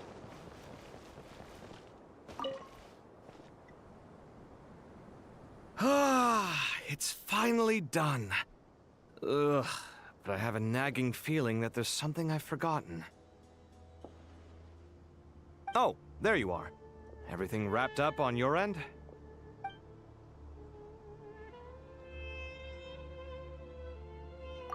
I imagine some people ship these two very hard. I do not, but I imagine some people do. Okay, fair enough. That was a pointless question. We were working in tandem, after all. You must really be exhausted. Well, it's been a busy day for both of us. When work ends, you clock out. No looking back. Yeah, we're definitely due a break. Probably a little late to start drinking now, though. I'll stick with water. Here, this one's for you. Thanks. You want a bite to eat? I can grab us something. Or wait, I think there's a stove nearby. Let me take a look. Are you nervous? A little, yeah. Unlike you, it seems. How are you not feeling at all nervous? Because everything that happens next is beyond my individual control. I don't worry about things I cannot influence. It's that easy, huh? What do you mean, cannot influence? You're the one who came up with half of the strategies we ended up using. There's only so much I can do. I was only doing my duty. Was it like this last time, too? You mean with Azar and his accomplices? Yes and no. The situation back then was easier to control, but we weren't as prepared as we are this time. So the enemy is stronger, but so are we. Funny, that. I still vividly remember the way you interrogated me in the library after the fact. Where were you when Sumeru needed you most? If your memory is so vivid, you might also recall that it was you who came looking for an argument. You're often the one who initiates these things, you know. I came for a conversation! I didn't know it was gonna turn into an argument! Anyway, at least I showed up this time. So, what do you think? What do I think? I think we're certainly better off for it. It's good having me around to help out, huh? Absolutely. As a citizen of Sumeru, you displayed a remarkable sense of responsibility in the face of disaster. Certainly feels that way. I just shudder to think how the world would have ended up if we hadn't gotten control of the situation. So, do you think this is what impending disaster looks like? The sky is so clear, and there isn't a whiff of decay or destruction in the air. It's hard to imagine that the fall of humanity could happen on an ordinary day like this. Awful things happen all the time. Sometimes people can stop them, and sometimes they can't. What you and I have done is increase our chances of stopping this one. Lofty ideals may provide no defense at all against nihilism, but perhaps little decisions can. You promised their ship together? Oh yeah, for sure. I mean, at all, of course, but passionately by certain people, yes. Oh, nothing. It's nothing. I hope everything works out tomorrow. It will. As long as we stick to the plan, our chances of success are good. It's really strange. You're my junior, yet you always seem to act more like an upperclassman than I do. I think it's mostly a matter of temperament. Ugh. Walked right into that one, didn't I? I don't know what other response you even expected. Honestly, you could have been a lot meaner. Where does this... What is go elsewhere? It would pop up a thing that's like, you're gonna proceed and miss stuff, right? Where to next? Okay, so I can go to different levels. Go top to bottom, I guess. Oh, this is upper level. Understandable. I thought this would be like rooftop or something. Alright, where you at, people? You two? We'll make our move after sunrise tomorrow. Good. Is everything ready? As much as possible. That'll be enough. Don't let the pressure get to you. We'll take things one step at a time. That's how we've always done it. Master Tainari! Mr. Sino! So this is where you were. I brought some juice and some water. Would you like some? I know how easily you get dehydrated in the desert, so you should definitely have some water. In which case, I'll have the juice. I gotta ask, though. Who's on juice-making duty at a time like this? Madame Farazan said she was feeling a little nervous, so I told her about the automatic juicer my friend invented. She took it right off me and started making carton after carton of juice. A juicer? Did Sucro send that to you? Yeah. I hadn't had the chance to try it out before this incident occurred, but I couldn't bear to leave it behind in Gandharvaville. The juice is very sweet. I think so too.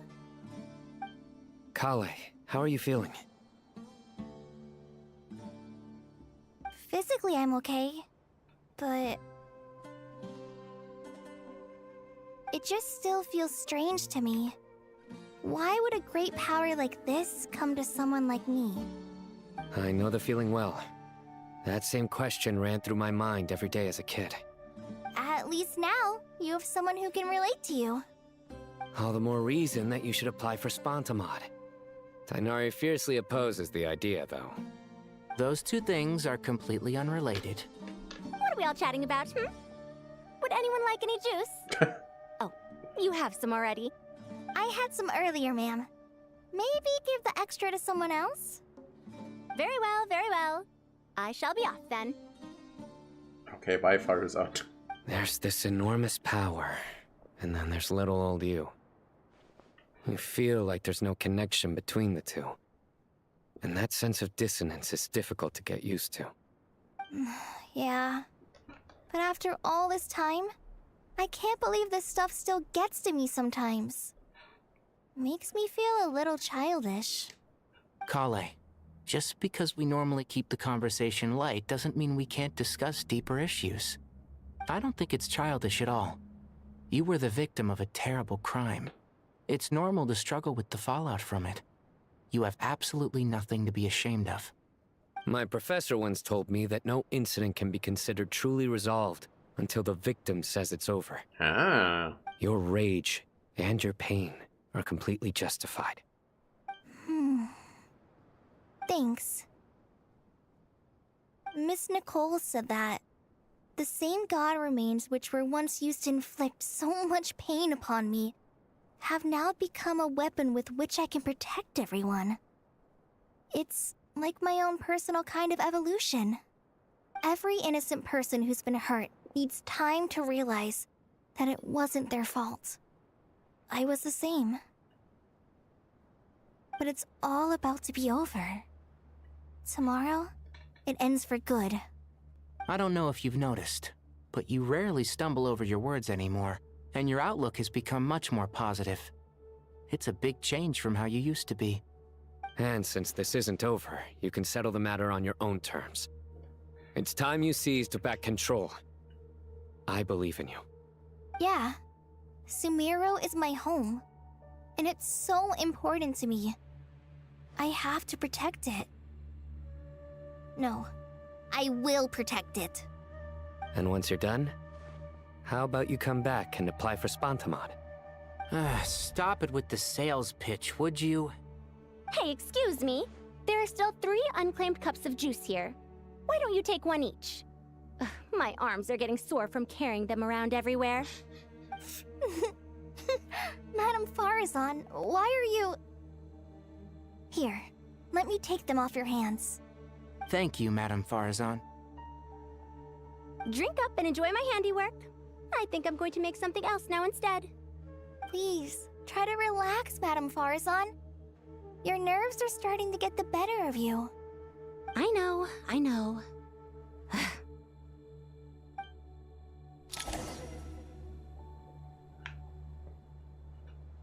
Farzan's so quirky. Alright, I don't see any others on this floor.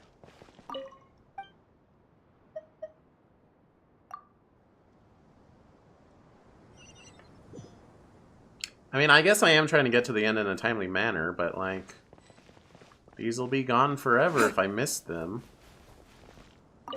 Some good character moments. Something on your mind, Miss Nefer? Nothing in particular. It's just... right now, the future feels strange and unfamiliar. But the future has not yet arrived. How can you say how it feels? Some people know that there's an impending disaster. Others remain blissfully unaware. Each group is imagining an entirely different future while walking towards the same one. But when they get there, they'll still find they feel differently about it. People are shaped by their circumstances. Different circumstances create people with different perspectives. I've always found the perspective of the Vahumana Darshan to be a particularly incisive one. Even at the height of the crisis in Nodcry, people held diverging opinions. But things are different this time. Indeed. Regardless of faith, gender, wealth, skin color, or eye color, everyone in Sumeru knows what will happen tomorrow. The world has never been an especially fair place. Yet now, against all odds, a moment of unprecedented unity and equality is about to take place. It's fascinating. If only my father could have lived to see this era. Era. To me, that term represents a much greater span of time. It can be an unsettling word. I would even say I'm afraid of it. Do angels even feel fear? Yes, at least I do. I fear the gap that grows wider with each passing day, and the never-ending flow of time. Take it down a notch, Time renders Nicole. all memories insignificant, and reduces all splendor to nothing. But those memories are the one thing I do not want to lose. You're very human in that regard. If angels draw too close to humanity, our wings burn away in the bright flame of awareness, and we fall to the earth. After spending so long among humans, I have lost much of my former glory. Maybe that's a good thing. You're more human than some humans are. I've been talking to Kale a lot in recent days. We seem to be in completely opposite situations. I suppose that makes us good case studies for comparison. Case studies for who? Myself, I suppose. After comparing the two of us, I suddenly discovered that I desired more than before. It was a gentle, pleasant sensation. Just as most people pursue glory and miracles, I too am pursuing miracles of my own. Guiding humans to make the miracles in their hearts a reality. That is my miracle. It doesn't sound so bad, does it?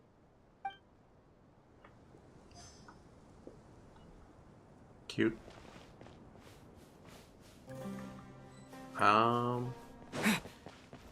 There's others about. Are they...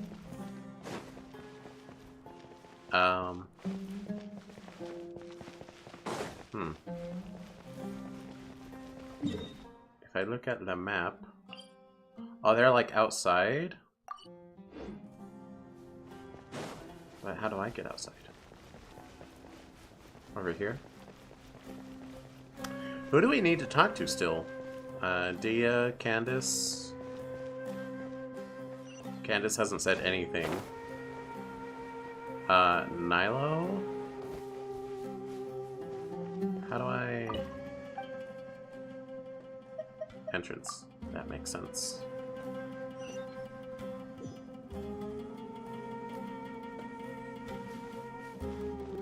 Who are you? I recognize your face.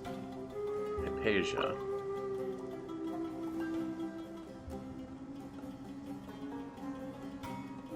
Look at the time. I should head back. I'm so sorry. I was in a hurry and didn't look where I was going. Are you all right? I'm fine. Wait, you're... Have we met? Not exactly. I think we may have crossed paths by the house of Dana before. Oh. You're Hat Guy! From Vahumana, right? You recognize me? The clue's in the name. Mr. Hat Guy. Fair point. Huh? It's getting pretty late. What's keeping you up? I could ask you the same question.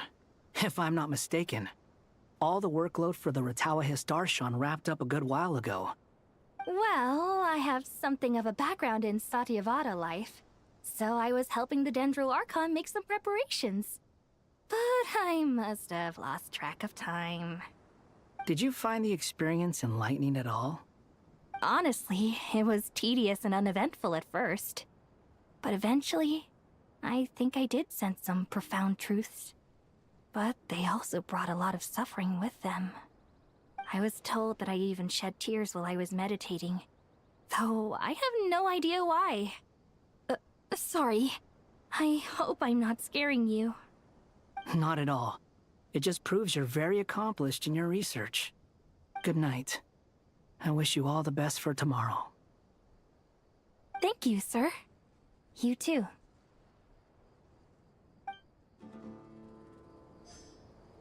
I don't remember what her deal is.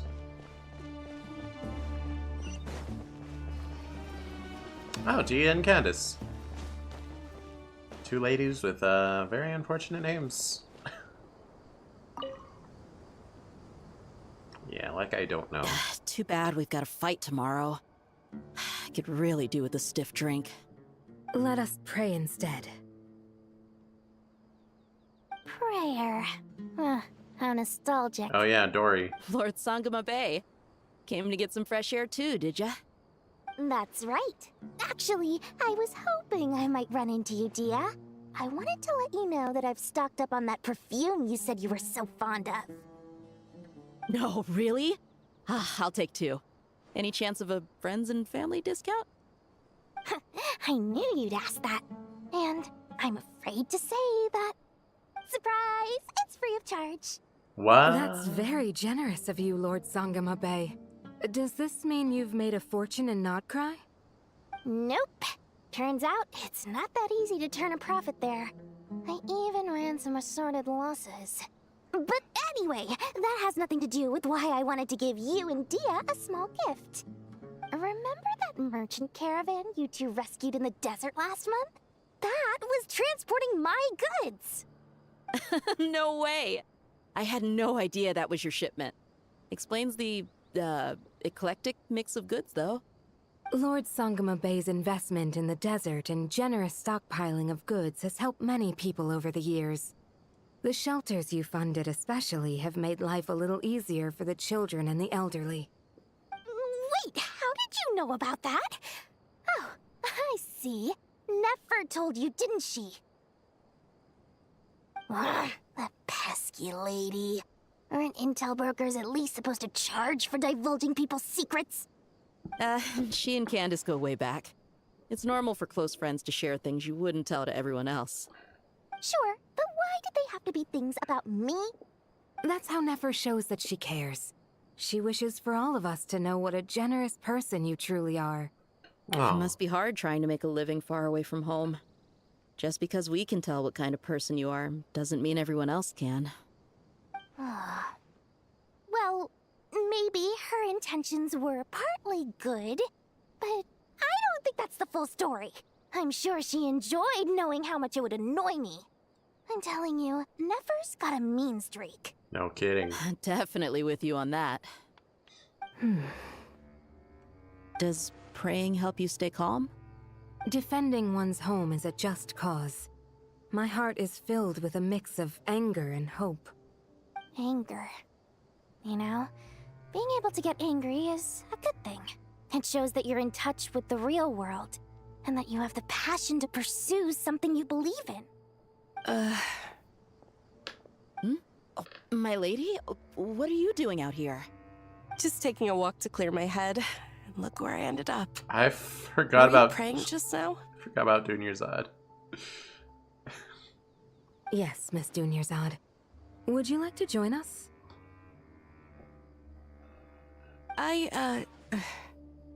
Come on, it's fine. She won't mind who you pray to. I thought she died or something. Then sure. I guess we stopped her from dying. I don't know. Such a weird name. I remember you, Miss Dunyarzad.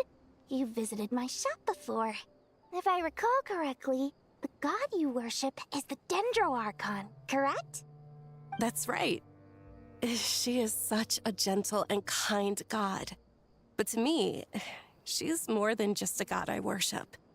I see her more as a friend. And so do many others. She's not some almighty god who reigns on high, but a genuine friend. Agreed.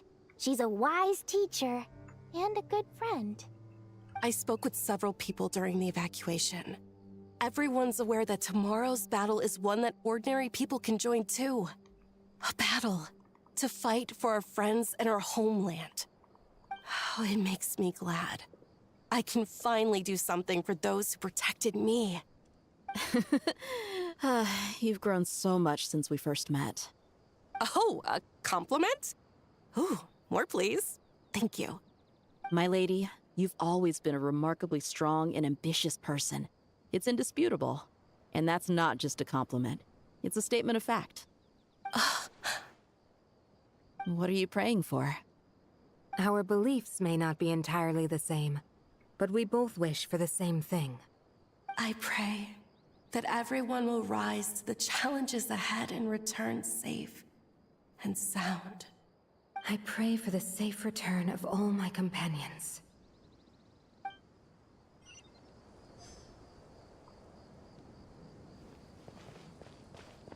Back up top.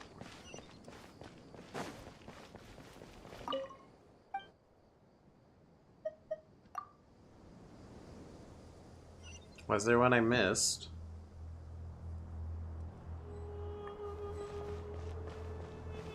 Is it just that?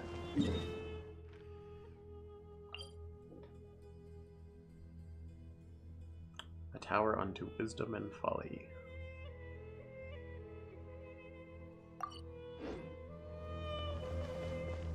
Guess that's all she wrote. Nilo's just not involved, huh? I mean, she's just a dancer. Don't know why she's a 5-star, to be honest. Okay, rest.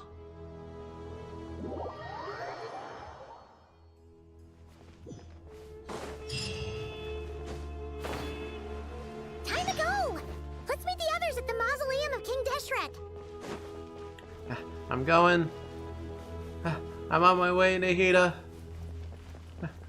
Can I get her to... Oh, can't get her to look up at me again. Like last time. Oh, I have not felt this way in a long time. Standing up high, gazing out at the rolling dunes.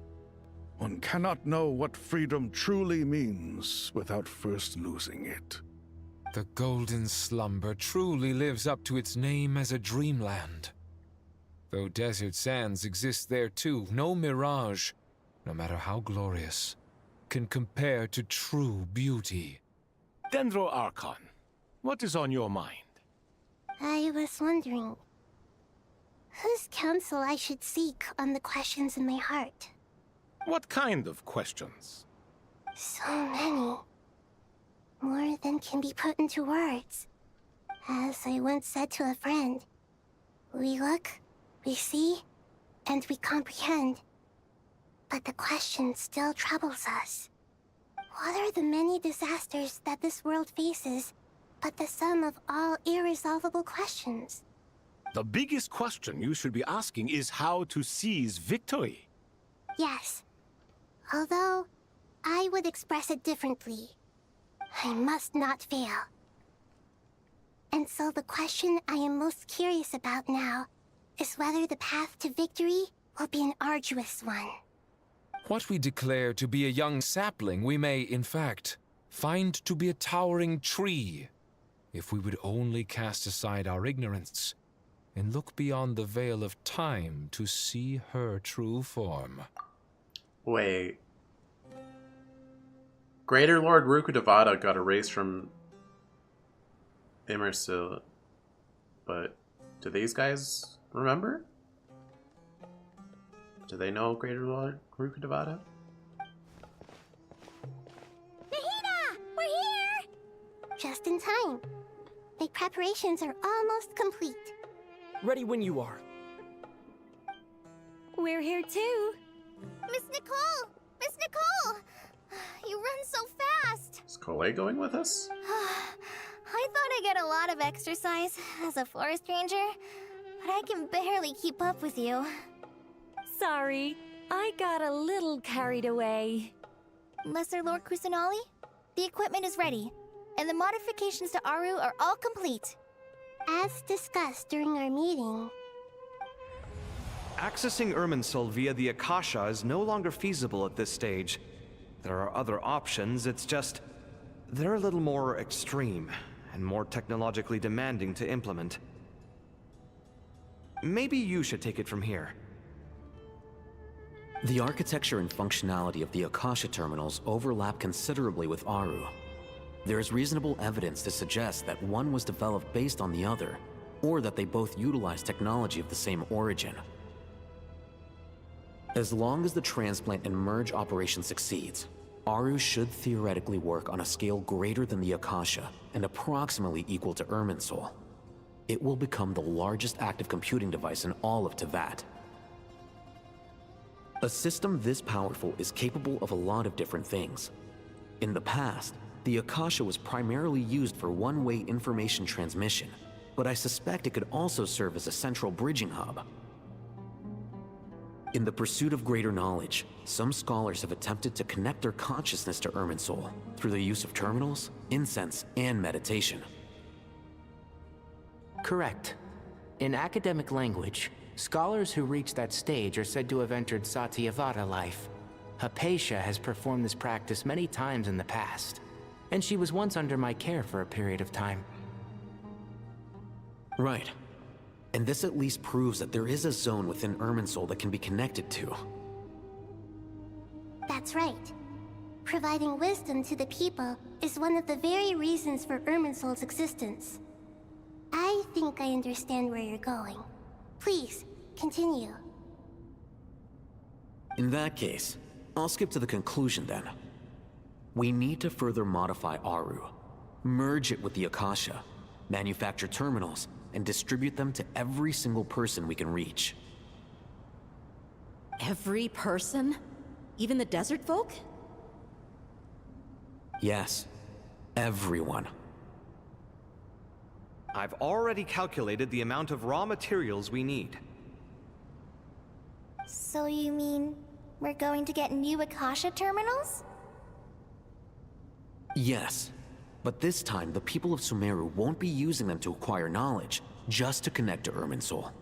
That's the key. When we evacuated the city, we brought all the important assets from the House of Dana, in case we ended up needing them. Fortunately, this included the Akasha system's main terminal. We've checked all the relevant records, and one thing is certain. Nothing like this has ever been done on this scale before, so... Everyone in Sumeru is part of the plan. Whoever controls the people controls the situation.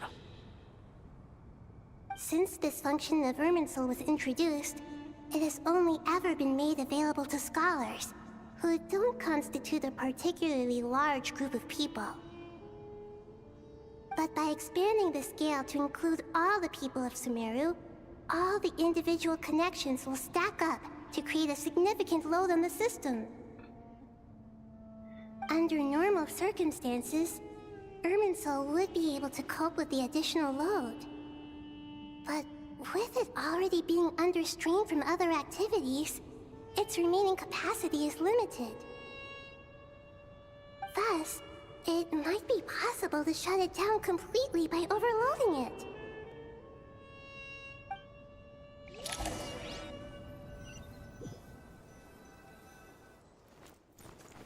Oh? Fully animated? Counting down. 3, 2, 1. Are you ready? Ready!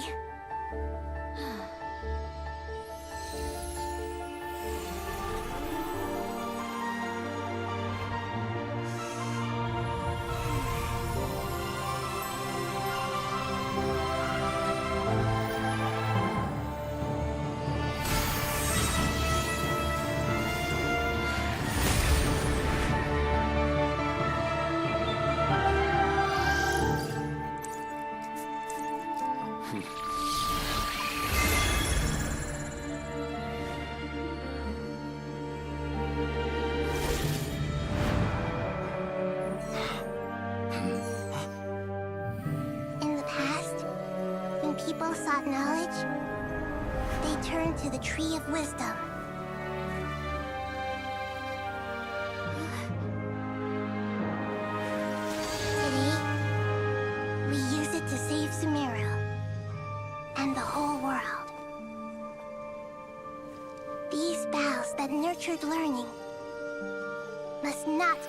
tools for destroying the world.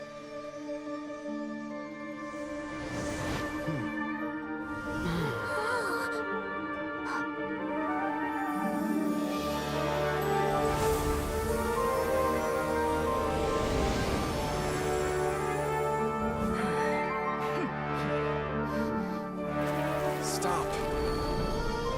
Please stop. End this transformation.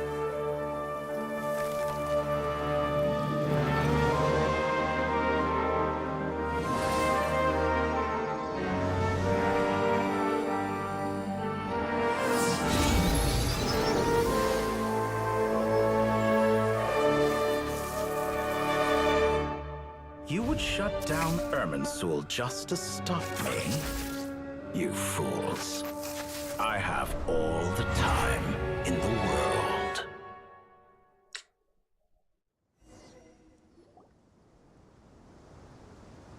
Success!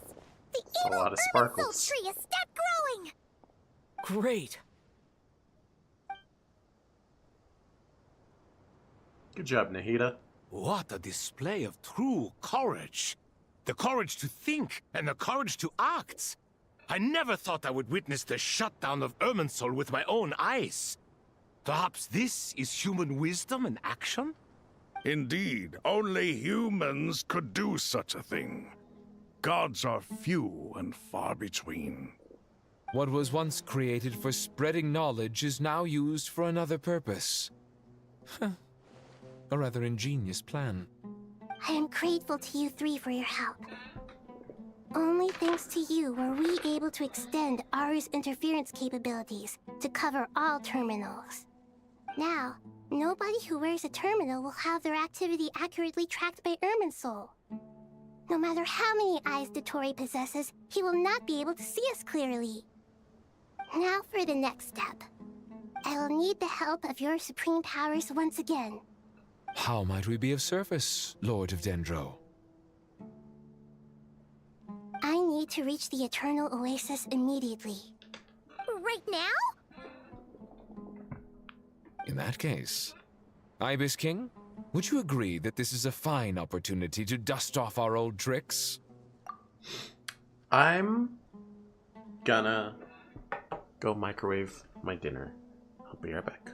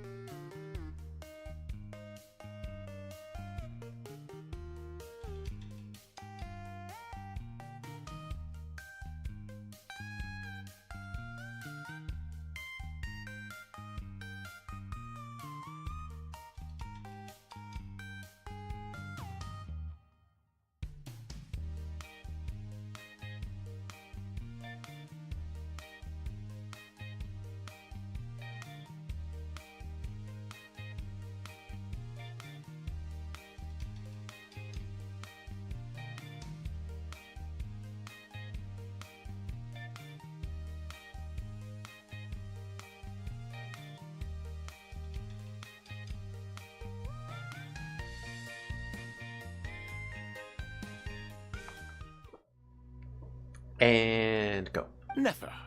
I assume you have that chess set with you? You mean the one you gave to me as a gift? Asking for it back, are you? How could I? You misjudge me. I just wanted to show you another way you can use it. Connect to Safei Shatranj.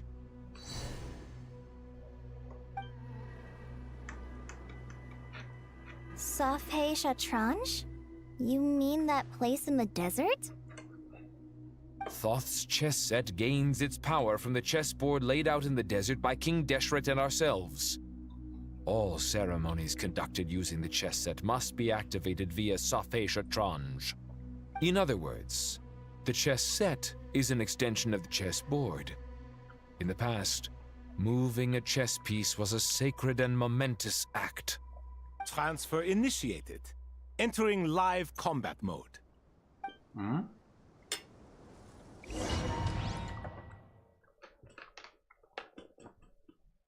Controller back in hands. Not eating.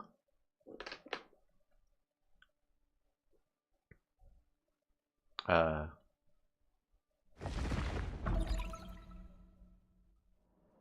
say the load bar was sitting at like 99% for a long time. We haven't heard a single word from our spy in the desert. I'm afraid he might have been captured. Never mind. But we spent years turning him. And a lot of Mora. Nothing comes for free in this world, but a loss is not without its purpose. For a small price, we have wasted a precious amount of the limited time they have. Quite a bargain, if you ask me.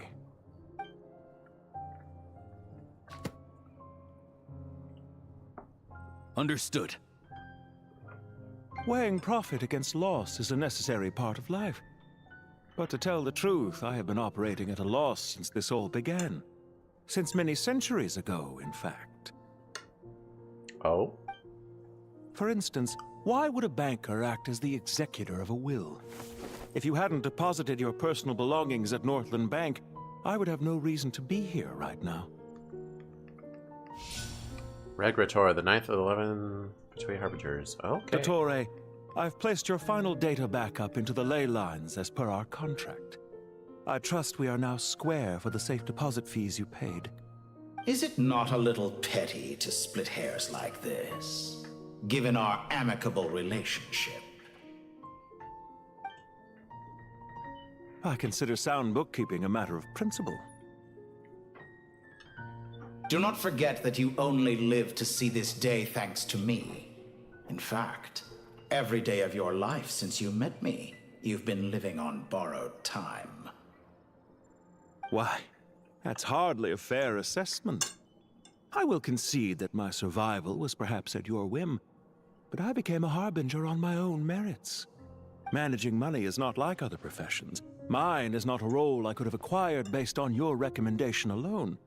And certainly not one I could have lasted so long in without genuine ability. The information stored in the ley lines is quite comprehensive. Rest assured, I have not forgotten how strong your pride is. Well, I presume you have no sense of fragmentation while talking with me. How could anything possibly go wrong with such strict measures in place? The remainder of your soul was split in two, with one half sent to Nodcry and the other stored in the most secure vault of the Northland Bank. Though I must say, your disdain for the other segments is quite amusing. Zandik is you, and you are Zandik. Zandik created the segments, yet you, a segment yourself, reject him. That is, Zandik, created segments of various ages in his later years. To achieve this, he had to freeze time and part with a portion of his soul. But as constructive as it sounds, it erases my uniqueness. If each segment is equally me, then by the same token, none of them are truly me. A soul living forever in the past inevitably holds different views than he did in his later years. The same thing that completes me also restricts me.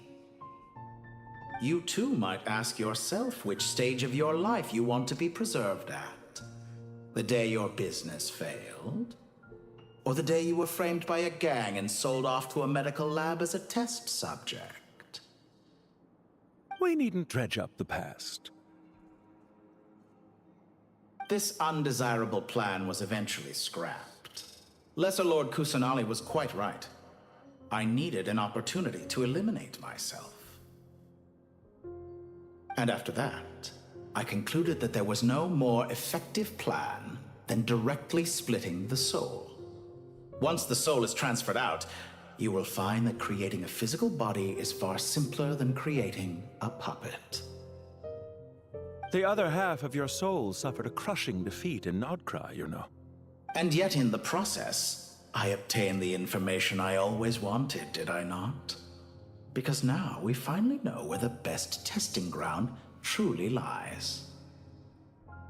I once thought your ultimate goal was to ascend to godhood. But as it turns out, that was merely one of your experiments. Experiments take many forms. Most people are too eager for success, too fixated on the end goal. They forget that the experimental process itself is just as important.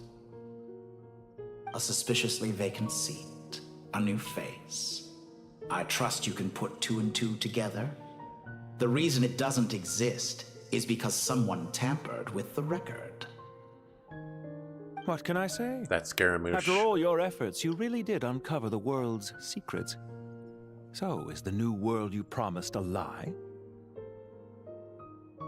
No, it never was. I am glad to be able to control Irmin's soul from within. Now I shall attempt to create a new world inside the existing one. Almost everyone faces the prospect of death, but not a single person has ever been able to experiment unrestrained in the afterlife through sheer force of will. I am the only one to have overcome this enormous challenge. Would I not be letting the world down if I didn't make the most of the opportunity to experiment? Clearly, the dividing of your soul did not affect the magnitude of your ego. Out of all the versions of you that have ever existed, this you is the most insane and the most radical. Is that why you chose to work with me? Which was it then? My insanity? Or my radicalism? Could I call myself a venture capitalist without a suitably ambitious plan to invest in? Yours happened to fit the bill quite perfectly. Well then, I must say, while I am surprised enough that you showed up at all, what surprises me more is that you chose to present yourself as my former subordinate, and not as the banker Pantalone. Why make things harder than they need to be? Exposing my true identity in a situation like this would only serve to destroy diplomatic relations between Snezhnaya and Sumeru. I daren't imagine the consequences. Showing up in the name of the original antagonist gives you the recognition you rightly deserve, while also being sensitive to Snezhnaya's predicament. It was an easy win. As for why I'm here, if you're suggesting that your credit is in the negative, I won't argue with that. Many people say that about you. I'd argue that a significant factor in your willingness to cooperate is the fact that you have but a few years of life left after my death. Living and dying together has a way of binding two parties together rather closely. Is it not true that a relationship should be judged by both the positive and negative returns it yields? So some of what I said actually made it into your head after all. It's true that I hope you don't die too soon, but don't you find that a strange thing for me to say? After all, you've already had quite a long life, especially for a human being.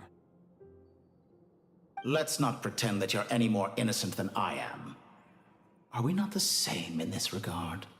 We both despise the existing laws of this world, and neither of us enjoy being under anyone else's control. Is it really so greedy to want the world to operate by a new set of rules? Of course not, my dear friend. And as I've said before, Mutual interest is the foundation for the most reliable of relationships. You can attest to that. I just hope there never comes a day when I have to work too hard to prove that. Regrader, sir. People have been spotted approaching Sumeru City. How strange. Despite your access to Irminsol's data, it appears the soldiers noticed before you did. They must have found a workaround. Well, Dottore, I trust you know what this means. The fact is... They're coming. They'll breach the city gates any moment now. But even so, I would say Irminsol is a wonderfully convenient thing on the whole. If you do manage to create a new world, perhaps you could plant one outside my office, too. I'll consider it. What do you need me to do? Stall them? The experiment will take time. Stall them for as long as possible. Very well. But you're really asking for the moon here. Have you heard this story? There was once a guilty man, kneeling in the center of a church while an angry mob outside waited to bring him to justice. He pleaded with the gods, begging them to grant him one final request, the chance to finish confessing his sins before he was sentenced. Many suns and moons passed, seasons changed, and still his confession continued, as if he intended to speak until the end of time. Are you suggesting I worship you as a god? Or were you hoping that I might confess my sins to you? Certainly not the latter. That would make my life miserable indeed.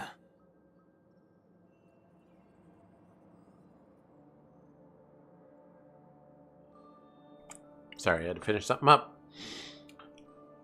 And speaking of gods, also about your recent situation. Now then, about your plans for the future. Now then, see you. Speaking of gods? For someone who despises them so, you never seem to have any objections to me creating or becoming one. At first, I thought you'd be furious.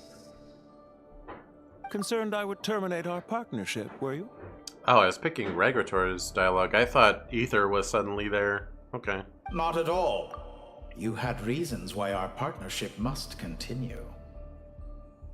Don't you find people's attitudes toward gods amusing? A god descends from the heavens and people worship it unreservedly, blindly following whatever rules are given to them. And yet, when they see an ordinary person gain godlike levels of power by virtue of their own hard work, they treat him with nothing but suspicion, even if he is a compatriot. Is that supposed to be a compliment? No. I was just thinking. I pity the man who would call you a compatriot. There's no need to be so self-critical.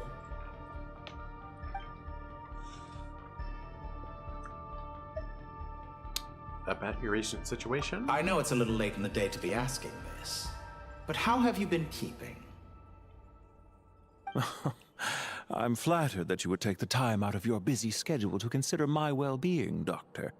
The part of your soul that went to Nodcry caused quite a stir, sending our organization back to the drawing board on numerous fronts.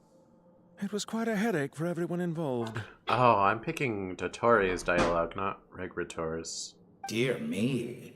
I must have caused you no end of trouble. You certainly did. I had the rare honor of being summoned before the Tsaritsa with Pulcinella to answer for myself. A terrifying ordeal. Don't worry, I pulled through. At most, it's a public relations nightmare. I made sure of that. Now I'm curious. How did you explain yourself? Oh, it was quite simple. I just pinned the blame on someone who wasn't there to defend himself. I could hardly be expected to defy the demands of someone as insistent as the Second Harbinger, now could I? How you slander me. You know full well that I am perfectly amenable to reason. There's no question that you are partly to blame for the ruin of my reputation over the years.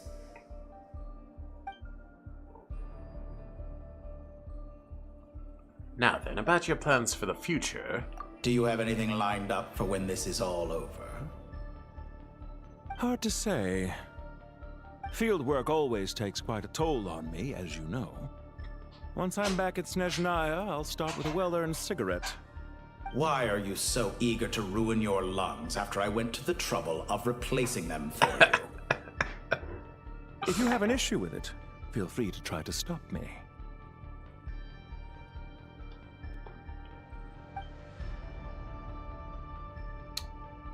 Now then. What's on your mind? The limits of humanity.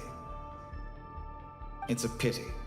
Despite running countless calculations, I find there is simply no way to reduce any further the amount of one's soul required to sustain an individual. It's rare to hear you admit to being unable to achieve something. I beg to differ. For instance, as I've told you before, the original me was prone to motion sickness and couldn't make long train rides. Ah, yes, of course. One of the reasons you often sent yourself out on errands. That's right, I forgot. The whole multiple Dottores is not actually a new development. I think it was established back in Sumeru. That he... Excuse me, bless me. That he split his soul. Honestly, I'm surprised it's only 2. Is it more? Might be. What are you thinking about now? A new experiment.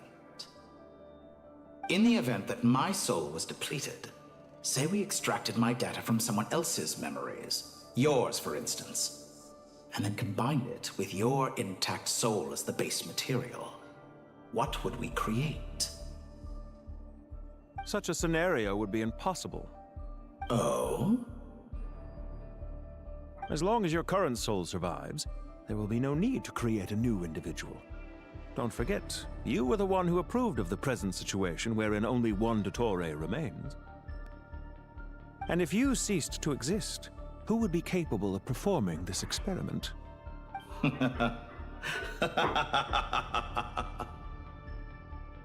Since the day I met you, you've always excelled at talking your way out of a quandary.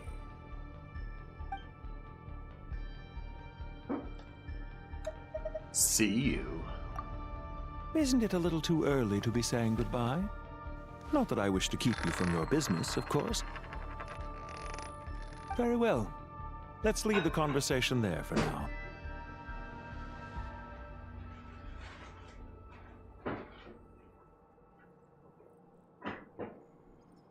Coin.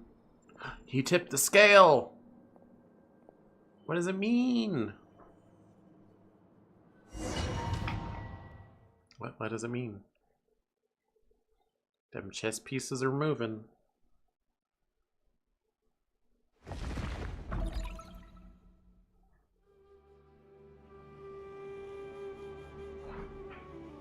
The power of King Deshret's 7 pillars is truly remarkable.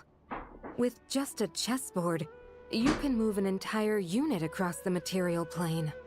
Yeah, sets us up for a much easier fight. Really makes my day. The last time we stormed the city, it involved a lot more running around. I wonder how many people can say they stormed a city twice in their lifetime. I was just thinking that. I've definitely had more than my fair share of unusual experiences in my life.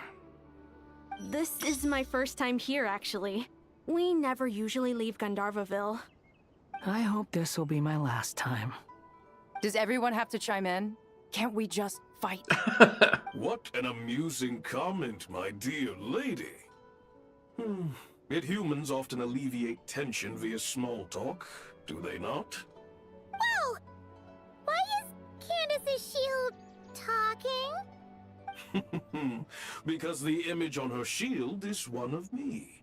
And I, of course, can appear wherever I wish to. Huh. Well, la-di-da. Isn't that fancy? Could I get in on this? You wish for your gauntlet to speak? Why, certainly. Ahem. I think you'll find that it is I whose image is carved hereupon. Thanks. Definitely feel stronger now. You're welcome, my lady. I am glad to lend you my power. Sino, what's the situation? There are troops stationed at every entrance. As we expected. A frontal assault will suffice. Everyone, stick to the plan. We'll take the main entrance. You head for the House of Dana's side door. Move out.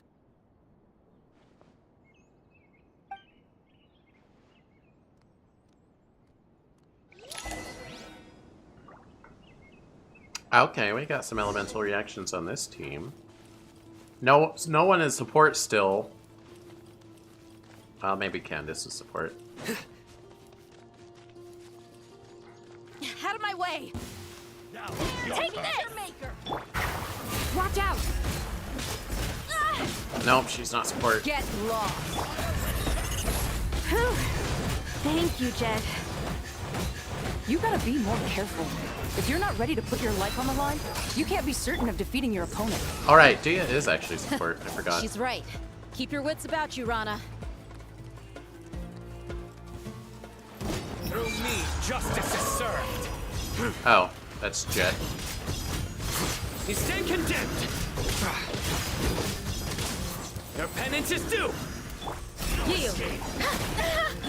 Look alive! Hi!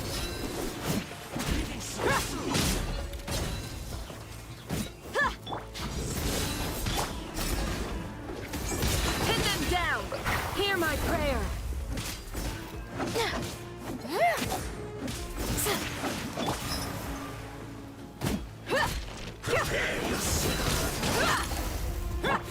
Get out of here.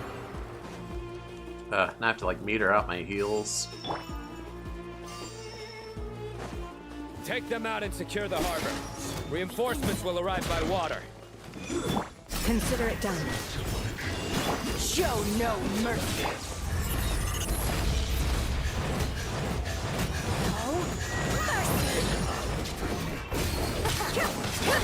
We shall prevail! You're exposed! Collect myself. Your sins weigh upon your soul. You stand condemned. No. You stop with your little geo circle. Your penance is due. Winter shall eventually come. Oh, there's one more over here.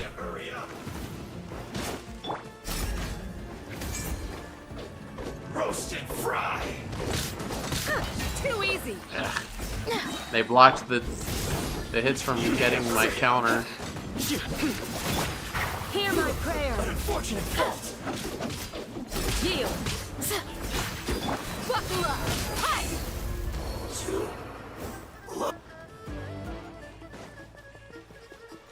Oh, the port? That's not the port.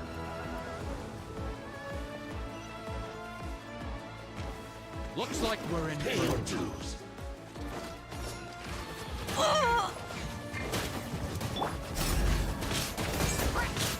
You're exposed! Look alive! Ha! Nowhere to run.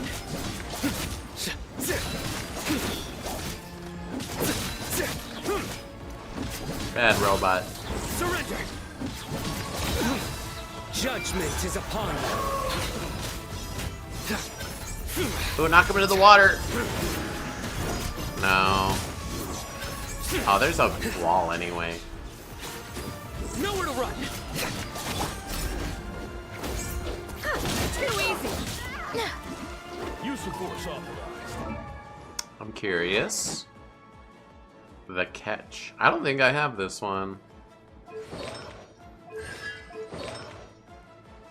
Tenacity of the Millilith, that makes sense.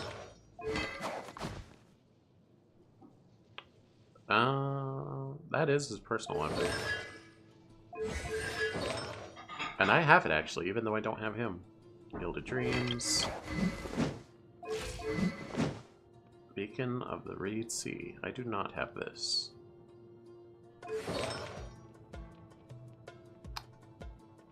Well, Vorukasha's Glow. Okay. Just curious. Buckle up! Grant us your blessing! Resistance is futile. Save yourself the pain.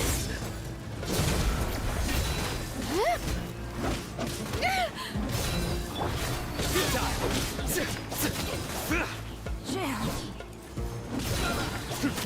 Resistance is futile. Save yourself You asked for it. Whatever, buddy. Hey, no, I want those heals. Waterway secured.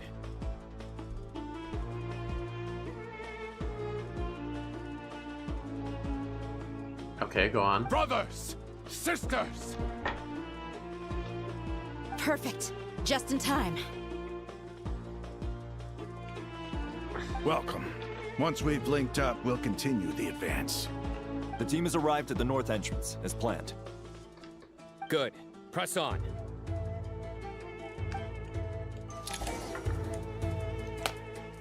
Hold on. Doing something. Something secret you'll never know. Okay, good enough. Yes, I would like some heals.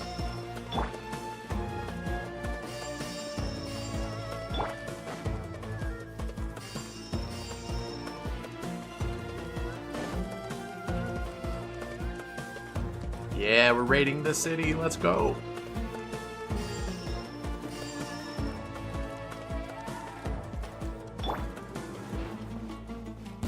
There we go. Look alive! Hi! Pin them down! Through me, justice is served. Oh gosh. Yes, good overloads.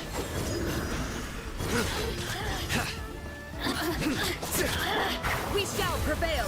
Do your work. The merrier. Let's get it on. Nowhere to run.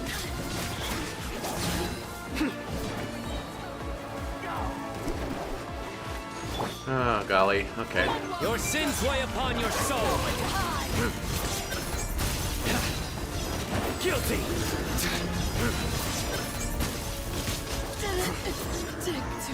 Yeah, we're good. Honestly, Sano by himself kind of does the job.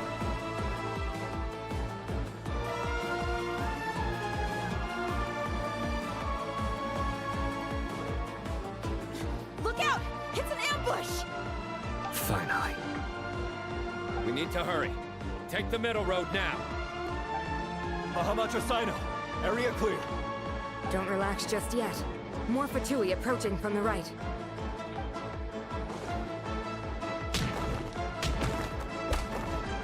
Irminsul cannot track our movements. If necessary, we could split up. Don't worry. We'll wipe them all out. As you can see, our people came raring to go. Good, good. How are things with the Traveler? Can Tainari keep him safe? Don't underestimate Tainari just because he's a forest watcher. He can handle it. All right. You know that's not what I meant.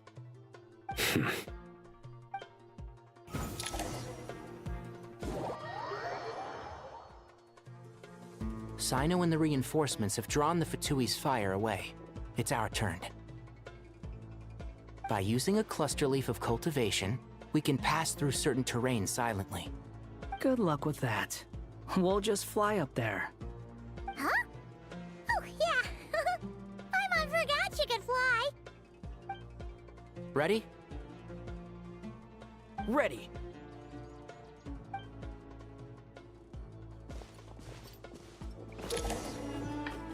You'll sometimes come across cluster leaves of cultivation in Sumeru, which will scatter 4-leaf sigils around when they come into contact with Dendro. Use these to make your venture to Sumeru easier. Oh.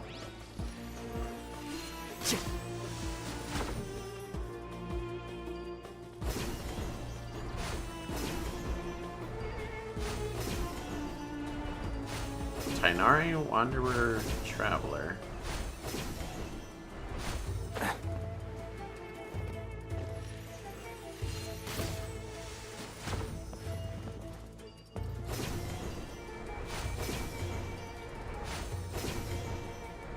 Yeah, traversing Sumeru was kind of annoying before I got Nahida, because it basically meant I had to use Kole for, like, everything. Am I going the right way?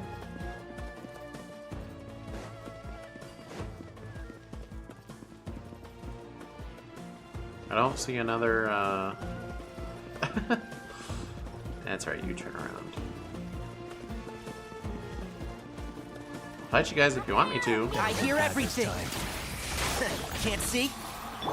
This ought to do it. A new dawn rises! Jam it! Time for the big ones! Wretched vermin!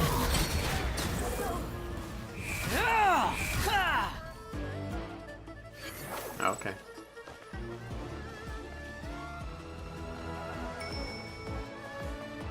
This is where I'm trying to go, right? Wait, which way? I think this way.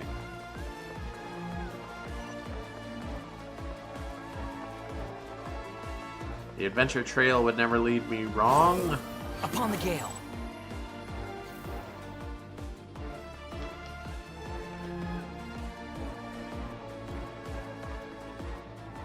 Fatui soldiers up ahead.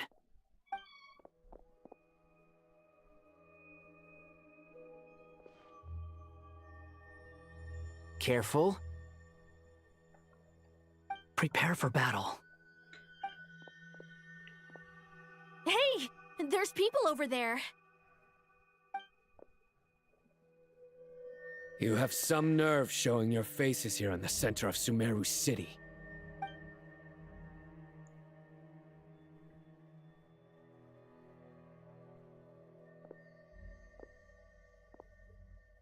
You're right on schedule. Well, this guy sure as heck isn't your average Fatui sergeant. They've stationed quite a few people nearby. It definitely looks like they were waiting for us. But something feels off. Everything about this guy feels too deliberate. I highly doubt he's just a subordinate of Dottores. And he's no mere sergeant. Whatever his rank is, it's high. Much higher than we thought. So you've been waiting for us. But it looks like you're geared up for a conversation, rather than a battle. Very clever, General Mahamatra Sino. I know you're the one in charge of this siege, and I look forward to making a deal with you. A siege? Sumeru City belongs to us! Historically, yes. But things can always change. We have quite a sizable force with us, you know. For instance... There's a Fatui ambush at the north gate. Can you handle him? We can for now. Yes, I'm quite sure both sides can hold their ground for the time being. The battle has not yet reached its climax. But what happens next? Do you enjoy watching bloodshed? Surely some of those here are people you count as friends. Once a war begins, some people must die. I doubt you wish that fate upon anyone you know. Wait a second. It's a trick. He's not even there.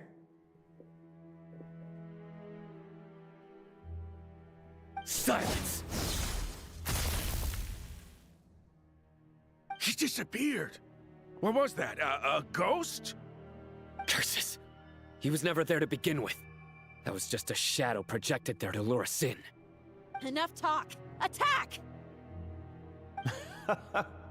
I apologize for being unable to accompany you at this crucial moment, but I am compelled to leave for reasons beyond my control. Please excuse me. Sumeru's General Mahamatra is quite ruthless. It's a good thing I wasn't there in person. Your illusion held them up for a time just fine. But now that they have seen through it, they will realize you were just a decoy. Decoy or not, what matters now is that they will be heading your way imminently. Not imminently. They are already here.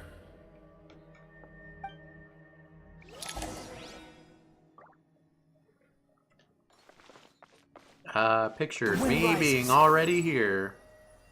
Oh, that's janky.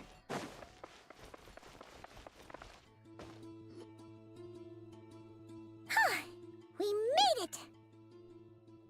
This is far enough. Tainari, you go help Sino. Don't worry about us. We'll manage from here. Are you sure you don't need me to stand guard? No need. Once the connection is established, we'll disappear from the sanctuary of Surasthana. Go help the others. All right. Goodbye for now, then. Please tread carefully.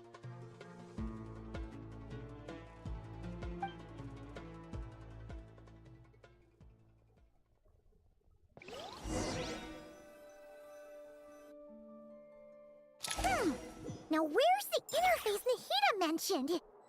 Come on, where's it hiding? Found it. It's over here. We can connect to the inside of Irminsul through the Sanctuary of Surasthana's built-in security system. You should be pretty familiar with the process. Is it the same route as last time? For the most part. We don't need to adjust any of the parameters. Then I should be fine. And Paimon? Once you're both ready, we'll set off. Wait! The stakes are way higher this time, right? Maybe Paimon should stay outside and help the others. Then, you can focus on the fight without having to worry about Paimon! Huh? Why are you staring at me like that? It's nothing. I just suddenly realized how much you've grown. Hey, you've grown quite a lot yourself. Don't you two start getting into it again.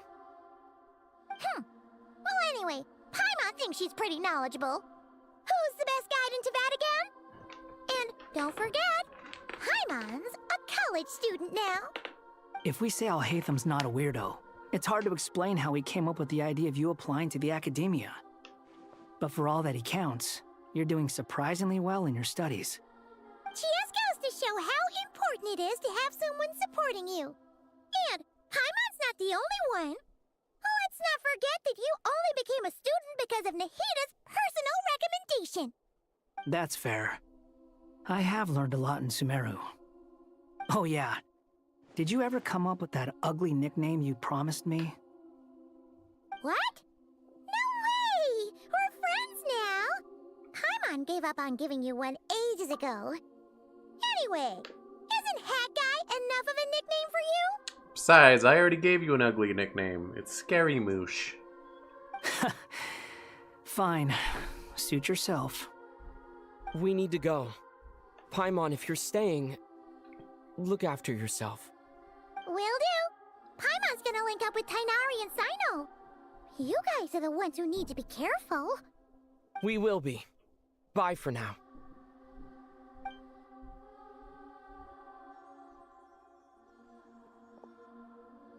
Initiating connection.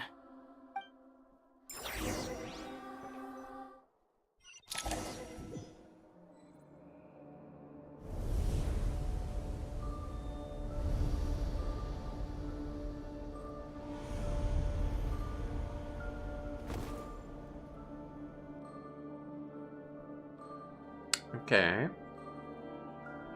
We in cyberspace now. Well, here we are again. Come to think of it, I still don't even know where we're going.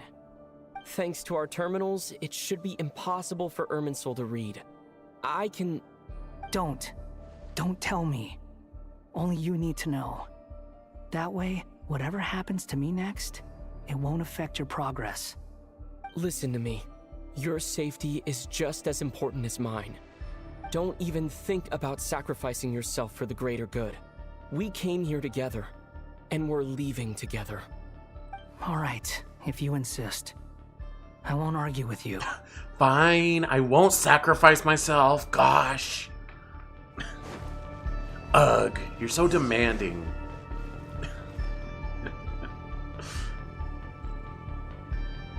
This place looks so different from how I remember. It's unrecognizable. It's a complete mess. Like someone's turned the place upside down. Must be Dottoro's doing. Either he's searching for some information he needs, or... It's still changing. He has to know we've entered Irminsul. But luckily for us, he can't pinpoint our location. Be on your guard. Don't let him find us. The red parts have probably been corrupted by Dottoro's power. Don't touch them, or you might alert him. Ah, it just spawns me back. Okay. I'm like, I have to see what it does.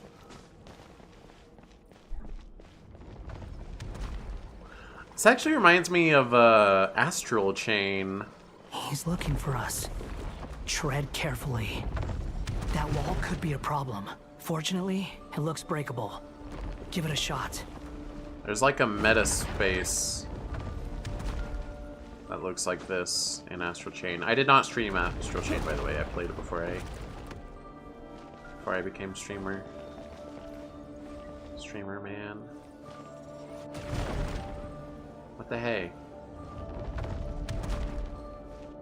It says it looks breakable, but you know what? I'm just gonna. Eh? That's weird. Got blocked.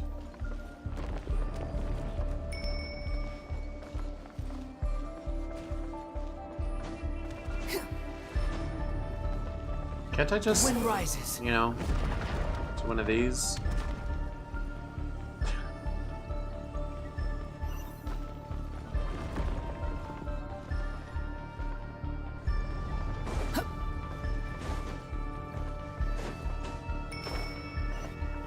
Ta-ding. Behold!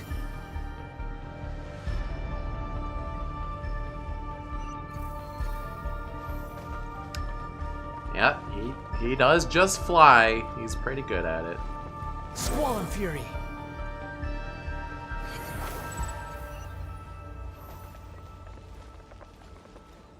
They said it looks breakable, but oh, I see.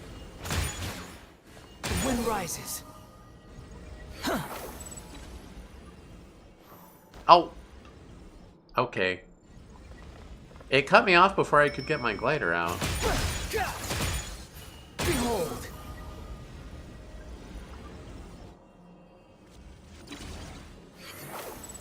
The same old trick again? Are you kidding me? Let's handle it just like we did before. This cheap trick isn't gonna stop us. Hmm? Oh no, it's a trap. Is that why he was using the same trick over and over again? To get us to lower our guard? That makes it a pretty good trick.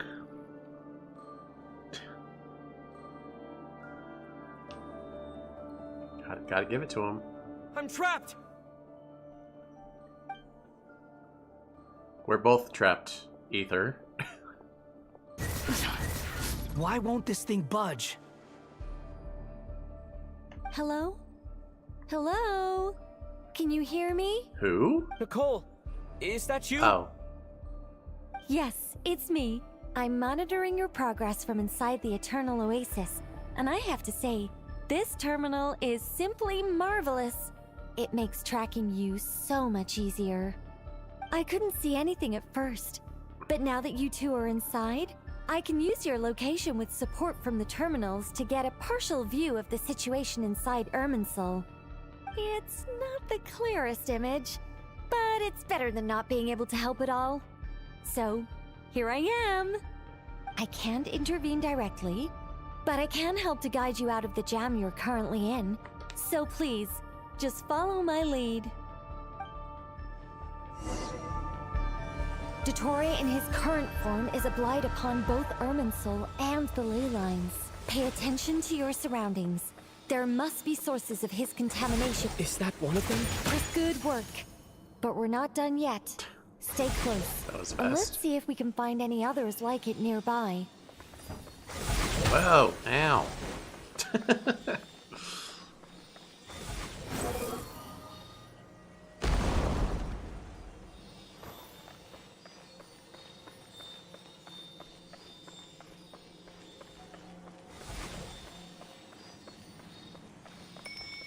The wind rises. This must be another one. Agreed. Now... Oh, wait! Watch out! It's Dottore. I think he's found us. If you didn't stall out my The power sail in the is broken. cutscene. Quick! Get out of there! Working on it. And where exactly do you think you can run to?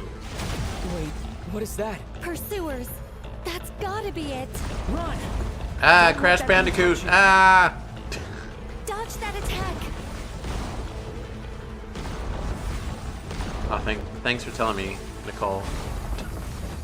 See that attack right there? Yeah, I see it. Dodge it! Oh! There's more than one path. Which way do we go? To the left. Trust me. Of course I trust you, Nicole. Unless you're not Nicole. What a pathetic sight. Hey! Watch yourselves. Stay focused. There's a cliff ahead. Jump! Okay. Jump! More of those corruption sources. Destroy them as you did before, and open the exit as quickly as possible. They're relentless. Is he trying to wear us down? You'll just have to destroy these too. Okay. Behold. I think the pursuit is over. Hard to say. Stay alert. Well, there's a boss fight battleground up here, so either we found him or he's gonna find us. Ah. The wind rises.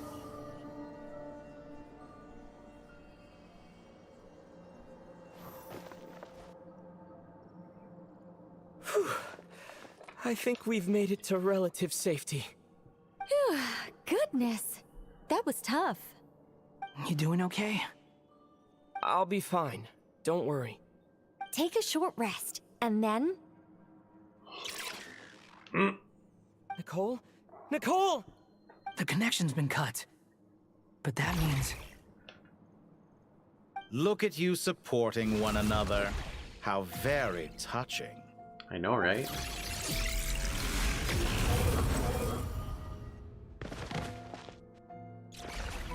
Dottore! Took you long enough to find us. You're more useless than I thought. Oh, really? I think I deserve a little more credit for my methods than that.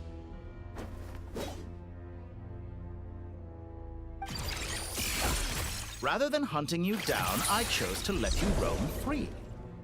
I indulged your presumption that I was unable to track your movements, played along with your clever little plan. Fleeing is for animals, but I rather enjoy watching you flee. Some things lose the will to run altogether as soon as you put them in a cage. If that's true, then why did you come looking for us? Because I wanted to observe you up close, of course. Don't misunderstand me, I'm not here for a fight. Is it so unusual that I wish to greet my old acquaintances in person? After all, it's been a while. Scaramouche. He remembers. No, that can't be. It's impossible. Why are you so afraid? I have done nothing unprecedented in discovering the truth. Nor did I go to any great lengths to uncover your story. Yeah, you made a did. bold series of moves in deciding to erase yourself. And with the power of this great chronicling device called Ermin's Soul, you were able to achieve something quite remarkable. Once most people form an opinion about someone, it tends to imprison their mind. Yet you managed to erase every trace of your existence. A novel take on death indeed. However, this meant that you stood out to me all the more when I saw you in Nodcry. I didn't even have to go looking for you. Just the sight of you was enough for me to intuit the truth. Oh, sure. For someone in my position, connecting the dots was a trivial affair. It would have been more surprising if I hadn't managed to piece it together.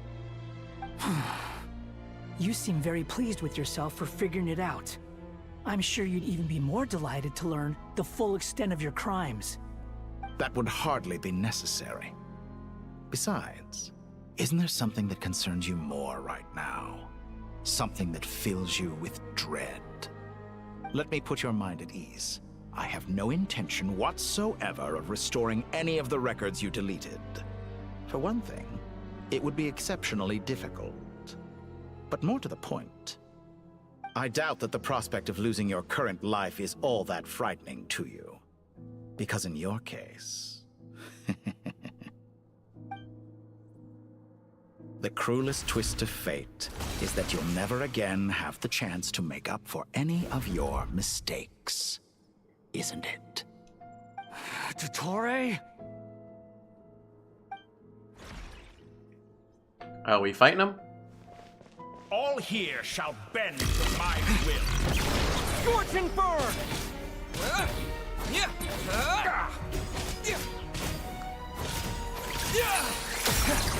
Alright, so the last fight with Dottore had a bunch of bells and whistles on it, so... I'm afraid you'll need to do better than that to take me down. I expected you to have grown stronger. Ah, how foolish of me. I forgot that you lack any means to increase your power. You will pay for everything you've done! Oh, will I now?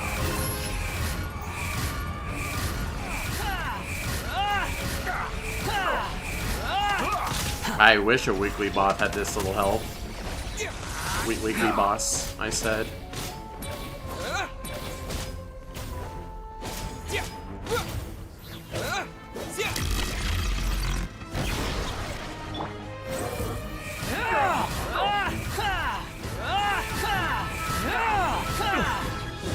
LOL.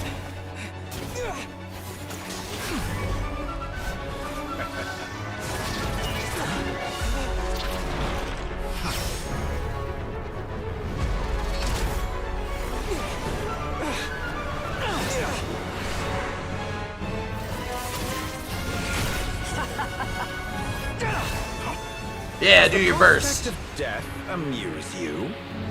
I could ask you the same question! I'll distract Dottore. You focus on the mission. Got it!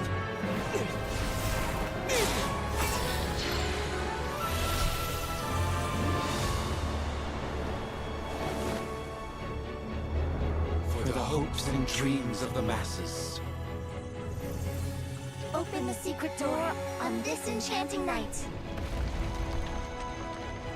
May wisdom's light eradicate ignorance and darkness, and hereby fulfill our ancient vow. Commence data extraction.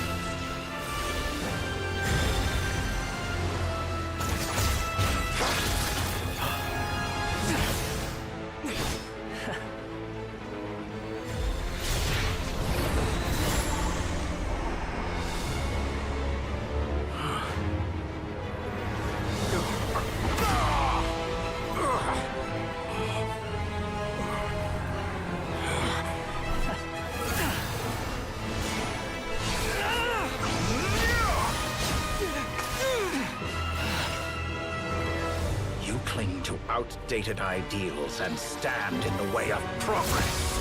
Progress to what? You will pay for interfering with the grandest experiment of all time. Yeah, get him, Nahida. Oh, baby. Oh, baby. Wreck his face. Or destroy his work at least. Good timing. Dottore, as clever as you are, you fail to understand wisdom. Wisdom takes many forms, but the path you have chosen eschews them all. Huh.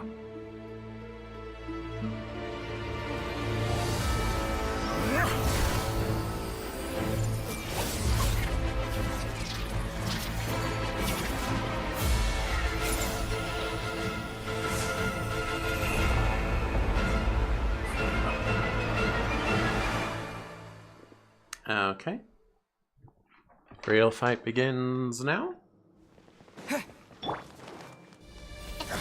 My strength is fading. Since you are within Irminsul, it stands to reason that any power you wield comes from it. You're extracting the information from Irminsul just to strip me of my power. I will find his weakness. Yeah? Oh, I see. I have to look around? Uh-oh.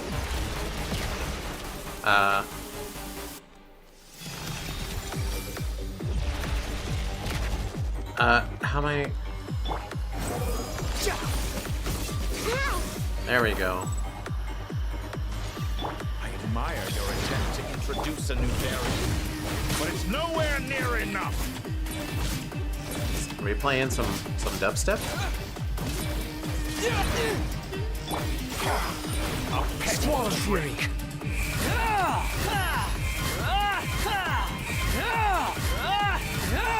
Oh yeah. Apply Dendro, apply Pyro, apply Swirl. That is the order.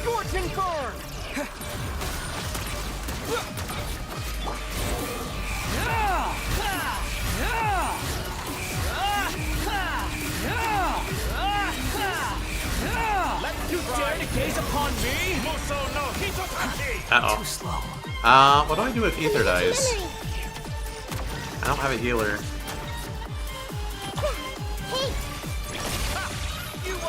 They're so close.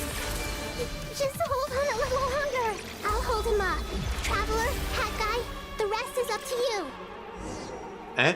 No, I need you. We certainly have a knack for surprising each other, don't we? I'm just getting started. It's time. Say your prayers. Stay on the offensive, but watch your back.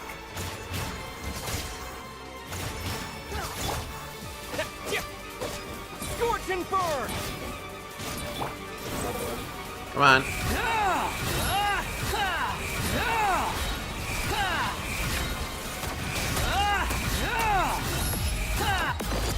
It's time. I like this this double burst. It's pretty cool.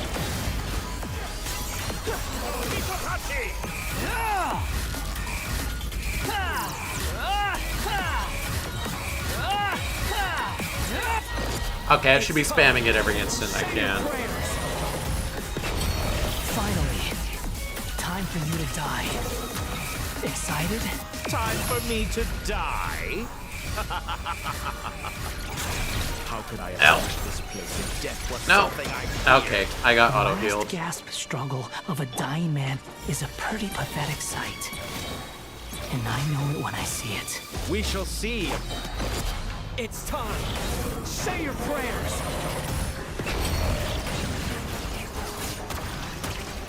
The wind rising. That's enough!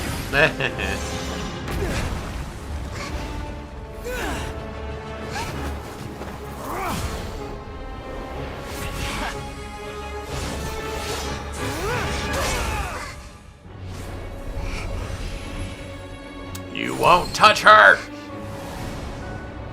It's all yours. Do with it as you see fit.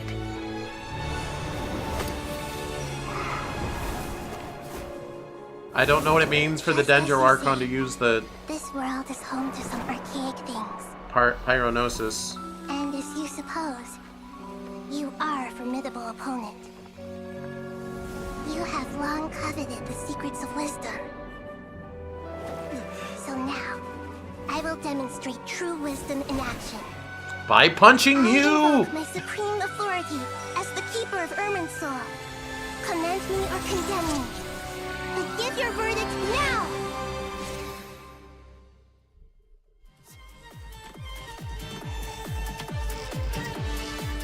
Blessed One of Wisdom, Mahakusaladhama, are you certain that you wish to exercise your authority to destroy Irminsul?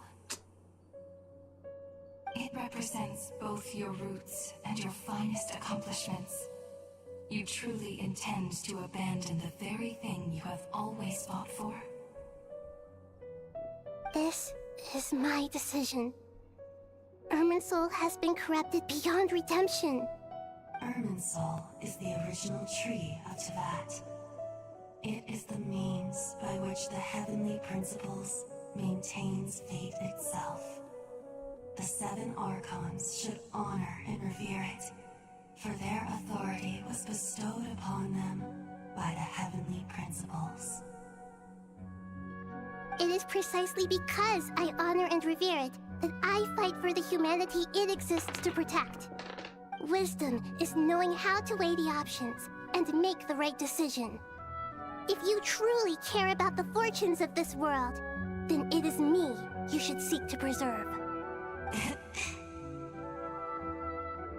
planting a seed begins the chain of cause and effect.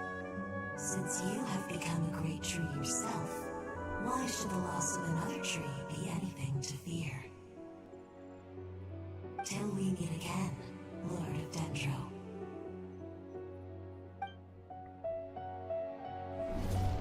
I don't know what's up with that, but she's gonna do something cool.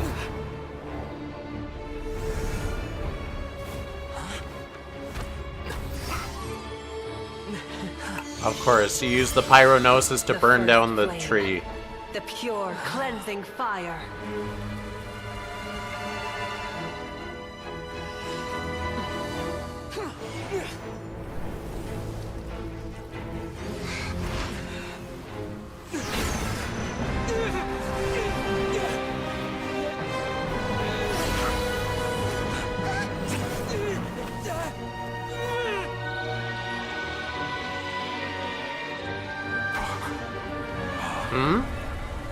Ah, the other Dottores! Thanks, Skirmish.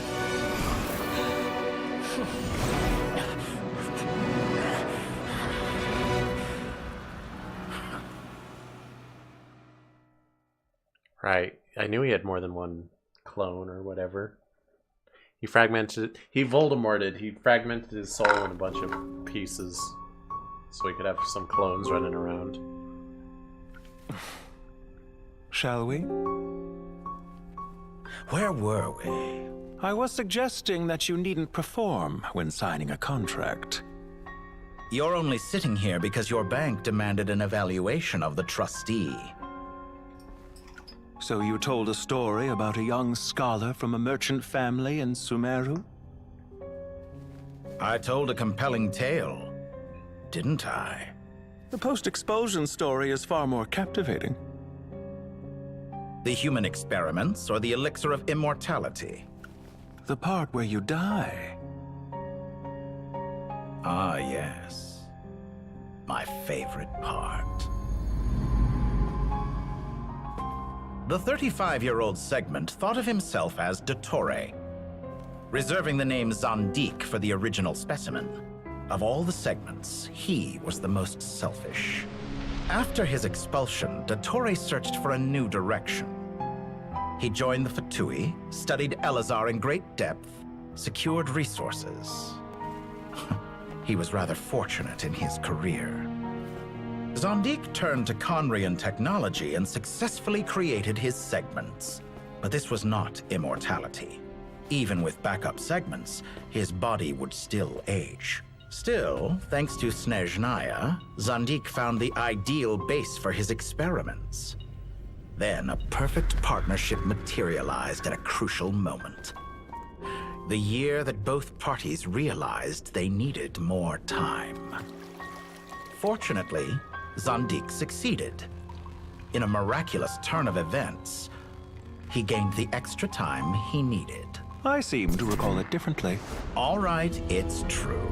No matter how much elixir he took, Zandik remained human and continued to age. Then, on the morning he turned 85... Help me up! Call for help! Surely he would be rescued, Zandik thought. But to his surprise, no one helped him. Zandik was too selfish for that. Don't forget, you're one of us. Yes, and we're all waiting. Waiting for me to die. Pantalone arrived for a meeting and happened to witness what followed. He found it unsettling. I never said that. But the Zandiks were unfazed. It was a rare opportunity for self-dissection. He dissected his own body? What does all that have to do with you depositing your data at Northland Bank? It has made me cherish my time in this world all the more. Fair enough. So you do have a sense of self-preservation.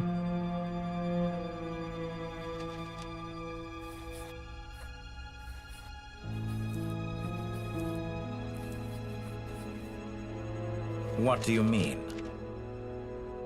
You're hardly normal, and you don't cherish life. You just don't want to admit defeat in the limited time you have. Even so, don't I deserve an interesting ending? I'm counting on it.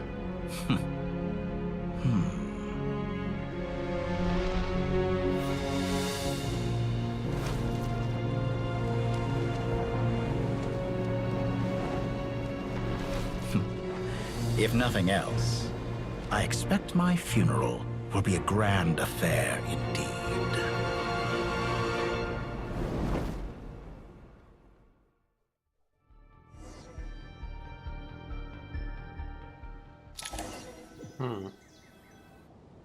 What a magnificent fire. Oh dear. In Snezhnaya, we light fires to ward off the cold.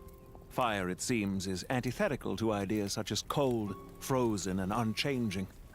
Perhaps it has always been that way. From the beginning, fire has been used to drive away wild beasts and warm the body and mind.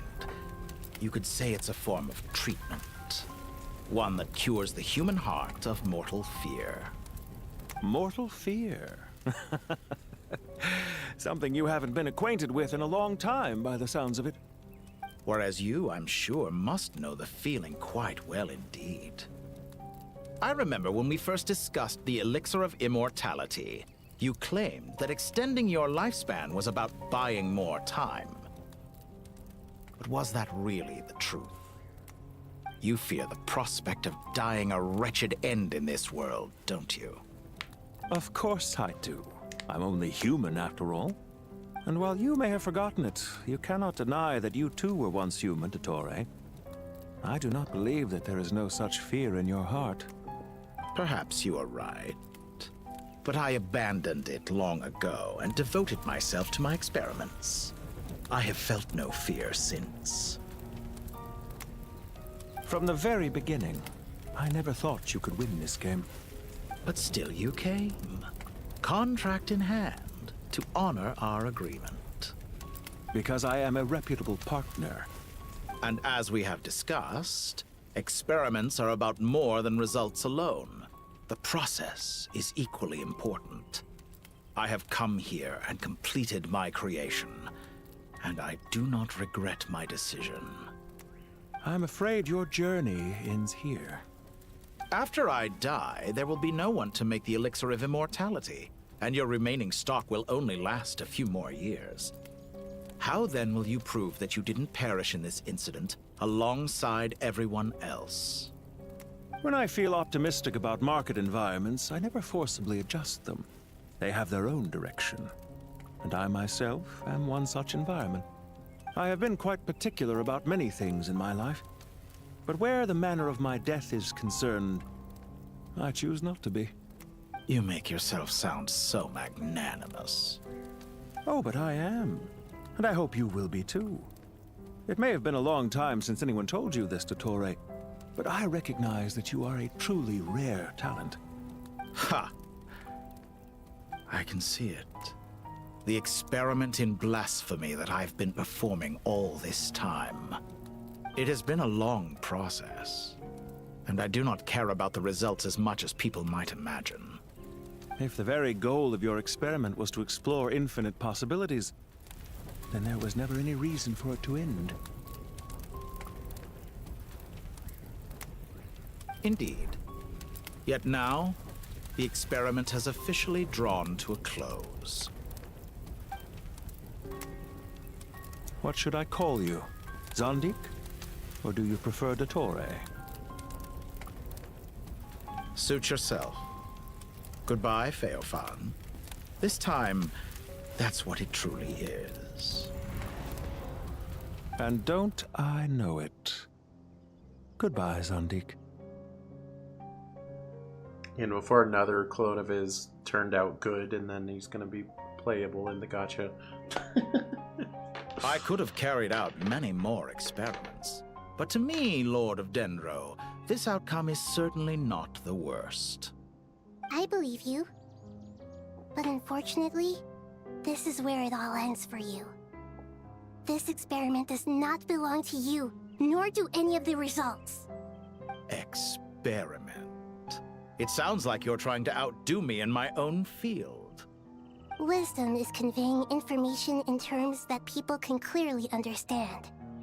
You know exactly what I mean. Indeed. I can see no further outcomes. Ha. You have a formidable mind, and you are braver than I thought. Setting fire to the very thing your survival depends on. Your previous threat was empty, but this time, it is real.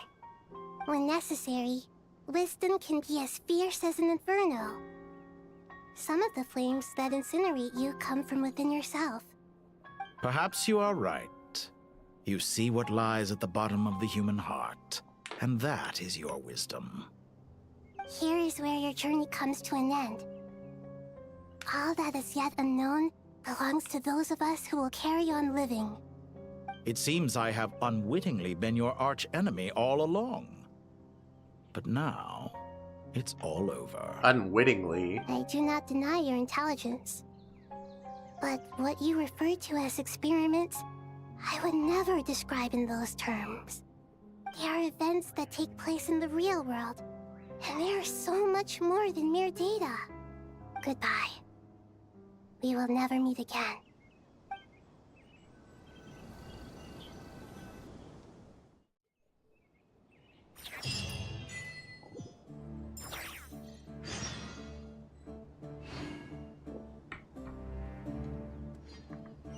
Well. Wait, did I changed my 7th party. Or my, whatever number it is. My last party. I mean, whatever, it can stay.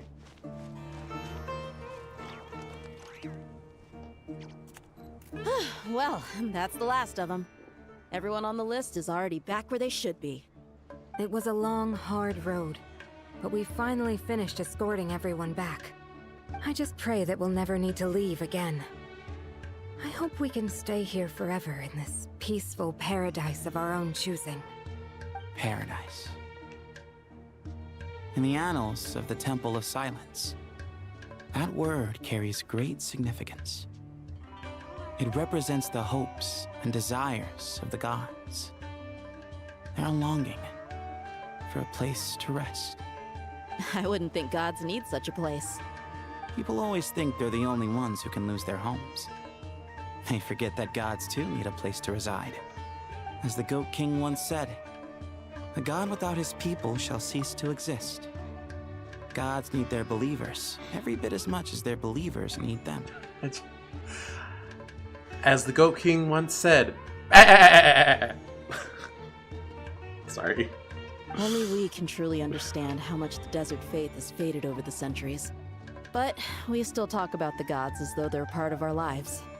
Given the myriad ways in which gods and humans interact, I'd say they really are. How else could Dunyarzad consider the Dendro Archon a friend? Well, that sounds about right to me. Describing them as friends sure makes us feel a whole lot closer. If you told me a few years back that I'd have this many friends, I'd have called you a liar. Belief is a choice, just like friendship. We've made our choices through battle. The right ones, wouldn't you say? I'll be heading back to the Temple of Silence. I heard the Goat King and the Ibis King decided to pay us a visit. How about you? It's back to Aru Village for us.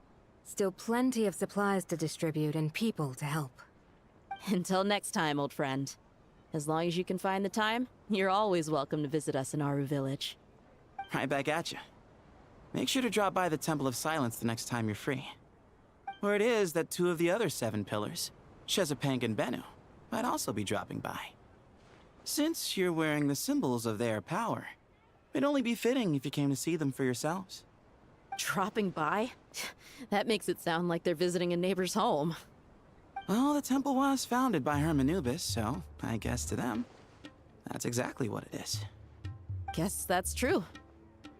All right. We'll make sure to find time to stop by. Stay safe on your journey home. I will.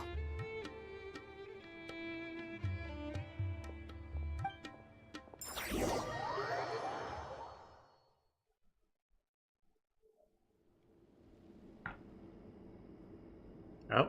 You do have a point. See? Retirement has always been a problem, especially for old-timers like us who've been locked away all these years. You finally step out into the light, and bam! You're face to face with a whole different world. Naturally. What do you think, Layla? Huh? Why would you think to ask me? How could I possibly be qualified to decide where the servants of King Deshret should live? Sorry if my question was unclear. Do you think their statues will stand out too much if we place them here? Hey, I never agreed to this. How could we possibly allow our statues to be left in Hermanubis' home? That would be like breaking into someone's house, then pretending it belonged to you in the first place. Different beliefs can coexist. We still need to respect one another. By which you mean, you two plan to stay at the Temple of Silence, for a while at least, but you have no intention of relocating your statues here. So, you see this as sort of a family visit? Is that correct? Family. You could say that. In a sense, Hermanubis would view this as his home. Just look at this place. Magnificent, is it not? The sad truth is, in the past, all three of us invested so much into misguided ventures. We failed to build what we should have, and wasted so much time instead. And what do you mean by that? I mean that for the most part, time spent associating with the likes of Sobek, and, let's say, Thoth, might reasonably be considered wasted. Why does that not surprise me? Go on. Anyway, given how much time we'll all be spending together, I'd say that the bonds we built will end up proving to have been a sound investment. Once Sethos, the current leader of the Temple of Silence, returns, you can discuss the matter of staying here with him. But judging by the expressions of everyone here, I imagine you'll receive a very warm welcome. This sacred ground houses untold knowledge, after all. What better place for the servants of King Deshret to appear in the mortal world? How about we share a meal together first? I imagine it's been many years since you last tasted fresh food. Oh, that sounds wonderful! After so many hundreds of years, I can only surmise that desert cuisine has become a lot more varied. Are we having a get-together? If you'd like, I can help prepare some food. After all, Lord Thoth, you helped me so much in the desert, and I still haven't properly thanked you. Oh, my, that would be wonderful. I'm touched that you still remember. How the times have changed. To the people of today, it seems the Ibis King has become a kind and passionate god. And you, Mr. Herreshoff? What kind of god do you wish to be? To be honest, I haven't given it much thought. How about you, Dendro Archon? Do you have any hopes for your future? Me? I'm very happy with my current life. Forgive my bluntness, but you do not seem to derive your authority from majesty and might, like Lord Al-Akhmar. Clearly your approach has its advantages, but also its dangers, don't you think? I do, but projecting a majestic front doesn't really suit me. Besides, my relationship with others isn't simply one of a god and her people. Not putting on airs might earn you more adoration. Exactly. Besides, I really like parties where everyone brings their own food, and we all come together to share. You should join us. I'm sure you'll find it fun. Last time when we got together for a picnic near the Avidia Forest, it was quite the occasion. Seeing as you're already here, how about we hold the next one in the desert? Can we do that? Wouldn't Tainari have to transport a ton of drinking water? Don't worry, I can help out. Layla, would you like to join us next time? Me? The more the merrier. That way we... Don't take this the wrong way. I just think you should know. When it comes to passing the time, chess is more our thing. I thought you said only one of you likes chess. In that case, Dendro-Archon, what do you say? If I were to compete against you, I can't say with certainty I'd win, but I certainly wouldn't mind giving it a shot. Where's Sobek? I'm sure he'd be good for a few rounds. Cards, cards, cards! I'll always prefer chess. I wonder what variant of chess we're talking here. Mr. Thoth, is there some sort of astrological significance to this game? Oh, I'm glad you brought that up. As long as the leader of the Temple of Silence agrees, we can search Herm Anubis' place for books to teach you how to play.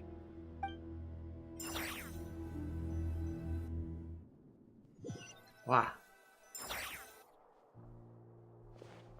Well, Layla did something, kind Such of. devastation visited on Sumeru City. So many houses destroyed or damaged in the fighting. Who could have foreseen this? Take your word for it. Look at all of this. It's going to take me forever to tidy up. It's just some books on the floor, living below man. the academia doesn't always work out to your advantage. I would have thought a little appreciation of my sincerity and effort in helping to clean up this mess might be in order. Helping? Effort? This is your house! Of course you should be putting in the effort! If anything, I'm the one who's helping. So you see yourself as just a helper in this situation. I must admit, I'm rather shocked. If you're trying to say that since I live here too, I have an obligation to tidy up, fine. I suppose I do. Wait a second, stop changing the subject! They are roommates, by the way. Not that, I mean, it's not going to help or hinder the shippers. Well, I mean, it'll help them, I guess. But it won't hinder them. Nevertheless. In the wake of a great storm, a missing roof is a predictable inconvenience. Can you stop making it seem like I care more about this house than you do? Doesn't it upset you at all to see your home in this state? I won't pretend it's ideal, but that's no reason to be upset. This is the roof over your head, your shelter from the cold. The furniture is scattered, the paintings have fallen off the walls, the windows are shattered. Don't you feel even a little disheartened? The way I see it, these problems are easily solved.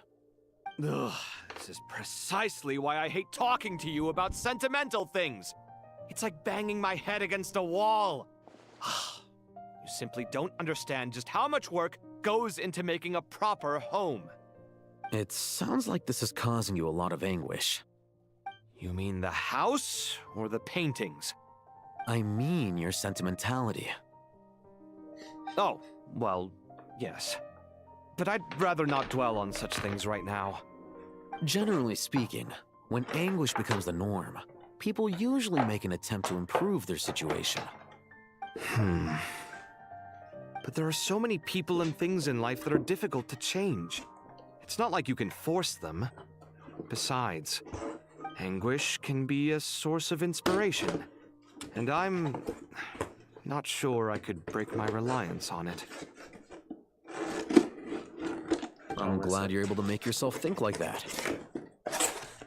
What kind of a response is that? I was stating a profound truth about the very nature of art. Suffering is the cradle of all creation. Even you can't deny that. And I wasn't trying to. I'm just happy for you. Pure and simple. Can't you tell? Alhaitham really can't. Happy about what? He can't ever just he can't say anything. Kaveh is just pissed off about anything that Alhaitham says. It doesn't matter what it is. Happy that you can always find an answer that backs up your views. You... More often than not, life is a process of running into problems and then searching for answers. Yours more than most. Not everyone's so good at justifying things to themselves. It's something that you've been steadily mastering. Huh. What about you, then? What skills have you been mastering lately? Pass me that box. Huh? Okay. You may consider this my progress on the path to mastery. What? Wait a second.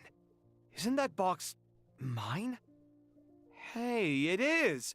It must have fallen off that shelf! I'll hate them! Those are my paints and inks! Would you like me to put it in your bedroom for you? Huh? I mean, sure, if you don't mind. What kind of progress is this? Does he think he can bribe me? Not that giving me back my own things is much of a bribe. Oh my gosh, Hytham is currently in Kave's bedroom. Shippers go crazy. These books on the floor, they're a complete mess. And this one, didn't he say it was an out-of-print collectible? It's completely covered in dust, and some of its pages have even fallen out. Ugh, guess I should help him repair it. This one too. And this one.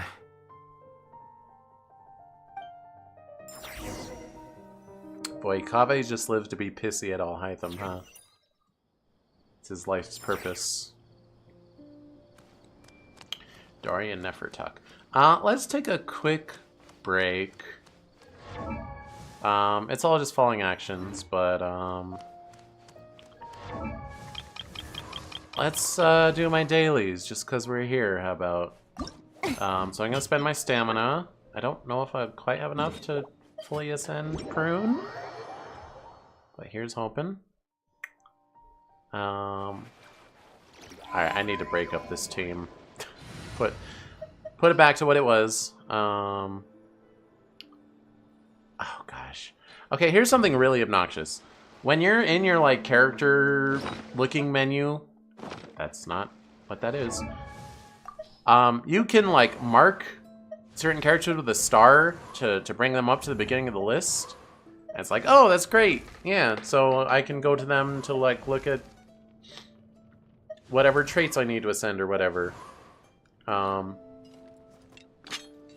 Exclamation marks. What are you exclamation marking? So it's like that, but when you go to build your team, no. God, this selection wheel is so bad sometimes.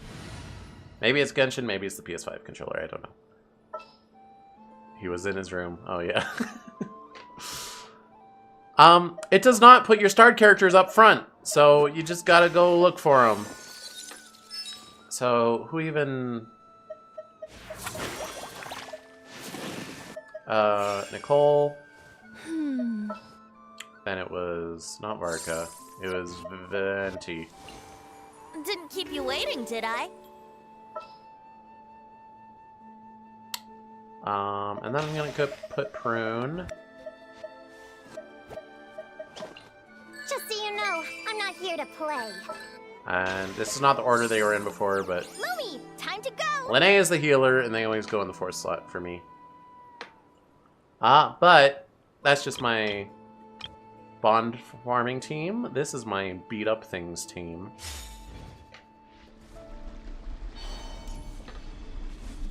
Especially because this boss is very specifically weak to Lunar. 3 moons converge. Cleanup sequence in the mystery unravels. It all adds up.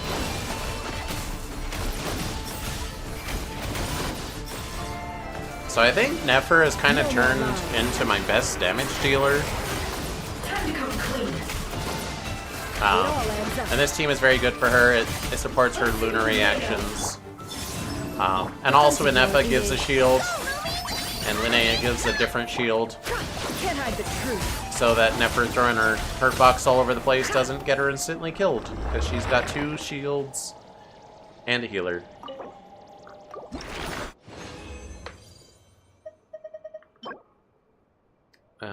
We're at 8 out of 20 that we need.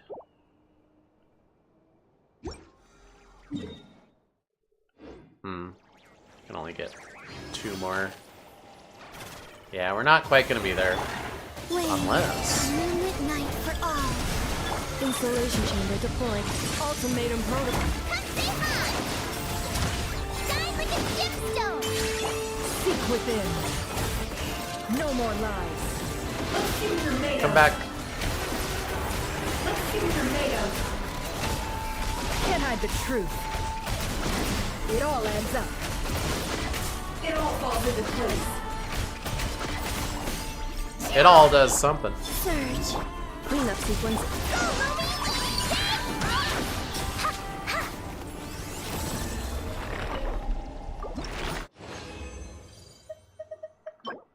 11 out of 22.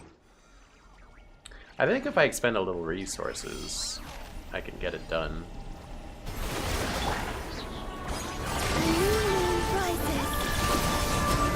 Insulation chamber. The deception ends here. No more lies. It all falls into place. Don't you despawn. It all adds up. No more lies. Defensive mode engaged. Go, Lumi!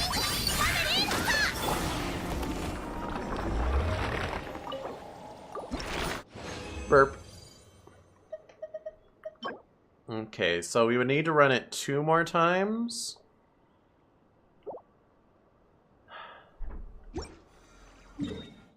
And... oh yeah, I have some fragile resin. And I'll only need to spend 1, because I had a remainder of 20. A moonlit night for all. Wane. Preparing for dust up. Insulation chamber. Don't you love to fully ascend a character, you have to sit and fight the same boss, like, 30 times? Isn't that such engaging gameplay to fight the same boss 30 times? Usually not all on the same day, because you don't have enough stamina, but, just, riveting game design. Defensive mode engaged. No more lies. Let's see what you're made of. I mean, I've gotten pretty good at it, but, you know. I think fighting the same boss maybe like 10 times would be enough. Seek within. No more lies. Oh, they're immune to Dendro right now. That's why they're not dying.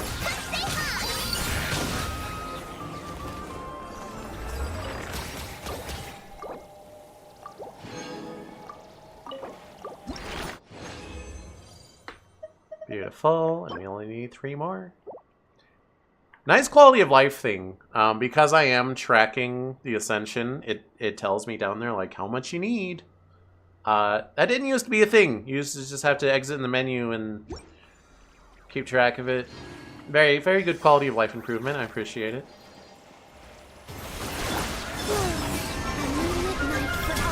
Defensive mode engaged. Ultimatum. Like, I understand grinding for your characters. Believe me, I do. I just think the game makes you grind like 5 times as much as you should. You know. No more lies. The deception ends here. Can't hide the truth. It all falls into place.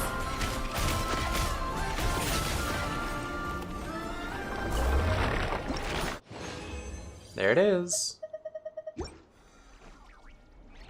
So now, let me go to a crafting table. I need 6 Animo gem thingies. Whatever they're called. Gemstones, yeah. So I can craft 2. And that, yeah, 2 out of 6. Okay. Anything I have a ton of? Okay, I have a ton of Electro. I'm just gonna convert them all. Caution of the wind, baby.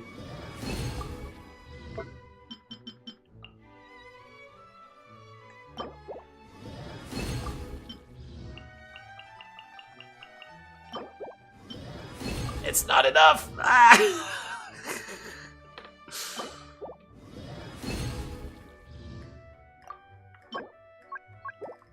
Okay, I'm just gonna... okay, well, Shinezai is coming up, so I'm gonna need a bunch of ice ones. Just craft a Dendro one and convert that. Oh, I had a Pyro one laying around. Sure. Alright, we're gonna send Prune. What? Oh my gosh. Okay, I need 5 gold coins. I know I have enough materials. I checked it the other day.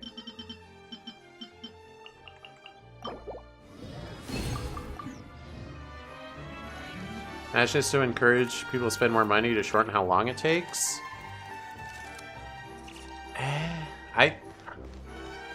I really do have to wonder. I know gacha games have their stamina systems.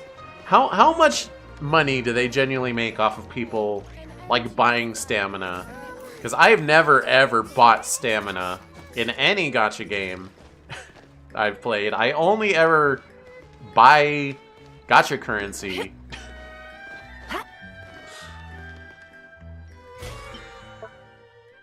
I figure the stamina is more incentive to, stamina is incentive to get people to play every day, which makes it, you know, a habit, which makes them care more because, you know, well, it's part of my daily life. And then when a banner you care about comes up, it's like, well, I do play it every day. I might as well drop $100 getting the cool character I like. But, I feel like actually just buying stamina is not really a factor in the design. Like, it's there. I don't know. I feel like if you're buying stamina, you're a fool. Anyway. I still don't believe in made-up fairy tales, and I don't have much faith in this world. But I do believe in you, so I hope you believe in me too. Even if you think I'm still just a kid. At the very least, I'm a big kid. Someone strong enough to rely on. Proud of you. Level 90. Girl, what are you doing? Anywho. It's definitely not a good usage of money, but you don't doubt that's what they were trying to encourage. Or maybe gift boxes that have items you need inside of them and offer those. Yeah. I mean, I don't know. It is there. Like, you look at the shop. And it's like, oh, I could buy... Oh, there are some ore shards and some character XP, and there's a fragile resin. Oh my gosh. And there's no limit. Wait, actually there is a limit. You can only buy 1 per week. Whatever.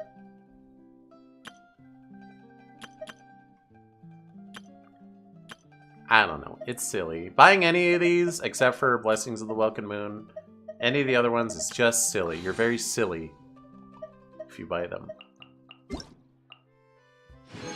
Hey, those are the drops. If you've been watching, you can redeem these too. Because you get the same drops for watching as I do for streaming. Oh, hey, look at this stuff. Look at them primos. Do I have... No, I only have 8 standard wishes.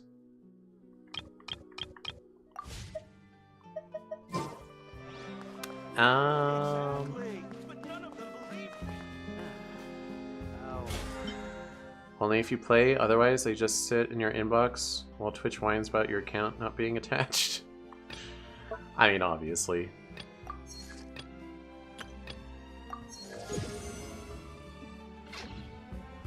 Add Astra at... Thank you for complete... Twitch loves you attaching your account. They probably get a kickback or something for it. Because I think games have to pay for that to even be a feature.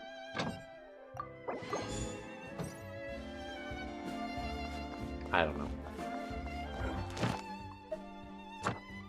Oh, hey. Yeah, I did that. Rewards for me. Oh, I'm not done with this one, lol.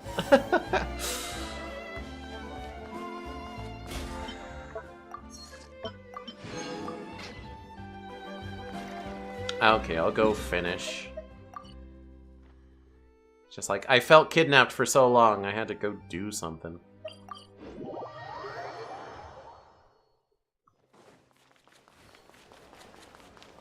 I'm gonna go there with my level 90 prune!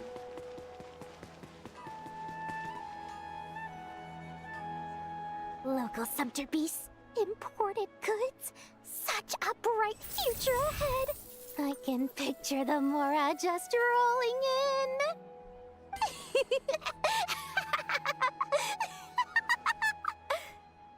You do realize you sound like a choking cow? It's called being imposing. Can't you feel it? Are you not intimidated? Oh, I'm positively shaking in my sandals. What commands do you have for me, oh mighty Lord Sangamabe? You've got a lot of nerve, Nefer. You went and told Candace and the others everything, didn't you? Seriously, do you have any idea how differently they see me now? Surely that's a good thing. I presume they're more disposed to actually like you now, maybe even view you as a friend. You traded my secret for sympathy! Thanks to you, I've lost every last shred of my mercantile majesty. How am I supposed to make anyone think I'm a big, scary investor now? The dark days of Lord Sangamabe are behind you. Why not take this chance to make a few honest friends? Speaking of friends, since when did the notorious Lady Nefer gain such an admiration for holier-than-thou types? A moon chanter here? An angel there? Who'd have thought it? Alright, since when was Dory such a Yehoda? Mugging up cutscenes and such. I don't remember her doing this before today. A coming together of fates, nothing more. No need to throw around accusations of admiration.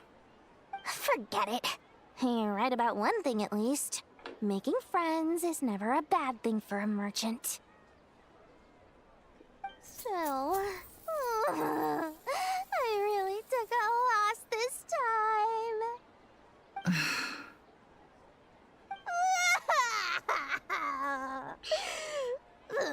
What are you looking at? I'm trying to see if you're really crying or if those are just crocodile tears.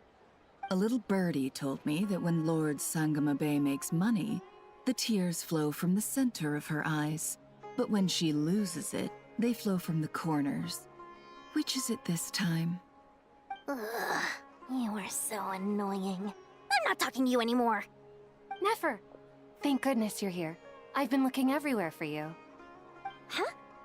Well. If it isn't the House of Dana's very own librarian. What can I offer you today, Miss Katayun? Oh, no, I'm not here to buy. I'm here to bring Lady Nefer a book, and a fascinating one at that.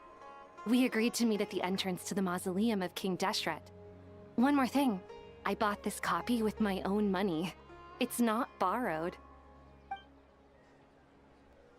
Reasoning knows not time of day, but suspense always follows a blizzard. That's quite the mouthful. Huh? Isn't that the one that... It was all the rage for a while. People throughout the city were clamoring to get their hands on a copy. The names inside were all circled. Everyone thought it was a riddle. Don't bring up that book in my presence. I don't even want to hear its name. That thing was nothing but a scam. Surprisingly enough, I've actually heard of this book. Though it doesn't seem of much consequence. So, what truth lies behind it? You're from the Vahumana and you're asking me what the truth is? I'd say the actual truth was about the least important part of the whole episode. I brought you this book because it probably has the most interesting backstory of any in the House of Dana's collection, at least in recent years. As for its quality, well, you can judge that for yourself. Don't tell me it's actually any good. You may not know this, Lord Sangamabe, but Lady Nefer has a fondness for books with... how should I put this? Mixed reviews? No eye for good literature, huh? Perhaps she feels that bad books hide interesting secrets? But I shouldn't put words in her mouth. It's probably fair to say she prefers the conversations that books can spark over the substance of the books themselves. Suits my style as an intel broker, wouldn't you say? Very interesting, thank you. I'll return it to you once I'm done reading. And as it happens, I have something for you, too. Incense? I imagine you've already used up the incense I gave you last time. Here's some more. This batch is from Nodcry, so the scent won't be quite the same. Well, actually, I've been saving the incense you gave me. I couldn't bring myself to waste it without a special occasion. But I'll gladly accept this, too. And I promise I'll use it this time. Katayun, you haven't changed a bit.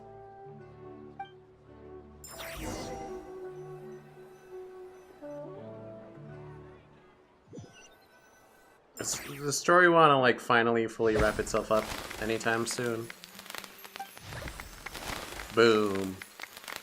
Congratulations, Kale. Well done, Kale. After studying for so long, Does it ever? you've finally become a full-fledged ranger. Oh, congrats. Sure hasn't been easy for you, huh? This really is fantastic news. All grown up. No longer a trainee, but an official forest ranger. Oh, the next step is to secure tenure in the academia. Thanks, everyone. It's true. I'm an official forest ranger now. Master Tainari, thank you for your guidance and support. I wish Mr. Sino were here so I could thank him too. Sino had a matter to attend to at the Temple of Silence. I don't imagine he'll be back for some time. But don't worry, we can celebrate together once he's finished. I'm afraid the party will have to wait. Kale still has some matters to attend to first. Kale? Is everything all right? No, it's not what you think. There's nothing wrong with my health. I just have a few things I need to deal with. I've made plans with the Traveler and Paimon to visit Mondstadt. Master Tainari and Mr. Sino will be accompanying us too. Well, that's a relief. Let's get together when everyone's back. I'm sure you'll be doing even better by then. Of course. I have a feeling you're right.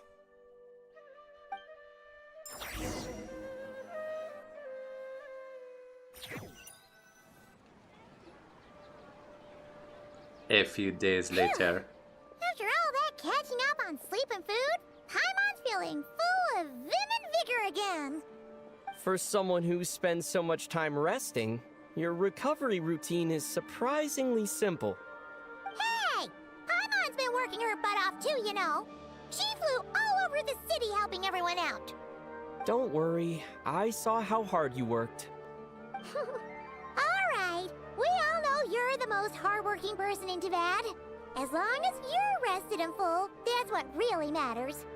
Paimon's been looking around the place, and it seems like the city's already on the mend. But Paimon's been wondering how Nahida's doing. We should check in on her. Fair enough. Last time we wrapped up a Sumeru arc talking to Nahida, it didn't end that well. I'm teleporting up there.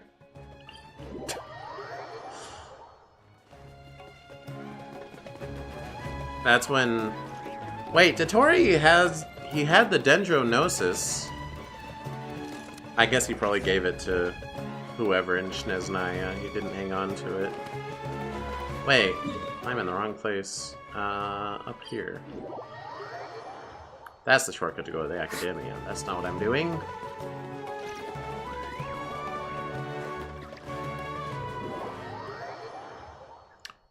Oh, I brought evil Nahida with me. You two should meet.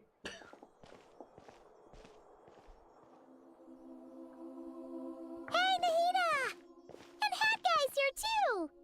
Traveler, Paimon! What's going on here? Nothing much. Nahida was just expressing concern for my physical and mental well-being.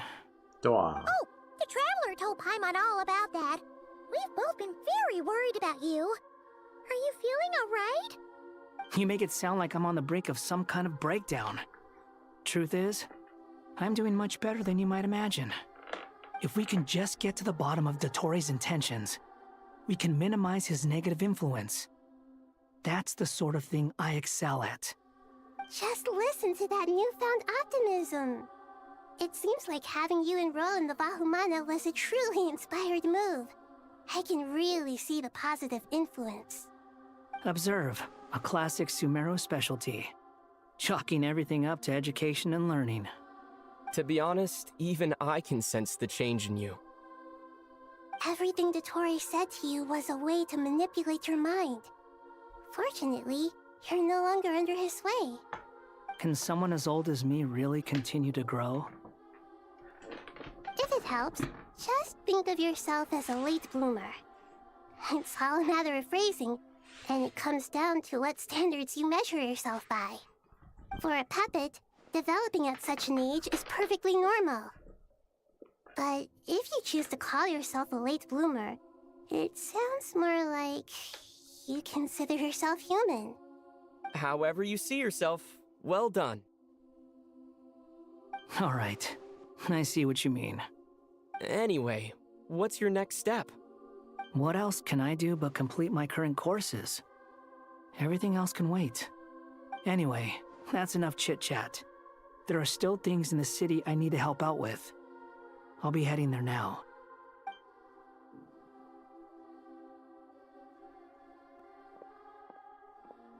I'm so happy that Hat Guy is doing better than we thought. But what about you, Nahida? How are you holding up? The pyronosis burned down the corrupted Irminsul. The flames blazed for 7 days and 7 nights before they finally subsided. All that was left were the parts underground. Now, Aru shoulders the responsibilities that once belonged to Irminsul. The situation was contained before it got out of hand, so Tevat's most vital information has largely been preserved. Irminsul has a strong influence over you, doesn't it? How will you cope now that it's gone? There is no need to worry. Thanks to Nicole's extraordinary talents, my connection to Irminsul has been severed and transposed onto Aru. Angels can do things like that? They can. Such abilities are precisely what makes them so powerful. The goddess of flowers, Nabu Malikata, once claimed that she too could perform feats beyond the reach of mere mortals. In my eyes, much of what she went on to achieve reached such transcendent levels. Her and Nicole really are both fascinating and magnificent. So, does that mean your situation is stable now? Correct. Just imagine that Aru has become the new Irminsul, and the essence of my existence has been bound to it. The wisdom of Sumeru has ultimately converged into a single, unified entity. Should we ascribe this all to fate, or is it merely fortune? Whatever it is, the important thing is that you're okay, Nahida. Dendro Archon, Lesser Lord Kusanali. Oh, thank goodness you're here. Greetings, Traveler and Paimon. Sir Nevis, do you have something urgent to say? Yes, there's something I need to report. We've received a message from Snezhnaya. Nafis hands a letter to Nahida, who reads it. The Fatui Harbinger, the Rooster, sends us his sympathies, along with all the usual pleasantries. His stance is that, following the unrest and Nod Cry, Dottori was subjected to internal censure. This madness was the act of a rogue element, one who cannot be seen to represent the Zapoliarni Palace. No less than can be expected. Snezhnaya paid a heavy price working to stop him. They even lost one of their own harbingers. They did? Oh, in Nodcry. Right. Yeah. Which, by the way, spoilers, they they have the drip marketing. I'm just gonna pull it up. I'm so bad with names, I can't remember. But they confirmed a certain character is coming to the gacha, which means they're not dead.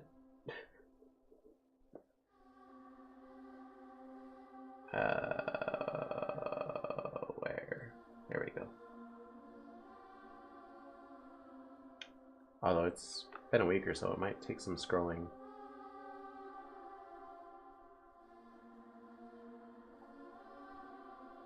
Okay. Go. I'm scrolling.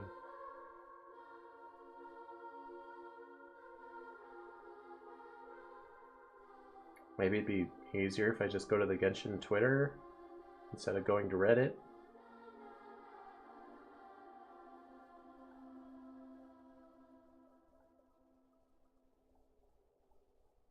Maybe.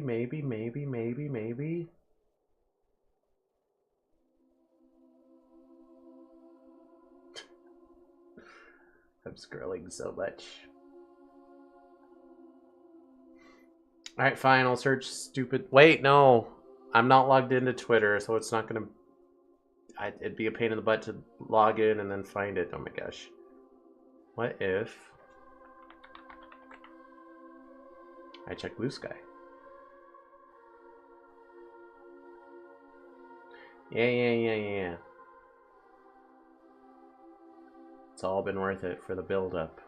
The payoff. I get to reveal it right here, right now, to people who didn't already know. They advertised, Sandrone's coming to the gacha. She's not that dead. Yay! Yay! Okay. AKA Marionette, I think was her code name. Yay, pretty sassy lady. Yep.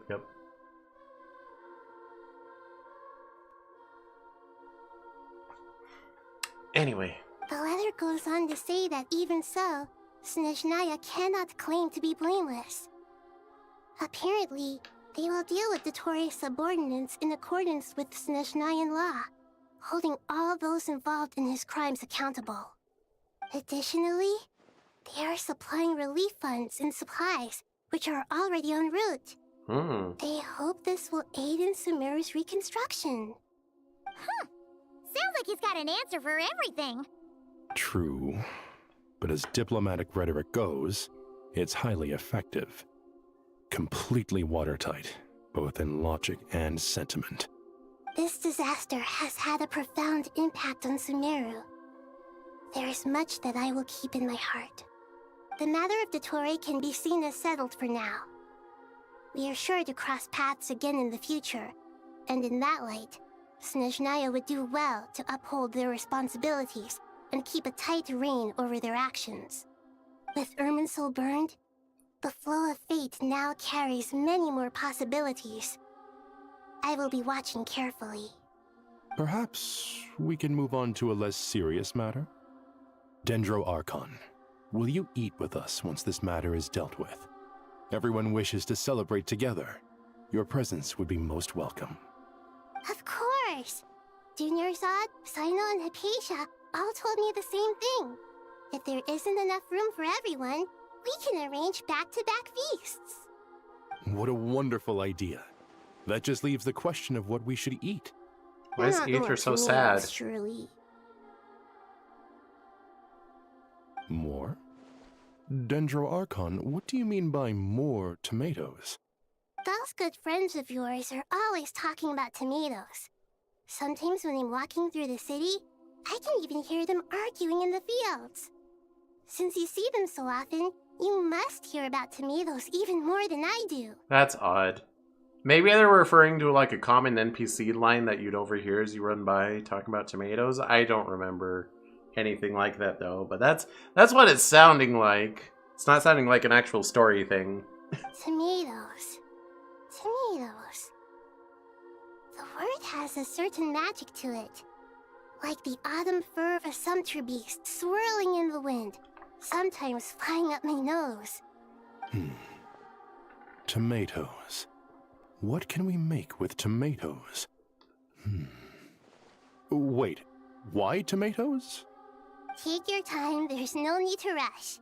The Traveler, Paimon, and I still have somewhere we need to visit. You'll have plenty of time to think it over before I return. Does this mean you're going to Natlan? Meet them there in person. It will require a long journey. I know. But this is necessary. I must go myself. Traveler, Paimon, we'll set off as soon as you're ready. Is that alright? Sure. We'll be ready whenever you are. You'll hear no objections from Paimon! We should grab some snacks along the way, though. It'll be just like going on a long holiday. Wonderful. I'm looking forward to this so much.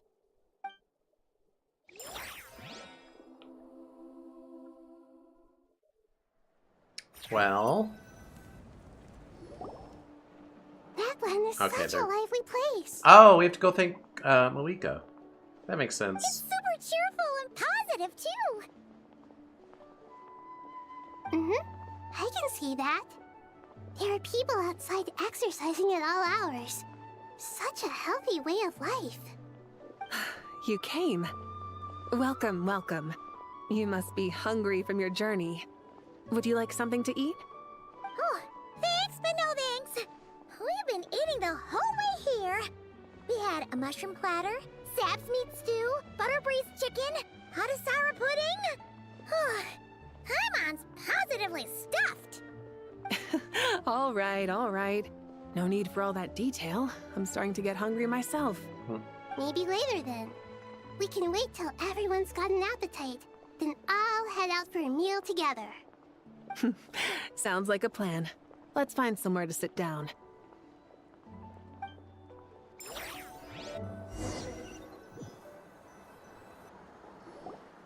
I should tell you, I already have some sense of why you've come. Why's that, Malika? To say thank you. Yeah, Your no kidding. senses are spot on. But on top of that, we also feel guilty. So we're saying sorry, too. Thank you, sorry. Because the pyronosis has vanished? I sensed its loss. Oh. Despite scouring through the remnants of Irminsul, we couldn't find any sign of the pyronosis. Not even any trace of it burning to ash. That's certainly unusual. Still, the potential fallout from Irminsul's loss is significant, to say the least. Perhaps the pyronosis's disappearance is simply a knock-on effect of the impact it's had on a certain strand of fate. There's no need to feel guilty. We were clear that this time, there was to be no returning, only giving. Pure and simple. Thank you really is a fascinating phrase. We use it to express gratitude for the smallest of things. Yet, when faced with a kindness too immense to describe, we use exactly the same words. It's not that we lack other means of expression.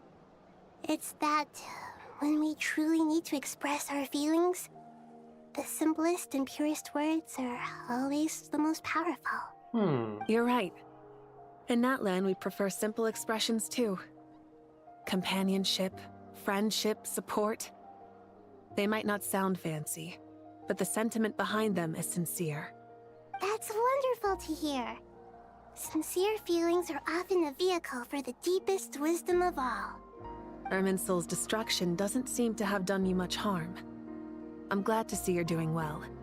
There's still a lot of work to do, but before we begin, we felt it was important to come here and speak with you. Partly to express our gratitude, but also because we felt that seeing you, in a sense, is like basking in warm sunlight. That's a nice way of putting it. I like that. To tell you the truth, though, I'm not a fan of somber meetings. So, since there's nothing more to say, why don't we go bask in some actual sunlight? The weather's beautiful today. What do you mean, go bask? You're basking in it right now. What a great idea! Paimon's gonna lie back and soak up some rays.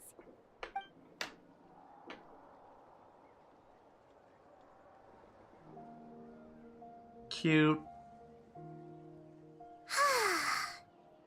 Nahida, you can lay on me too if you want. In that case, I think I'll lie down for a bit too before we head to our next stop. And where might that be? Mondstadt. Paimon and I are gonna head back there with Kale and the gang. Long ago, I sensed that the god remains inside Kali had come from the goddess of flowers, but I kept it a secret. Those remains weren't hurting Kali, not as she is now. They simply exist. Besides, I could sense a deep yearning within her. A yearning for an ordinary life. A yearning to hold on to the hard-won happiness she now enjoys.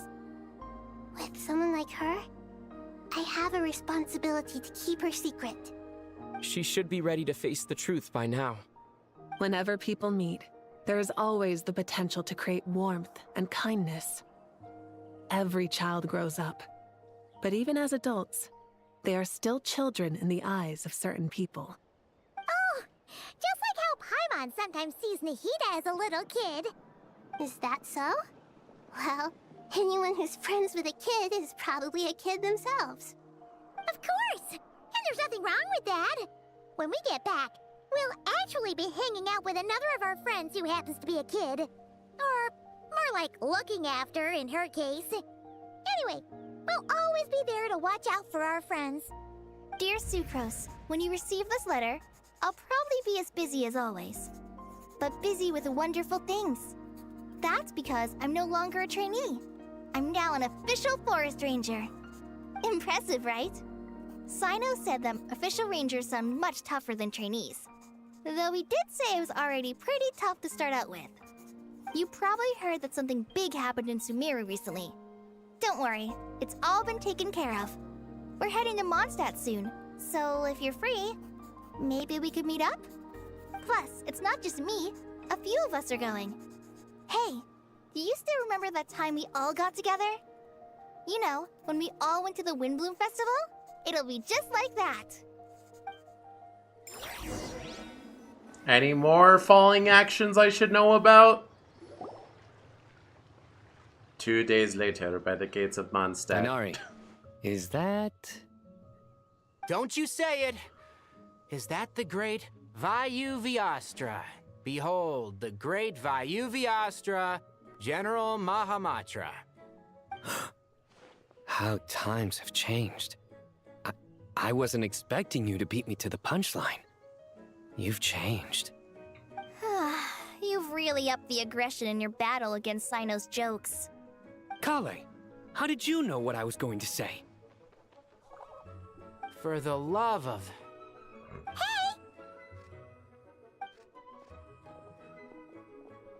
Traveler! Paimon! You're right on time! I hope we haven't kept you waiting. Oh yeah, you can bask while standing. Basking doesn't mean laying down, it just means, you know, you're enjoying the sunlight. Right? I think. Kale! Sucrose! It's been so long! How have you been? I've been well. Everything's going great. What about you? Are you still busy? Not at the moment. Oh, right! That juicer you gave us works amazing! Farzan loves it. Seriously? That's wonderful. I don't suppose you drew up a detailed test report. Oh, what fruits did you use? How was the texture of the final product? Sucrose, you might want to try asking your questions one at a time. Albedo! Paimon didn't see you there! It's been a while since all of us were together like this. How about we follow the same plan as last time? It's because I wasn't here until halfway through when I started talking. Good idea, my friend. You never disappoint. So, what are your identities this time? Don't remind him. First things first. Allow me to introduce our very own official Forest Ranger Kale. The rest of us are simply her humble travel companions. This sounds like one of those mushy stories that gets people hooked on some corny, heartwarming premise. Oh, is our story not heartwarming? If I recall correctly, there was even a scene like this in King of Invocations. Besides being heartwarming, our story's also about tough, impressive-sounding job titles. At least that's what I think.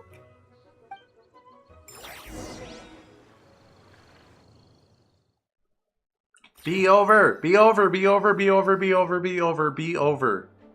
You, Calais, and the others meet with the Knights of Favonius? Okay. You're here already. I'm still giving Dodoco a little trim. I won't be a moment. A trim? Does Dodoco need haircuts too? Of course. It's important to know how to take loving care of the apples of your eye. All of these trivial matters get left to me. It's because I'm an angel, and angels are, in a way, the guardians of all Teyvat. Oh, right! Well, that's definitely an impressive sounding job title. What are you writing? I'm just brainstorming some cool sounding lines. Oh, write them on these card backs. Of course. Clearly, my lines are pretty amazing, wouldn't you say? Miss Nicole. Calais? You seem a little nervous. I was just wondering, who was the person you mentioned who needed their wish fulfilled? Wish? What do you mean? Miss Nicole asked if we could meet up in Mondstadt once everything was over. She said a friend of hers had a wish that needed my help to come true. Well, you never mentioned that before. All we knew was that you'd arranged to meet in Mondstadt. But we thought it had something to do with the god remains. To be fair, everything I told you was true. Anyway, my friend is waiting. Come on, let's pay her a visit.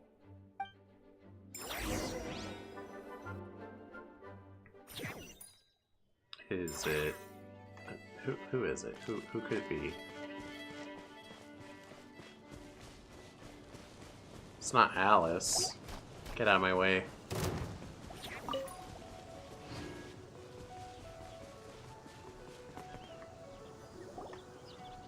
Huh? You're... Surprised? Oh. I bet you weren't expecting to meet a woman like me beneath this beautiful tree in a faraway land. An oasis will spring from the place where a djinn resides. That saying falls somewhat flat here in Mondstadt, given that everywhere is already so lush and green. Lilupar, what are you doing here? I made friends with Miss Nicole. I asked her to bring me here and then invite Calais to come. The prologue to this story is that I have a wish. It has stirred within my heart for centuries. Millennia, even. Originally, it was merely Al-Ahmar's lie, but now it has become reality. Could this be... related to the goddess of flowers? My dear young lady, my mistress left her final trace in this world upon you. I can't tell you how glad I am to see you here. And now I have seen you, and peered into your heart. You have experienced hardships and suffered setbacks. The torment an ordinary person might expect to face has befallen you threefold. This is the source of your resilience.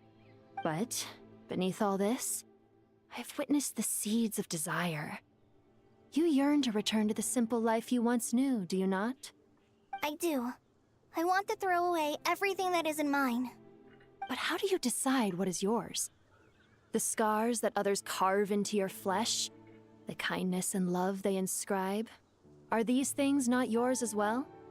They are. This is something I've talked about with Miss Nicole. Miss Nicole said I should learn how to adjust my standards. I just want to live as an ordinary human. Anything beyond that isn't mine. Don't you want anything from the remains of the goddess of flowers? She gave me a revelation once. I think that's already more than enough. In the past, you would not have possessed such a rich heart. Your brief life has taught you to hold on to everything good, to home in on kindness. How fascinating. You're nothing like Nabu Malikata, and you're certainly not her. Of course not. I'm not some great and powerful being, Miss Lilopar. Yet I am a djinn. We exist because of the Lord of Flowers. We revere and love her. My wish is to see her one last time, to give everything for her. Calais, can you do this for me? But her remains won't be easy to remove. Are you sure this is what you want? That's beside the point. First, I need to know, Are you willing to do something for the soul of this lonely, wandering woman? I'm willing. But look, you know nothing about me. Even if you have heard the stories about me, all you would know is that I was rightly punished for the many evil deeds I committed. Ah, so you do know. Your lips are quivering, your eyes trembling, and still you're willing to do something for me. Life has been cruel to you, and yet you've learned to be kind. My dear young lady, to repay your kindness, I too must play my part. Are you sure about this, Lilupar? I yearn to see my mistress. For this moment, the world can burn to ashes, the universe be engulfed in flame. I care about nothing else. And you, Kale, I can give you a gift. You'll become just another ordinary human. But Miss Lilopar, what will happen to you? My wish will be fulfilled, and I can die happy. Why would you wish for that? A long, unending life might seem desirable for one who has never possessed it, yet it brings torment to one who has. My remains are scattered across the yellow sands, but my soul can find no peace. Since you've promised to grant my wish, give me that release. Allow the dying to die, and let the dead rest in peace. You have my thanks. Kale, there's no pressure on you. What she said, it's all true. A wish is a genuine desire, after all. It's as if you want to use the last of your life to give me a better future. Nothing so selfless. We'll be using our futures to fulfill each other's wishes.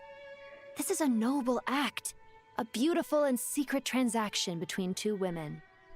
I understand. Miss Lilupar, I'm ready. Close your eyes, Kale. Then open your soul. From there, I will embrace my mistress. The downpour of flowers is your touch. Like returning to the very beginning. Like surrendering to your grace, my mistress. People say that devotion is beautiful, yet filled with pain. How foolish of them. For me, devotion is beautiful, pure and painless. Devotion is my love. Thank you.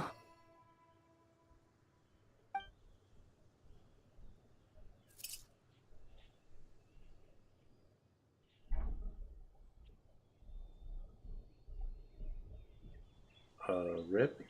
Lilupar! She disappeared? She left, carrying the blessing of flowers. Kale, are you alright? I'm fine. Now that the remains are gone, I don't actually feel any different at all. Those remains weren't hurting Kale. Not as she is now. They simply exist. Besides, I could sense a deep yearning within her. Kale must have already received what she was yearning for. I'm doing fine. I feel relaxed. There's really no need to worry. Then my wish has come true, too. To become ordinary? That's just one of my wishes. Actually, I have a few more. For instance, I want to protect the people I meet and help them find happiness. That sort of thing. So between Miss Lilopar and me, you fulfilled 2 wishes already, and protected 2 people. Wonderful, isn't it? I feel so fantastically happy. I guess that settles things here. So what's next? What do you want to do when we get back to town? Clay, look who I've brought to see you. Amber? Hey, Kale! I heard you guys were holding some kind of secret event. How come you started without me? Huh? Oh no, it's nothing like that. We were just saying goodbye to an old friend. Really? Who? Me. The old me. So that's what this is all about. Did you come all the way to Mondstadt for that? Because we knew the old you so we could witness the change? Exactly. The old me is gone. I puffed her into the air, and she became a fluffy pink cloud, floating into the sky, before disappearing forever. I forgot Amber and Kale were like old friends. Because Kale's from Mondstadt, I think? I don't know. Do you think maybe up in the sky she has friends waiting for her with test tubes, flasks, and bows?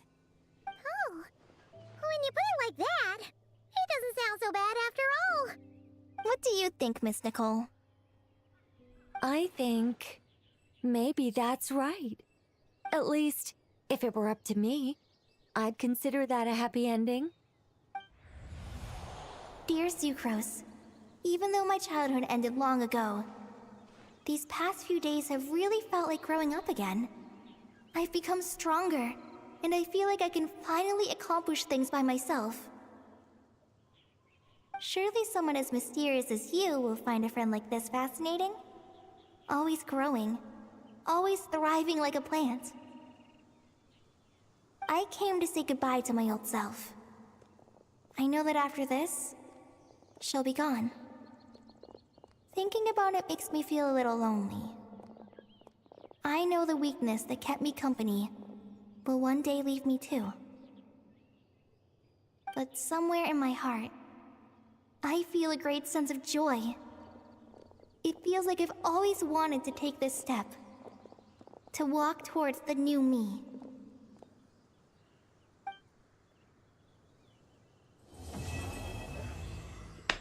Ah, quest complete. I don't know. Could use another hour of falling actions, I think.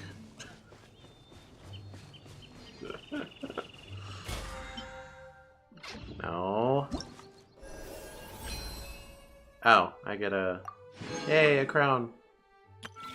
And I get to accept these rewards. Yay! Yay!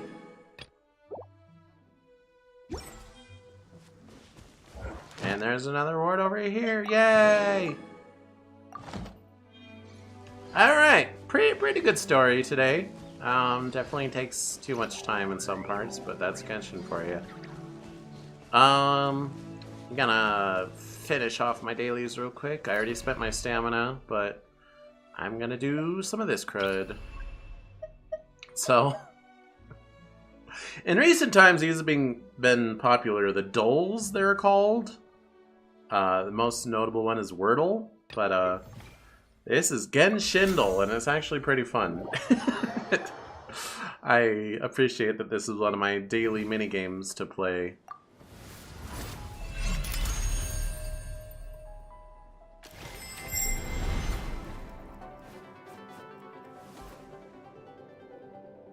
You always go in as one of your mannequins, whichever one you were playing as last. So, you pick a character, you're supposed to figure out which character it is. I always start with Nahida. Oh.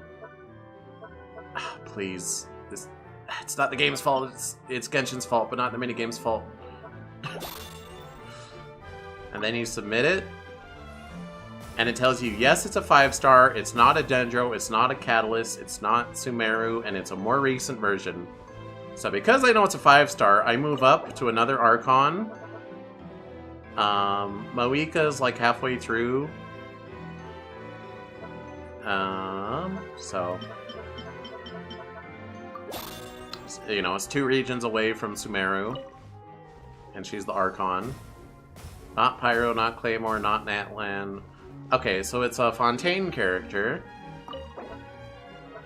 Just gonna guess the Archon.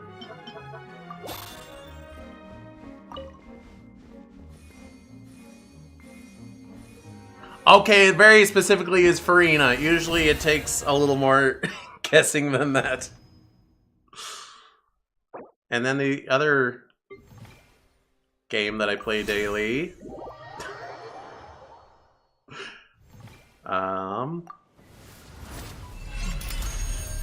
Streamer look activated. I mean, I usually get it anyway. Sometimes I get it on guess 2.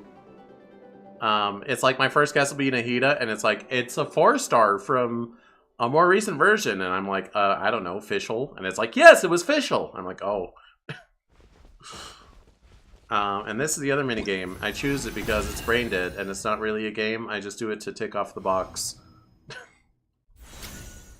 Because you're supposed to play 2 a day, and there's one I want to play, and there aren't any other I want to play, so I do an empty one.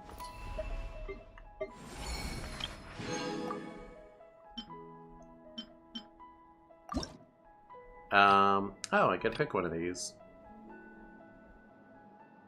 Did you just run a straight line and get coins? Yes. Like I said, it's not a game. It's there so you can tell the game you played another game. There was one. Someone cheated it so that it wouldn't even load the game in. It would just say you would win before anything even happened. That one got deleted though. Sad. That one was very convenient. I don't think I'm gonna use any of these clothes. Should I pick the boy or the girl?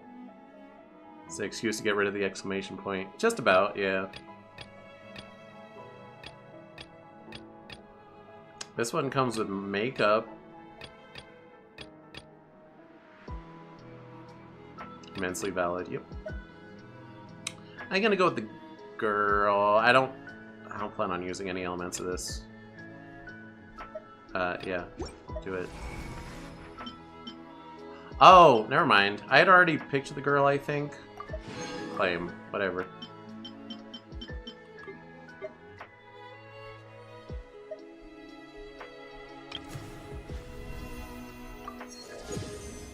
Yeah, Genshin is actually surprisingly fun. In fact, I'll play it again, because I feel like I didn't really demonstrate what it's about.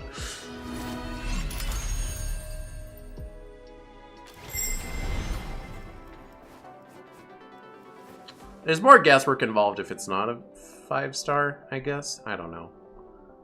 I mean, I don't pick Archons, basically. There is a hard mode, but eh. Hey.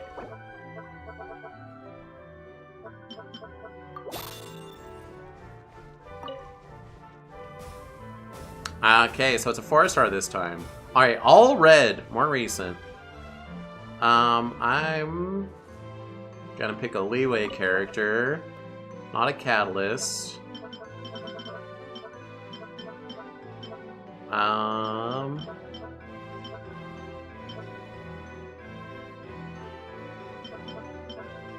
Xinyan, how about?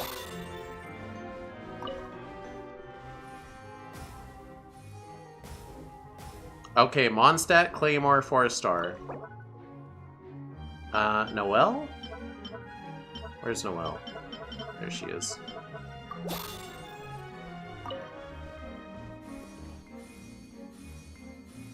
Okay, that time I got it in 3, but it was actual deduction. You know, I used the clues I was given. Anyway. I've kind of come around on, whatever this game mode is called. What is it called? Miliastra Wonderland? Because people can make their own games. It's basically Genshin Roblox. So, like, there's a whole list of games you can play. But it's usually like, well, I want to do my 2 dailies and move on with my life. And who knows, this one could take half an hour or something. Sometimes I play an extra one because you are supposed to... The way the weekly works, although I guess I just cheated it by playing that one twice. What the? Girl.